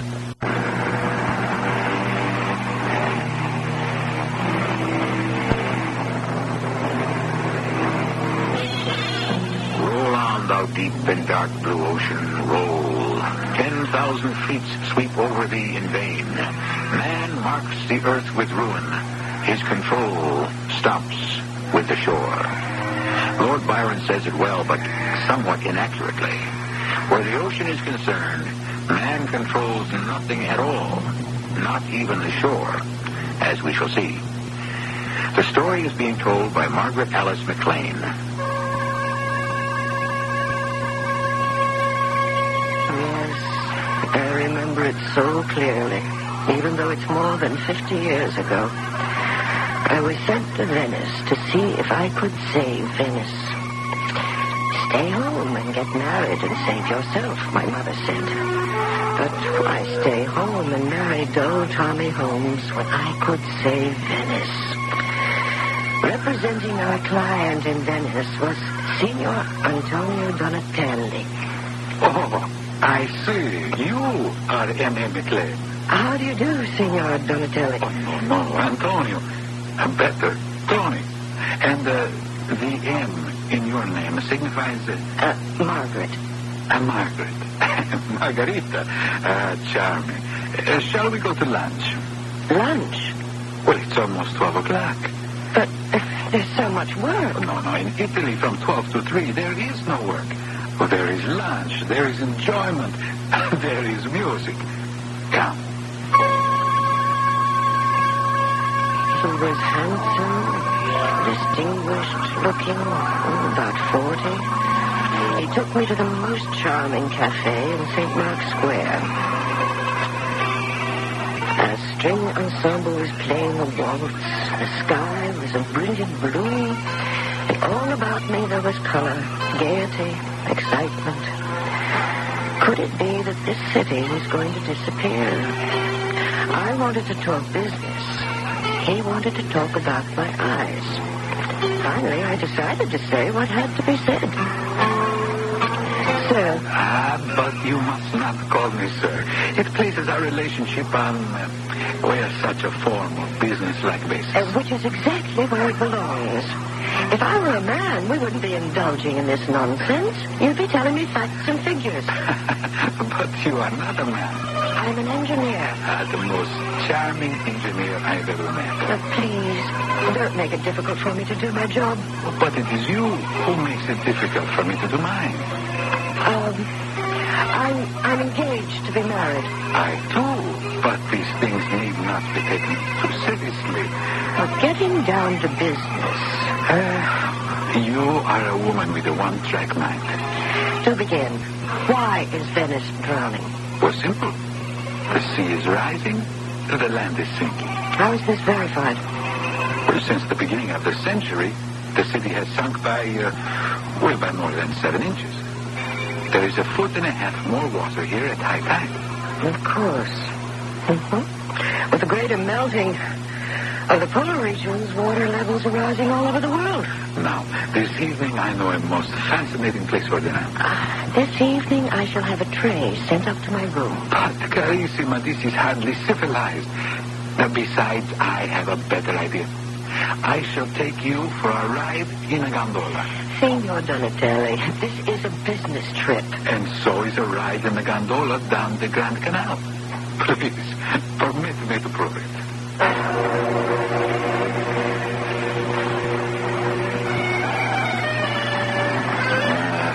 Such a beautiful evening. Getting down to business. So, we must move closer to shore. Gondolieri, a sinistra, prego. Now, carissima, you may see. Look there at the front of the houses. Yes. You see? Each has a door that opens on a canal. Well, look closely. You will see small flights of stone steps. But the steps are covered by water. Precisely. The water is already above the ground floor level. In many cases. It's rising higher. Yes. And this is an emergency. Of that, there is no doubt. Now, I know of the most delightful restaurant. I don't have time for that kind of thing. Time? What is time? Venice has always been drowning. It has always been in danger of being overwhelmed by water or by war or disease. And Venice has always survived. I must say you take a very relaxed attitude. But your city has to be saved. Will it help save it if I miss my game?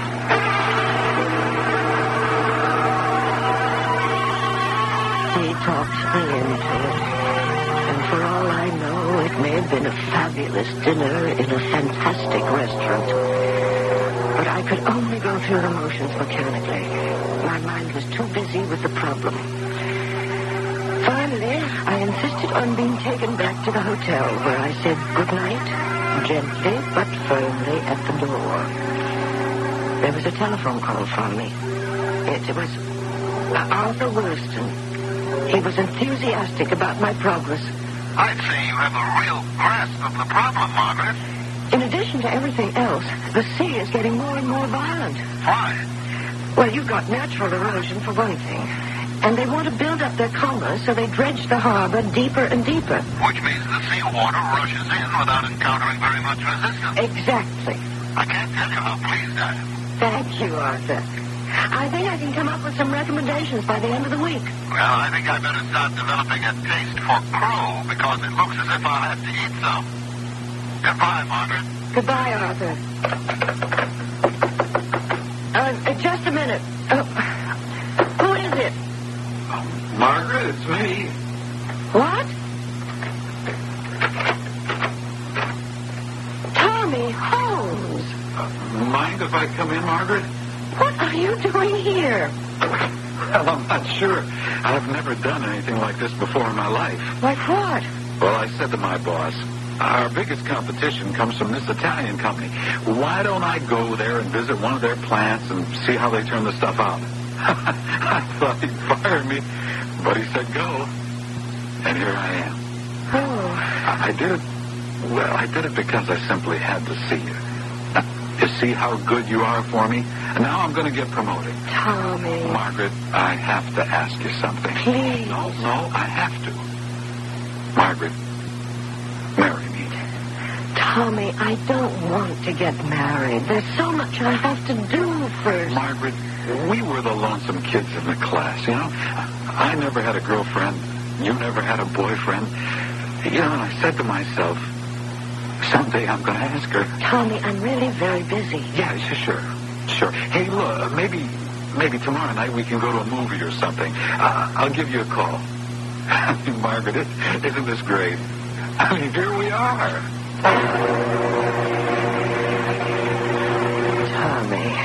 Tommy Holmes. He's really very nice. But why can't my mother understand that nice is not enough? I had to put up with him. And then I had to skirmish with Tony Donatelli. But my mind really wasn't on either of them. I was too full of the project. Finally, I was ready to call Arthur Williston with my preliminary recommendations. You want to detail that again, Margaret? The key is to slow down the incoming water. All right. First, stop all dredging for a trial period, say 3 to 5 years. Margaret, that means you'll cut down on navigation. You have to give to get. But it's a deep water port. It isn't meant to be a deep water port. The natural geology of the place is against it. Well, in the sense of what you're saying is you have to reduce the harbor facilities. That's the basic premise. They won't go for it. I was hoping that you could come up with something creative. What I'm suggesting is the only thing that makes sense. It doesn't make sense if the client won't buy it. And so there I was, shot down. Did I detect the tone in his voice? I couldn't tell. But what was I going to do?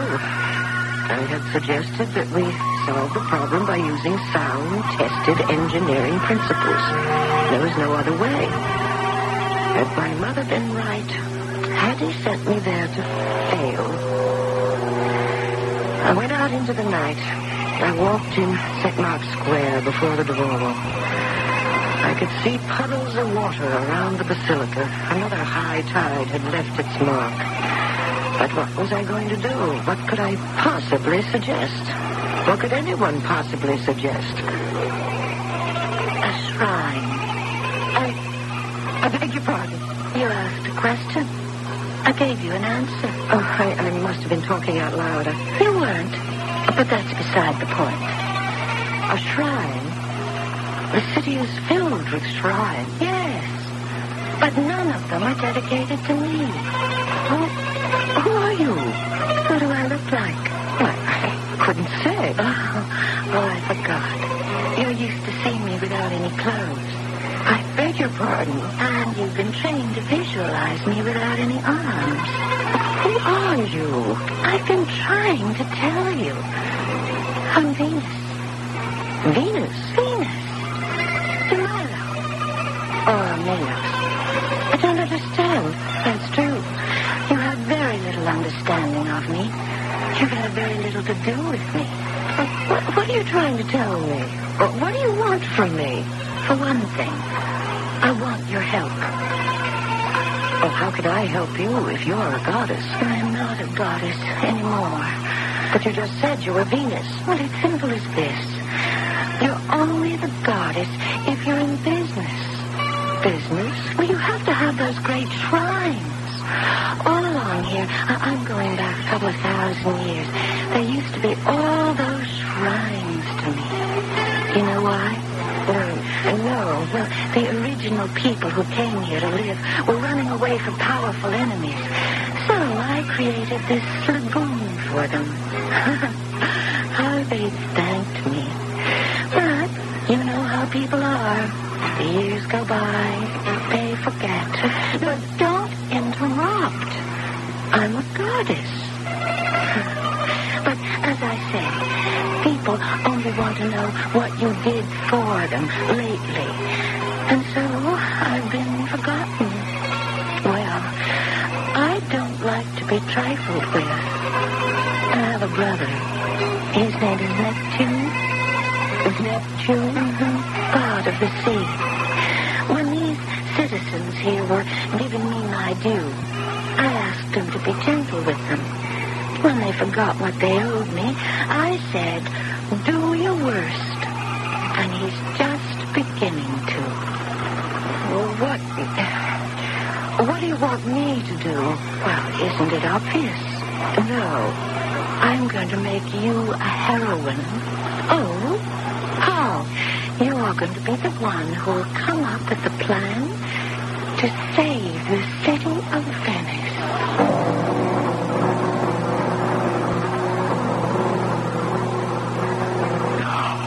This is what we've been waiting for. But who is this lady who calls herself Venus? Is it possible that she could actually be the goddess herself? But hold on. It's by no means certain that such a goddess, or any goddess for that matter, actually existed. Well, the answer isn't too far off. Just a few minutes away in Act 3.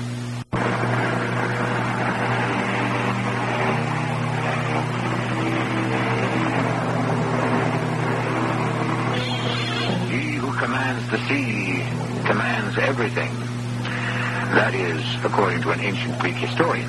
But, in all truth, who commands the sea? Who can instruct her waves and currents to come and go? Who can even understand, much less order, her inexorable movement? 50 years ago, Margaret Alice McLean tried to. But let her tell it. If I was going mad. Was I imagining this talk with a woman who called herself Venus? I looked at her closely. She was tall, and the only word that could describe it would be splendid proportions. And she knew everything, even things that were in the secret recesses of my mind. You are trying to devise a plan to save the city of Venice. My city. Yes. But it cannot be saved unless I agree to it. You see, saving it is a very simple matter to an engineer. But people are contrary. They won't listen to common sense. In effect, they refuse to save themselves. So, that's where we come in. But how? Build me a shrine. A shrine? Yes, like the magnificent edifices you see all about you. I want mine. But no, I'm entitled to it. And at a word from me, my brother Neptune will make the waters around here behave. But what can I do about this? Suggest it. Suggest it. You will ask to come up with a plan. I can't suggest that. Why not? You're an engineer. People will have to respect your judgment. It's impossible. If I were to mention a thing like that to my boss... Yes? You wouldn't understand. I would. Well, you think about it. You see that I'm right.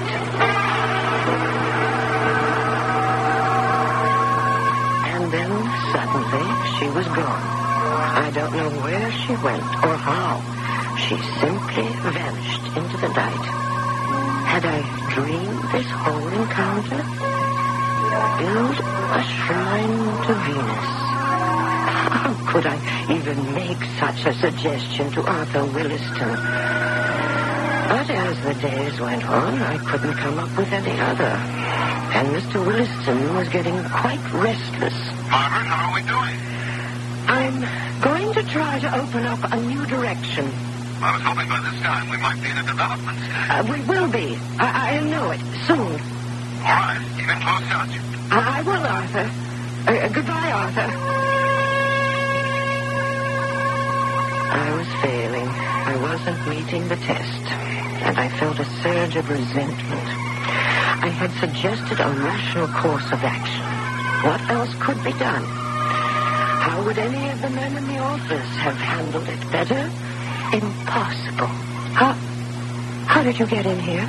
I've always been in here. I don't understand that, but I'll let it go. He turned you down again, didn't he? I gave him the only workable plan there is. That isn't true.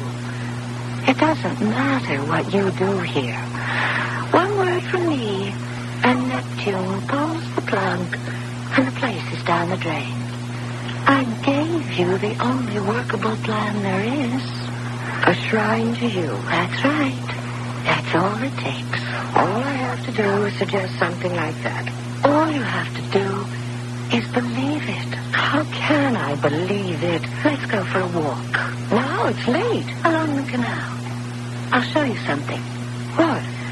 I have just spoken with my brother Neptune. Come. See what he's doing. Suddenly we were outside. It was a dark night, but as we walked along the edge of the Grand Canal, I could see something was happening. The level of the water is sinking. It is, see? How all those submerged steps are being uncovered? Steps that have been underwater for years? See the moss? Here, at the landings, the stone landings at the bottom of the steps, where the boats would come.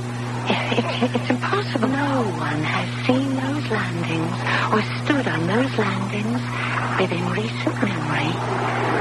It's true. What you're showing me is true. I told you. And this is where the watermark shall be, provided. Yes, I've already told you. A shrine. But I can't suggest a thing like that and be taken seriously. I couldn't suggest it before because you didn't believe it. But you believe it now, don't you? Yes. But how can I tell you? Trust me. I'll put words in your mouth. Will they believe me? Don't worry. You're one of my very own people. No matter what happens, I'll always take care of you. I didn't know what that meant at the time, but I phoned Mr. Williston and told him I had the plan. He was so excited, he said he would take the next plane to Venice, and he did. We met, and he listened. He heard me out, and he didn't say a word. When I was finished... This is what you suggest we offer our client, Miss McLean? Yes, sir. A shrine in the form of a classic Roman temple to the goddess Venus. Yes, Arthur. She will then look kindly on the city and prevail on her brother Neptune to control the waters. Yes. Well, Miss McLean, I recall we had a conversation in my office some time back. At that time, you asked me to explain my prejudice against female engineers, and I said that under stress, they would substitute subjective judgment for scientific principle. Unfortunately, I have been proved correct. How can you say that? You tell me that natural disasters can be created or averted by fickle gods or goddesses? And that is supposed to be scientific analysis? Why not? Why isn't it as plausible an explanation as any other? Look about you, Arthur. Why have we so many earthquakes, volcanic eruptions, tidal waves, windstorms? Mrs. McLean, it is obvious to me that you are not now, you have never been, nor shall you ever be, a civil engineer. Therefore, you intend to fire me? No. I would like to offer you another job. Doing what? Not doing. Being my wife. Darling Miss McLean, will you marry me? I looked at him. What could I say? Nothing. I ran out of there as quickly as I could. He was obviously mad. I went directly to the office of Signor Antonio Donatelli. After all, he represented the client. Perhaps somehow I could convince him. Shrine? Yes. Of Venus? Yes. I told you why. The ancient goddess of Venus. The ancient benefactress. I know you want proof. Well... Then listen. The other night we walked along the canal, and suddenly the water went down. Down? Steps and landings that had been submerged were suddenly revealed. They were? You don't believe it? Carissima. That was a sudden ebb tide. What? Well, they come. Occasionally. Rarely. But the water will run out for just a little while and then return to rise even higher than ever. Why is it so hard for you to believe me? Believe you? Why is that important? I wish to do more than merely believe you. I want to love you. Listen, this is important. Nothing is more important than love. I want to save Venice from drowning. What does it matter to me, Carissima, when I am drowning? Drowning in a sea of despair because my beloved Margarita is so cold to me. I tell you, the answer is simple. Of course. Marry me. What could be more simple? They were mad, both of them. Well, with or without them, I was determined to fight for what I believed in. I went to the newspapers, the broadcasting stations. I spoke before all kinds of civic organizations. At worst, they laughed at me. At best, they were polite. But no one believed. And the more opposition I ran into, the more determined I was to fight. I began to make a nuisance of myself. It happens to all zealots, and that's what I had become. Margaret? Oh, it's you, Tommy. I don't have time to talk to you anymore. I'm going out. Don't. Don't what? Well, don't take this the wrong way, but don't go somewhere and make a fool of yourself again. No, see here, Tommy Holmes. No, I don't mind. That's because I love you. Oh, that's enough of that. No, there'll never be enough of that. I don't mind that people laugh at you thinking you're a kook. I mean, I want to marry you anyway. But what I'm proposing isn't crazy. It is, but I don't care. I love you in spite of it. Or maybe because of it. But Venus... Oh, what's the use?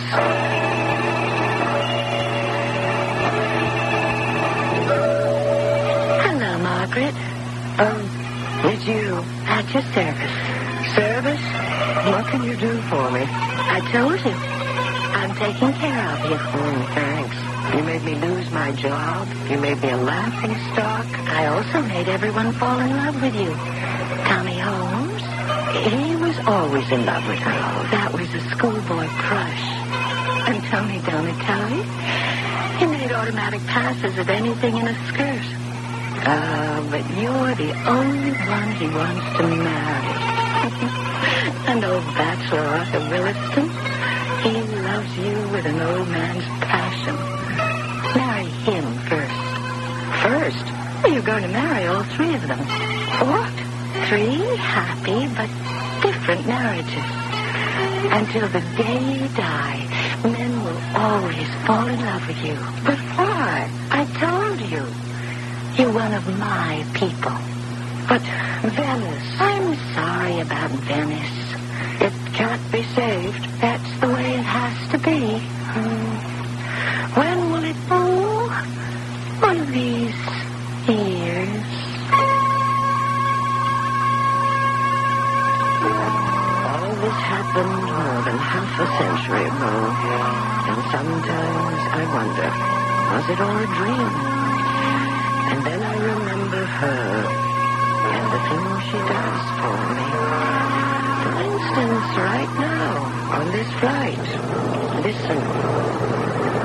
Ladies and gentlemen, it's your captain speaking. Directly below us is the side of the former city of Venice, which, as you know, was inundated by a tidal wave more than 50 years ago.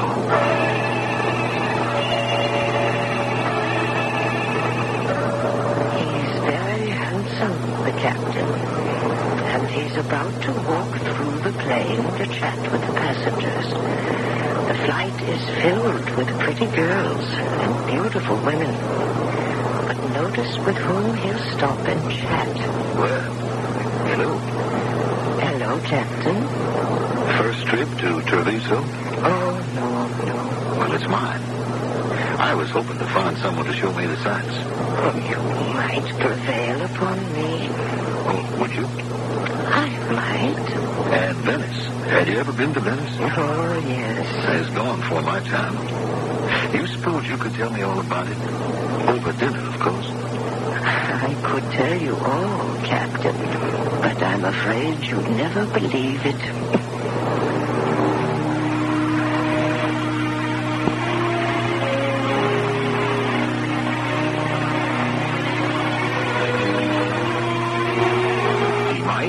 He might not. You might remember the argument that took place a little while ago when our heroine, or was it Venus, speaking through her, claimed that our recent spate of natural disasters was the work of the jealous ancient gods. Certainly, there is a sense of unease everywhere as the earth rumbles menacingly and the sky glowers in ways that are new and frightening. And who can account for it? Perhaps I can, when I return shortly.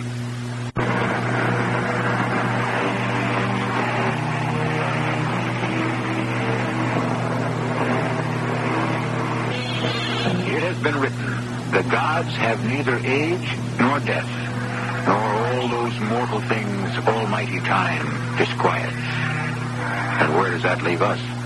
Exactly where we are now, in a state of suspense and doubt. We ask, is Venice drowning? We could also inquire, is California crumbling? How tenuous are the ties that bind us to this fragile reality? Or is it an illusion that we call the world? Our cast included Kim Hunter, Carol Teitel, Mandel Kramer, and Lloyd Batista. The entire production was under the direction of Hyman Brown. And now, a preview of our next tale.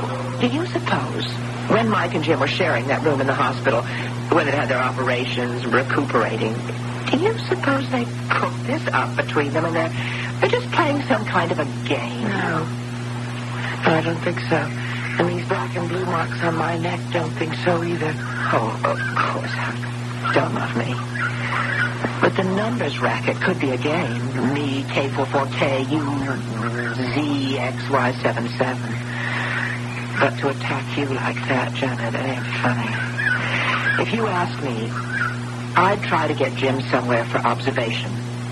And if he won't go, you ought to think about moving out. I have, in a way. I've moved to another room. Made it my bedroom. I've hidden his gun. And every night I lock my door. This is E.G. Marshall inviting you to return to our Mystery Theater for another adventure in the macabre. Until next time, pleasant dreams.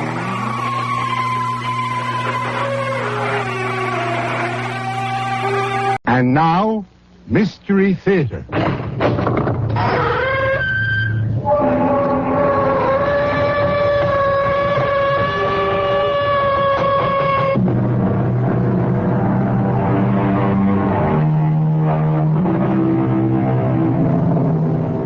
Come in. Welcome. I'm E.G. Marshall. She is an incredibly imposing figure, Queen Liliolani, last of a pure line of Polynesian royalty, save for the handsome son she faces, nearly eye level to eye level, although Danny Makahini is well over 6 feet. Always a woman of Amazonian proportions, middle age has blown her to gargantuan size and girth, and her anger and emotion is as monumental as the rest of her. Marry a Howley? I'd as soon see you dead. Oh, come on, Mother. It's the 20th century, and Hawaii is a state, not a monarchy. The Polynesian and the American Indian are two of a kind. Two civilizations pirated, their lands raped and stolen, their countries plundered, and their people sold into virtual slavery. You should be running for the Senate. I should be making powder and cleaning my gun. For of all the Haolis on this island, the most repressive, imperialist, surrogate king is Carter Bradley. And my son will marry his daughter only over my dead body. Mother, I've never seen you like this. You're always so reasonable. You are betrothed to Taormina. We haven't really seen each other for over 7 years. She's more like a little sister to me. I know more than you do, my son. For all your doctor's knowledge, I beg you not to tempt fate. The gods have been angry enough for years, and my inner senses tell me what you plan will bring a great auai down upon us. I see a raging disaster already set in being that no human being can stop.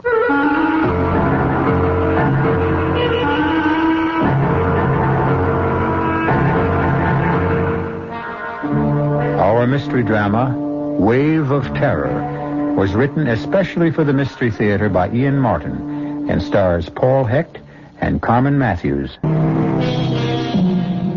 When she mentioned disaster, Queen Liliolani could not have sensed the extent of the Holocaust, which was to change so many lives. For at the moment she spoke, out of some alluvial fault in the great Alaskan ridge, the earth boiled from its guts like a volcano, throwing up great mountains of lava, displacing trillions of tons of water that formed a great tidal wave, traveling unnoticed beneath the surface, rushing southward at a speed of up to 500 miles an hour towards the first landmass in its way, the islands of Hawaii.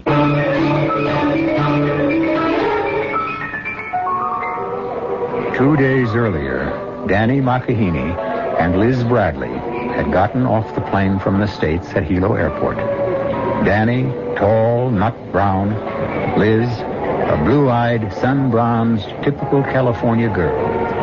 God and goddess with a special shine. The shine of love. But despite the message of their eyes and their faith and assurance, their homeland has brought them a cloud of uncertainty. I'll manage somehow, Danny. Dad's tough, but I can usually break him down. Yeah, so is Mother. I wish I felt as sure of her. She has a genius for getting her own way. It's a habit of royalty, and we're both children of royalty. Only yours is for real. So is yours. Mine is just tradition, but yours is force majeure. Mother is a queen by birth. Your father wears his crown by owning half of Hawaii. What makes me unhappy is that I can't bring you the kind of world you're used to, which is only one of the strikes against me as far as your father is concerned. Now, don't start that bit again. So you're a Kanaka. I'm a Haole. So what? In this day and age. Nothing stateside. Here in Hawaii... What's the difference? We're the ones getting married. Supposing they don't give us their blessing. It's up to you and me, isn't it? Oh, honey, of course, except... maybe I'm still part heathen after all. Without my mother and your father's blessing, I have a... Now, for all my liberal arts education and medical school, I still can't explain it with anything but a Hawaiian Polynesian word. I have a mea mea. That's just plain superstition. No, it's an uneasy feeling. But if it has an explanation, it goes away. Big difference. Welcome home. Darling, we're borrowing trouble. Let's just go home and face up to our parents, and maybe there won't be anything. I only want to make it as easy for them as it is for us. I love you. And I love you. It's as simple as that. So just kiss me a short goodbye, you big worrywart. When did I have to be asked? What is it? First rift in the lute. Your ex-rival, Dr. Peter Hughes, is heading straight for us. How'd he get through customs? The Bradley name. The key that opens all doors. Funny Dad isn't willing. He's probably too busy reigning. What? Isn't that what a king does all day? Oh, Elizabeth. Danny. Aloha, Pete. What's the matter with Dad? Not a thing. Then why isn't he here to meet me? He got tied up in some business. Am I such a bad substitute? Of course not. I had a feeling I was something of a letdown. By the way, Danny, Queen Liliolani and that exquisite intended of yours, Taormina, are waiting for you outside. Oh, I'd better make tracks. Mother doesn't like to be kept waiting. And I'd better get Elizabeth into the helicopter. Mr. Bradley is a little impatient himself. Will I be hearing from you tomorrow, Liz? I hope tonight.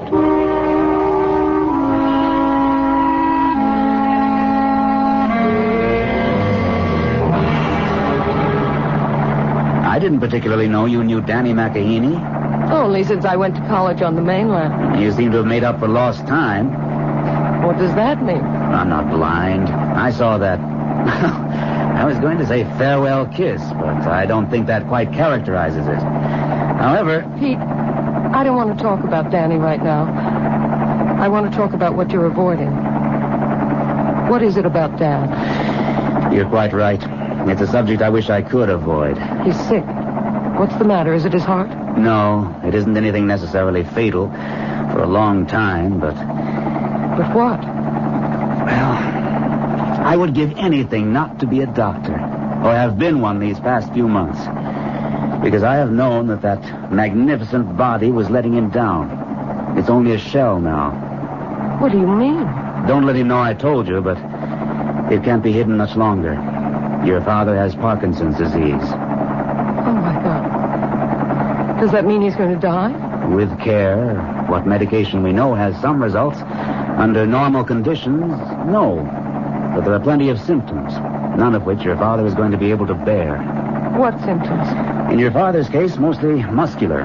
Trembling of the hands, dropping things unconsciously. A rigidity which will inevitably cut down on his normally superactive lifestyle. A marked decrease in his muscular control. Oh, no. Oh, that can't happen to Dad. What can we do to help? Some drugs. A fortunate remission in the disease sometimes. Most of all, trying to avoid emotional excitement and fatigue. Welcome home. I had to tell you. Especially since... Why stop now? I love you, Elizabeth. I'm too old for you, but just the same, I know you're in love with Danny McEheney, that you want to tell your father so. I'm trying very hard to be as objective as a doctor ought to be. I don't know what any of our futures are destined to be, but I do know that your father's life, not necessarily death, but his life, is probably in your hands at this moment and from here on in.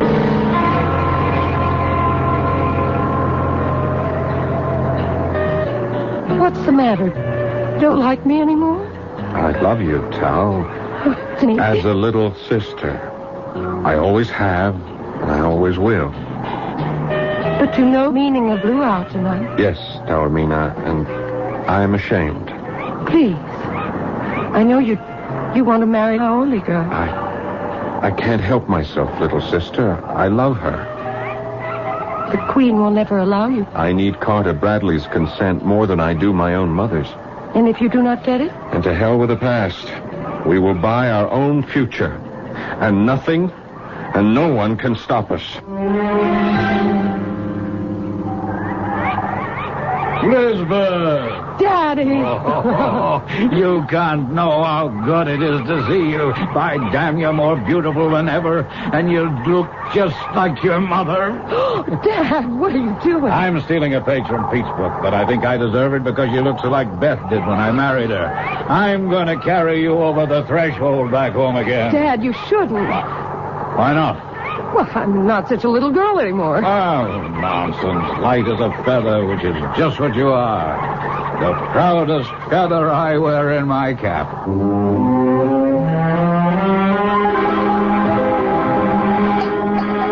Damn, I'm sorry, Elizabeth. Did I spill? No, Dad. I came a cropper off a new stallion I've been breaking in. My arm's a bit stiff. You all right? Oh, now you're home. Oh, I have a few bruises here and there, but I can shake 'em off the moment I see you and Pete happily married. Now you're graduated. Let's make it soon. Oh, now give the girl a chance to catch her breath, CB. If I were you, I wouldn't grab her while you can. Only when Liz wants me. Now, don't tell me I said something out of line. Typical of me trying to rush things. And this damn hand is bothering me tonight. We can talk it all out tomorrow. Oh, I can't tell you how good it is to have you home in Waialua again, sweetheart. I've been waiting to get back myself. It's a cold old house without your mother. You're my one hope for Waialua's future. And her boys.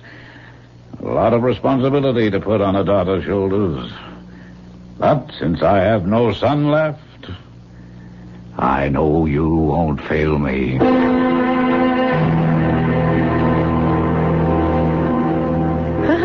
So this is where you've been hiding out, young lovers. Danny, you should not have stolen Taormina away from the feast. I was the one to need to speak to Danny alone. Thanks, Tal, but I can speak for myself. There are too many words in the world. Let us just thank the gods for what little we have. We are a dying race, my son, but still a proud one. You and Tao can keep us alive. And I thank Oro and Tane and Taora that the moment is almost here. Almost here? You are a doctor now. Now, the wedding ceremony need wait no longer. I have set it for the full moon, the night after tomorrow. Mother, Mother, Taormina and I will not be wed. Tao, is this your wish? No, but I... Don't stammer, girl. Answer me. I will answer you, Mother. I love Tao as a little sister, but I will marry Elizabeth Bradley. The daughter of Carter Bradley, the Howley? Yes, Mother. Never. I'm sorry, I must. We are in love. He won't let you. How can he stop us? Then I will. If I have to call on all the ancient gods... Oh, please, Mother, I no longer believe in magic, alui, or any superstitious curse that could harm me or Liz. No curse or any magic to harm the girl. I have no power for that or second sight. But I tell you this. If you marry this Howley girl, if you tie your life to Carter Bradley's daughter, you end my life. My death will be on your head and hers. I can smell it in the wind. If you insist, in the words of the missionary, you will reap the whirlwind.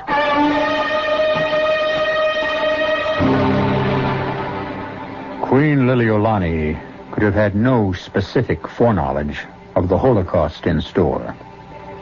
Carter Bradley, absolute monarch, whose magnificent physique is betraying him, and whose weakness will lead him back to old sins. None of our characters can yet know the cataclysm of nature which is to affect their lives.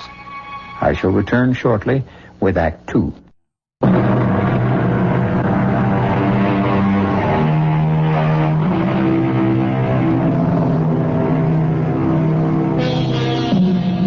The great shelf of sub-ocean land that lies off the Aleutian chain of islands is still intact. It is some 48 hours still before the titanic undersea explosion will rend it asunder and create a wave that will rise towering to 90 feet, 20 to 30 feet above the great mansion at Wailua, which spreads along the coral cliffs looking northward to the vast Pacific and the coming terror. On the lanai, facing away from the ocean, Carter is just finishing breakfast as Liz joins him. Well, now it seems more like home again. Morning, Elizabeth, dear. Morning, Dad. You know, I've been sitting here snorting as impatient as the old warhorse I am. But I couldn't wait. I've finished breakfast. I'll ring for yours. No, Dad, please. What's the matter, Princess? You don't feel well? I wish you wouldn't call me that. What? Princess. Well, it's my old name for you, and I always called you. You don't feel well. I'm tired, Dad. Long trip, change in time. Well, you should have slept longer. How about some coffee? No, thanks. Juice? Nothing for the moment. We have things to talk about. Well, of course we have, but I sort of thought we'd keep that for lunch, huh? I mean, Pete will be here, and don't you think he ought to be part of it? No, Dad, I don't. Oh, I don't think that's so fair, Princess. No, all right, if you prefer it, Elizabeth. Though why I can't use the old name... It doesn't fit me, Dad. It's not what I am. On these islands, and particularly this one, it's what you are, at the very least. If we were to ride to Mauna Kea, way up to the top, you could turn and look north, east, west, and south, and every bit of land you saw would be yours. Or will be someday. Are you so sure, Dad? I own it. It's mine, along with a few other things. And when I'm gone, whose else would it be except yours? And Pete's? I don't really know.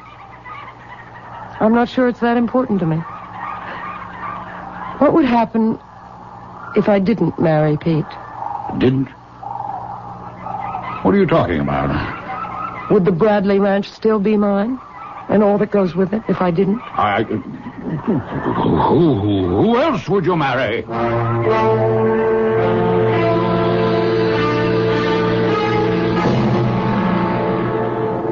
I didn't expect you up so early, my son, after the long trip and the luau. It was a perfect morning for surfing.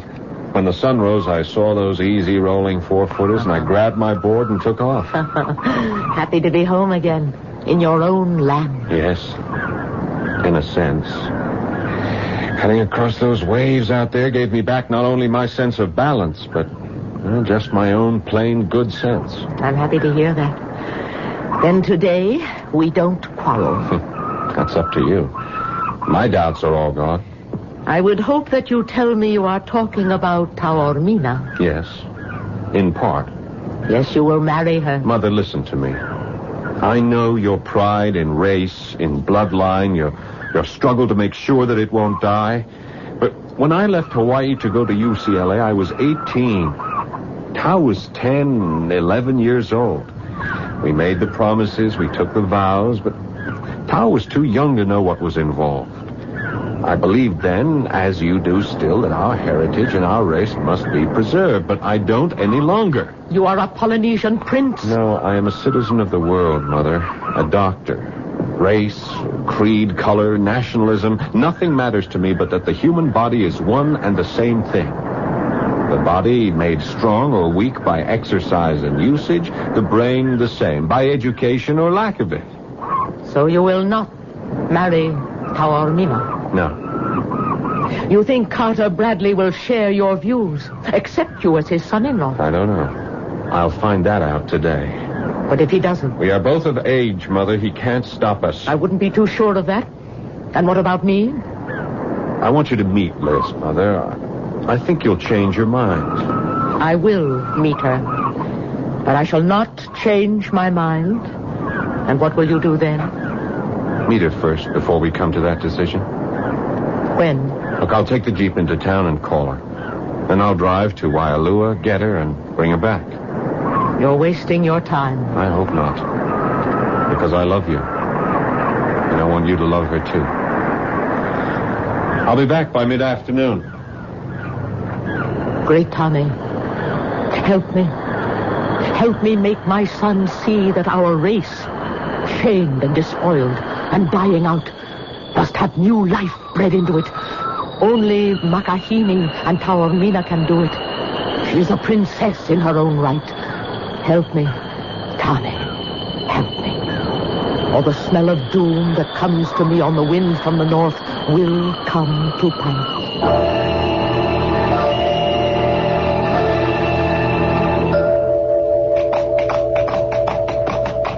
Hail, boy. Stable King here and rub him down good. I rode him hard this morning. Hey, Pete. Morning, CB. I'm hungry as a bull. Is lunch ready? Yes. There's a nice breeze off the water, so Chung Lee set the two of us up on the front lanai.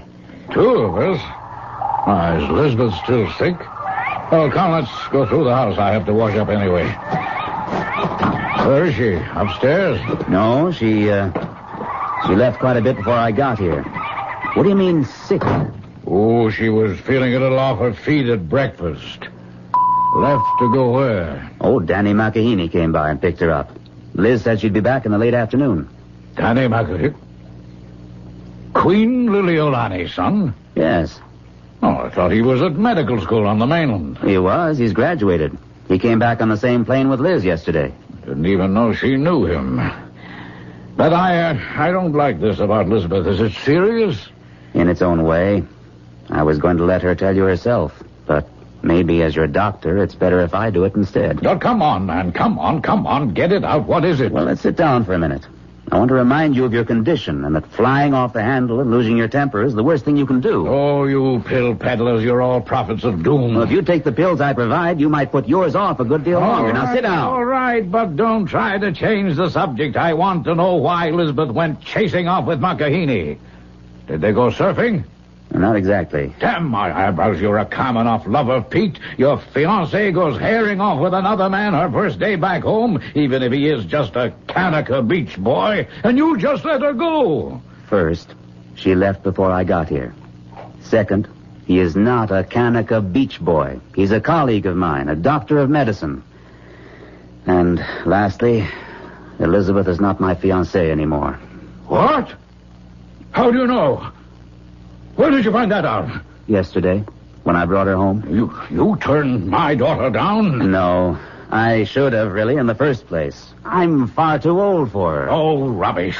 Well, I'm not marrying her, CB. And you're not fooling me one bit, Pete. You're still as much in love with Elizabeth as you've always been. I smell a rat, and I'll bet it's Makahini. Is that it? Is that it? Where did they go? To see the Queen. I imagine to ask her blessing. To get married? My daughter and a beach boy? Now, stop talking about Danny like that. And don't get all worked up. It's bad for you. Oh, I won't get worked up. First of all, because it's just not going to happen. There'll be no marriage between them, because if she doesn't stop it, I will. By God, if he as much as dares... It's all right, CB. Now just take it easy. It's only a temporary attack, CB. But this time you are going to take one of my pills.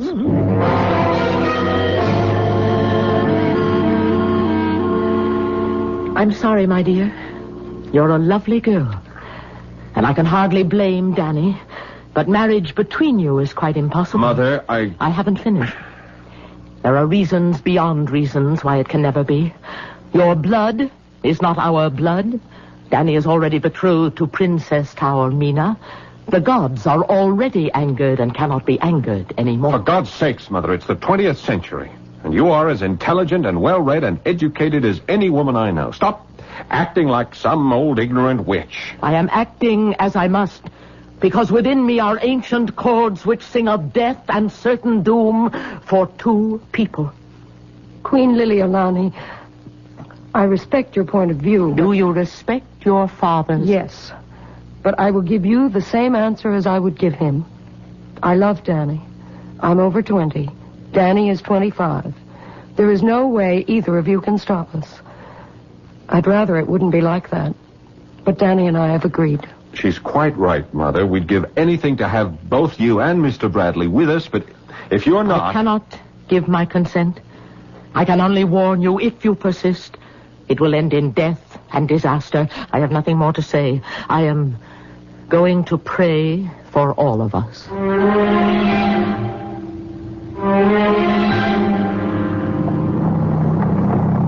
Well, Liz, we're almost all the way home, and we still haven't decided just how we're going to go about it.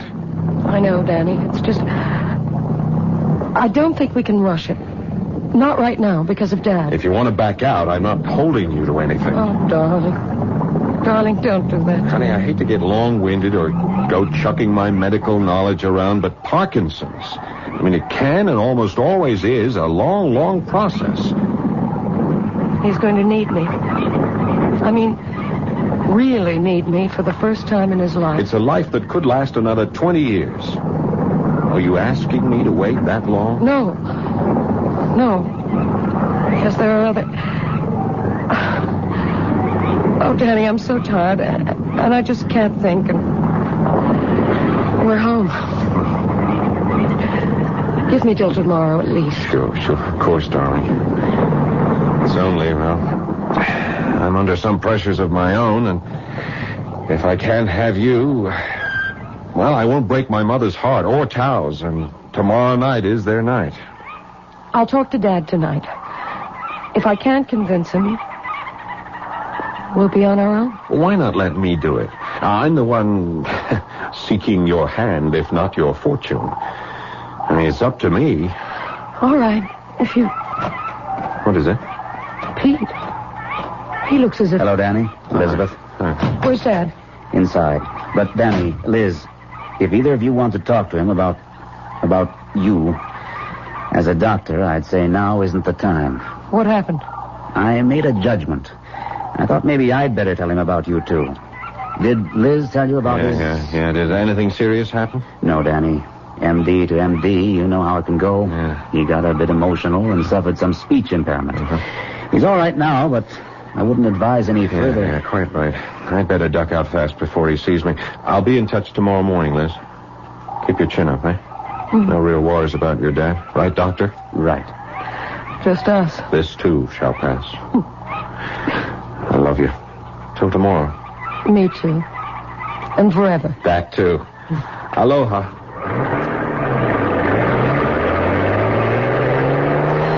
You sure Dad's all right? If we can keep off a certain subject, sure. I don't want... I can't do any more talking about... Oh, Pete, hold me quick. What is it? Just something that nobody but me knows about. Yet. I wonder if anyone else will.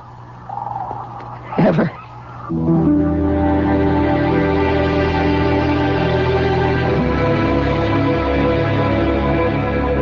What new factor could enter a hoped-for marriage which already appears to have everything against it? And what is the meaning of Liz's cryptic statement, expressing a knowledge that only she has and no one else may ever know?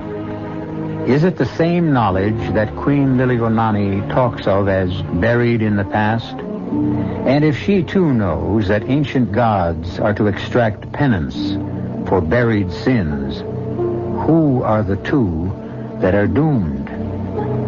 Or are more to die in the dreadful natural phenomenon that is at last about to be unleashed 3,000 miles away?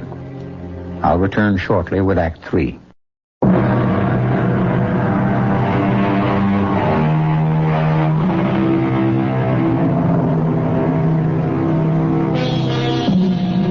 At exactly 8:42 the following morning on the island of Hawaii, two final ultimatums were issued by two irate parents. One of them by Queen Liliuonaani to her son. The gods have been angry enough for years. My inner voices tell me what you plan will bring a great Aue upon us. I see a raging disaster will be set in being that no human being can stop. And Carter Bradley to his daughter the next morning, completely recovered through rest and medication for the moment. Let's get one thing straight, Princess, and don't interrupt me. I used the old name deliberately. On this island, we are the royalty. And I'm warning you one thing right now. Go near that Makahini Kanaka again, or let him come near you and I'll shoot him down like a dog. I mean that, Princess, as God is my witness. No one or nothing can stop me from doing as I want on this island. Whether it was sheer coincidence or whether gods, ancient or contemporary, took offense, this was the moment the titanic explosion occurred, hurling trillions upon trillions of tons of water at breakneck speed above the ocean bed. Within 6 hours, it would hit the north shore of the island of Hawaii head on. Whether guided by sheer accident or supernatural design, the devastation it would leave in its wake would be, to say the least, supernatural. Dad, you can't be serious. Oh, but I am. You couldn't do this to me. I'm doing it for you. But I love Danny. Childish romance. If you don't marry Pete, I'll leave everything to him. I don't need anything. Danny can support me. I can work. You'll never marry him. Why are you so set against him? It should be obvious enough. Nobody could be that prejudiced, that bigoted. And to make sure if he comes near here or you again, I will shoot him on sight.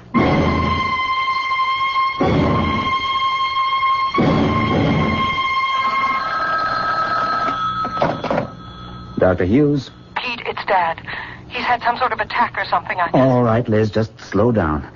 Now tell me what happened. And don't worry, there's no danger. I'm sorry. I don't mean to be incoherent, but it was just awful to see him and listen to him just spluttering and talking all sorts of nonsense. I gave him some medication. Did he take it? Yes. He's gone upstairs to take it. What is it, Pete? It's part of his illness. The speech impairment is one of the symptoms. Excitement aggravates them. I'll be right out. And let's see if we can figure what to do.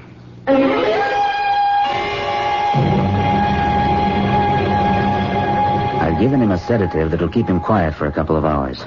Problem 1 out of the way, temporarily. Now for problem 2. You. There isn't any problem about me. I've got to tell Danny we're through. I can't marry Danny. And what about the child? The child? You know? Yes. But how? Well, I'm not even sure myself. When I gave you the sedative yesterday, I took some blood. There's no doubt about it, Liz. You're pregnant. Oh, Lord. Now what am I going to do? You're going to get in the car with me and drive to Tupapahu. If anything can change Queen Liliolani's mind, it's the child. So you are already carrying Danny's child? And you think that will alter things? I'm the one who hoped it would. I won't give up Danny's baby. That's one part of it no one can take from me. You have courage, little Laoli. More courage than I had. I wouldn't say that. You know what a difference there is. Danny would want his child. Call him. Get him here and ask him. I can't. Why not? He left an hour ago for Waialua. I'm surprised you didn't pass him. He must have taken the Jeep over the back road. That's too rough for a car. For Waialua? Pete, we've got to stop him somehow. Catch up with him. It's too late for that. But if he's gone to Waialua and if Father sees him, he'll kill him. What is all this? My father, Queen Liliolani. He's promised to shoot Danny on sight. Oh, please, please, can't you help us somehow? Why should I? It could be your son's life. And now, I am made responsible again for another life, another son. How history repeats itself. But it won't again. It's past time for retribution, and the gods are coming to claim it. What do you mean? The Mehameha is upon us. I can feel the ripples of it in my soul, the lift of it like a wave. I will call Brad. Brad? Your father. Once, he meant everything to me that Danny means to you.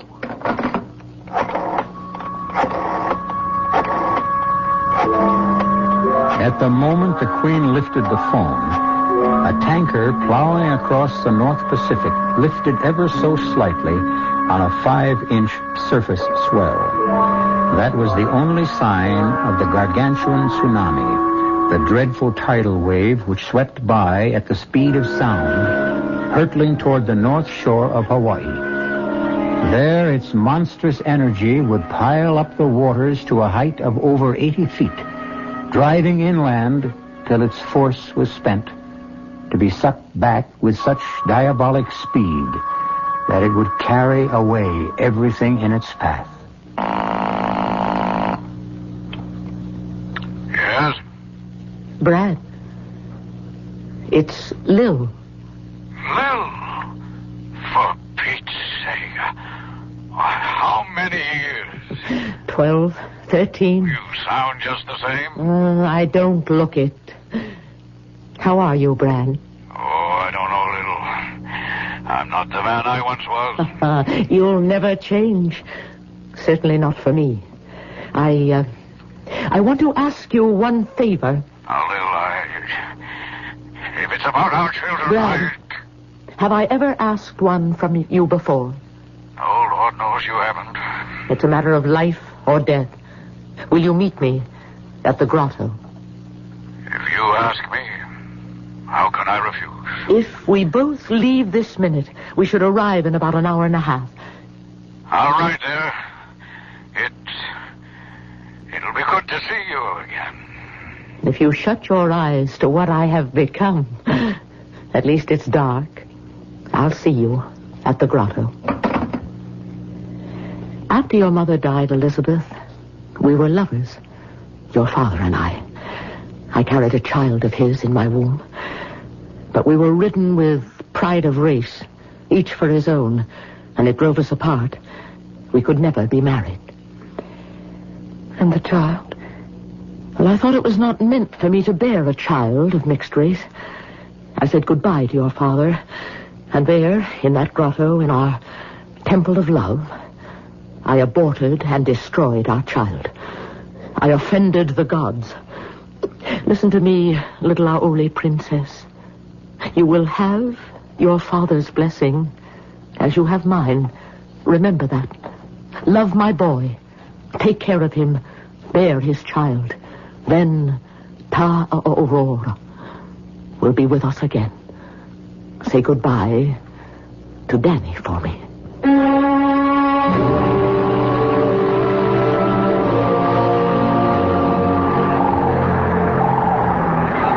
I cannot urge any longer, Brad. I thought if I at last was willing to accept commingled blood in a child of our families. I can't help myself, Lil. I am as I am.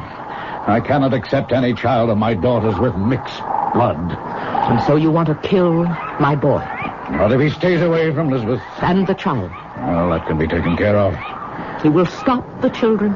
Make history repeat a terrible mistake. Us all over again. Lil, I cannot change. You are changed already. Look at your hands. Shaking now like leaves in the wind. That's a different matter. I have Parkinson's disease. I told you you'd find a different man. Not the difference I would have wanted. Wait a minute. Shh, quiet. Come outside, Lil, quick. What is it, Brad? Giant. My God, look at it.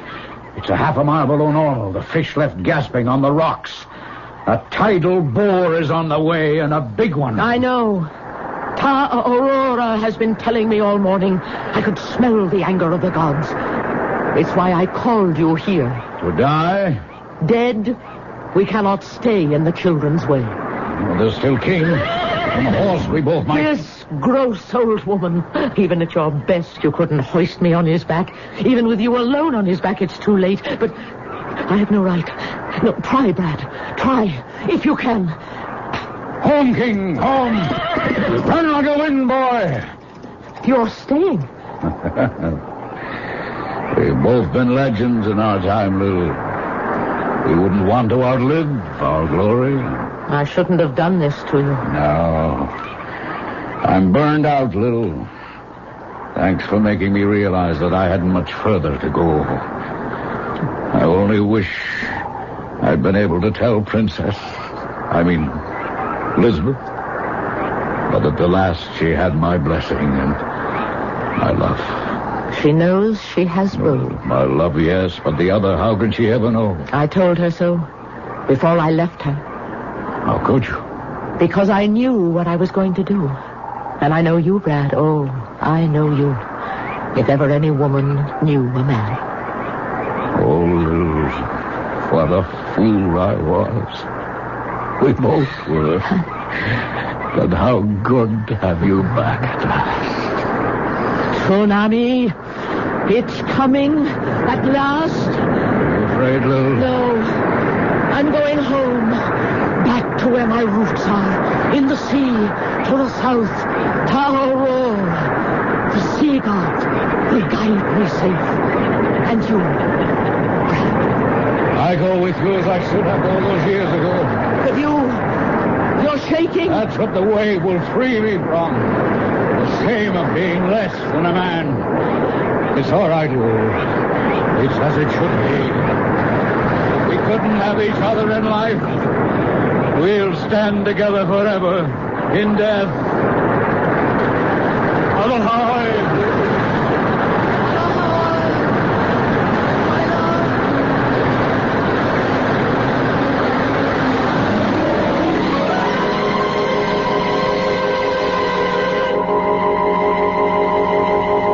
The inexorable incoming march of the water did little damage compared to the outgoing surge, which sucked everything into and away with it, like some colossal, unimaginable vacuum cleaner. It left the beach and the inlet stripped clean, and swept Wailua away like so many matchsticks. As far as the eye could see across that northern shore of Hawaii where the wave struck, and as far as the wave penetrated, not a living thing was left. I'll be back shortly.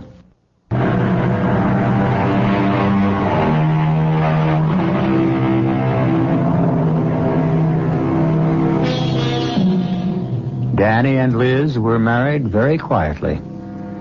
There was no formal funeral either for Queen Liliolani or Carter Bradley. Only a memorial service. 2 dynasties were finished, ended, and melded in the 2 young people who never took their loving eyes from each other during the simple wedding service. The close was an exchange between bride and groom in Hawaiian. Aloha. Aloha means hello. Aloha means goodbye. But most of all, it means I love you. For this, after all the terror and Holocaust, turns out to be just that, a love story. Our cast included Paul Hecht, Carmen Matthews, Suzanne Grossman, Gordon Gould, Ian Martin. The entire production was under the direction of Hyman Brown. This is E.G. Marshall inviting you to return to our Mystery Theater for another adventure in the macabre. Until next time, pleasant dreams.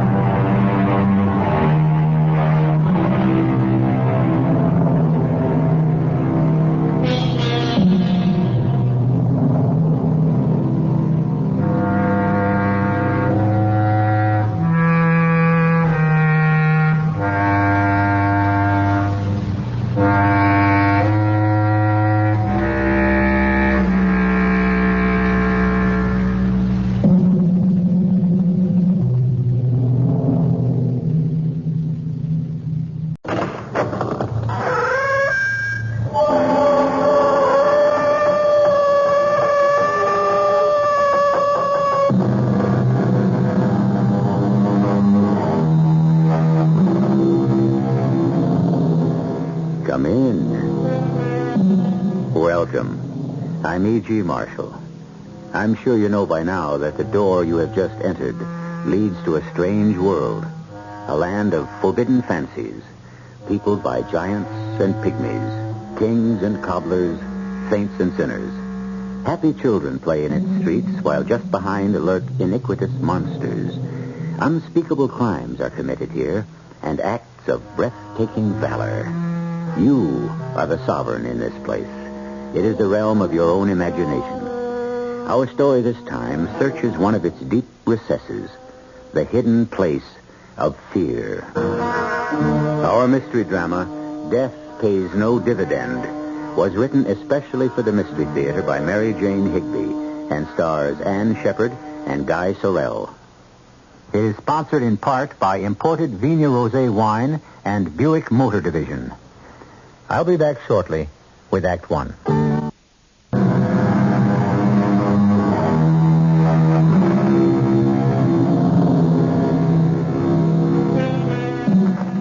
A famous traveler once said that the most important words in any language are, where is the exit? Où est la sortie? Donde está la salida? But what of the place where there is no way out, where every wall is a blank one, marked no exit? This is the circumstance of 3 men whose work brings them to the tip of a very small island. There was once a stockade here. It was the wall for which the street was named. Wall Street is silent now. The rush of the day has not yet descended. But 30 stories above the narrow street, footsteps echo sharply along a marble corridor. Miss Hannigan! Miss Hannigan, wait! Oh, Mr. Green. Good morning. I didn't expect you here this hour in the morning. Mr. Green, I've been so worried. About getting another job? Well, I'm sure we can help you. Our recommendation should be worth something in spite of... No, not about myself. It's Mr. Ellis. Oh? He's horribly depressed. Well, that's only to be expected. You put your whole life into a business, and then through no fault of your own, it suddenly blows up in your face. No, wait. Please. Don't open the office door yet. I've got to tell you something. Well, couldn't you tell me inside? No, I think Mr. Ellis may be inside there. I do hope so. He's not in his apartment. He worked late last night, cleaning out the desk and making the last arrangements. It's like a funeral. Oh, it's worse than a funeral for Mr. Ellis. He's not like you and Mr. Folger. You both have families, someone to share. Well, it's small comfort to share disgrace with people you love. To drag them down with you. My two boys. I know. I didn't mean to minimize. It's just that, well, frankly, I'm afraid Mr. Ellis is going to do away with himself. Kill himself? Oh, no, he wouldn't do that.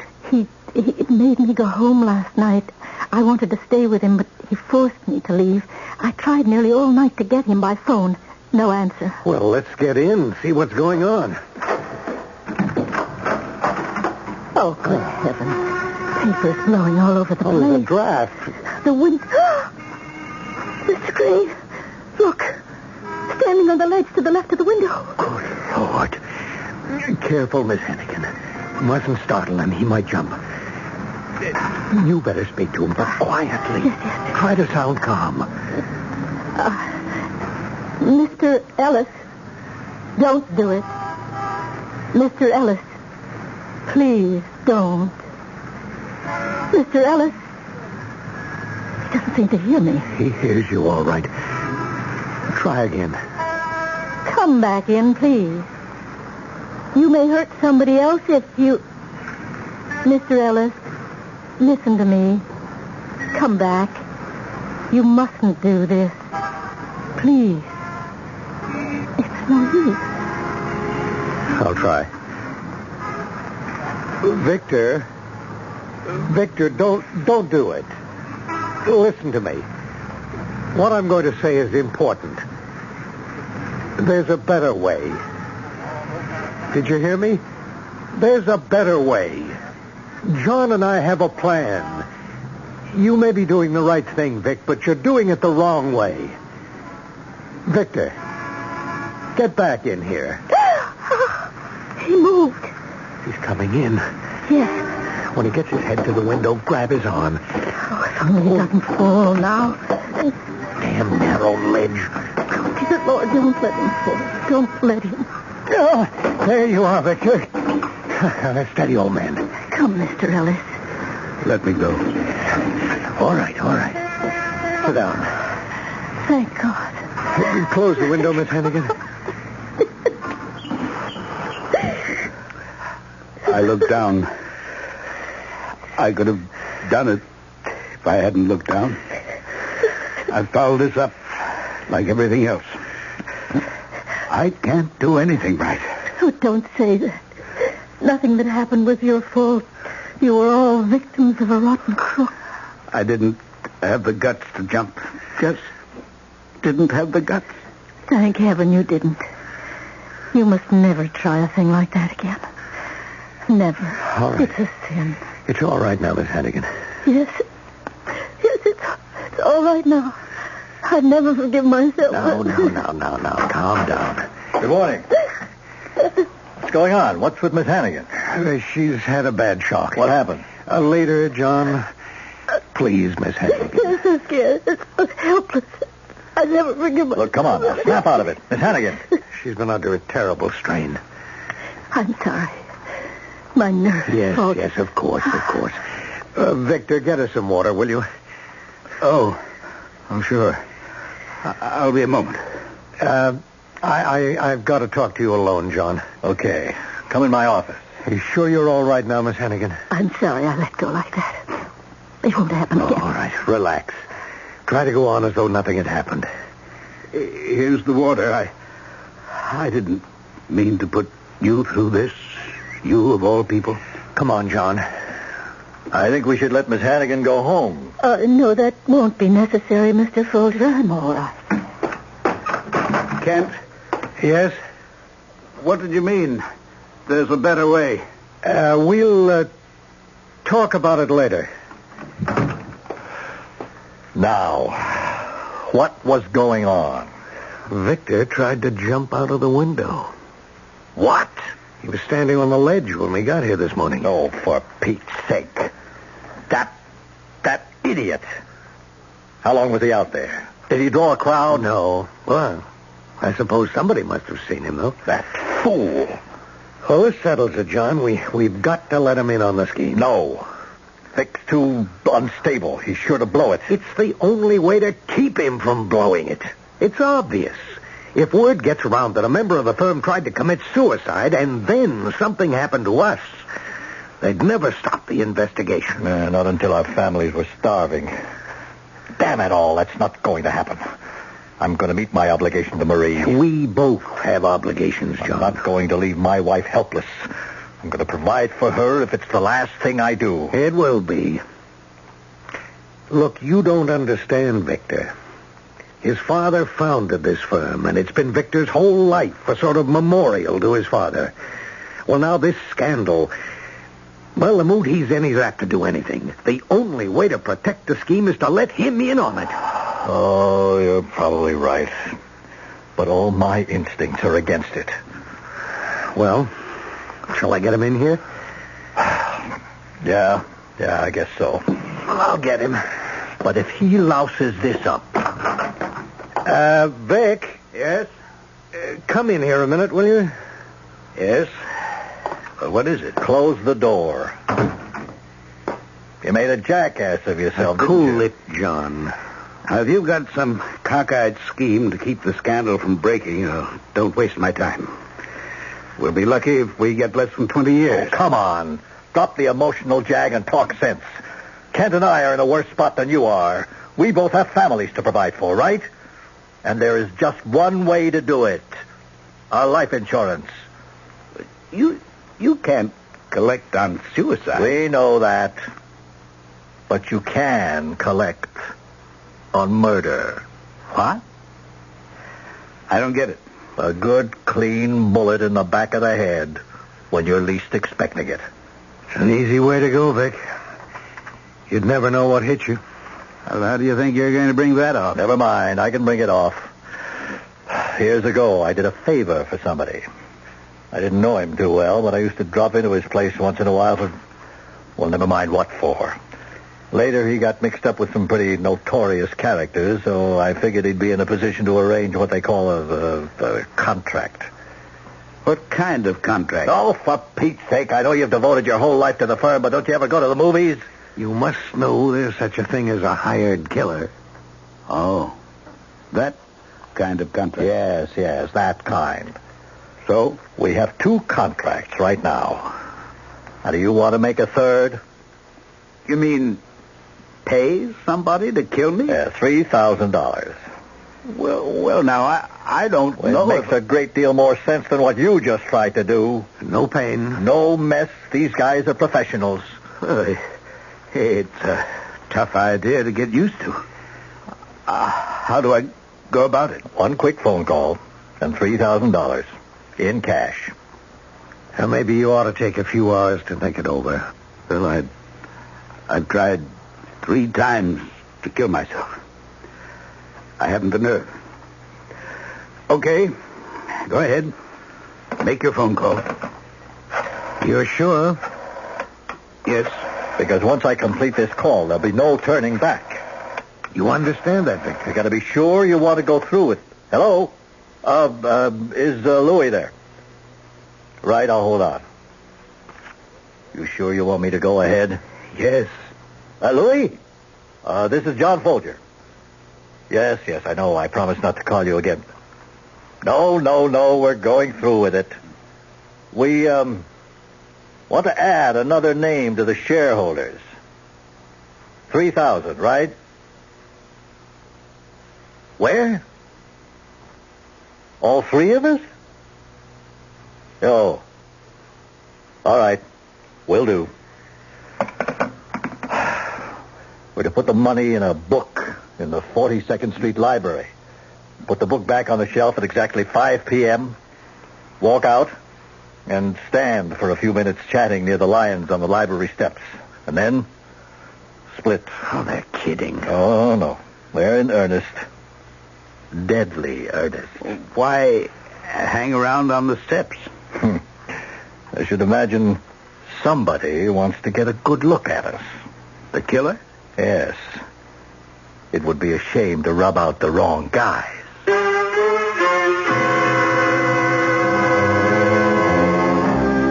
A suicide pact. But quite unlike your ordinary run-of-the-mill agreement, the participants have relinquished any option of withdrawing. From now on, each one knows that his next move may well be his last. We'll see how they stand up under that unpleasant knowledge when we return with Act 2.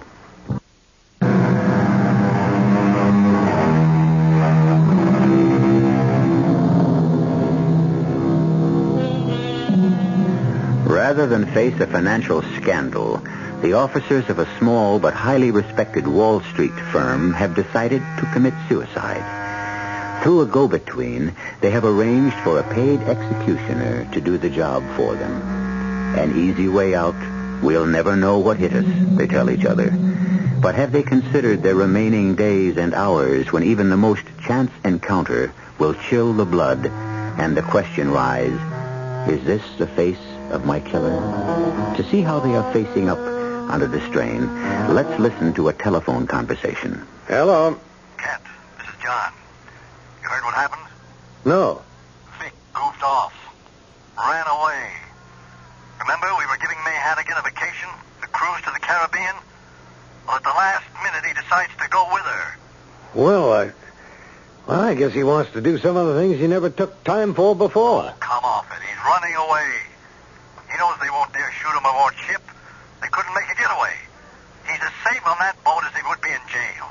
Well, what of it? They'll hit him when he gets off. Well, I was hoping they'd tend to Vic first before they got you or me. Did you tell Louis that? I couldn't tell him anything. He made me promise never to contact him again. Louis's not part of the mob or family or whatever they call it nowadays. They just use his place of business sometimes, meet there. What kind of business is he in? Look, I swore to keep him out of it. Now, what you don't know can't hurt Louis. Okay. Well, I wouldn't worry too much about Vic. Well, damn it all, I do worry. He hasn't got our motivation. Once you and I are out of the way, what's to keep him from getting the wind up and running to the police with the whole story? I don't think he can do that. There's such a thing as accessory before the fact, you know. This may look like a suicide pact to us, but to the police it's going to be murder. Oh. You mean he'd face a murder rap, huh? Well, he might. I just hope he knows that.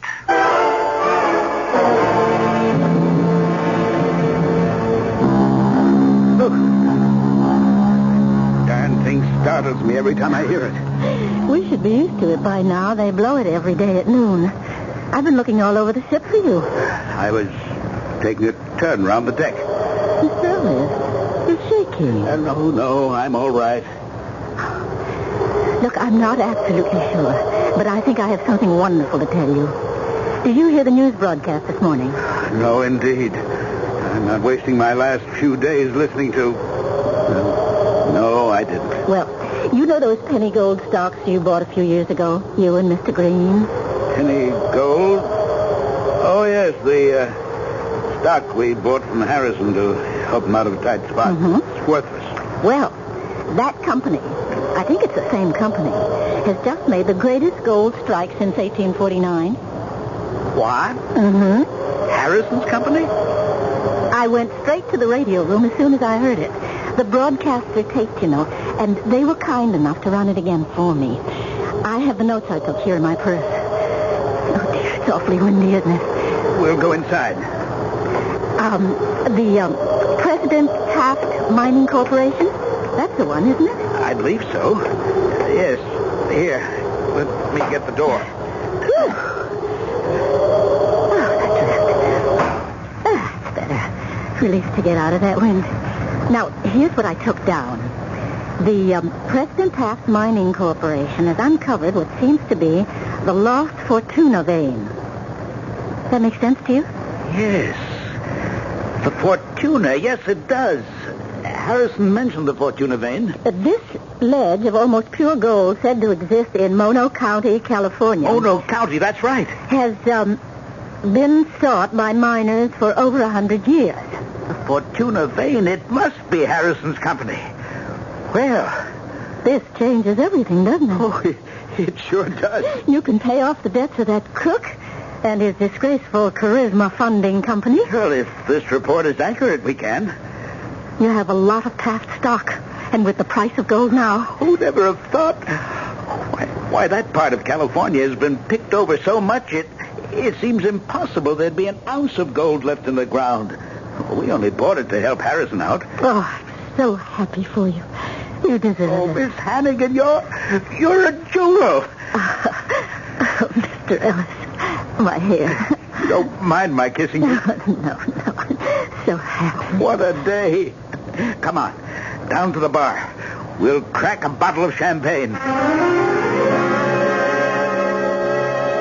Kent, I'm so glad you decided to telephone me here aboard ship instead of waiting till I got back. I've been trying to get you all afternoon. There was no answer at the office. No, the office is closed. Oh, where are you, home? No, I'm calling from outside, a payphone. Well, great news, eh? It is Harrison's company, isn't it? What? The Taft Mining Corporation. Oh, yes. Yes, Harrison's stock has gone way up, out of sight. Well, that just about gets us off the hook, doesn't it? Yes. Financially, it looks like things can be worked out. Oh, great. Who'd ever have thought it? You got in touch with the bank and called Morgan and Benson, didn't you? Kent? Hello? Yes, I'm here. Kent, John got in touch with that man, Louis, didn't he? Called it off? Kent? Vic, that's why I phoned. Is John all right? No. You mean he didn't get to Louis? He never had the chance. Oh, when?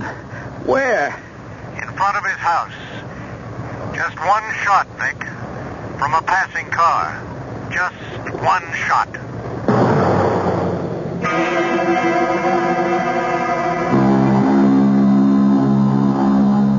Mr. Ellis, what on earth? Not the greatest disguise in the world, but the best I could do. I bought the hippie clothes from a kid down in Tourist, and I had the ship's beauty parlor dye my hair. Goodbye, Miss Hannigan. Wait. You seriously believe there's a gunman waiting for you when we dock? That's the hell of it. I don't know where he is. Here, at the office, my apartment. Well, don't rush off like this.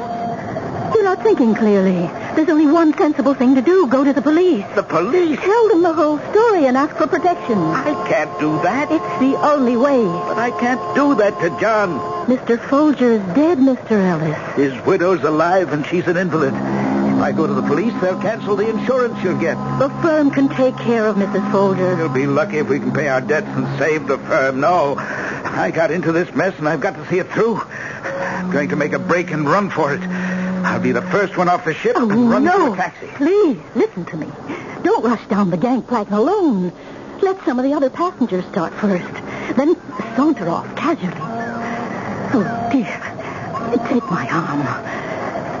I'm coming with you. No, absolutely not. I'm a living target. Stay out of range, Miss Hannigan. Your life depends on it. Goodbye. Where do you plan to go? Some hotel, I guess, till I can figure a way to get out of town safely. Here. Look, take my keys. Go to my apartment. No, I'm not going to drag you into this. It's the safest place for you. Nobody will dream of looking for you there. And I can reach you by phone. I'll go straight to the office. That way, you'll know what's going on. Well, all right.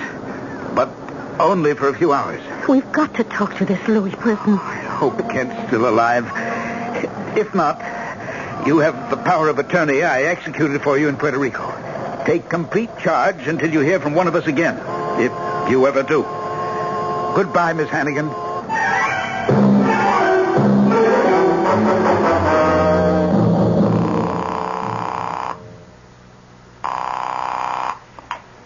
Hello?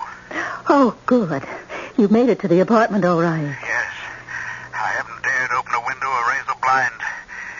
Everything all right at the office? I don't know. I guess so. I have an uneasy feeling that I'm being watched as I sit here. You're all alone? Yes. It's Saturday, you know. I'm just getting jittery, I guess. It's hard to keep my imagination from running riot. There is one strange thing, though. What's that? One of the walls in your office is half painted. You didn't authorize the paint job, did you? Well, of course not. We're dissolving the firm. Building manager must have made a mistake. No, he says not. His painters didn't do it. Oh, by the way, I think I know who that man Louis is. The one who set up the deal. Well, how'd you find that out? The filing cabinet in Mr. Folger's office. There's a promissory note made to Mr. Folger by a Louis Vongoli. He owns a small bar on the east side. Well, makes sense. John said he used to drop in at Louis's place. The bar, eh? Mm-hmm. I'm going to drop in on Louis myself and put an end to this awful business. But if I fail, we better get you out of town in a hurry. You can go to my grandfather's house in the country. Now, I'm not going to drag you any further into this. And I certainly don't want to bring your grandfather into... My house now. I inherited it. You've got to go, Mr. Ellis, because I called Kent Green's home. Yes? Well, for heaven's sake, May, tell me what happened. He's been missing since the day John Folger died.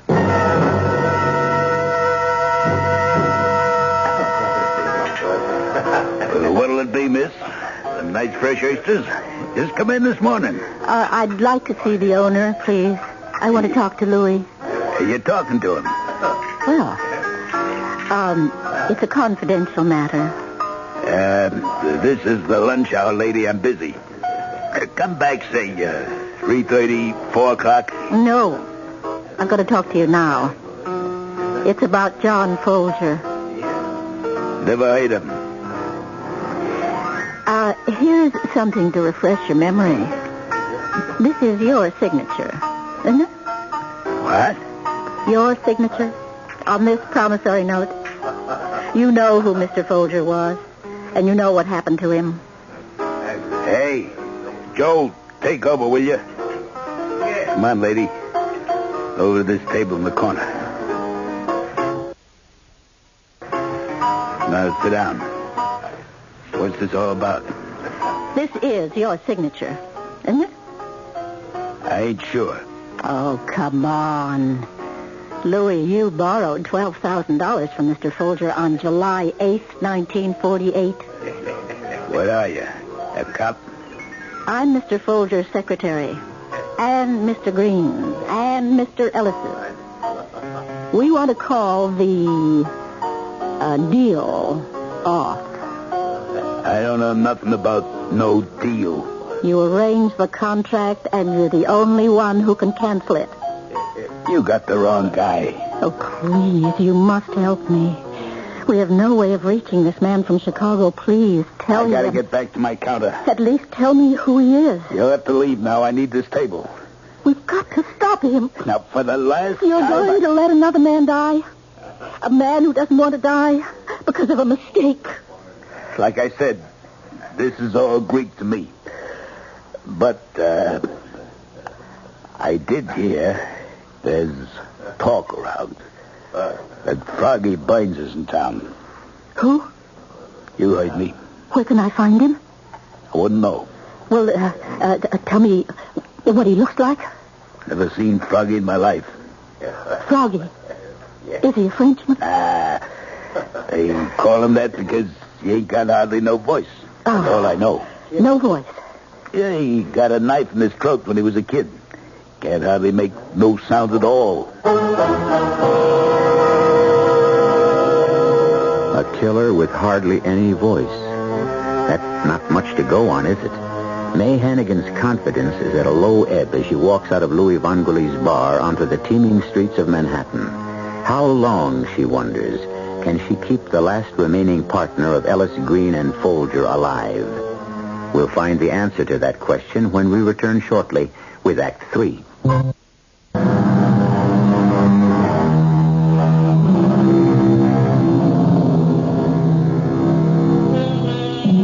May Hannigan found herself peering nervously into every darkened doorway as she approached the garage which housed her automobile. This was a job for a private detective, she thought, not a skilled typist. Her hands were icy as she drove up to the apartment building where Victor Ellis was waiting, and it was with relief that she turned the wheel over to him. In minutes, they had crossed the Triborough Bridge and sped up Bruckner Boulevard. Now they are on the Connecticut Turnpike. Mr. Ellis, I wish you'd let me take this whole business to the police.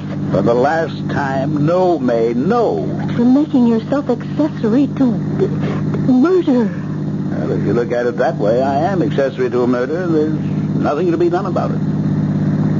What else did this man Louis say? Nothing except that Froggy has no voice. Well, maybe Louis will tell the mob to call it off. No, he won't contact anybody. Now that there's been one killing, he's terrified of being involved. He's frozen with fear. Poor guy. Poor guy. What he did, what you all did was a sin. Don't you worry about that? I've got other things on my mind. That car behind us, for instance. A car? Yeah. A big one. Black, I think. It's been with us ever since we left Bruckner Boulevard. Are you sure it's the same one? Slow down a bit. To give him a chance to pass you. Okay. He's dropping back. No, he's not going to pass. No, but that truck is. Probably all imagination. Perfectly innocent chap, no doubt, on his way home to his wife and kids. Yes, but we can't assume that. There's an exit near here. Get off the turnpike. If he follows us, we'll know. We'll know we're in trouble. Still there? No. Yes. There he is. He's after us, all right.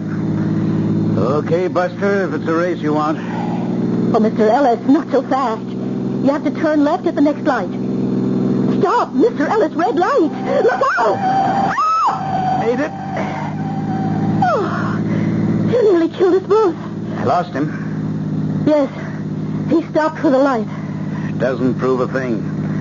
Except that he's not taking any chances on a brush with the law. Now, you passed the Veterans Hospital and the cemetery. You're going to lose him for good.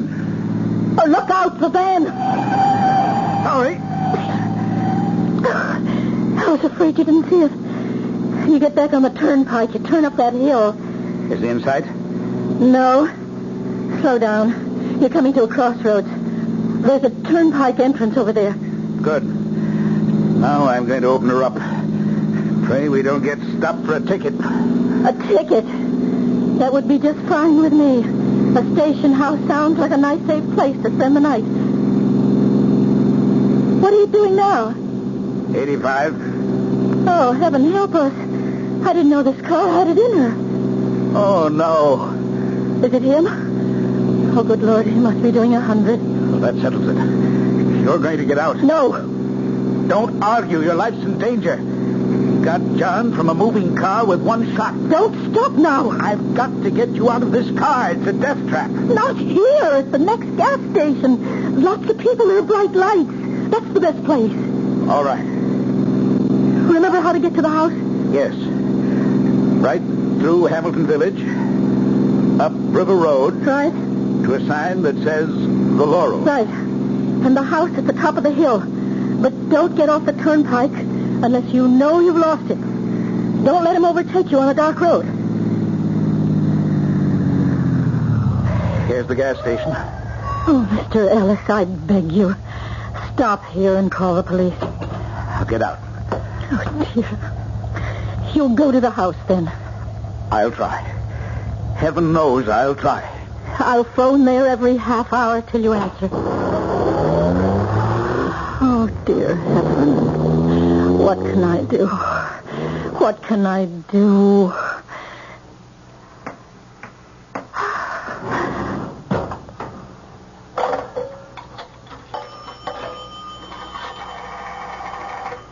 Operator, this is an emergency.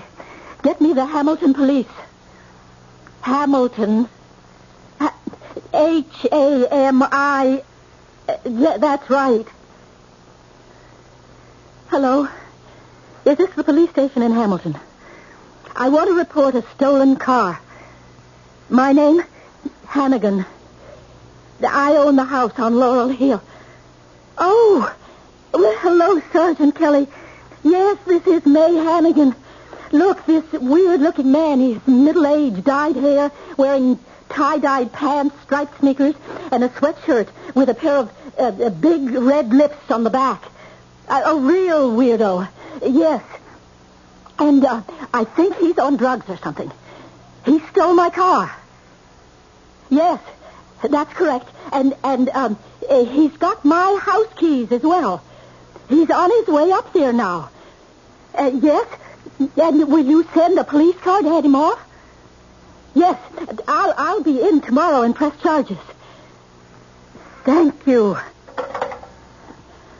Well, that'll put him where he'll be safe for the night.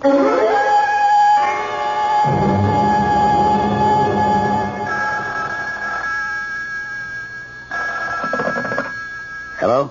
Oh, you made it. Yeah. I was doing 90 most of the time. And you never saw a cop? Not a sign of one. It's funny. It's darn cold in this house. Yes, I had the furnace turned off when I left on the cruise. You still at the gas station? No, a hamburger place down the road. Look, do you have any blankets here? Yes, upstairs. But I don't think you're going to need them. Hey. Yes. Just a minute. What is it? I thought I heard something. Oh, well, it's an old house full of creaks and groans. No, not like that. I turned off the lamp. Look out the window. Isn't there a police car there? Why should there be a police car? Wait, you're sure there's no police car? Positive. I'm going back out to the garage. No. Oh, for heaven's sake, don't leave the house. The moon is like daylight. I hear him. He's in the house with me. But don't go out. Stay inside. Oh, if I only had a gun. Grandfather's gun is there. Where? In the desk, where the phone is. Bottom drawer. But it's in a strong box with a combination lock. Victor, you're sure it's not the police? Well, of course I am. Put on the lamp again. I'll give you the combination of the lock. I'm going to make a dash for the stairs. No. You'd have to cross the open hall. Please, do as I tell you. Get that drawer open. Have you got the lamp on again? Mr. Ellis? I'm afraid to light it. Do you hear anything now? No. Keep your hand on the light switch. Turn it off if you see him and drop to the floor. Go ahead. You see the lock? Yeah. Keep calm. Don't make mistakes. 6. Left. 6. 2. Right. 2. My hands are sweating. 9. Right. Got it. That's it. Yes, it's open. Mr. Ellis! Victor! Oh,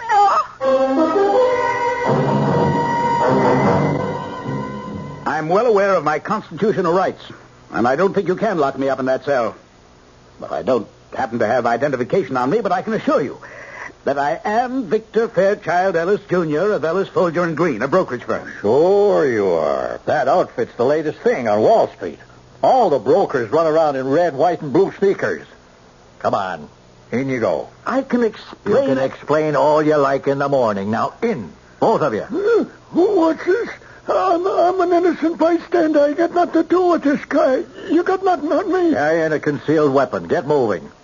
Or are we going to have to give you a little help? You're not locking me up with this nut, are you? That's the idea. Now simmer down and get some sleep. You're going to need your wits about you in the morning. Heaven notices. Well, Froggy Burns, you're just the man I want to talk to. And this is a good place to do it. Come to think of it, it's a great place. The best I could ever find. I'm sorry I had you arrested, but I didn't know what else to do. Oh, thank the Lord you did. I've never been so jittery in my life. As soon as I got my shaky hands on that gun, it went off. But I heard 2 shots. Well, that was Sergeant Kelly. He shot the lock off the front door and rushed in. And where was Froggy through all this?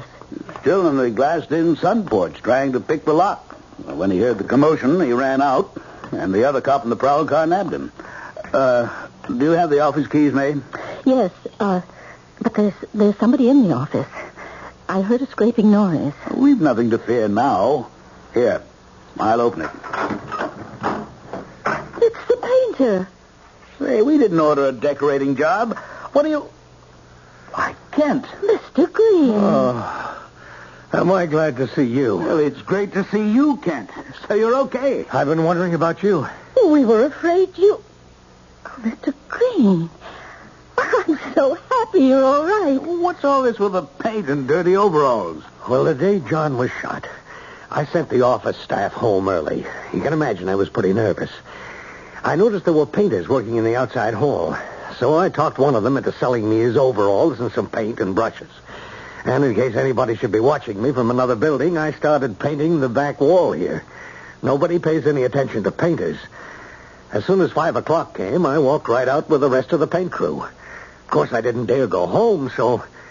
Well, I got an old station wagon and put a sign in the window, Meteor Decorating Company.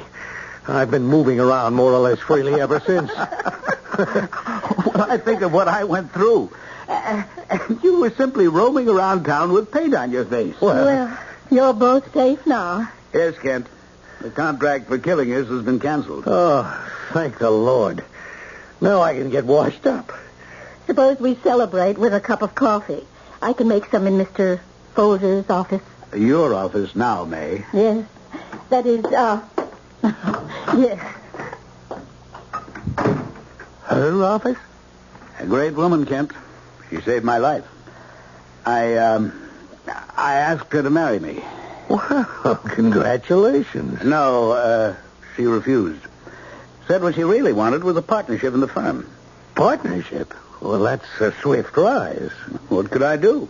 I gave it to her. Strange having a woman in John's office. I know. Frankly, it bothers me. My father was very conservative, you know, especially about the firm.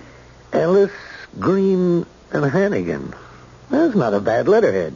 No, but if my father knew what Hannigan stood for, he'd turn in his grave. Well, let's look at it this way.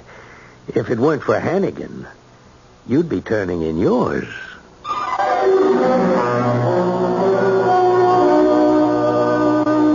So May Hannigan accomplished two very difficult things that night. She saved her employer from certain death, and she raised herself into the gilded executive ranks. And that, as any secretary will tell you, is the hardest thing in the world to do. But as May herself often says, there must be an easier way. I'll be back shortly. You're driving a car you knew you were going to buy the minute you saw it. Skyhawk. Buick Skyhawk. You just knew a car this streamlined would be easy on gas, and you were right. In published EPA mileage test results, Skyhawk got 25 miles per gallon on the open road and 16 in the city. Skyhawk. It's rakish, it's low-slung, it looks European, but it's a Buick. Living free.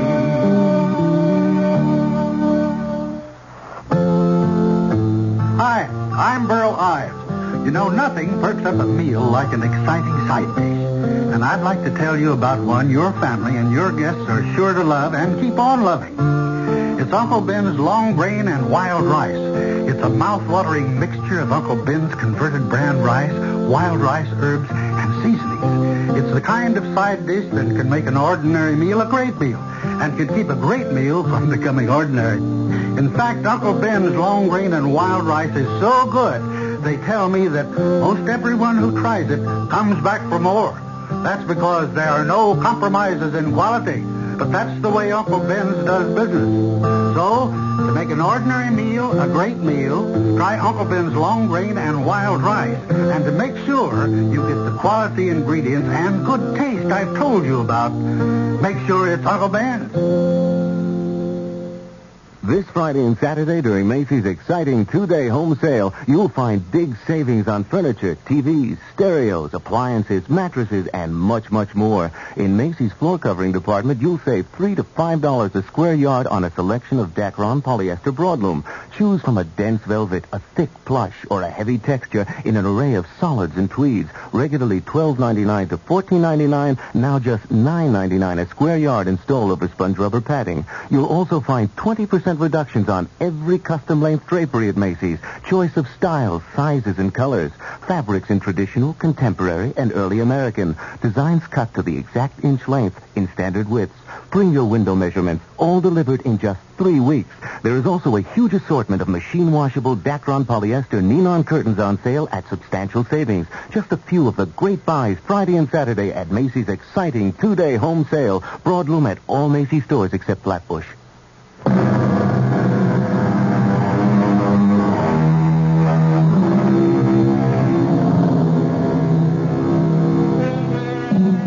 If there's a moral to our story tonight, it's this. Suicide is not even a loser's game. It's no game at all. Because death is one commodity that nobody can cheat you out of. When your option comes due, you'll cash in. In the meantime, life has a lot of surprises in store. Don't ever sell it short. Our cast included Ann Shepard, Guy Sorrell, Court Benson, and Ken Harvey. The entire production was under the direction of Hyman Brown. Radio Mystery Theater was sponsored in part by Contact, the 12-hour cold capsule, and Uncle Ben's Long Grain and Wild Rice. This is E.G. Marshall inviting you to return to our Mystery Theater for another adventure in the macabre. Until next time, pleasant dreams.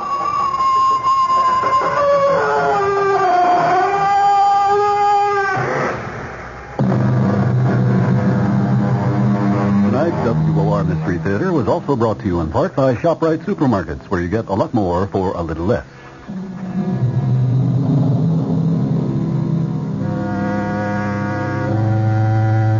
The preceding program was furnished by the Columbia Broadcasting System. Your dial is set for news with John Scott reporting. This is WOR New York, an RKO General Station.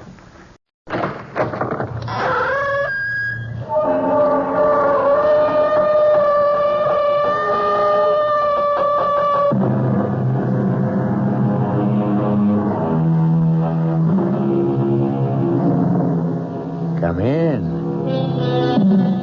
Welcome. I'm E.G. Marshall. Welcome to the sound of suspense. Welcome to the fear you can hear. But mostly to the world of terrifying imagination. In the next 52 minutes, you'll hear a story about truth. Everyone is in favor of truth, of course. It's a word which produces immediate reverence and respect. But sometimes the truth can be a terrible thing, even a shattering thing.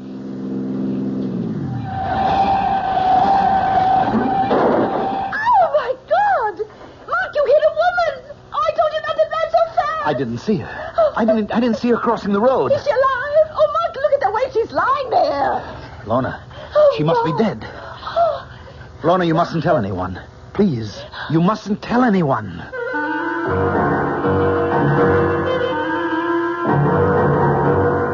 Our mystery drama, The Ring of Truth, was written especially for the Mystery Theater by Henry Slessor and stars Agnes Moorehead. It is sponsored in part by Anheuser-Busch Incorporated, brewers of Budweiser, and by the Kellogg Company, makers of Kellogg's Special K cereal. I'll be back shortly with Act One.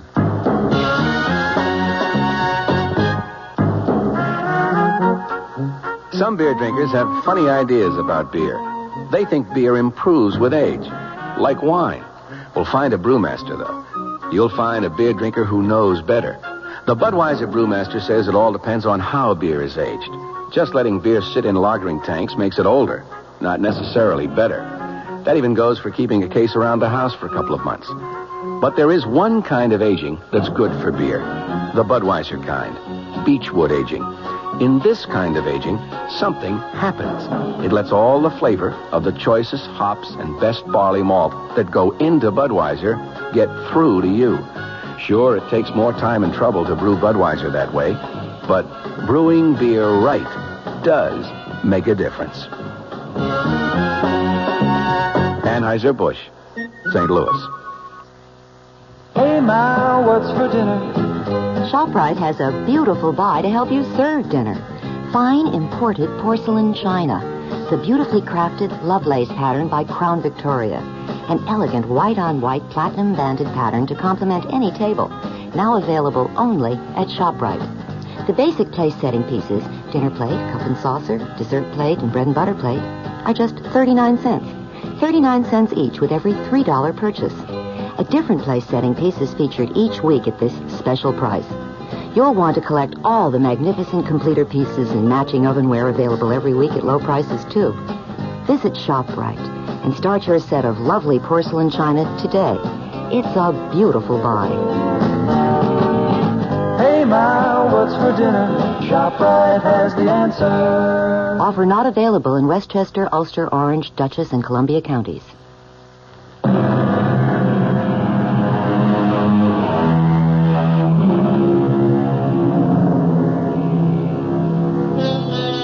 Now here's Act One of The Ring of Truth. The place, a charming college town in New England.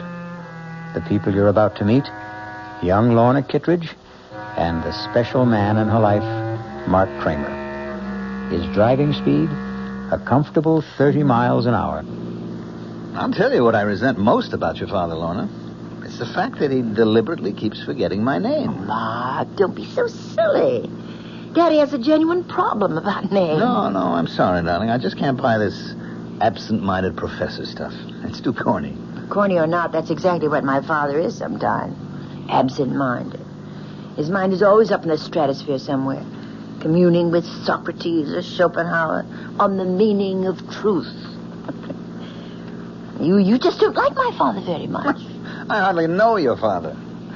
Look, I want to get along with him, Lorna. After all, he's going to be my father-in-law, isn't he? You're almost home. What can I do to put you in a better mood? That's easy, darling. You can promise to tell him tonight. Oh, Mark. Tonight? Why not? But I told you that the Pryors are going to be at dinner tonight. Harold Pryor's Daddy's publisher. So?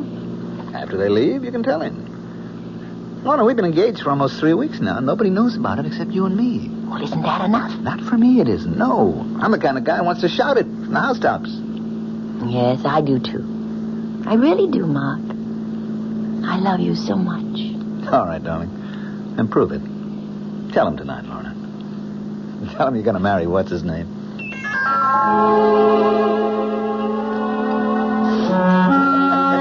do you think I'm right? You're quite right, Harold. What the book needs is a much sexier title. Well, of course, there isn't a word about sex in it, but what's the difference as long as it sells, huh? What's the latest book about? Why, truth, of course. Daddy's favorite subject. Should be everyone's favorite subject, in my opinion. You know, if you really want a suggestion for a new title, Professor, I think I have one. Do you, Mac? Daddy, the name is Mark. Oh, yes, of course. I'm sorry, Mark. Well, go on. Let's hear your suggestion. Why not call it The Ring of Truth? Well, I think that's a very good name, but, of course, that's up to Professor Kittredge. It's not a bad title, Mark, but, well, it does imply a lack of sincerity, doesn't it? The Ring of Truth is only the surface appearance of it. What I'm examining in my book is the necessity for stark truth, for truth unafraid. Of course, there's a fairly good argument against stark truth sometimes, isn't there? I mean, there's still a necessity for a white lie now and then. You mean in the real estate business, perhaps? No, not just in my business, in everyone's. I mean, there are times when tact, and courtesy, and general goodwill call for a shading of the truth. May I make a suggestion, everyone? Why don't we have our coffee in the living room? It's a good idea, darling. George, I want to... I'll give you a hand with the dishes, honey. Besides, I'd like a little conversation with you in the kitchen.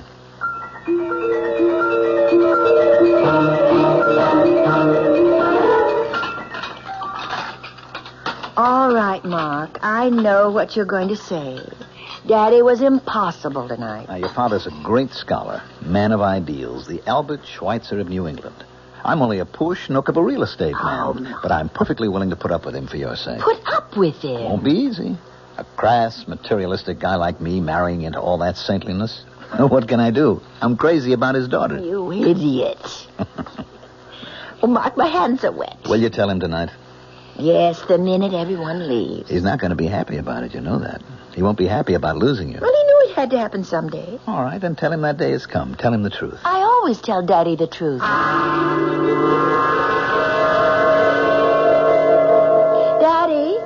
Can I come in? Yes, darling, of course. I didn't want to interrupt your reading. I can't really read this book. I don't understand the language. Have you seen it, by the way? Still another edition, German, of the 7 Secrets of Shakespeare. It's lovely. What a beautiful binding. Yes, I'm pleased with it. I suppose an author never loses his affection for the first book he writes. Well, it's more than just that. This book made you famous. In very limited circles, yes. And I hope you've enjoyed the evening and that your friend did, too. The only thing Mark didn't like was being called Max. Oh, I'm sorry about that, Precious. I hope he wasn't offended. But you have to admit that you do bring home a lot of young men. Daddy, that may have been true once, but Mark Kramer is the only man I've seen for the last 6 months. That long? And the reason I've seen him so much is that, well, I'm in love with him. Well, that isn't an entirely new phenomenon either, is it? Daddy, Mark asked me to marry him. I said yes. Marriage?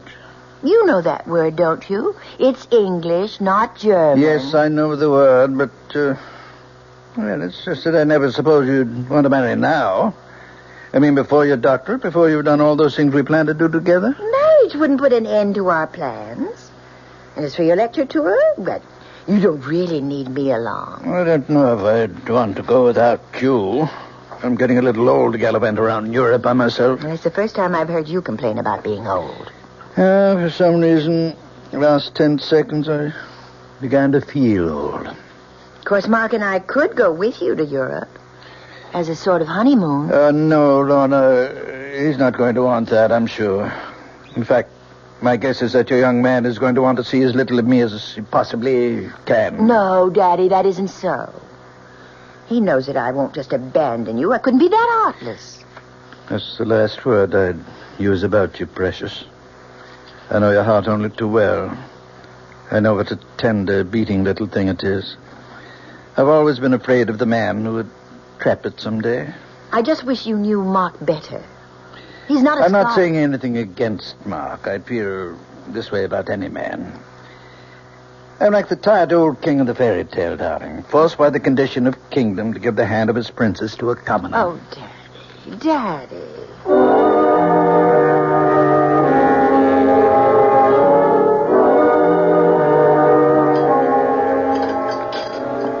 Mark, you're just being pig-headed. It won't even be 6 months. And by that time, I'll have my doctorate, and Daddy's lecture tour will be over. Oh, that's great. Just great. Waiter, where's the drink I ordered? Mark, I've never seen you have more than 2 martinis in my life. Oh, you're wrong, my love. I had one before you got here. The one coming up will be number 4. Mark, please, don't be so upset. I'm not breaking our engagement. I'm simply asking for a postponement. How long did it take to talk you into it, Lorna? Well, it was something I decided to do, Mark. All by myself. Because you realized how important it was? To get your Ph.D.? To make sure Daddy was taken care of on his lecture tour? But it is important to me. You know, you're a lucky girl to have a father like that.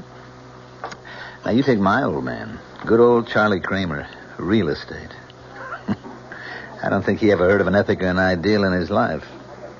Probably told a dozen lies a day, old Charlie. I guess that's why he turned out so badly. You're drinking too much. You always do when you're angry. Just another flaw in my character. Hardly noticeable in the general ruin of my personality. Please, Mark, I don't want you to be drunk to drive me home. Oh, don't worry. I won't even have that 4th drink. See what a nice guy I am? I want to make sure you get home to Daddy safe and sound.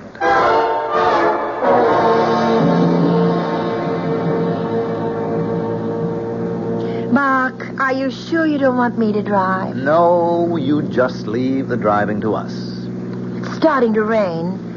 I think you should turn your wipers on. That isn't rain, Precious. Those are tears in front of your eyes. Please, Mark. All right. Do you have to drive so fast? I know there isn't any traffic, but these roads are so dark. That's what the headlights are for. How far these little candles throw their beams, so shines a good deed in a naughty world. Hey, you see, your father isn't the only one who can quote shit. Ah! What? Look out! That woman! Where? Oh! You hit her!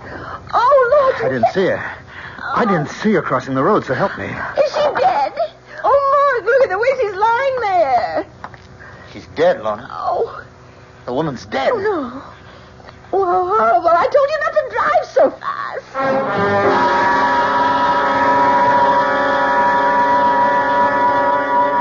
Oh, Daddy, it was so awful. And it was my fault. My fault that Mark drank so much. He really doesn't like whiskey very much, but when I told him about what we decided about postponing the wedding... You mean what you decided, darling? It was your decision. He was driving so recklessly. He must have been going 60 miles an hour on that road. The speed limit there was only about 30. They haven't arrested him, have they? No. But the police were called, weren't they? Yes. They know Mark, of course. He's lived here all his life. Didn't they give Mark a sobriety test? No, nobody even suggested it. I mean, Mark didn't seem to be drunk at all. Not after it. And of course, he didn't say he'd been drinking. Didn't mention the speed he was traveling at. Well, they asked him. Mark said he was going 35, and the woman just stepped out in front of him. I see. He had to say it, Daddy. I mean, otherwise it would have been a crime, wouldn't it? I think it's called vehicular homicide. Well, he could go to prison for that, couldn't he? Perhaps. Oh, Daddy. Donna, what did you say? What? What did you tell them when the police talked to you about the accident? They didn't. They didn't ask me anything. They said there would be an inquest to determine the facts. I suppose I'd have to answer questions then. And what will you say then? Oh, I don't know. I mean, I have to corroborate Mark's story, of course. Is that what you're going to do? Oh, well, if you could have seen his face, Daddy, it was like a child. Like a little boy, afraid to be punished. He said, "You'll stand by me, Lorna, won't you?" And so you're going to stand by him. You're going to forget all you ever learned about truth. You're going to lie. But, Daddy, what else can I do? I can't advise you, my darling. All I can do is remind you that you and I have always loved truth as much as we've loved each other. Are you going to change now?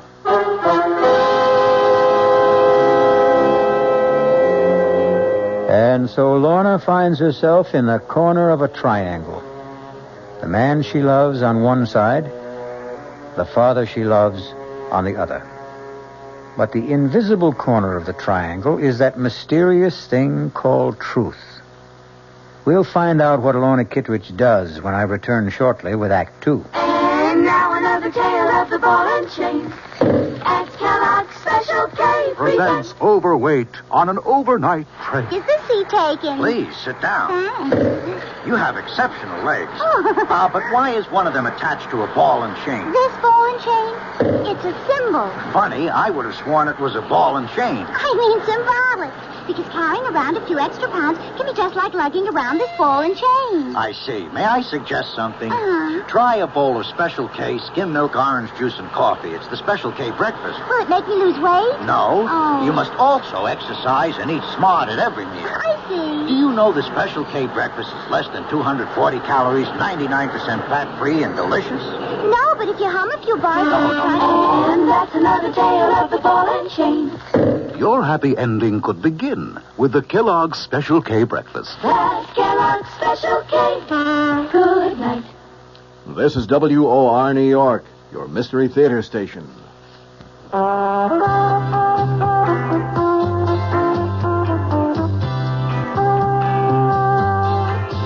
No matter what you're saving for, that's what Suburban Savings for Suburban. Suburban Savings offers you a regular savings account with flexibility. You can add any amount to your account whenever you wish. Withdraw whenever you want. Suburban Savings pays a 5.25% annual interest rate on regular savings paid quarterly, which earns an annual effective yield of 5.47%. Interest is compounded continuously from day of deposit to day of withdrawal, as long as $50 is maintained in the account to the end of the quarter.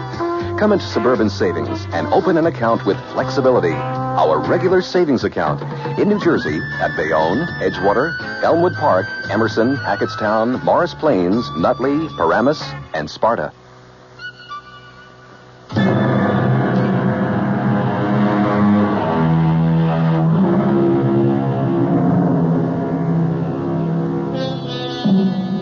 shall know the truth, and the truth will set you free. Will that familiar saying work in the case of Mark Kramer? It may all depend on the outcome of the next conversation you hear in the home of Professor John Kitteridge and his daughter. Lorna, may I come in? Yes, Daddy. All dressed already?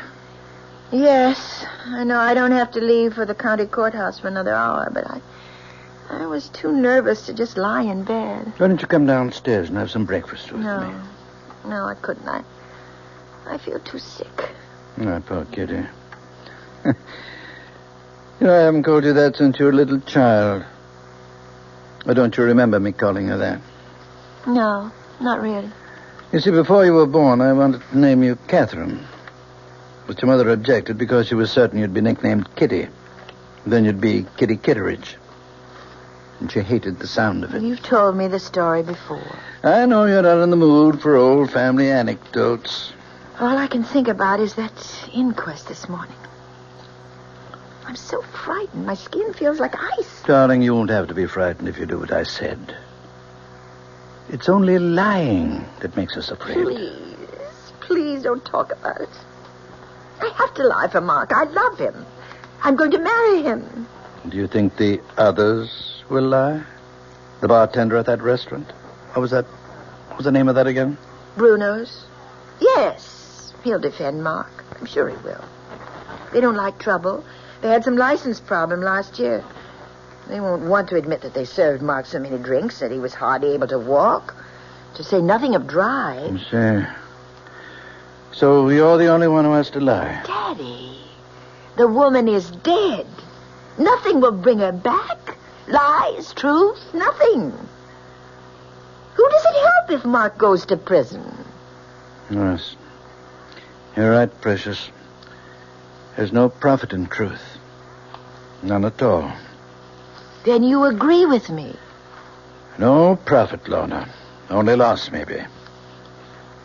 But that's something you'll have to judge for yourself. You know my feeling about truth. You know what I've always taught you about it. Yes. Dare to be true. Nothing can need a lie. The fault which needs it most grows too thereby. You used to like that poem. Now you're quoting it with contempt. Oh, Daddy, why can't you understand? Why do you have to be so demanding? Let me forget truth just this once. Your mind is your own, Lorna. Well, I want to do what's right. Then do what you want to do. You're an adult now, independent of me. Lie if you want to. But don't look for my approval. And above all, don't ask for my blessing. Daddy!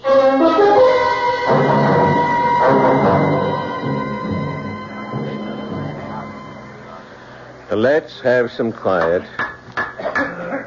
The coroner's jury has to hear the testimony if they're going to judge it. Sergeant McKeon, was any investigation made of the skid marks at the scene of the accident with a view to determining the speed of the vehicle? No, sir, there wasn't. The condition of the road and the rain we had that night, well, it was impossible to tell the difference between the skid marks and the tire treads. That's why no measurement was made. It's been stated that the driver of the vehicle, Mark Kramer, had left the establishment called Bruno's shortly before the accident. Since Bruno's is in the business of serving hard liquor, among other things, did the police give Mr. Kramer a sobriety test? No, sir, we didn't. You see, sir, we didn't know at the time where Mr. Kramer had been. All we knew was that Mrs. Moga was dead and Mr. Kramer didn't appear like he'd been drinking. All right, Sergeant, you can step down. Thank you.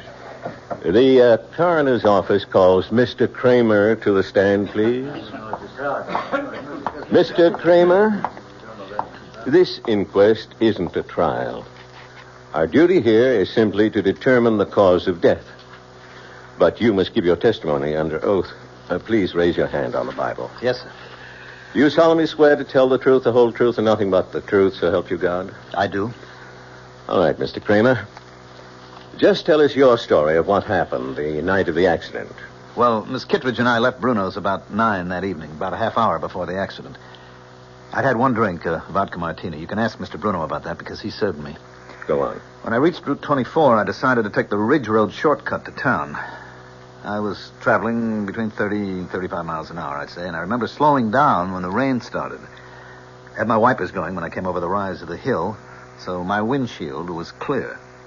But I still didn't see Mrs. Moger when she stepped out into the road directly in front of the car. Were your lights on full beam? Yes, sir, they were. Why do you suppose Mrs. Moger didn't see them? I don't really know. What I think is she was almost across the road when I came over the rise, and she panicked when she realized that a car was coming. She started back in the wrong direction, and that was when she stepped in front of the car. Is that your entire testimony? Yes, sir, it is. Very well, Mr. Kramer. You can return to your seat. Will Miss Lorna Kittredge take the chair, please? Place your hand on the Bible, Miss Kittredge. Yes. Do you solemnly swear to tell the truth, the whole truth, and nothing but the truth, so help you God? Yes, I do. Please speak up, Miss Kittredge. I do. Miss Kittredge, you were with Mr. Kramer on the night of the accident. Yes. You went with him to the place called Bruno's. Yes, I did. And did you have a drink that night? Yes, I had a martini. The same as Mr. Kramer? Yes. When Mr. Kramer's car approached Mrs. Moger's driveway, did you see the lady before the automobile struck her? I'm not sure. I think I saw her for just a split second. And then the car hit her. It was all terribly unreal. Were you aware of the speed you were traveling at? Miss Kittredge? I'm not sure of the exact speed. Mr. Kramer thinks it was between 30 and 35. Do you agree with that? No. What was that? It couldn't have been that. It was more like 55 or 60. Did you say 60, Miss Kittredge? About that, yes. Lorna, for God's sake. I hope you've considered this reply, Miss Kittredge. Yes, I've considered it. We were traveling at least that. I'd been looking at the speedometer only a few minutes before. I was complaining to Mark about his speed, but he wouldn't listen to me. He wasn't in any mood to listen. He was angry, and he was drunk. Lorna! Please, everybody, quiet now. Mr. Kramer, please take your seat. It's the truth. The truth, I can't help myself. He was drinking. He had too many martinis, and he was drunk. Are you telling us he had more than one drink? He had 4. I know he did. And he drove like a madman. No matter how I tried to stop him, he never thought that woman would be on the road at that time of night. He wouldn't listen. I couldn't believe it was really happening. It was like hearing someone else say the words. Please don't cry, Kitty. I tried not to look at his face. I tried so hard not to see him, but I couldn't stop myself. How can you blame yourself for telling the simple truth? How can you think it's wrong? But don't you realize what'll happen to him, Daddy? He's going to be indicted. He may go to prison. I'm sure Mr. Kramer will hire himself a very smart attorney. Who's that? I have no idea. Oh, I can't see anyone now. I just can't. Yes, of course. You go to your room and I'll answer it. Go on, darling. Go lie down. Yes. Oh, it's you. I want to see Lorna. Mark, please listen to me. I know exactly how you're feeling at the moment. Thanks for remembering my name, Professor. That must be the very first time. I'm sure you realize that what Lorna did this morning was extremely difficult and painful for her. That it was an agonizing decision. Only who made it? Lorna's lying down right now. I suggest you try telephoning her later. I'm not leaving until I see her. I had hoped we wouldn't get violent about all this, Mark. Frankly, I don't think you're in a good position to commit any other rash actions. Daddy, it's all right. Lorna, I thought you were in your room. I'll talk to Mark. Very well. But don't ask me to leave because I won't. You don't have to leave, Professor. I'd like you to know this, too. Well, what? What the town gossips are saying. Lorna, they're saying that we had some kind of fight. A lover's quarrel, and that you wanted to get back at me. Oh, you know that's not so. Yes, I know it. But the other explanation makes even less sense. That you just had to tell the truth. Well, it wasn't easy for me. Lies would have been easier. One small lie, Lorna. That was all you had to say. You're so afraid of hell that you wouldn't lie for me? I can't expect you to understand. But I do understand. Better than you do, maybe. It was your father's idea. Now, just a moment, Kramer. Well, you remember my last name, too. I think I made more of an impression on you than you were willing to admit. There's no need to be nasty. Lorna, you're so stuck on the truth. Tell it now. He told you what to do in that courtroom. Professor Kittredge's little girl always listens to Daddy, and she never lies. Please, Mom. He insisted that you tell the truth, didn't he? He gave you a lot of high-flown ethical reasons for telling the truth. Nothing but the truth. Every reason but the real one. You're wrong. I made up my own mind. Your father knew what would happen. It would split us apart, and that's what he really wanted, Lorna. That's the truth that he didn't mention. I think that's quite enough. If you don't leave right now, I'm calling the police. Don't bother, Professor. You've done a very good job. On Lorna and on me.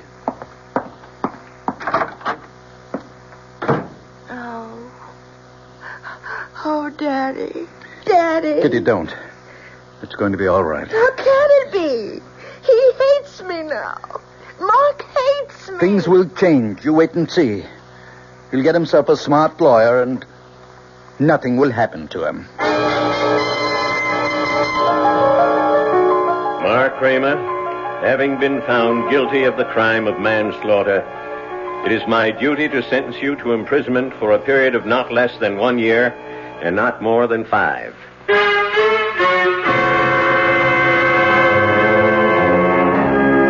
And so the truth has not set Mark Kramer free.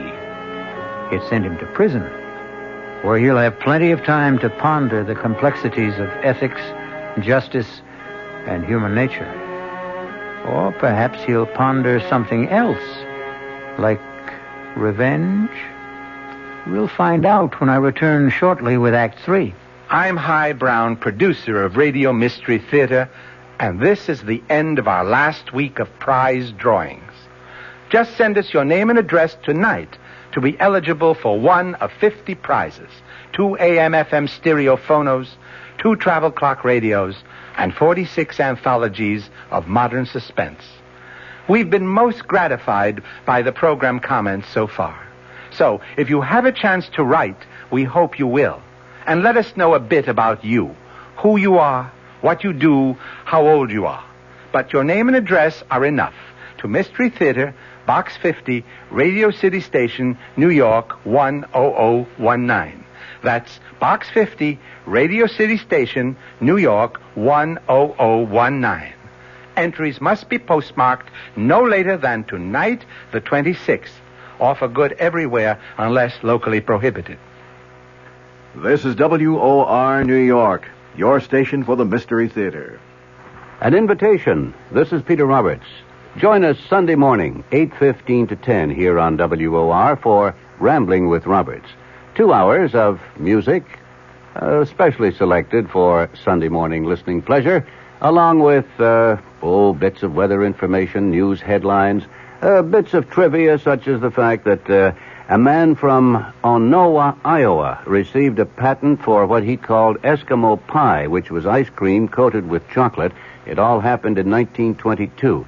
It may not seem like very much in the way of history, but it does take place, these little bits of trivia and information, on Rambling with Roberts. So, of a Sunday morning, make a note. 8:15 to 10, right here at 710 on your dial, come Rambling with Roberts. You don't have to give us an RSVP. Just be on hand. Thank you.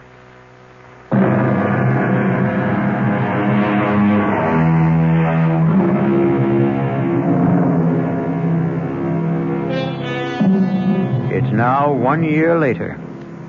Sad to say, Mark Kramer is still wearing prison gray. As for Professor Kitteridge, he's had problems too. A bad case of the gout caused cancellation of his European lecture tour. Even more disappointing, his daughter Lorna lost interest in working on her thesis and abandoned the idea of obtaining her doctorate. In fact, Lorna Kitteridge seems to have lost interest in life itself. Lorna, you awake? Yes, Daddy. I'm up.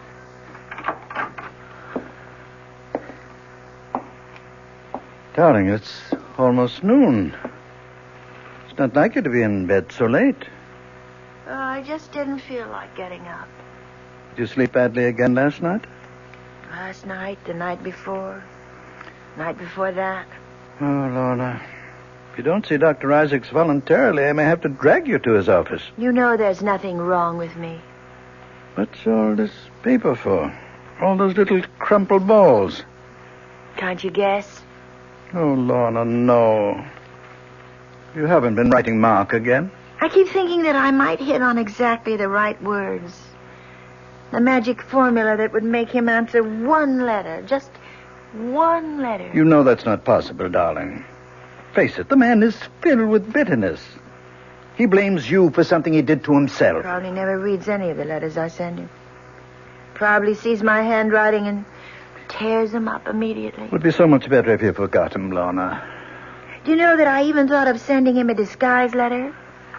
Making it look like some important document that he would have to read? Isn't that ridiculous? What's ridiculous is the way you've tortured yourself over that man for so many months. Who's tortured who, Daddy? Which one of us is really guilty? Oh, Kitty. Stop calling me that name. My name is Lorna. Can't you remember my name? Darling, you're just not yourself. Oh, is that why you can't remember me? Because I'm somebody else? Well, you may be right, Daddy. Every morning I look in the mirror and I can't recognize the woman I see. Lorna, you're just not giving yourself a chance to forget. You'd start getting out into the world, start meeting new people. You become a hermit. I thought you liked having me here, Daddy. I thought you couldn't live without my company. I honestly believe you need medical attention. If not from Dr. Isaacs, then from somebody else. You mean a psychiatrist, I suppose? No, darling, no. Just someone who can help you get over this distorted guilt that you feel. The only one who can do that is Mark. And he won't see me or write me or anything. Lorna. Oh, please go away. Please. I'm going to try to sleep. It's the only time I'm happy. When I'm asleep. All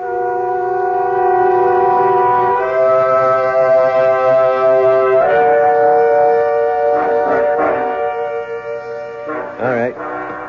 Step right over here, Kramer. Anything you say, guard. Remember, visiting time is limited to 15 minutes. Look, I don't want the 15 minutes. They're being forced on me. Sit down and behave yourself. Yes, sir. Anything you say, sir. Well, no, Mark. Make it fast, Professor. I've got important matters to take care of back in the shop. I'm making a very special license plate. Mark, I know you resent the fact that I've forced this encounter. Took some doing, believe me. Uh-huh. Why did you go to all the trouble? Because it's a matter of health. Lorna's health. She's pining away for me, is that it? Well, tell her to stop, Professor. My nights are filled with sweet dreams, and she is in none of them. You tell her that for me. I want you to see her, Mark. Oh, I wouldn't force that issue, Professor. I don't have anything nice to say to your daughter. You misunderstood Lorna. Couldn't expect you to applaud what she did in court. But if you really thought about the ideals that motivated her... Whose ideals? Yours or hers? Do I have to separate them? Yes. But you can't, Professor. Because she's your monster. You've got her all twisted up between her ethics and her instincts. I suppose you're proud of the result, but it's a fake. There's nothing fake about her principles. She doesn't have principles. All she has is you. Her shining example. She wants you to love and admire her, so she does what you expect. That's why Daddy's little girl always tells the truth. She does tell the truth. Always. And her father? I abominate lies. You won't even lie to yourself. Then tell me this. Weren't you happy when Lorna and I broke up? Didn't it save your happy home? I can see that coming here was a mistake. You're a hypocrite, Professor. This whole thing was your doing, and I'll never let you forget it. Goodbye, Mark. Wait a minute. There's something you should know. What's that? I'm being paroled next week. Tell that to your daughter. Maybe it'll improve her health.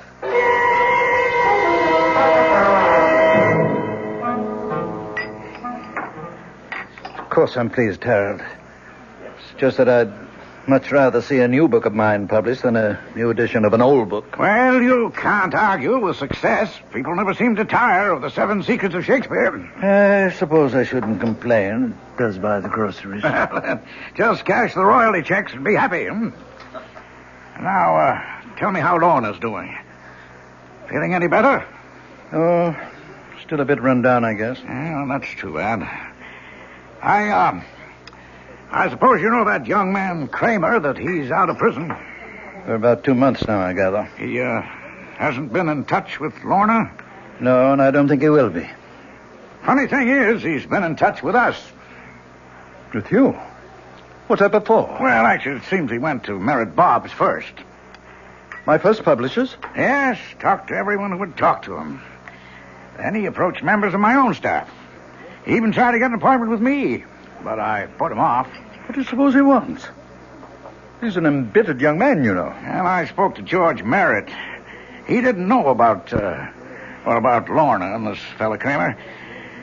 He thought Kramer was an article writer looking for biographical material.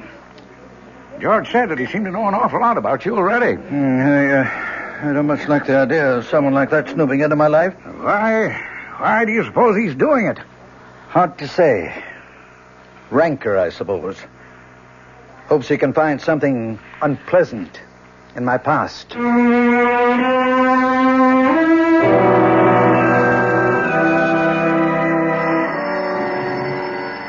I'll get it, Lorna. Hello? Professor Kittredge? Yes? Mark Kramer, Professor. Oh. Yes, I was just speaking about you the other day with my publisher. I'd like to see you, Professor, this evening, if that's possible. See me? Or Lorna? No, just you. If Lorna wants to be there, that's her business. Something tells me she'd rather stay away. Can you give me some idea of why you want to see me? You might say it's a business matter. Who is it, Daddy? What time would be good for you, Professor? Make it, about 9. I'll make it exactly 9. Daddy, you look so strange. Who was that on the phone? It was Mark Kramer, Lorna. Mark? He's asked me to see him at 9 tonight. I have no idea what he wants to say, but whatever it is, I'm sure it won't be anything pleasant. I'd rather not be here. I didn't think you would. Mark blames me for what happened in court, not you. He refuses to admit that it was your own love of truth. My love of truth? Daddy, you never understood me yourself. How could you explain me to someone else? I didn't love truth. I loved Mark. You did what you had to do. What your conscience told you to do. My conscience? Is that what I was satisfying? That small little voice inside me? It can be a loud voice, darling. A very compelling but voice. But I still hear it. It's still talking to me. And you know what it's saying? You fool. You fool, you fool. Lorna. I think I'll go out now, Daddy. Right now.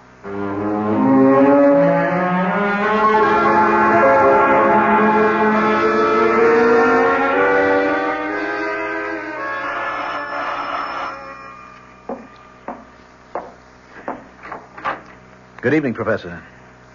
Hello, Mark. Come in. Thank you. Nice of you to see me. I wasn't sure my reception after the last time. I see you're using a cane these days, Professor. Yes, a touch of gout. Mark, I hope you weren't expecting to see Lorna. She's not here. No, I didn't expect to see her. Would you care to come to the point of this visit? Yes, Professor. I'll come to the point. I've come to see you about truth. Oh, must we, Mark? Really? I mean, these philosophical discussions are meat and drink to old campus fogies like me, but I'm rather tired of the subject right now, very tired of it. Frankly, I'm a little exhausted by it myself. I've just spent 2 months in search of it, and I didn't even know what I was looking for. You've been digging up things about me, haven't you? I hope you enjoyed yourself. No, I didn't. You see, I made the mistake of talking to your enemies. The publishers you dropped, the friends you no longer see, the scholars you had disputes with. What did you get out of that? Nothing. Your enemies didn't have the truth about you, Professor. Only your friends did. Like Avery Hayes. Avery Hayes? Oh, I'm glad to see you remember the name. Strange how few people do. Even though you dedicated your fourth, or was it your fifth book to him? George Merritt knew him, of course. Mr. Merritt called you Avery's benefactor. Said that Hayes was an alcoholic that you took care of for many years. He was my friend. Yes, he was a good friend, and you were good to him. That was one chapter of your past that you had every reason to be proud of, wasn't it? Avery's been dead for 10 years. What did you want from him? Nothing, Professor. I just thought a man like that deserved a little recognition, if only for his past association with you. So I talked to people who knew him, his old pals, his family. He still has a brother alive, you know, a crotchety old fellow in the terminal ward at the county hospital. His name's Ezra. Perfect name for the old boy. And you know what? He still has the junk Hayes left when he died. That pitiful collection of books and papers. You don't expect me to believe that? About Avery's papers? Avery never kept anything, not a thing. He was a foolish, drunken old... He was also brilliant, wasn't he? Went to the university on a scholarship. You only beat him out for top honors because of his drinking. You're talking about 40 years He ago. was drunk and he was dishonest, too, wasn't he, Professor? That was how he sustained that wild life of his, by selling his scholastic services to anybody who could pay for them. It's not different today. Yes. That's what Avery said in his letter. The one he wrote to a woman named Jean. I didn't know who Jean was or why Avery never mailed the letter, but there it was. Avery said he was cleaning up $100, $200 a month and would surely be able to pay back all he owed before the end of the semester. And then he mentioned the thesis. The big job he was doing, that he expected $300 for that job alone. You know which thesis I mean, Professor? Please go. Get out of here. I've had enough of this lying filth. The 7 Secrets of Shakespeare. Sounds like a mystery story, doesn't it? But it was quite a piece of work. And it became more than just a college thesis. It became a world-famous book. It made your reputation, Professor. You're a liar. A liar. You know nothing about it. You paid Avery for his work and put your name on it. You might have done as well yourself, but you were young and lazy and you had the money to pay for it. Then you discovered how good it really was, and it was too late for both of you to change the course of history. Get out of this house now. Get out. I'm going, Professor. I just wanted you to hear this little story about truth. And also to tell you that I have Avery Hayes' letter. What did you say? I have his letter, Professor. It tells the whole story. Good night. Mark! You told me to go, and I'm going. You filthy animal! Stop! Get rich! Kill you monster! I'll kill you! Kill you, you animal! Daddy! Kill you! Daddy! Like a wild beast! Oh, my God! What have you done? Lorna! Daddy! Lorna! Oh, thank heaven you're here. Oh. Thank heaven. Look at his head. Oh, dear Lord. You saw what happened. Oh. What the crazy fool did, he attacked me. You killed him with your cane. He attacked me, Lorna. You know how much he hated me? I had to defend myself. No, I saw what happened. I saw you strike him from behind. No, Kitty, no. He tried to kill me. That's why I hit him. Daddy, I saw everything. You killed Mark. You did it deliberately. And that's the truth. You always taught me to tell the truth. It's the only important thing. The truth.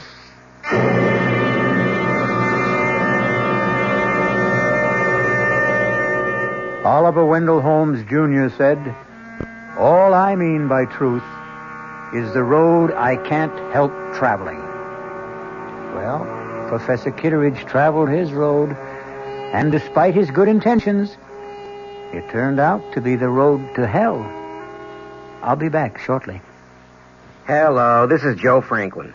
Ladies and gentlemen and boys and girls, for the very latest in nostalgia, for the ultimate in remembering, please join with me on Saturday nights from 9:05 to 11 o'clock, where memories are truly happening right here over WOR Radio. It is my privilege to present radio's original Memory Lane program, but positively the original. And whether it's Al Jolson or Benny Goodman or Louis Armstrong or Eddie Cantor or Harry James or the Dorseys, Mario Lanza, Gene Krupa, the young Frank Sinatra, George M. Cohan, Bing Crosby, Bogart, Lombard, Cagney, and all those happy times of radio's comedy and drama and soap opera. We have it fascinatingly, and all the sounds are reproduced crystal clear Saturday nights from 9:05 till 11 over WOR Radio. Yours truly, Joe Franklin, hosting Memory Lane. Tune in.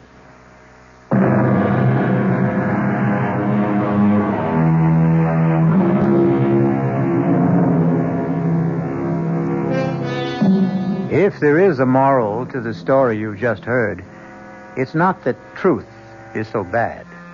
But Samuel Butler said, truth should not be absolutely lost sight of, but it should not be talked about. And we promise that's our last word on the subject. Our cast included Agnes Moorehead, Mandel Kramer, Sandus Ortega, Ian Martin, and Dan Arco. The entire production was under the direction of Hyman Brown. I swear to Sam Hill, Ethan, you deliver. After the 12th stroke of the hourglass clock's chime, there was no sound but the beat of the clock and my own heart. Everything else had stopped dead. My friend's mouth was frozen in the act of speaking. His hand poised over a chessman as though cast in bronze. Outside, like the old child's game, people had turned to statues. A car backing into a parking space was stopped in its tracks. For everyone else in the world, save only me and that damnable clock, time was standing still. This is E.G. Marshall inviting you to return to our Mystery Theater for another adventure in the macabre. Until next time, pleasant dreams.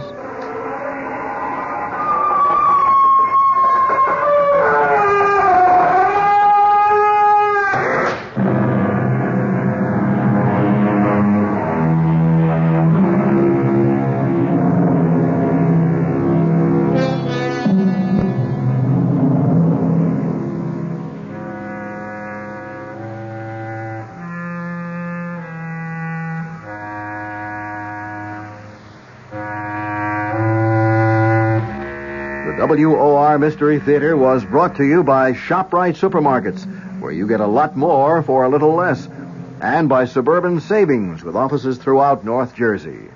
The preceding Mystery Theater program was furnished by the CBS Radio Network. The late news is next at 9, followed by Joe Franklin and Memory Lane here on WOR New York, an RKO General station. Good evening. News at 9 from the WOR newsroom. This is Bill Maher reporting. The fast-paced Secretary of State is in New York for the weekend. He'll be meeting tomorrow with UN Secretary General Kurt Waldheim to fill him in on the diplomatic goings-on that brought about a settlement between Israel and Egypt. Just what the Secretary's plans for today and this evening are, nobody's saying. One of the Secretary's favorite companions, Nancy McGinnis, lives in New York, but all aides will say about Kissinger's plans is he has personal business. President Nixon can be impeached for abuses of political power, even though he may not have violated criminal law. This, according to a study just released by the New York Bar Association. The U.S. Constitution says the president can be impeached for, quote, high crimes and misdemeanors. According to the Bar Association's report, this phrase comes from English law and refers to acts which undermine the integrity of the government, as well as purely criminal acts.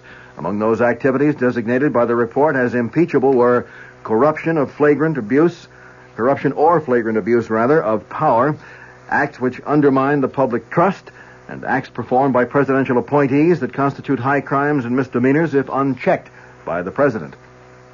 The upcoming trial of two former cabinet members has prompted the Senate Watergate Committee to postpone its public hearing scheduled to begin Tuesday. Committee Chairman Sam Ervin says the panel is putting off the hearings to avoid possibly prejudicing the trial of former Attorney General John Mitchell and former Commerce Secretary Maurice Stans. No new date for the hearing has been set. A spokesman for the Capitol Hill leadership has said the Democrats in Congress will cooperate with President Nixon in meeting the energy crisis. But, said California Democrat John McFaul, the White House must reciprocate. McFaul spoke on national radio in response to President Nixon's energy address last week. The congressman said the first positive step the administration could take is to withdraw its opposition to a provision of the Emergency Energy Act attacking excessive oil company profits. The captain of that Bulgarian fishing vessel seized off the New Jersey shore today for allegedly fishing within the 12-mile U.S. coastal limit has denied his trawler trespassed. The captain, Peter Todorov-Donchev, said in New York, where he was brought by the Coast Guard, that his vessel was 13 and a half miles out to sea when his ship was overtaken by the Coast Guard cutter Unimak. Turkish officials still are seeking an explanation for a jetliner crash which claimed the lives of at least 62 persons this morning. The plane went down shortly after takeoff from Izmir, causing what authorities call the worst air disaster in Turkey's history. The U.S. Embassy in Ankara says 2 of those killed were identified as New Jersey residents, Dr. and Mrs. Horace Gerard of 41 Knox Road in Tenafly. Well, 51% of the population is female, and Governor Brendan Byrne isn't taking chances with their votes. The New Jersey governor has spoken before the state's first meeting of female public servants, and he promised to give serious consideration to the problems facing women. Byrne asked the group assembled in Princeton for help in recruiting qualified women for jobs in state government. The governor said he has tried to appoint a woman as state education commissioner, but said he received virtually no applications from females. The weather for New York City and vicinity, mild with occasional rain tonight and again tomorrow. Low tonight in the low 40s, high Sunday in the mid-50s, mostly cloudy Sunday night and Monday with a chance of showers Sunday night. And the low Sunday night in the low 40s. At the moment, in cloudy Midtown Manhattan, with some very light rain falling, the temperature at 44 degrees, humidity 86%, wind southeast at 4 miles per hour, the barometer 30.21 and falling. That's the news at 9. Bill Maher in the WOR newsroom.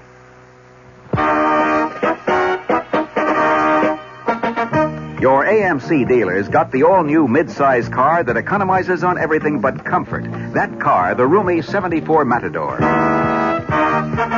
And another important advantage. Our 74 Matador comes with an economical 6-cylinder engine as standard equipment. And consider this. Matador is the only new mid-size car backed by all the benefits of the exclusive AMC Buyer Protection Plan. Which means that under normal usage and accepting tires, if anything AMC did goes wrong with your new 74 Matador, in the first 12 months or 12,000 miles, we'll fix or replace it free. Come in today. Meet the unbeatable combination. 74 Matador backed by the AMC Buyer Protection Plan. See your AMC dealer where you get a good deal and a good deal more. And stay tuned for Joe Franklin's Memory Lane next on WOR New York and RKO. 7. Send a self-addressed envelope to the same address, WFAA Communications Center, Dallas 75202. Until next week when I come in with a new tongue, I hope. Pleasant dreams and have a good week. This is Tommy McLean. Good night. God bless all.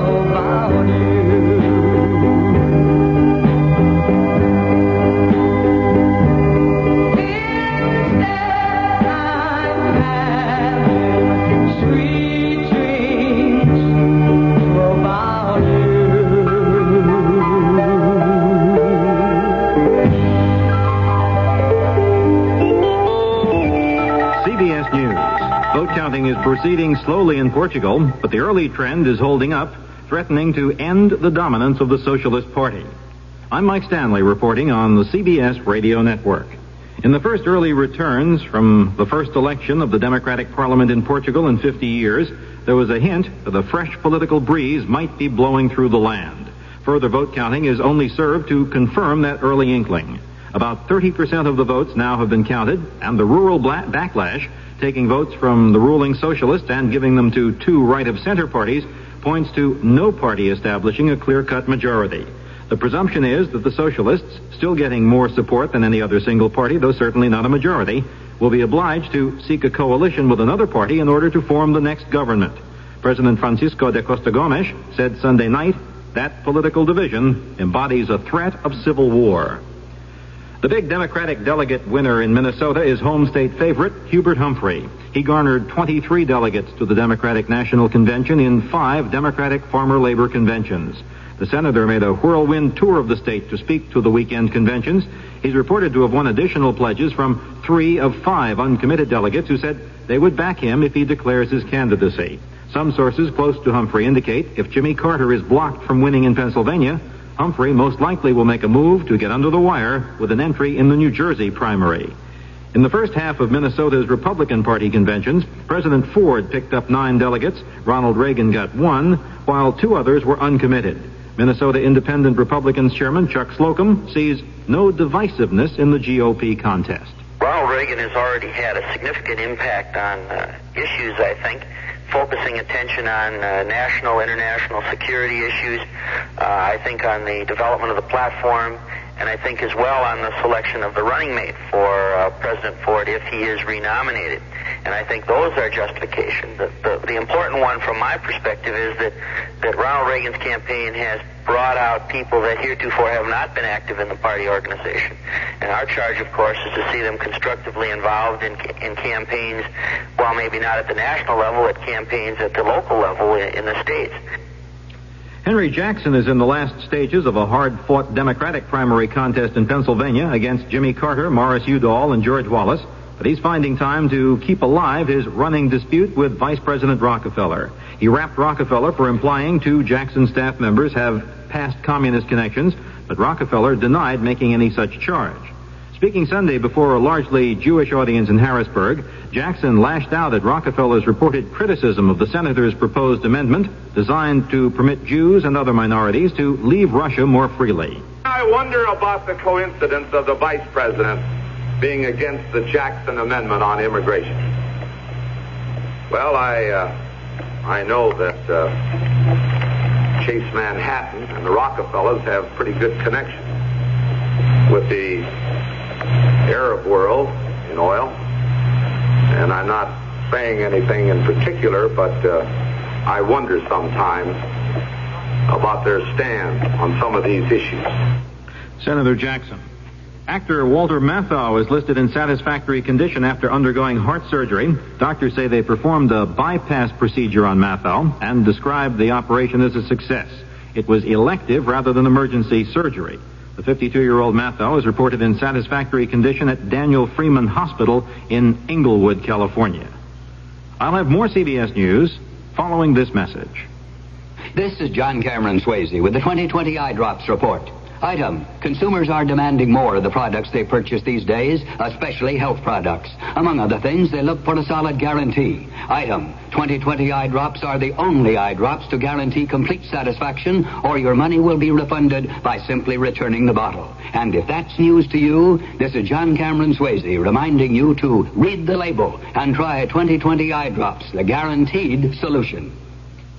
For more than 2 years now, people have been trying to get you to slow down to 55 miles an hour, down to the speed limit. They've told you that slowing down will save millions of gallons of gasoline. They told you that slowing down saves thousands of lives. The 55-mile-an-hour speed limit can do a lot of positive things. And because I'm a police officer, it's my job to make sure it gets a chance to work. Not just because it's a good idea, but because it's the law. A public service of this station, the U.S. Department of Transportation, and the Advertising Council. A classified State Department document, according to the Associated Press, says aluminum screens recently installed at the U.S. Embassy in Moscow are 90% effective in blocking massive microwave radiation. The document, prepared for presentation to embassy employees in closed briefings, reportedly omits any assumptions as to the reason for the microwave bombardment of the embassy by the Soviets. CBS News has learned that many top-level State Department officials are convinced the Russian intention is to impair the health of embassy personnel. Official denials to the contrary. It's been learned that U.S. Ambassador Walter Stossel has developed pernicious anemia. In extreme cases, pernicious anemia can lead to sudden personality changes. U.S. officials believe the ambassador's illness stems from the radiation, the level of which was so great that at one point, several months ago, Stossel avoided the embassy, working out of his residence. His cover story for that unusual routine, that he was suffering from the flu. Mike Stanley, CBS News. My friends, it is easy. So easy to turn travel into trouble when you return from a trip abroad. Trouble. When the inspector looks into your eyes, do you flinch? When he or she looks into your luggage, does the inspector say, aha? Trouble. Well, you got trouble. Because, my friends, certain foods, plants, and animal products are restricted or prohibited from entry into the U.S. of A. So avoid trouble. Travel. Before you travel to a foreign land, write for a free booklet. Traveler's Tips. And that starts with T, and it rhymes with P, and that stands for potted plants, which are prohibited. Write to Traveler's Tips, U.S. Department of Agriculture, Washington, D.C., 20250. You got it? Traveler's Tips, USDA, Washington, D.C., 20250. Ah, you got it. Got it.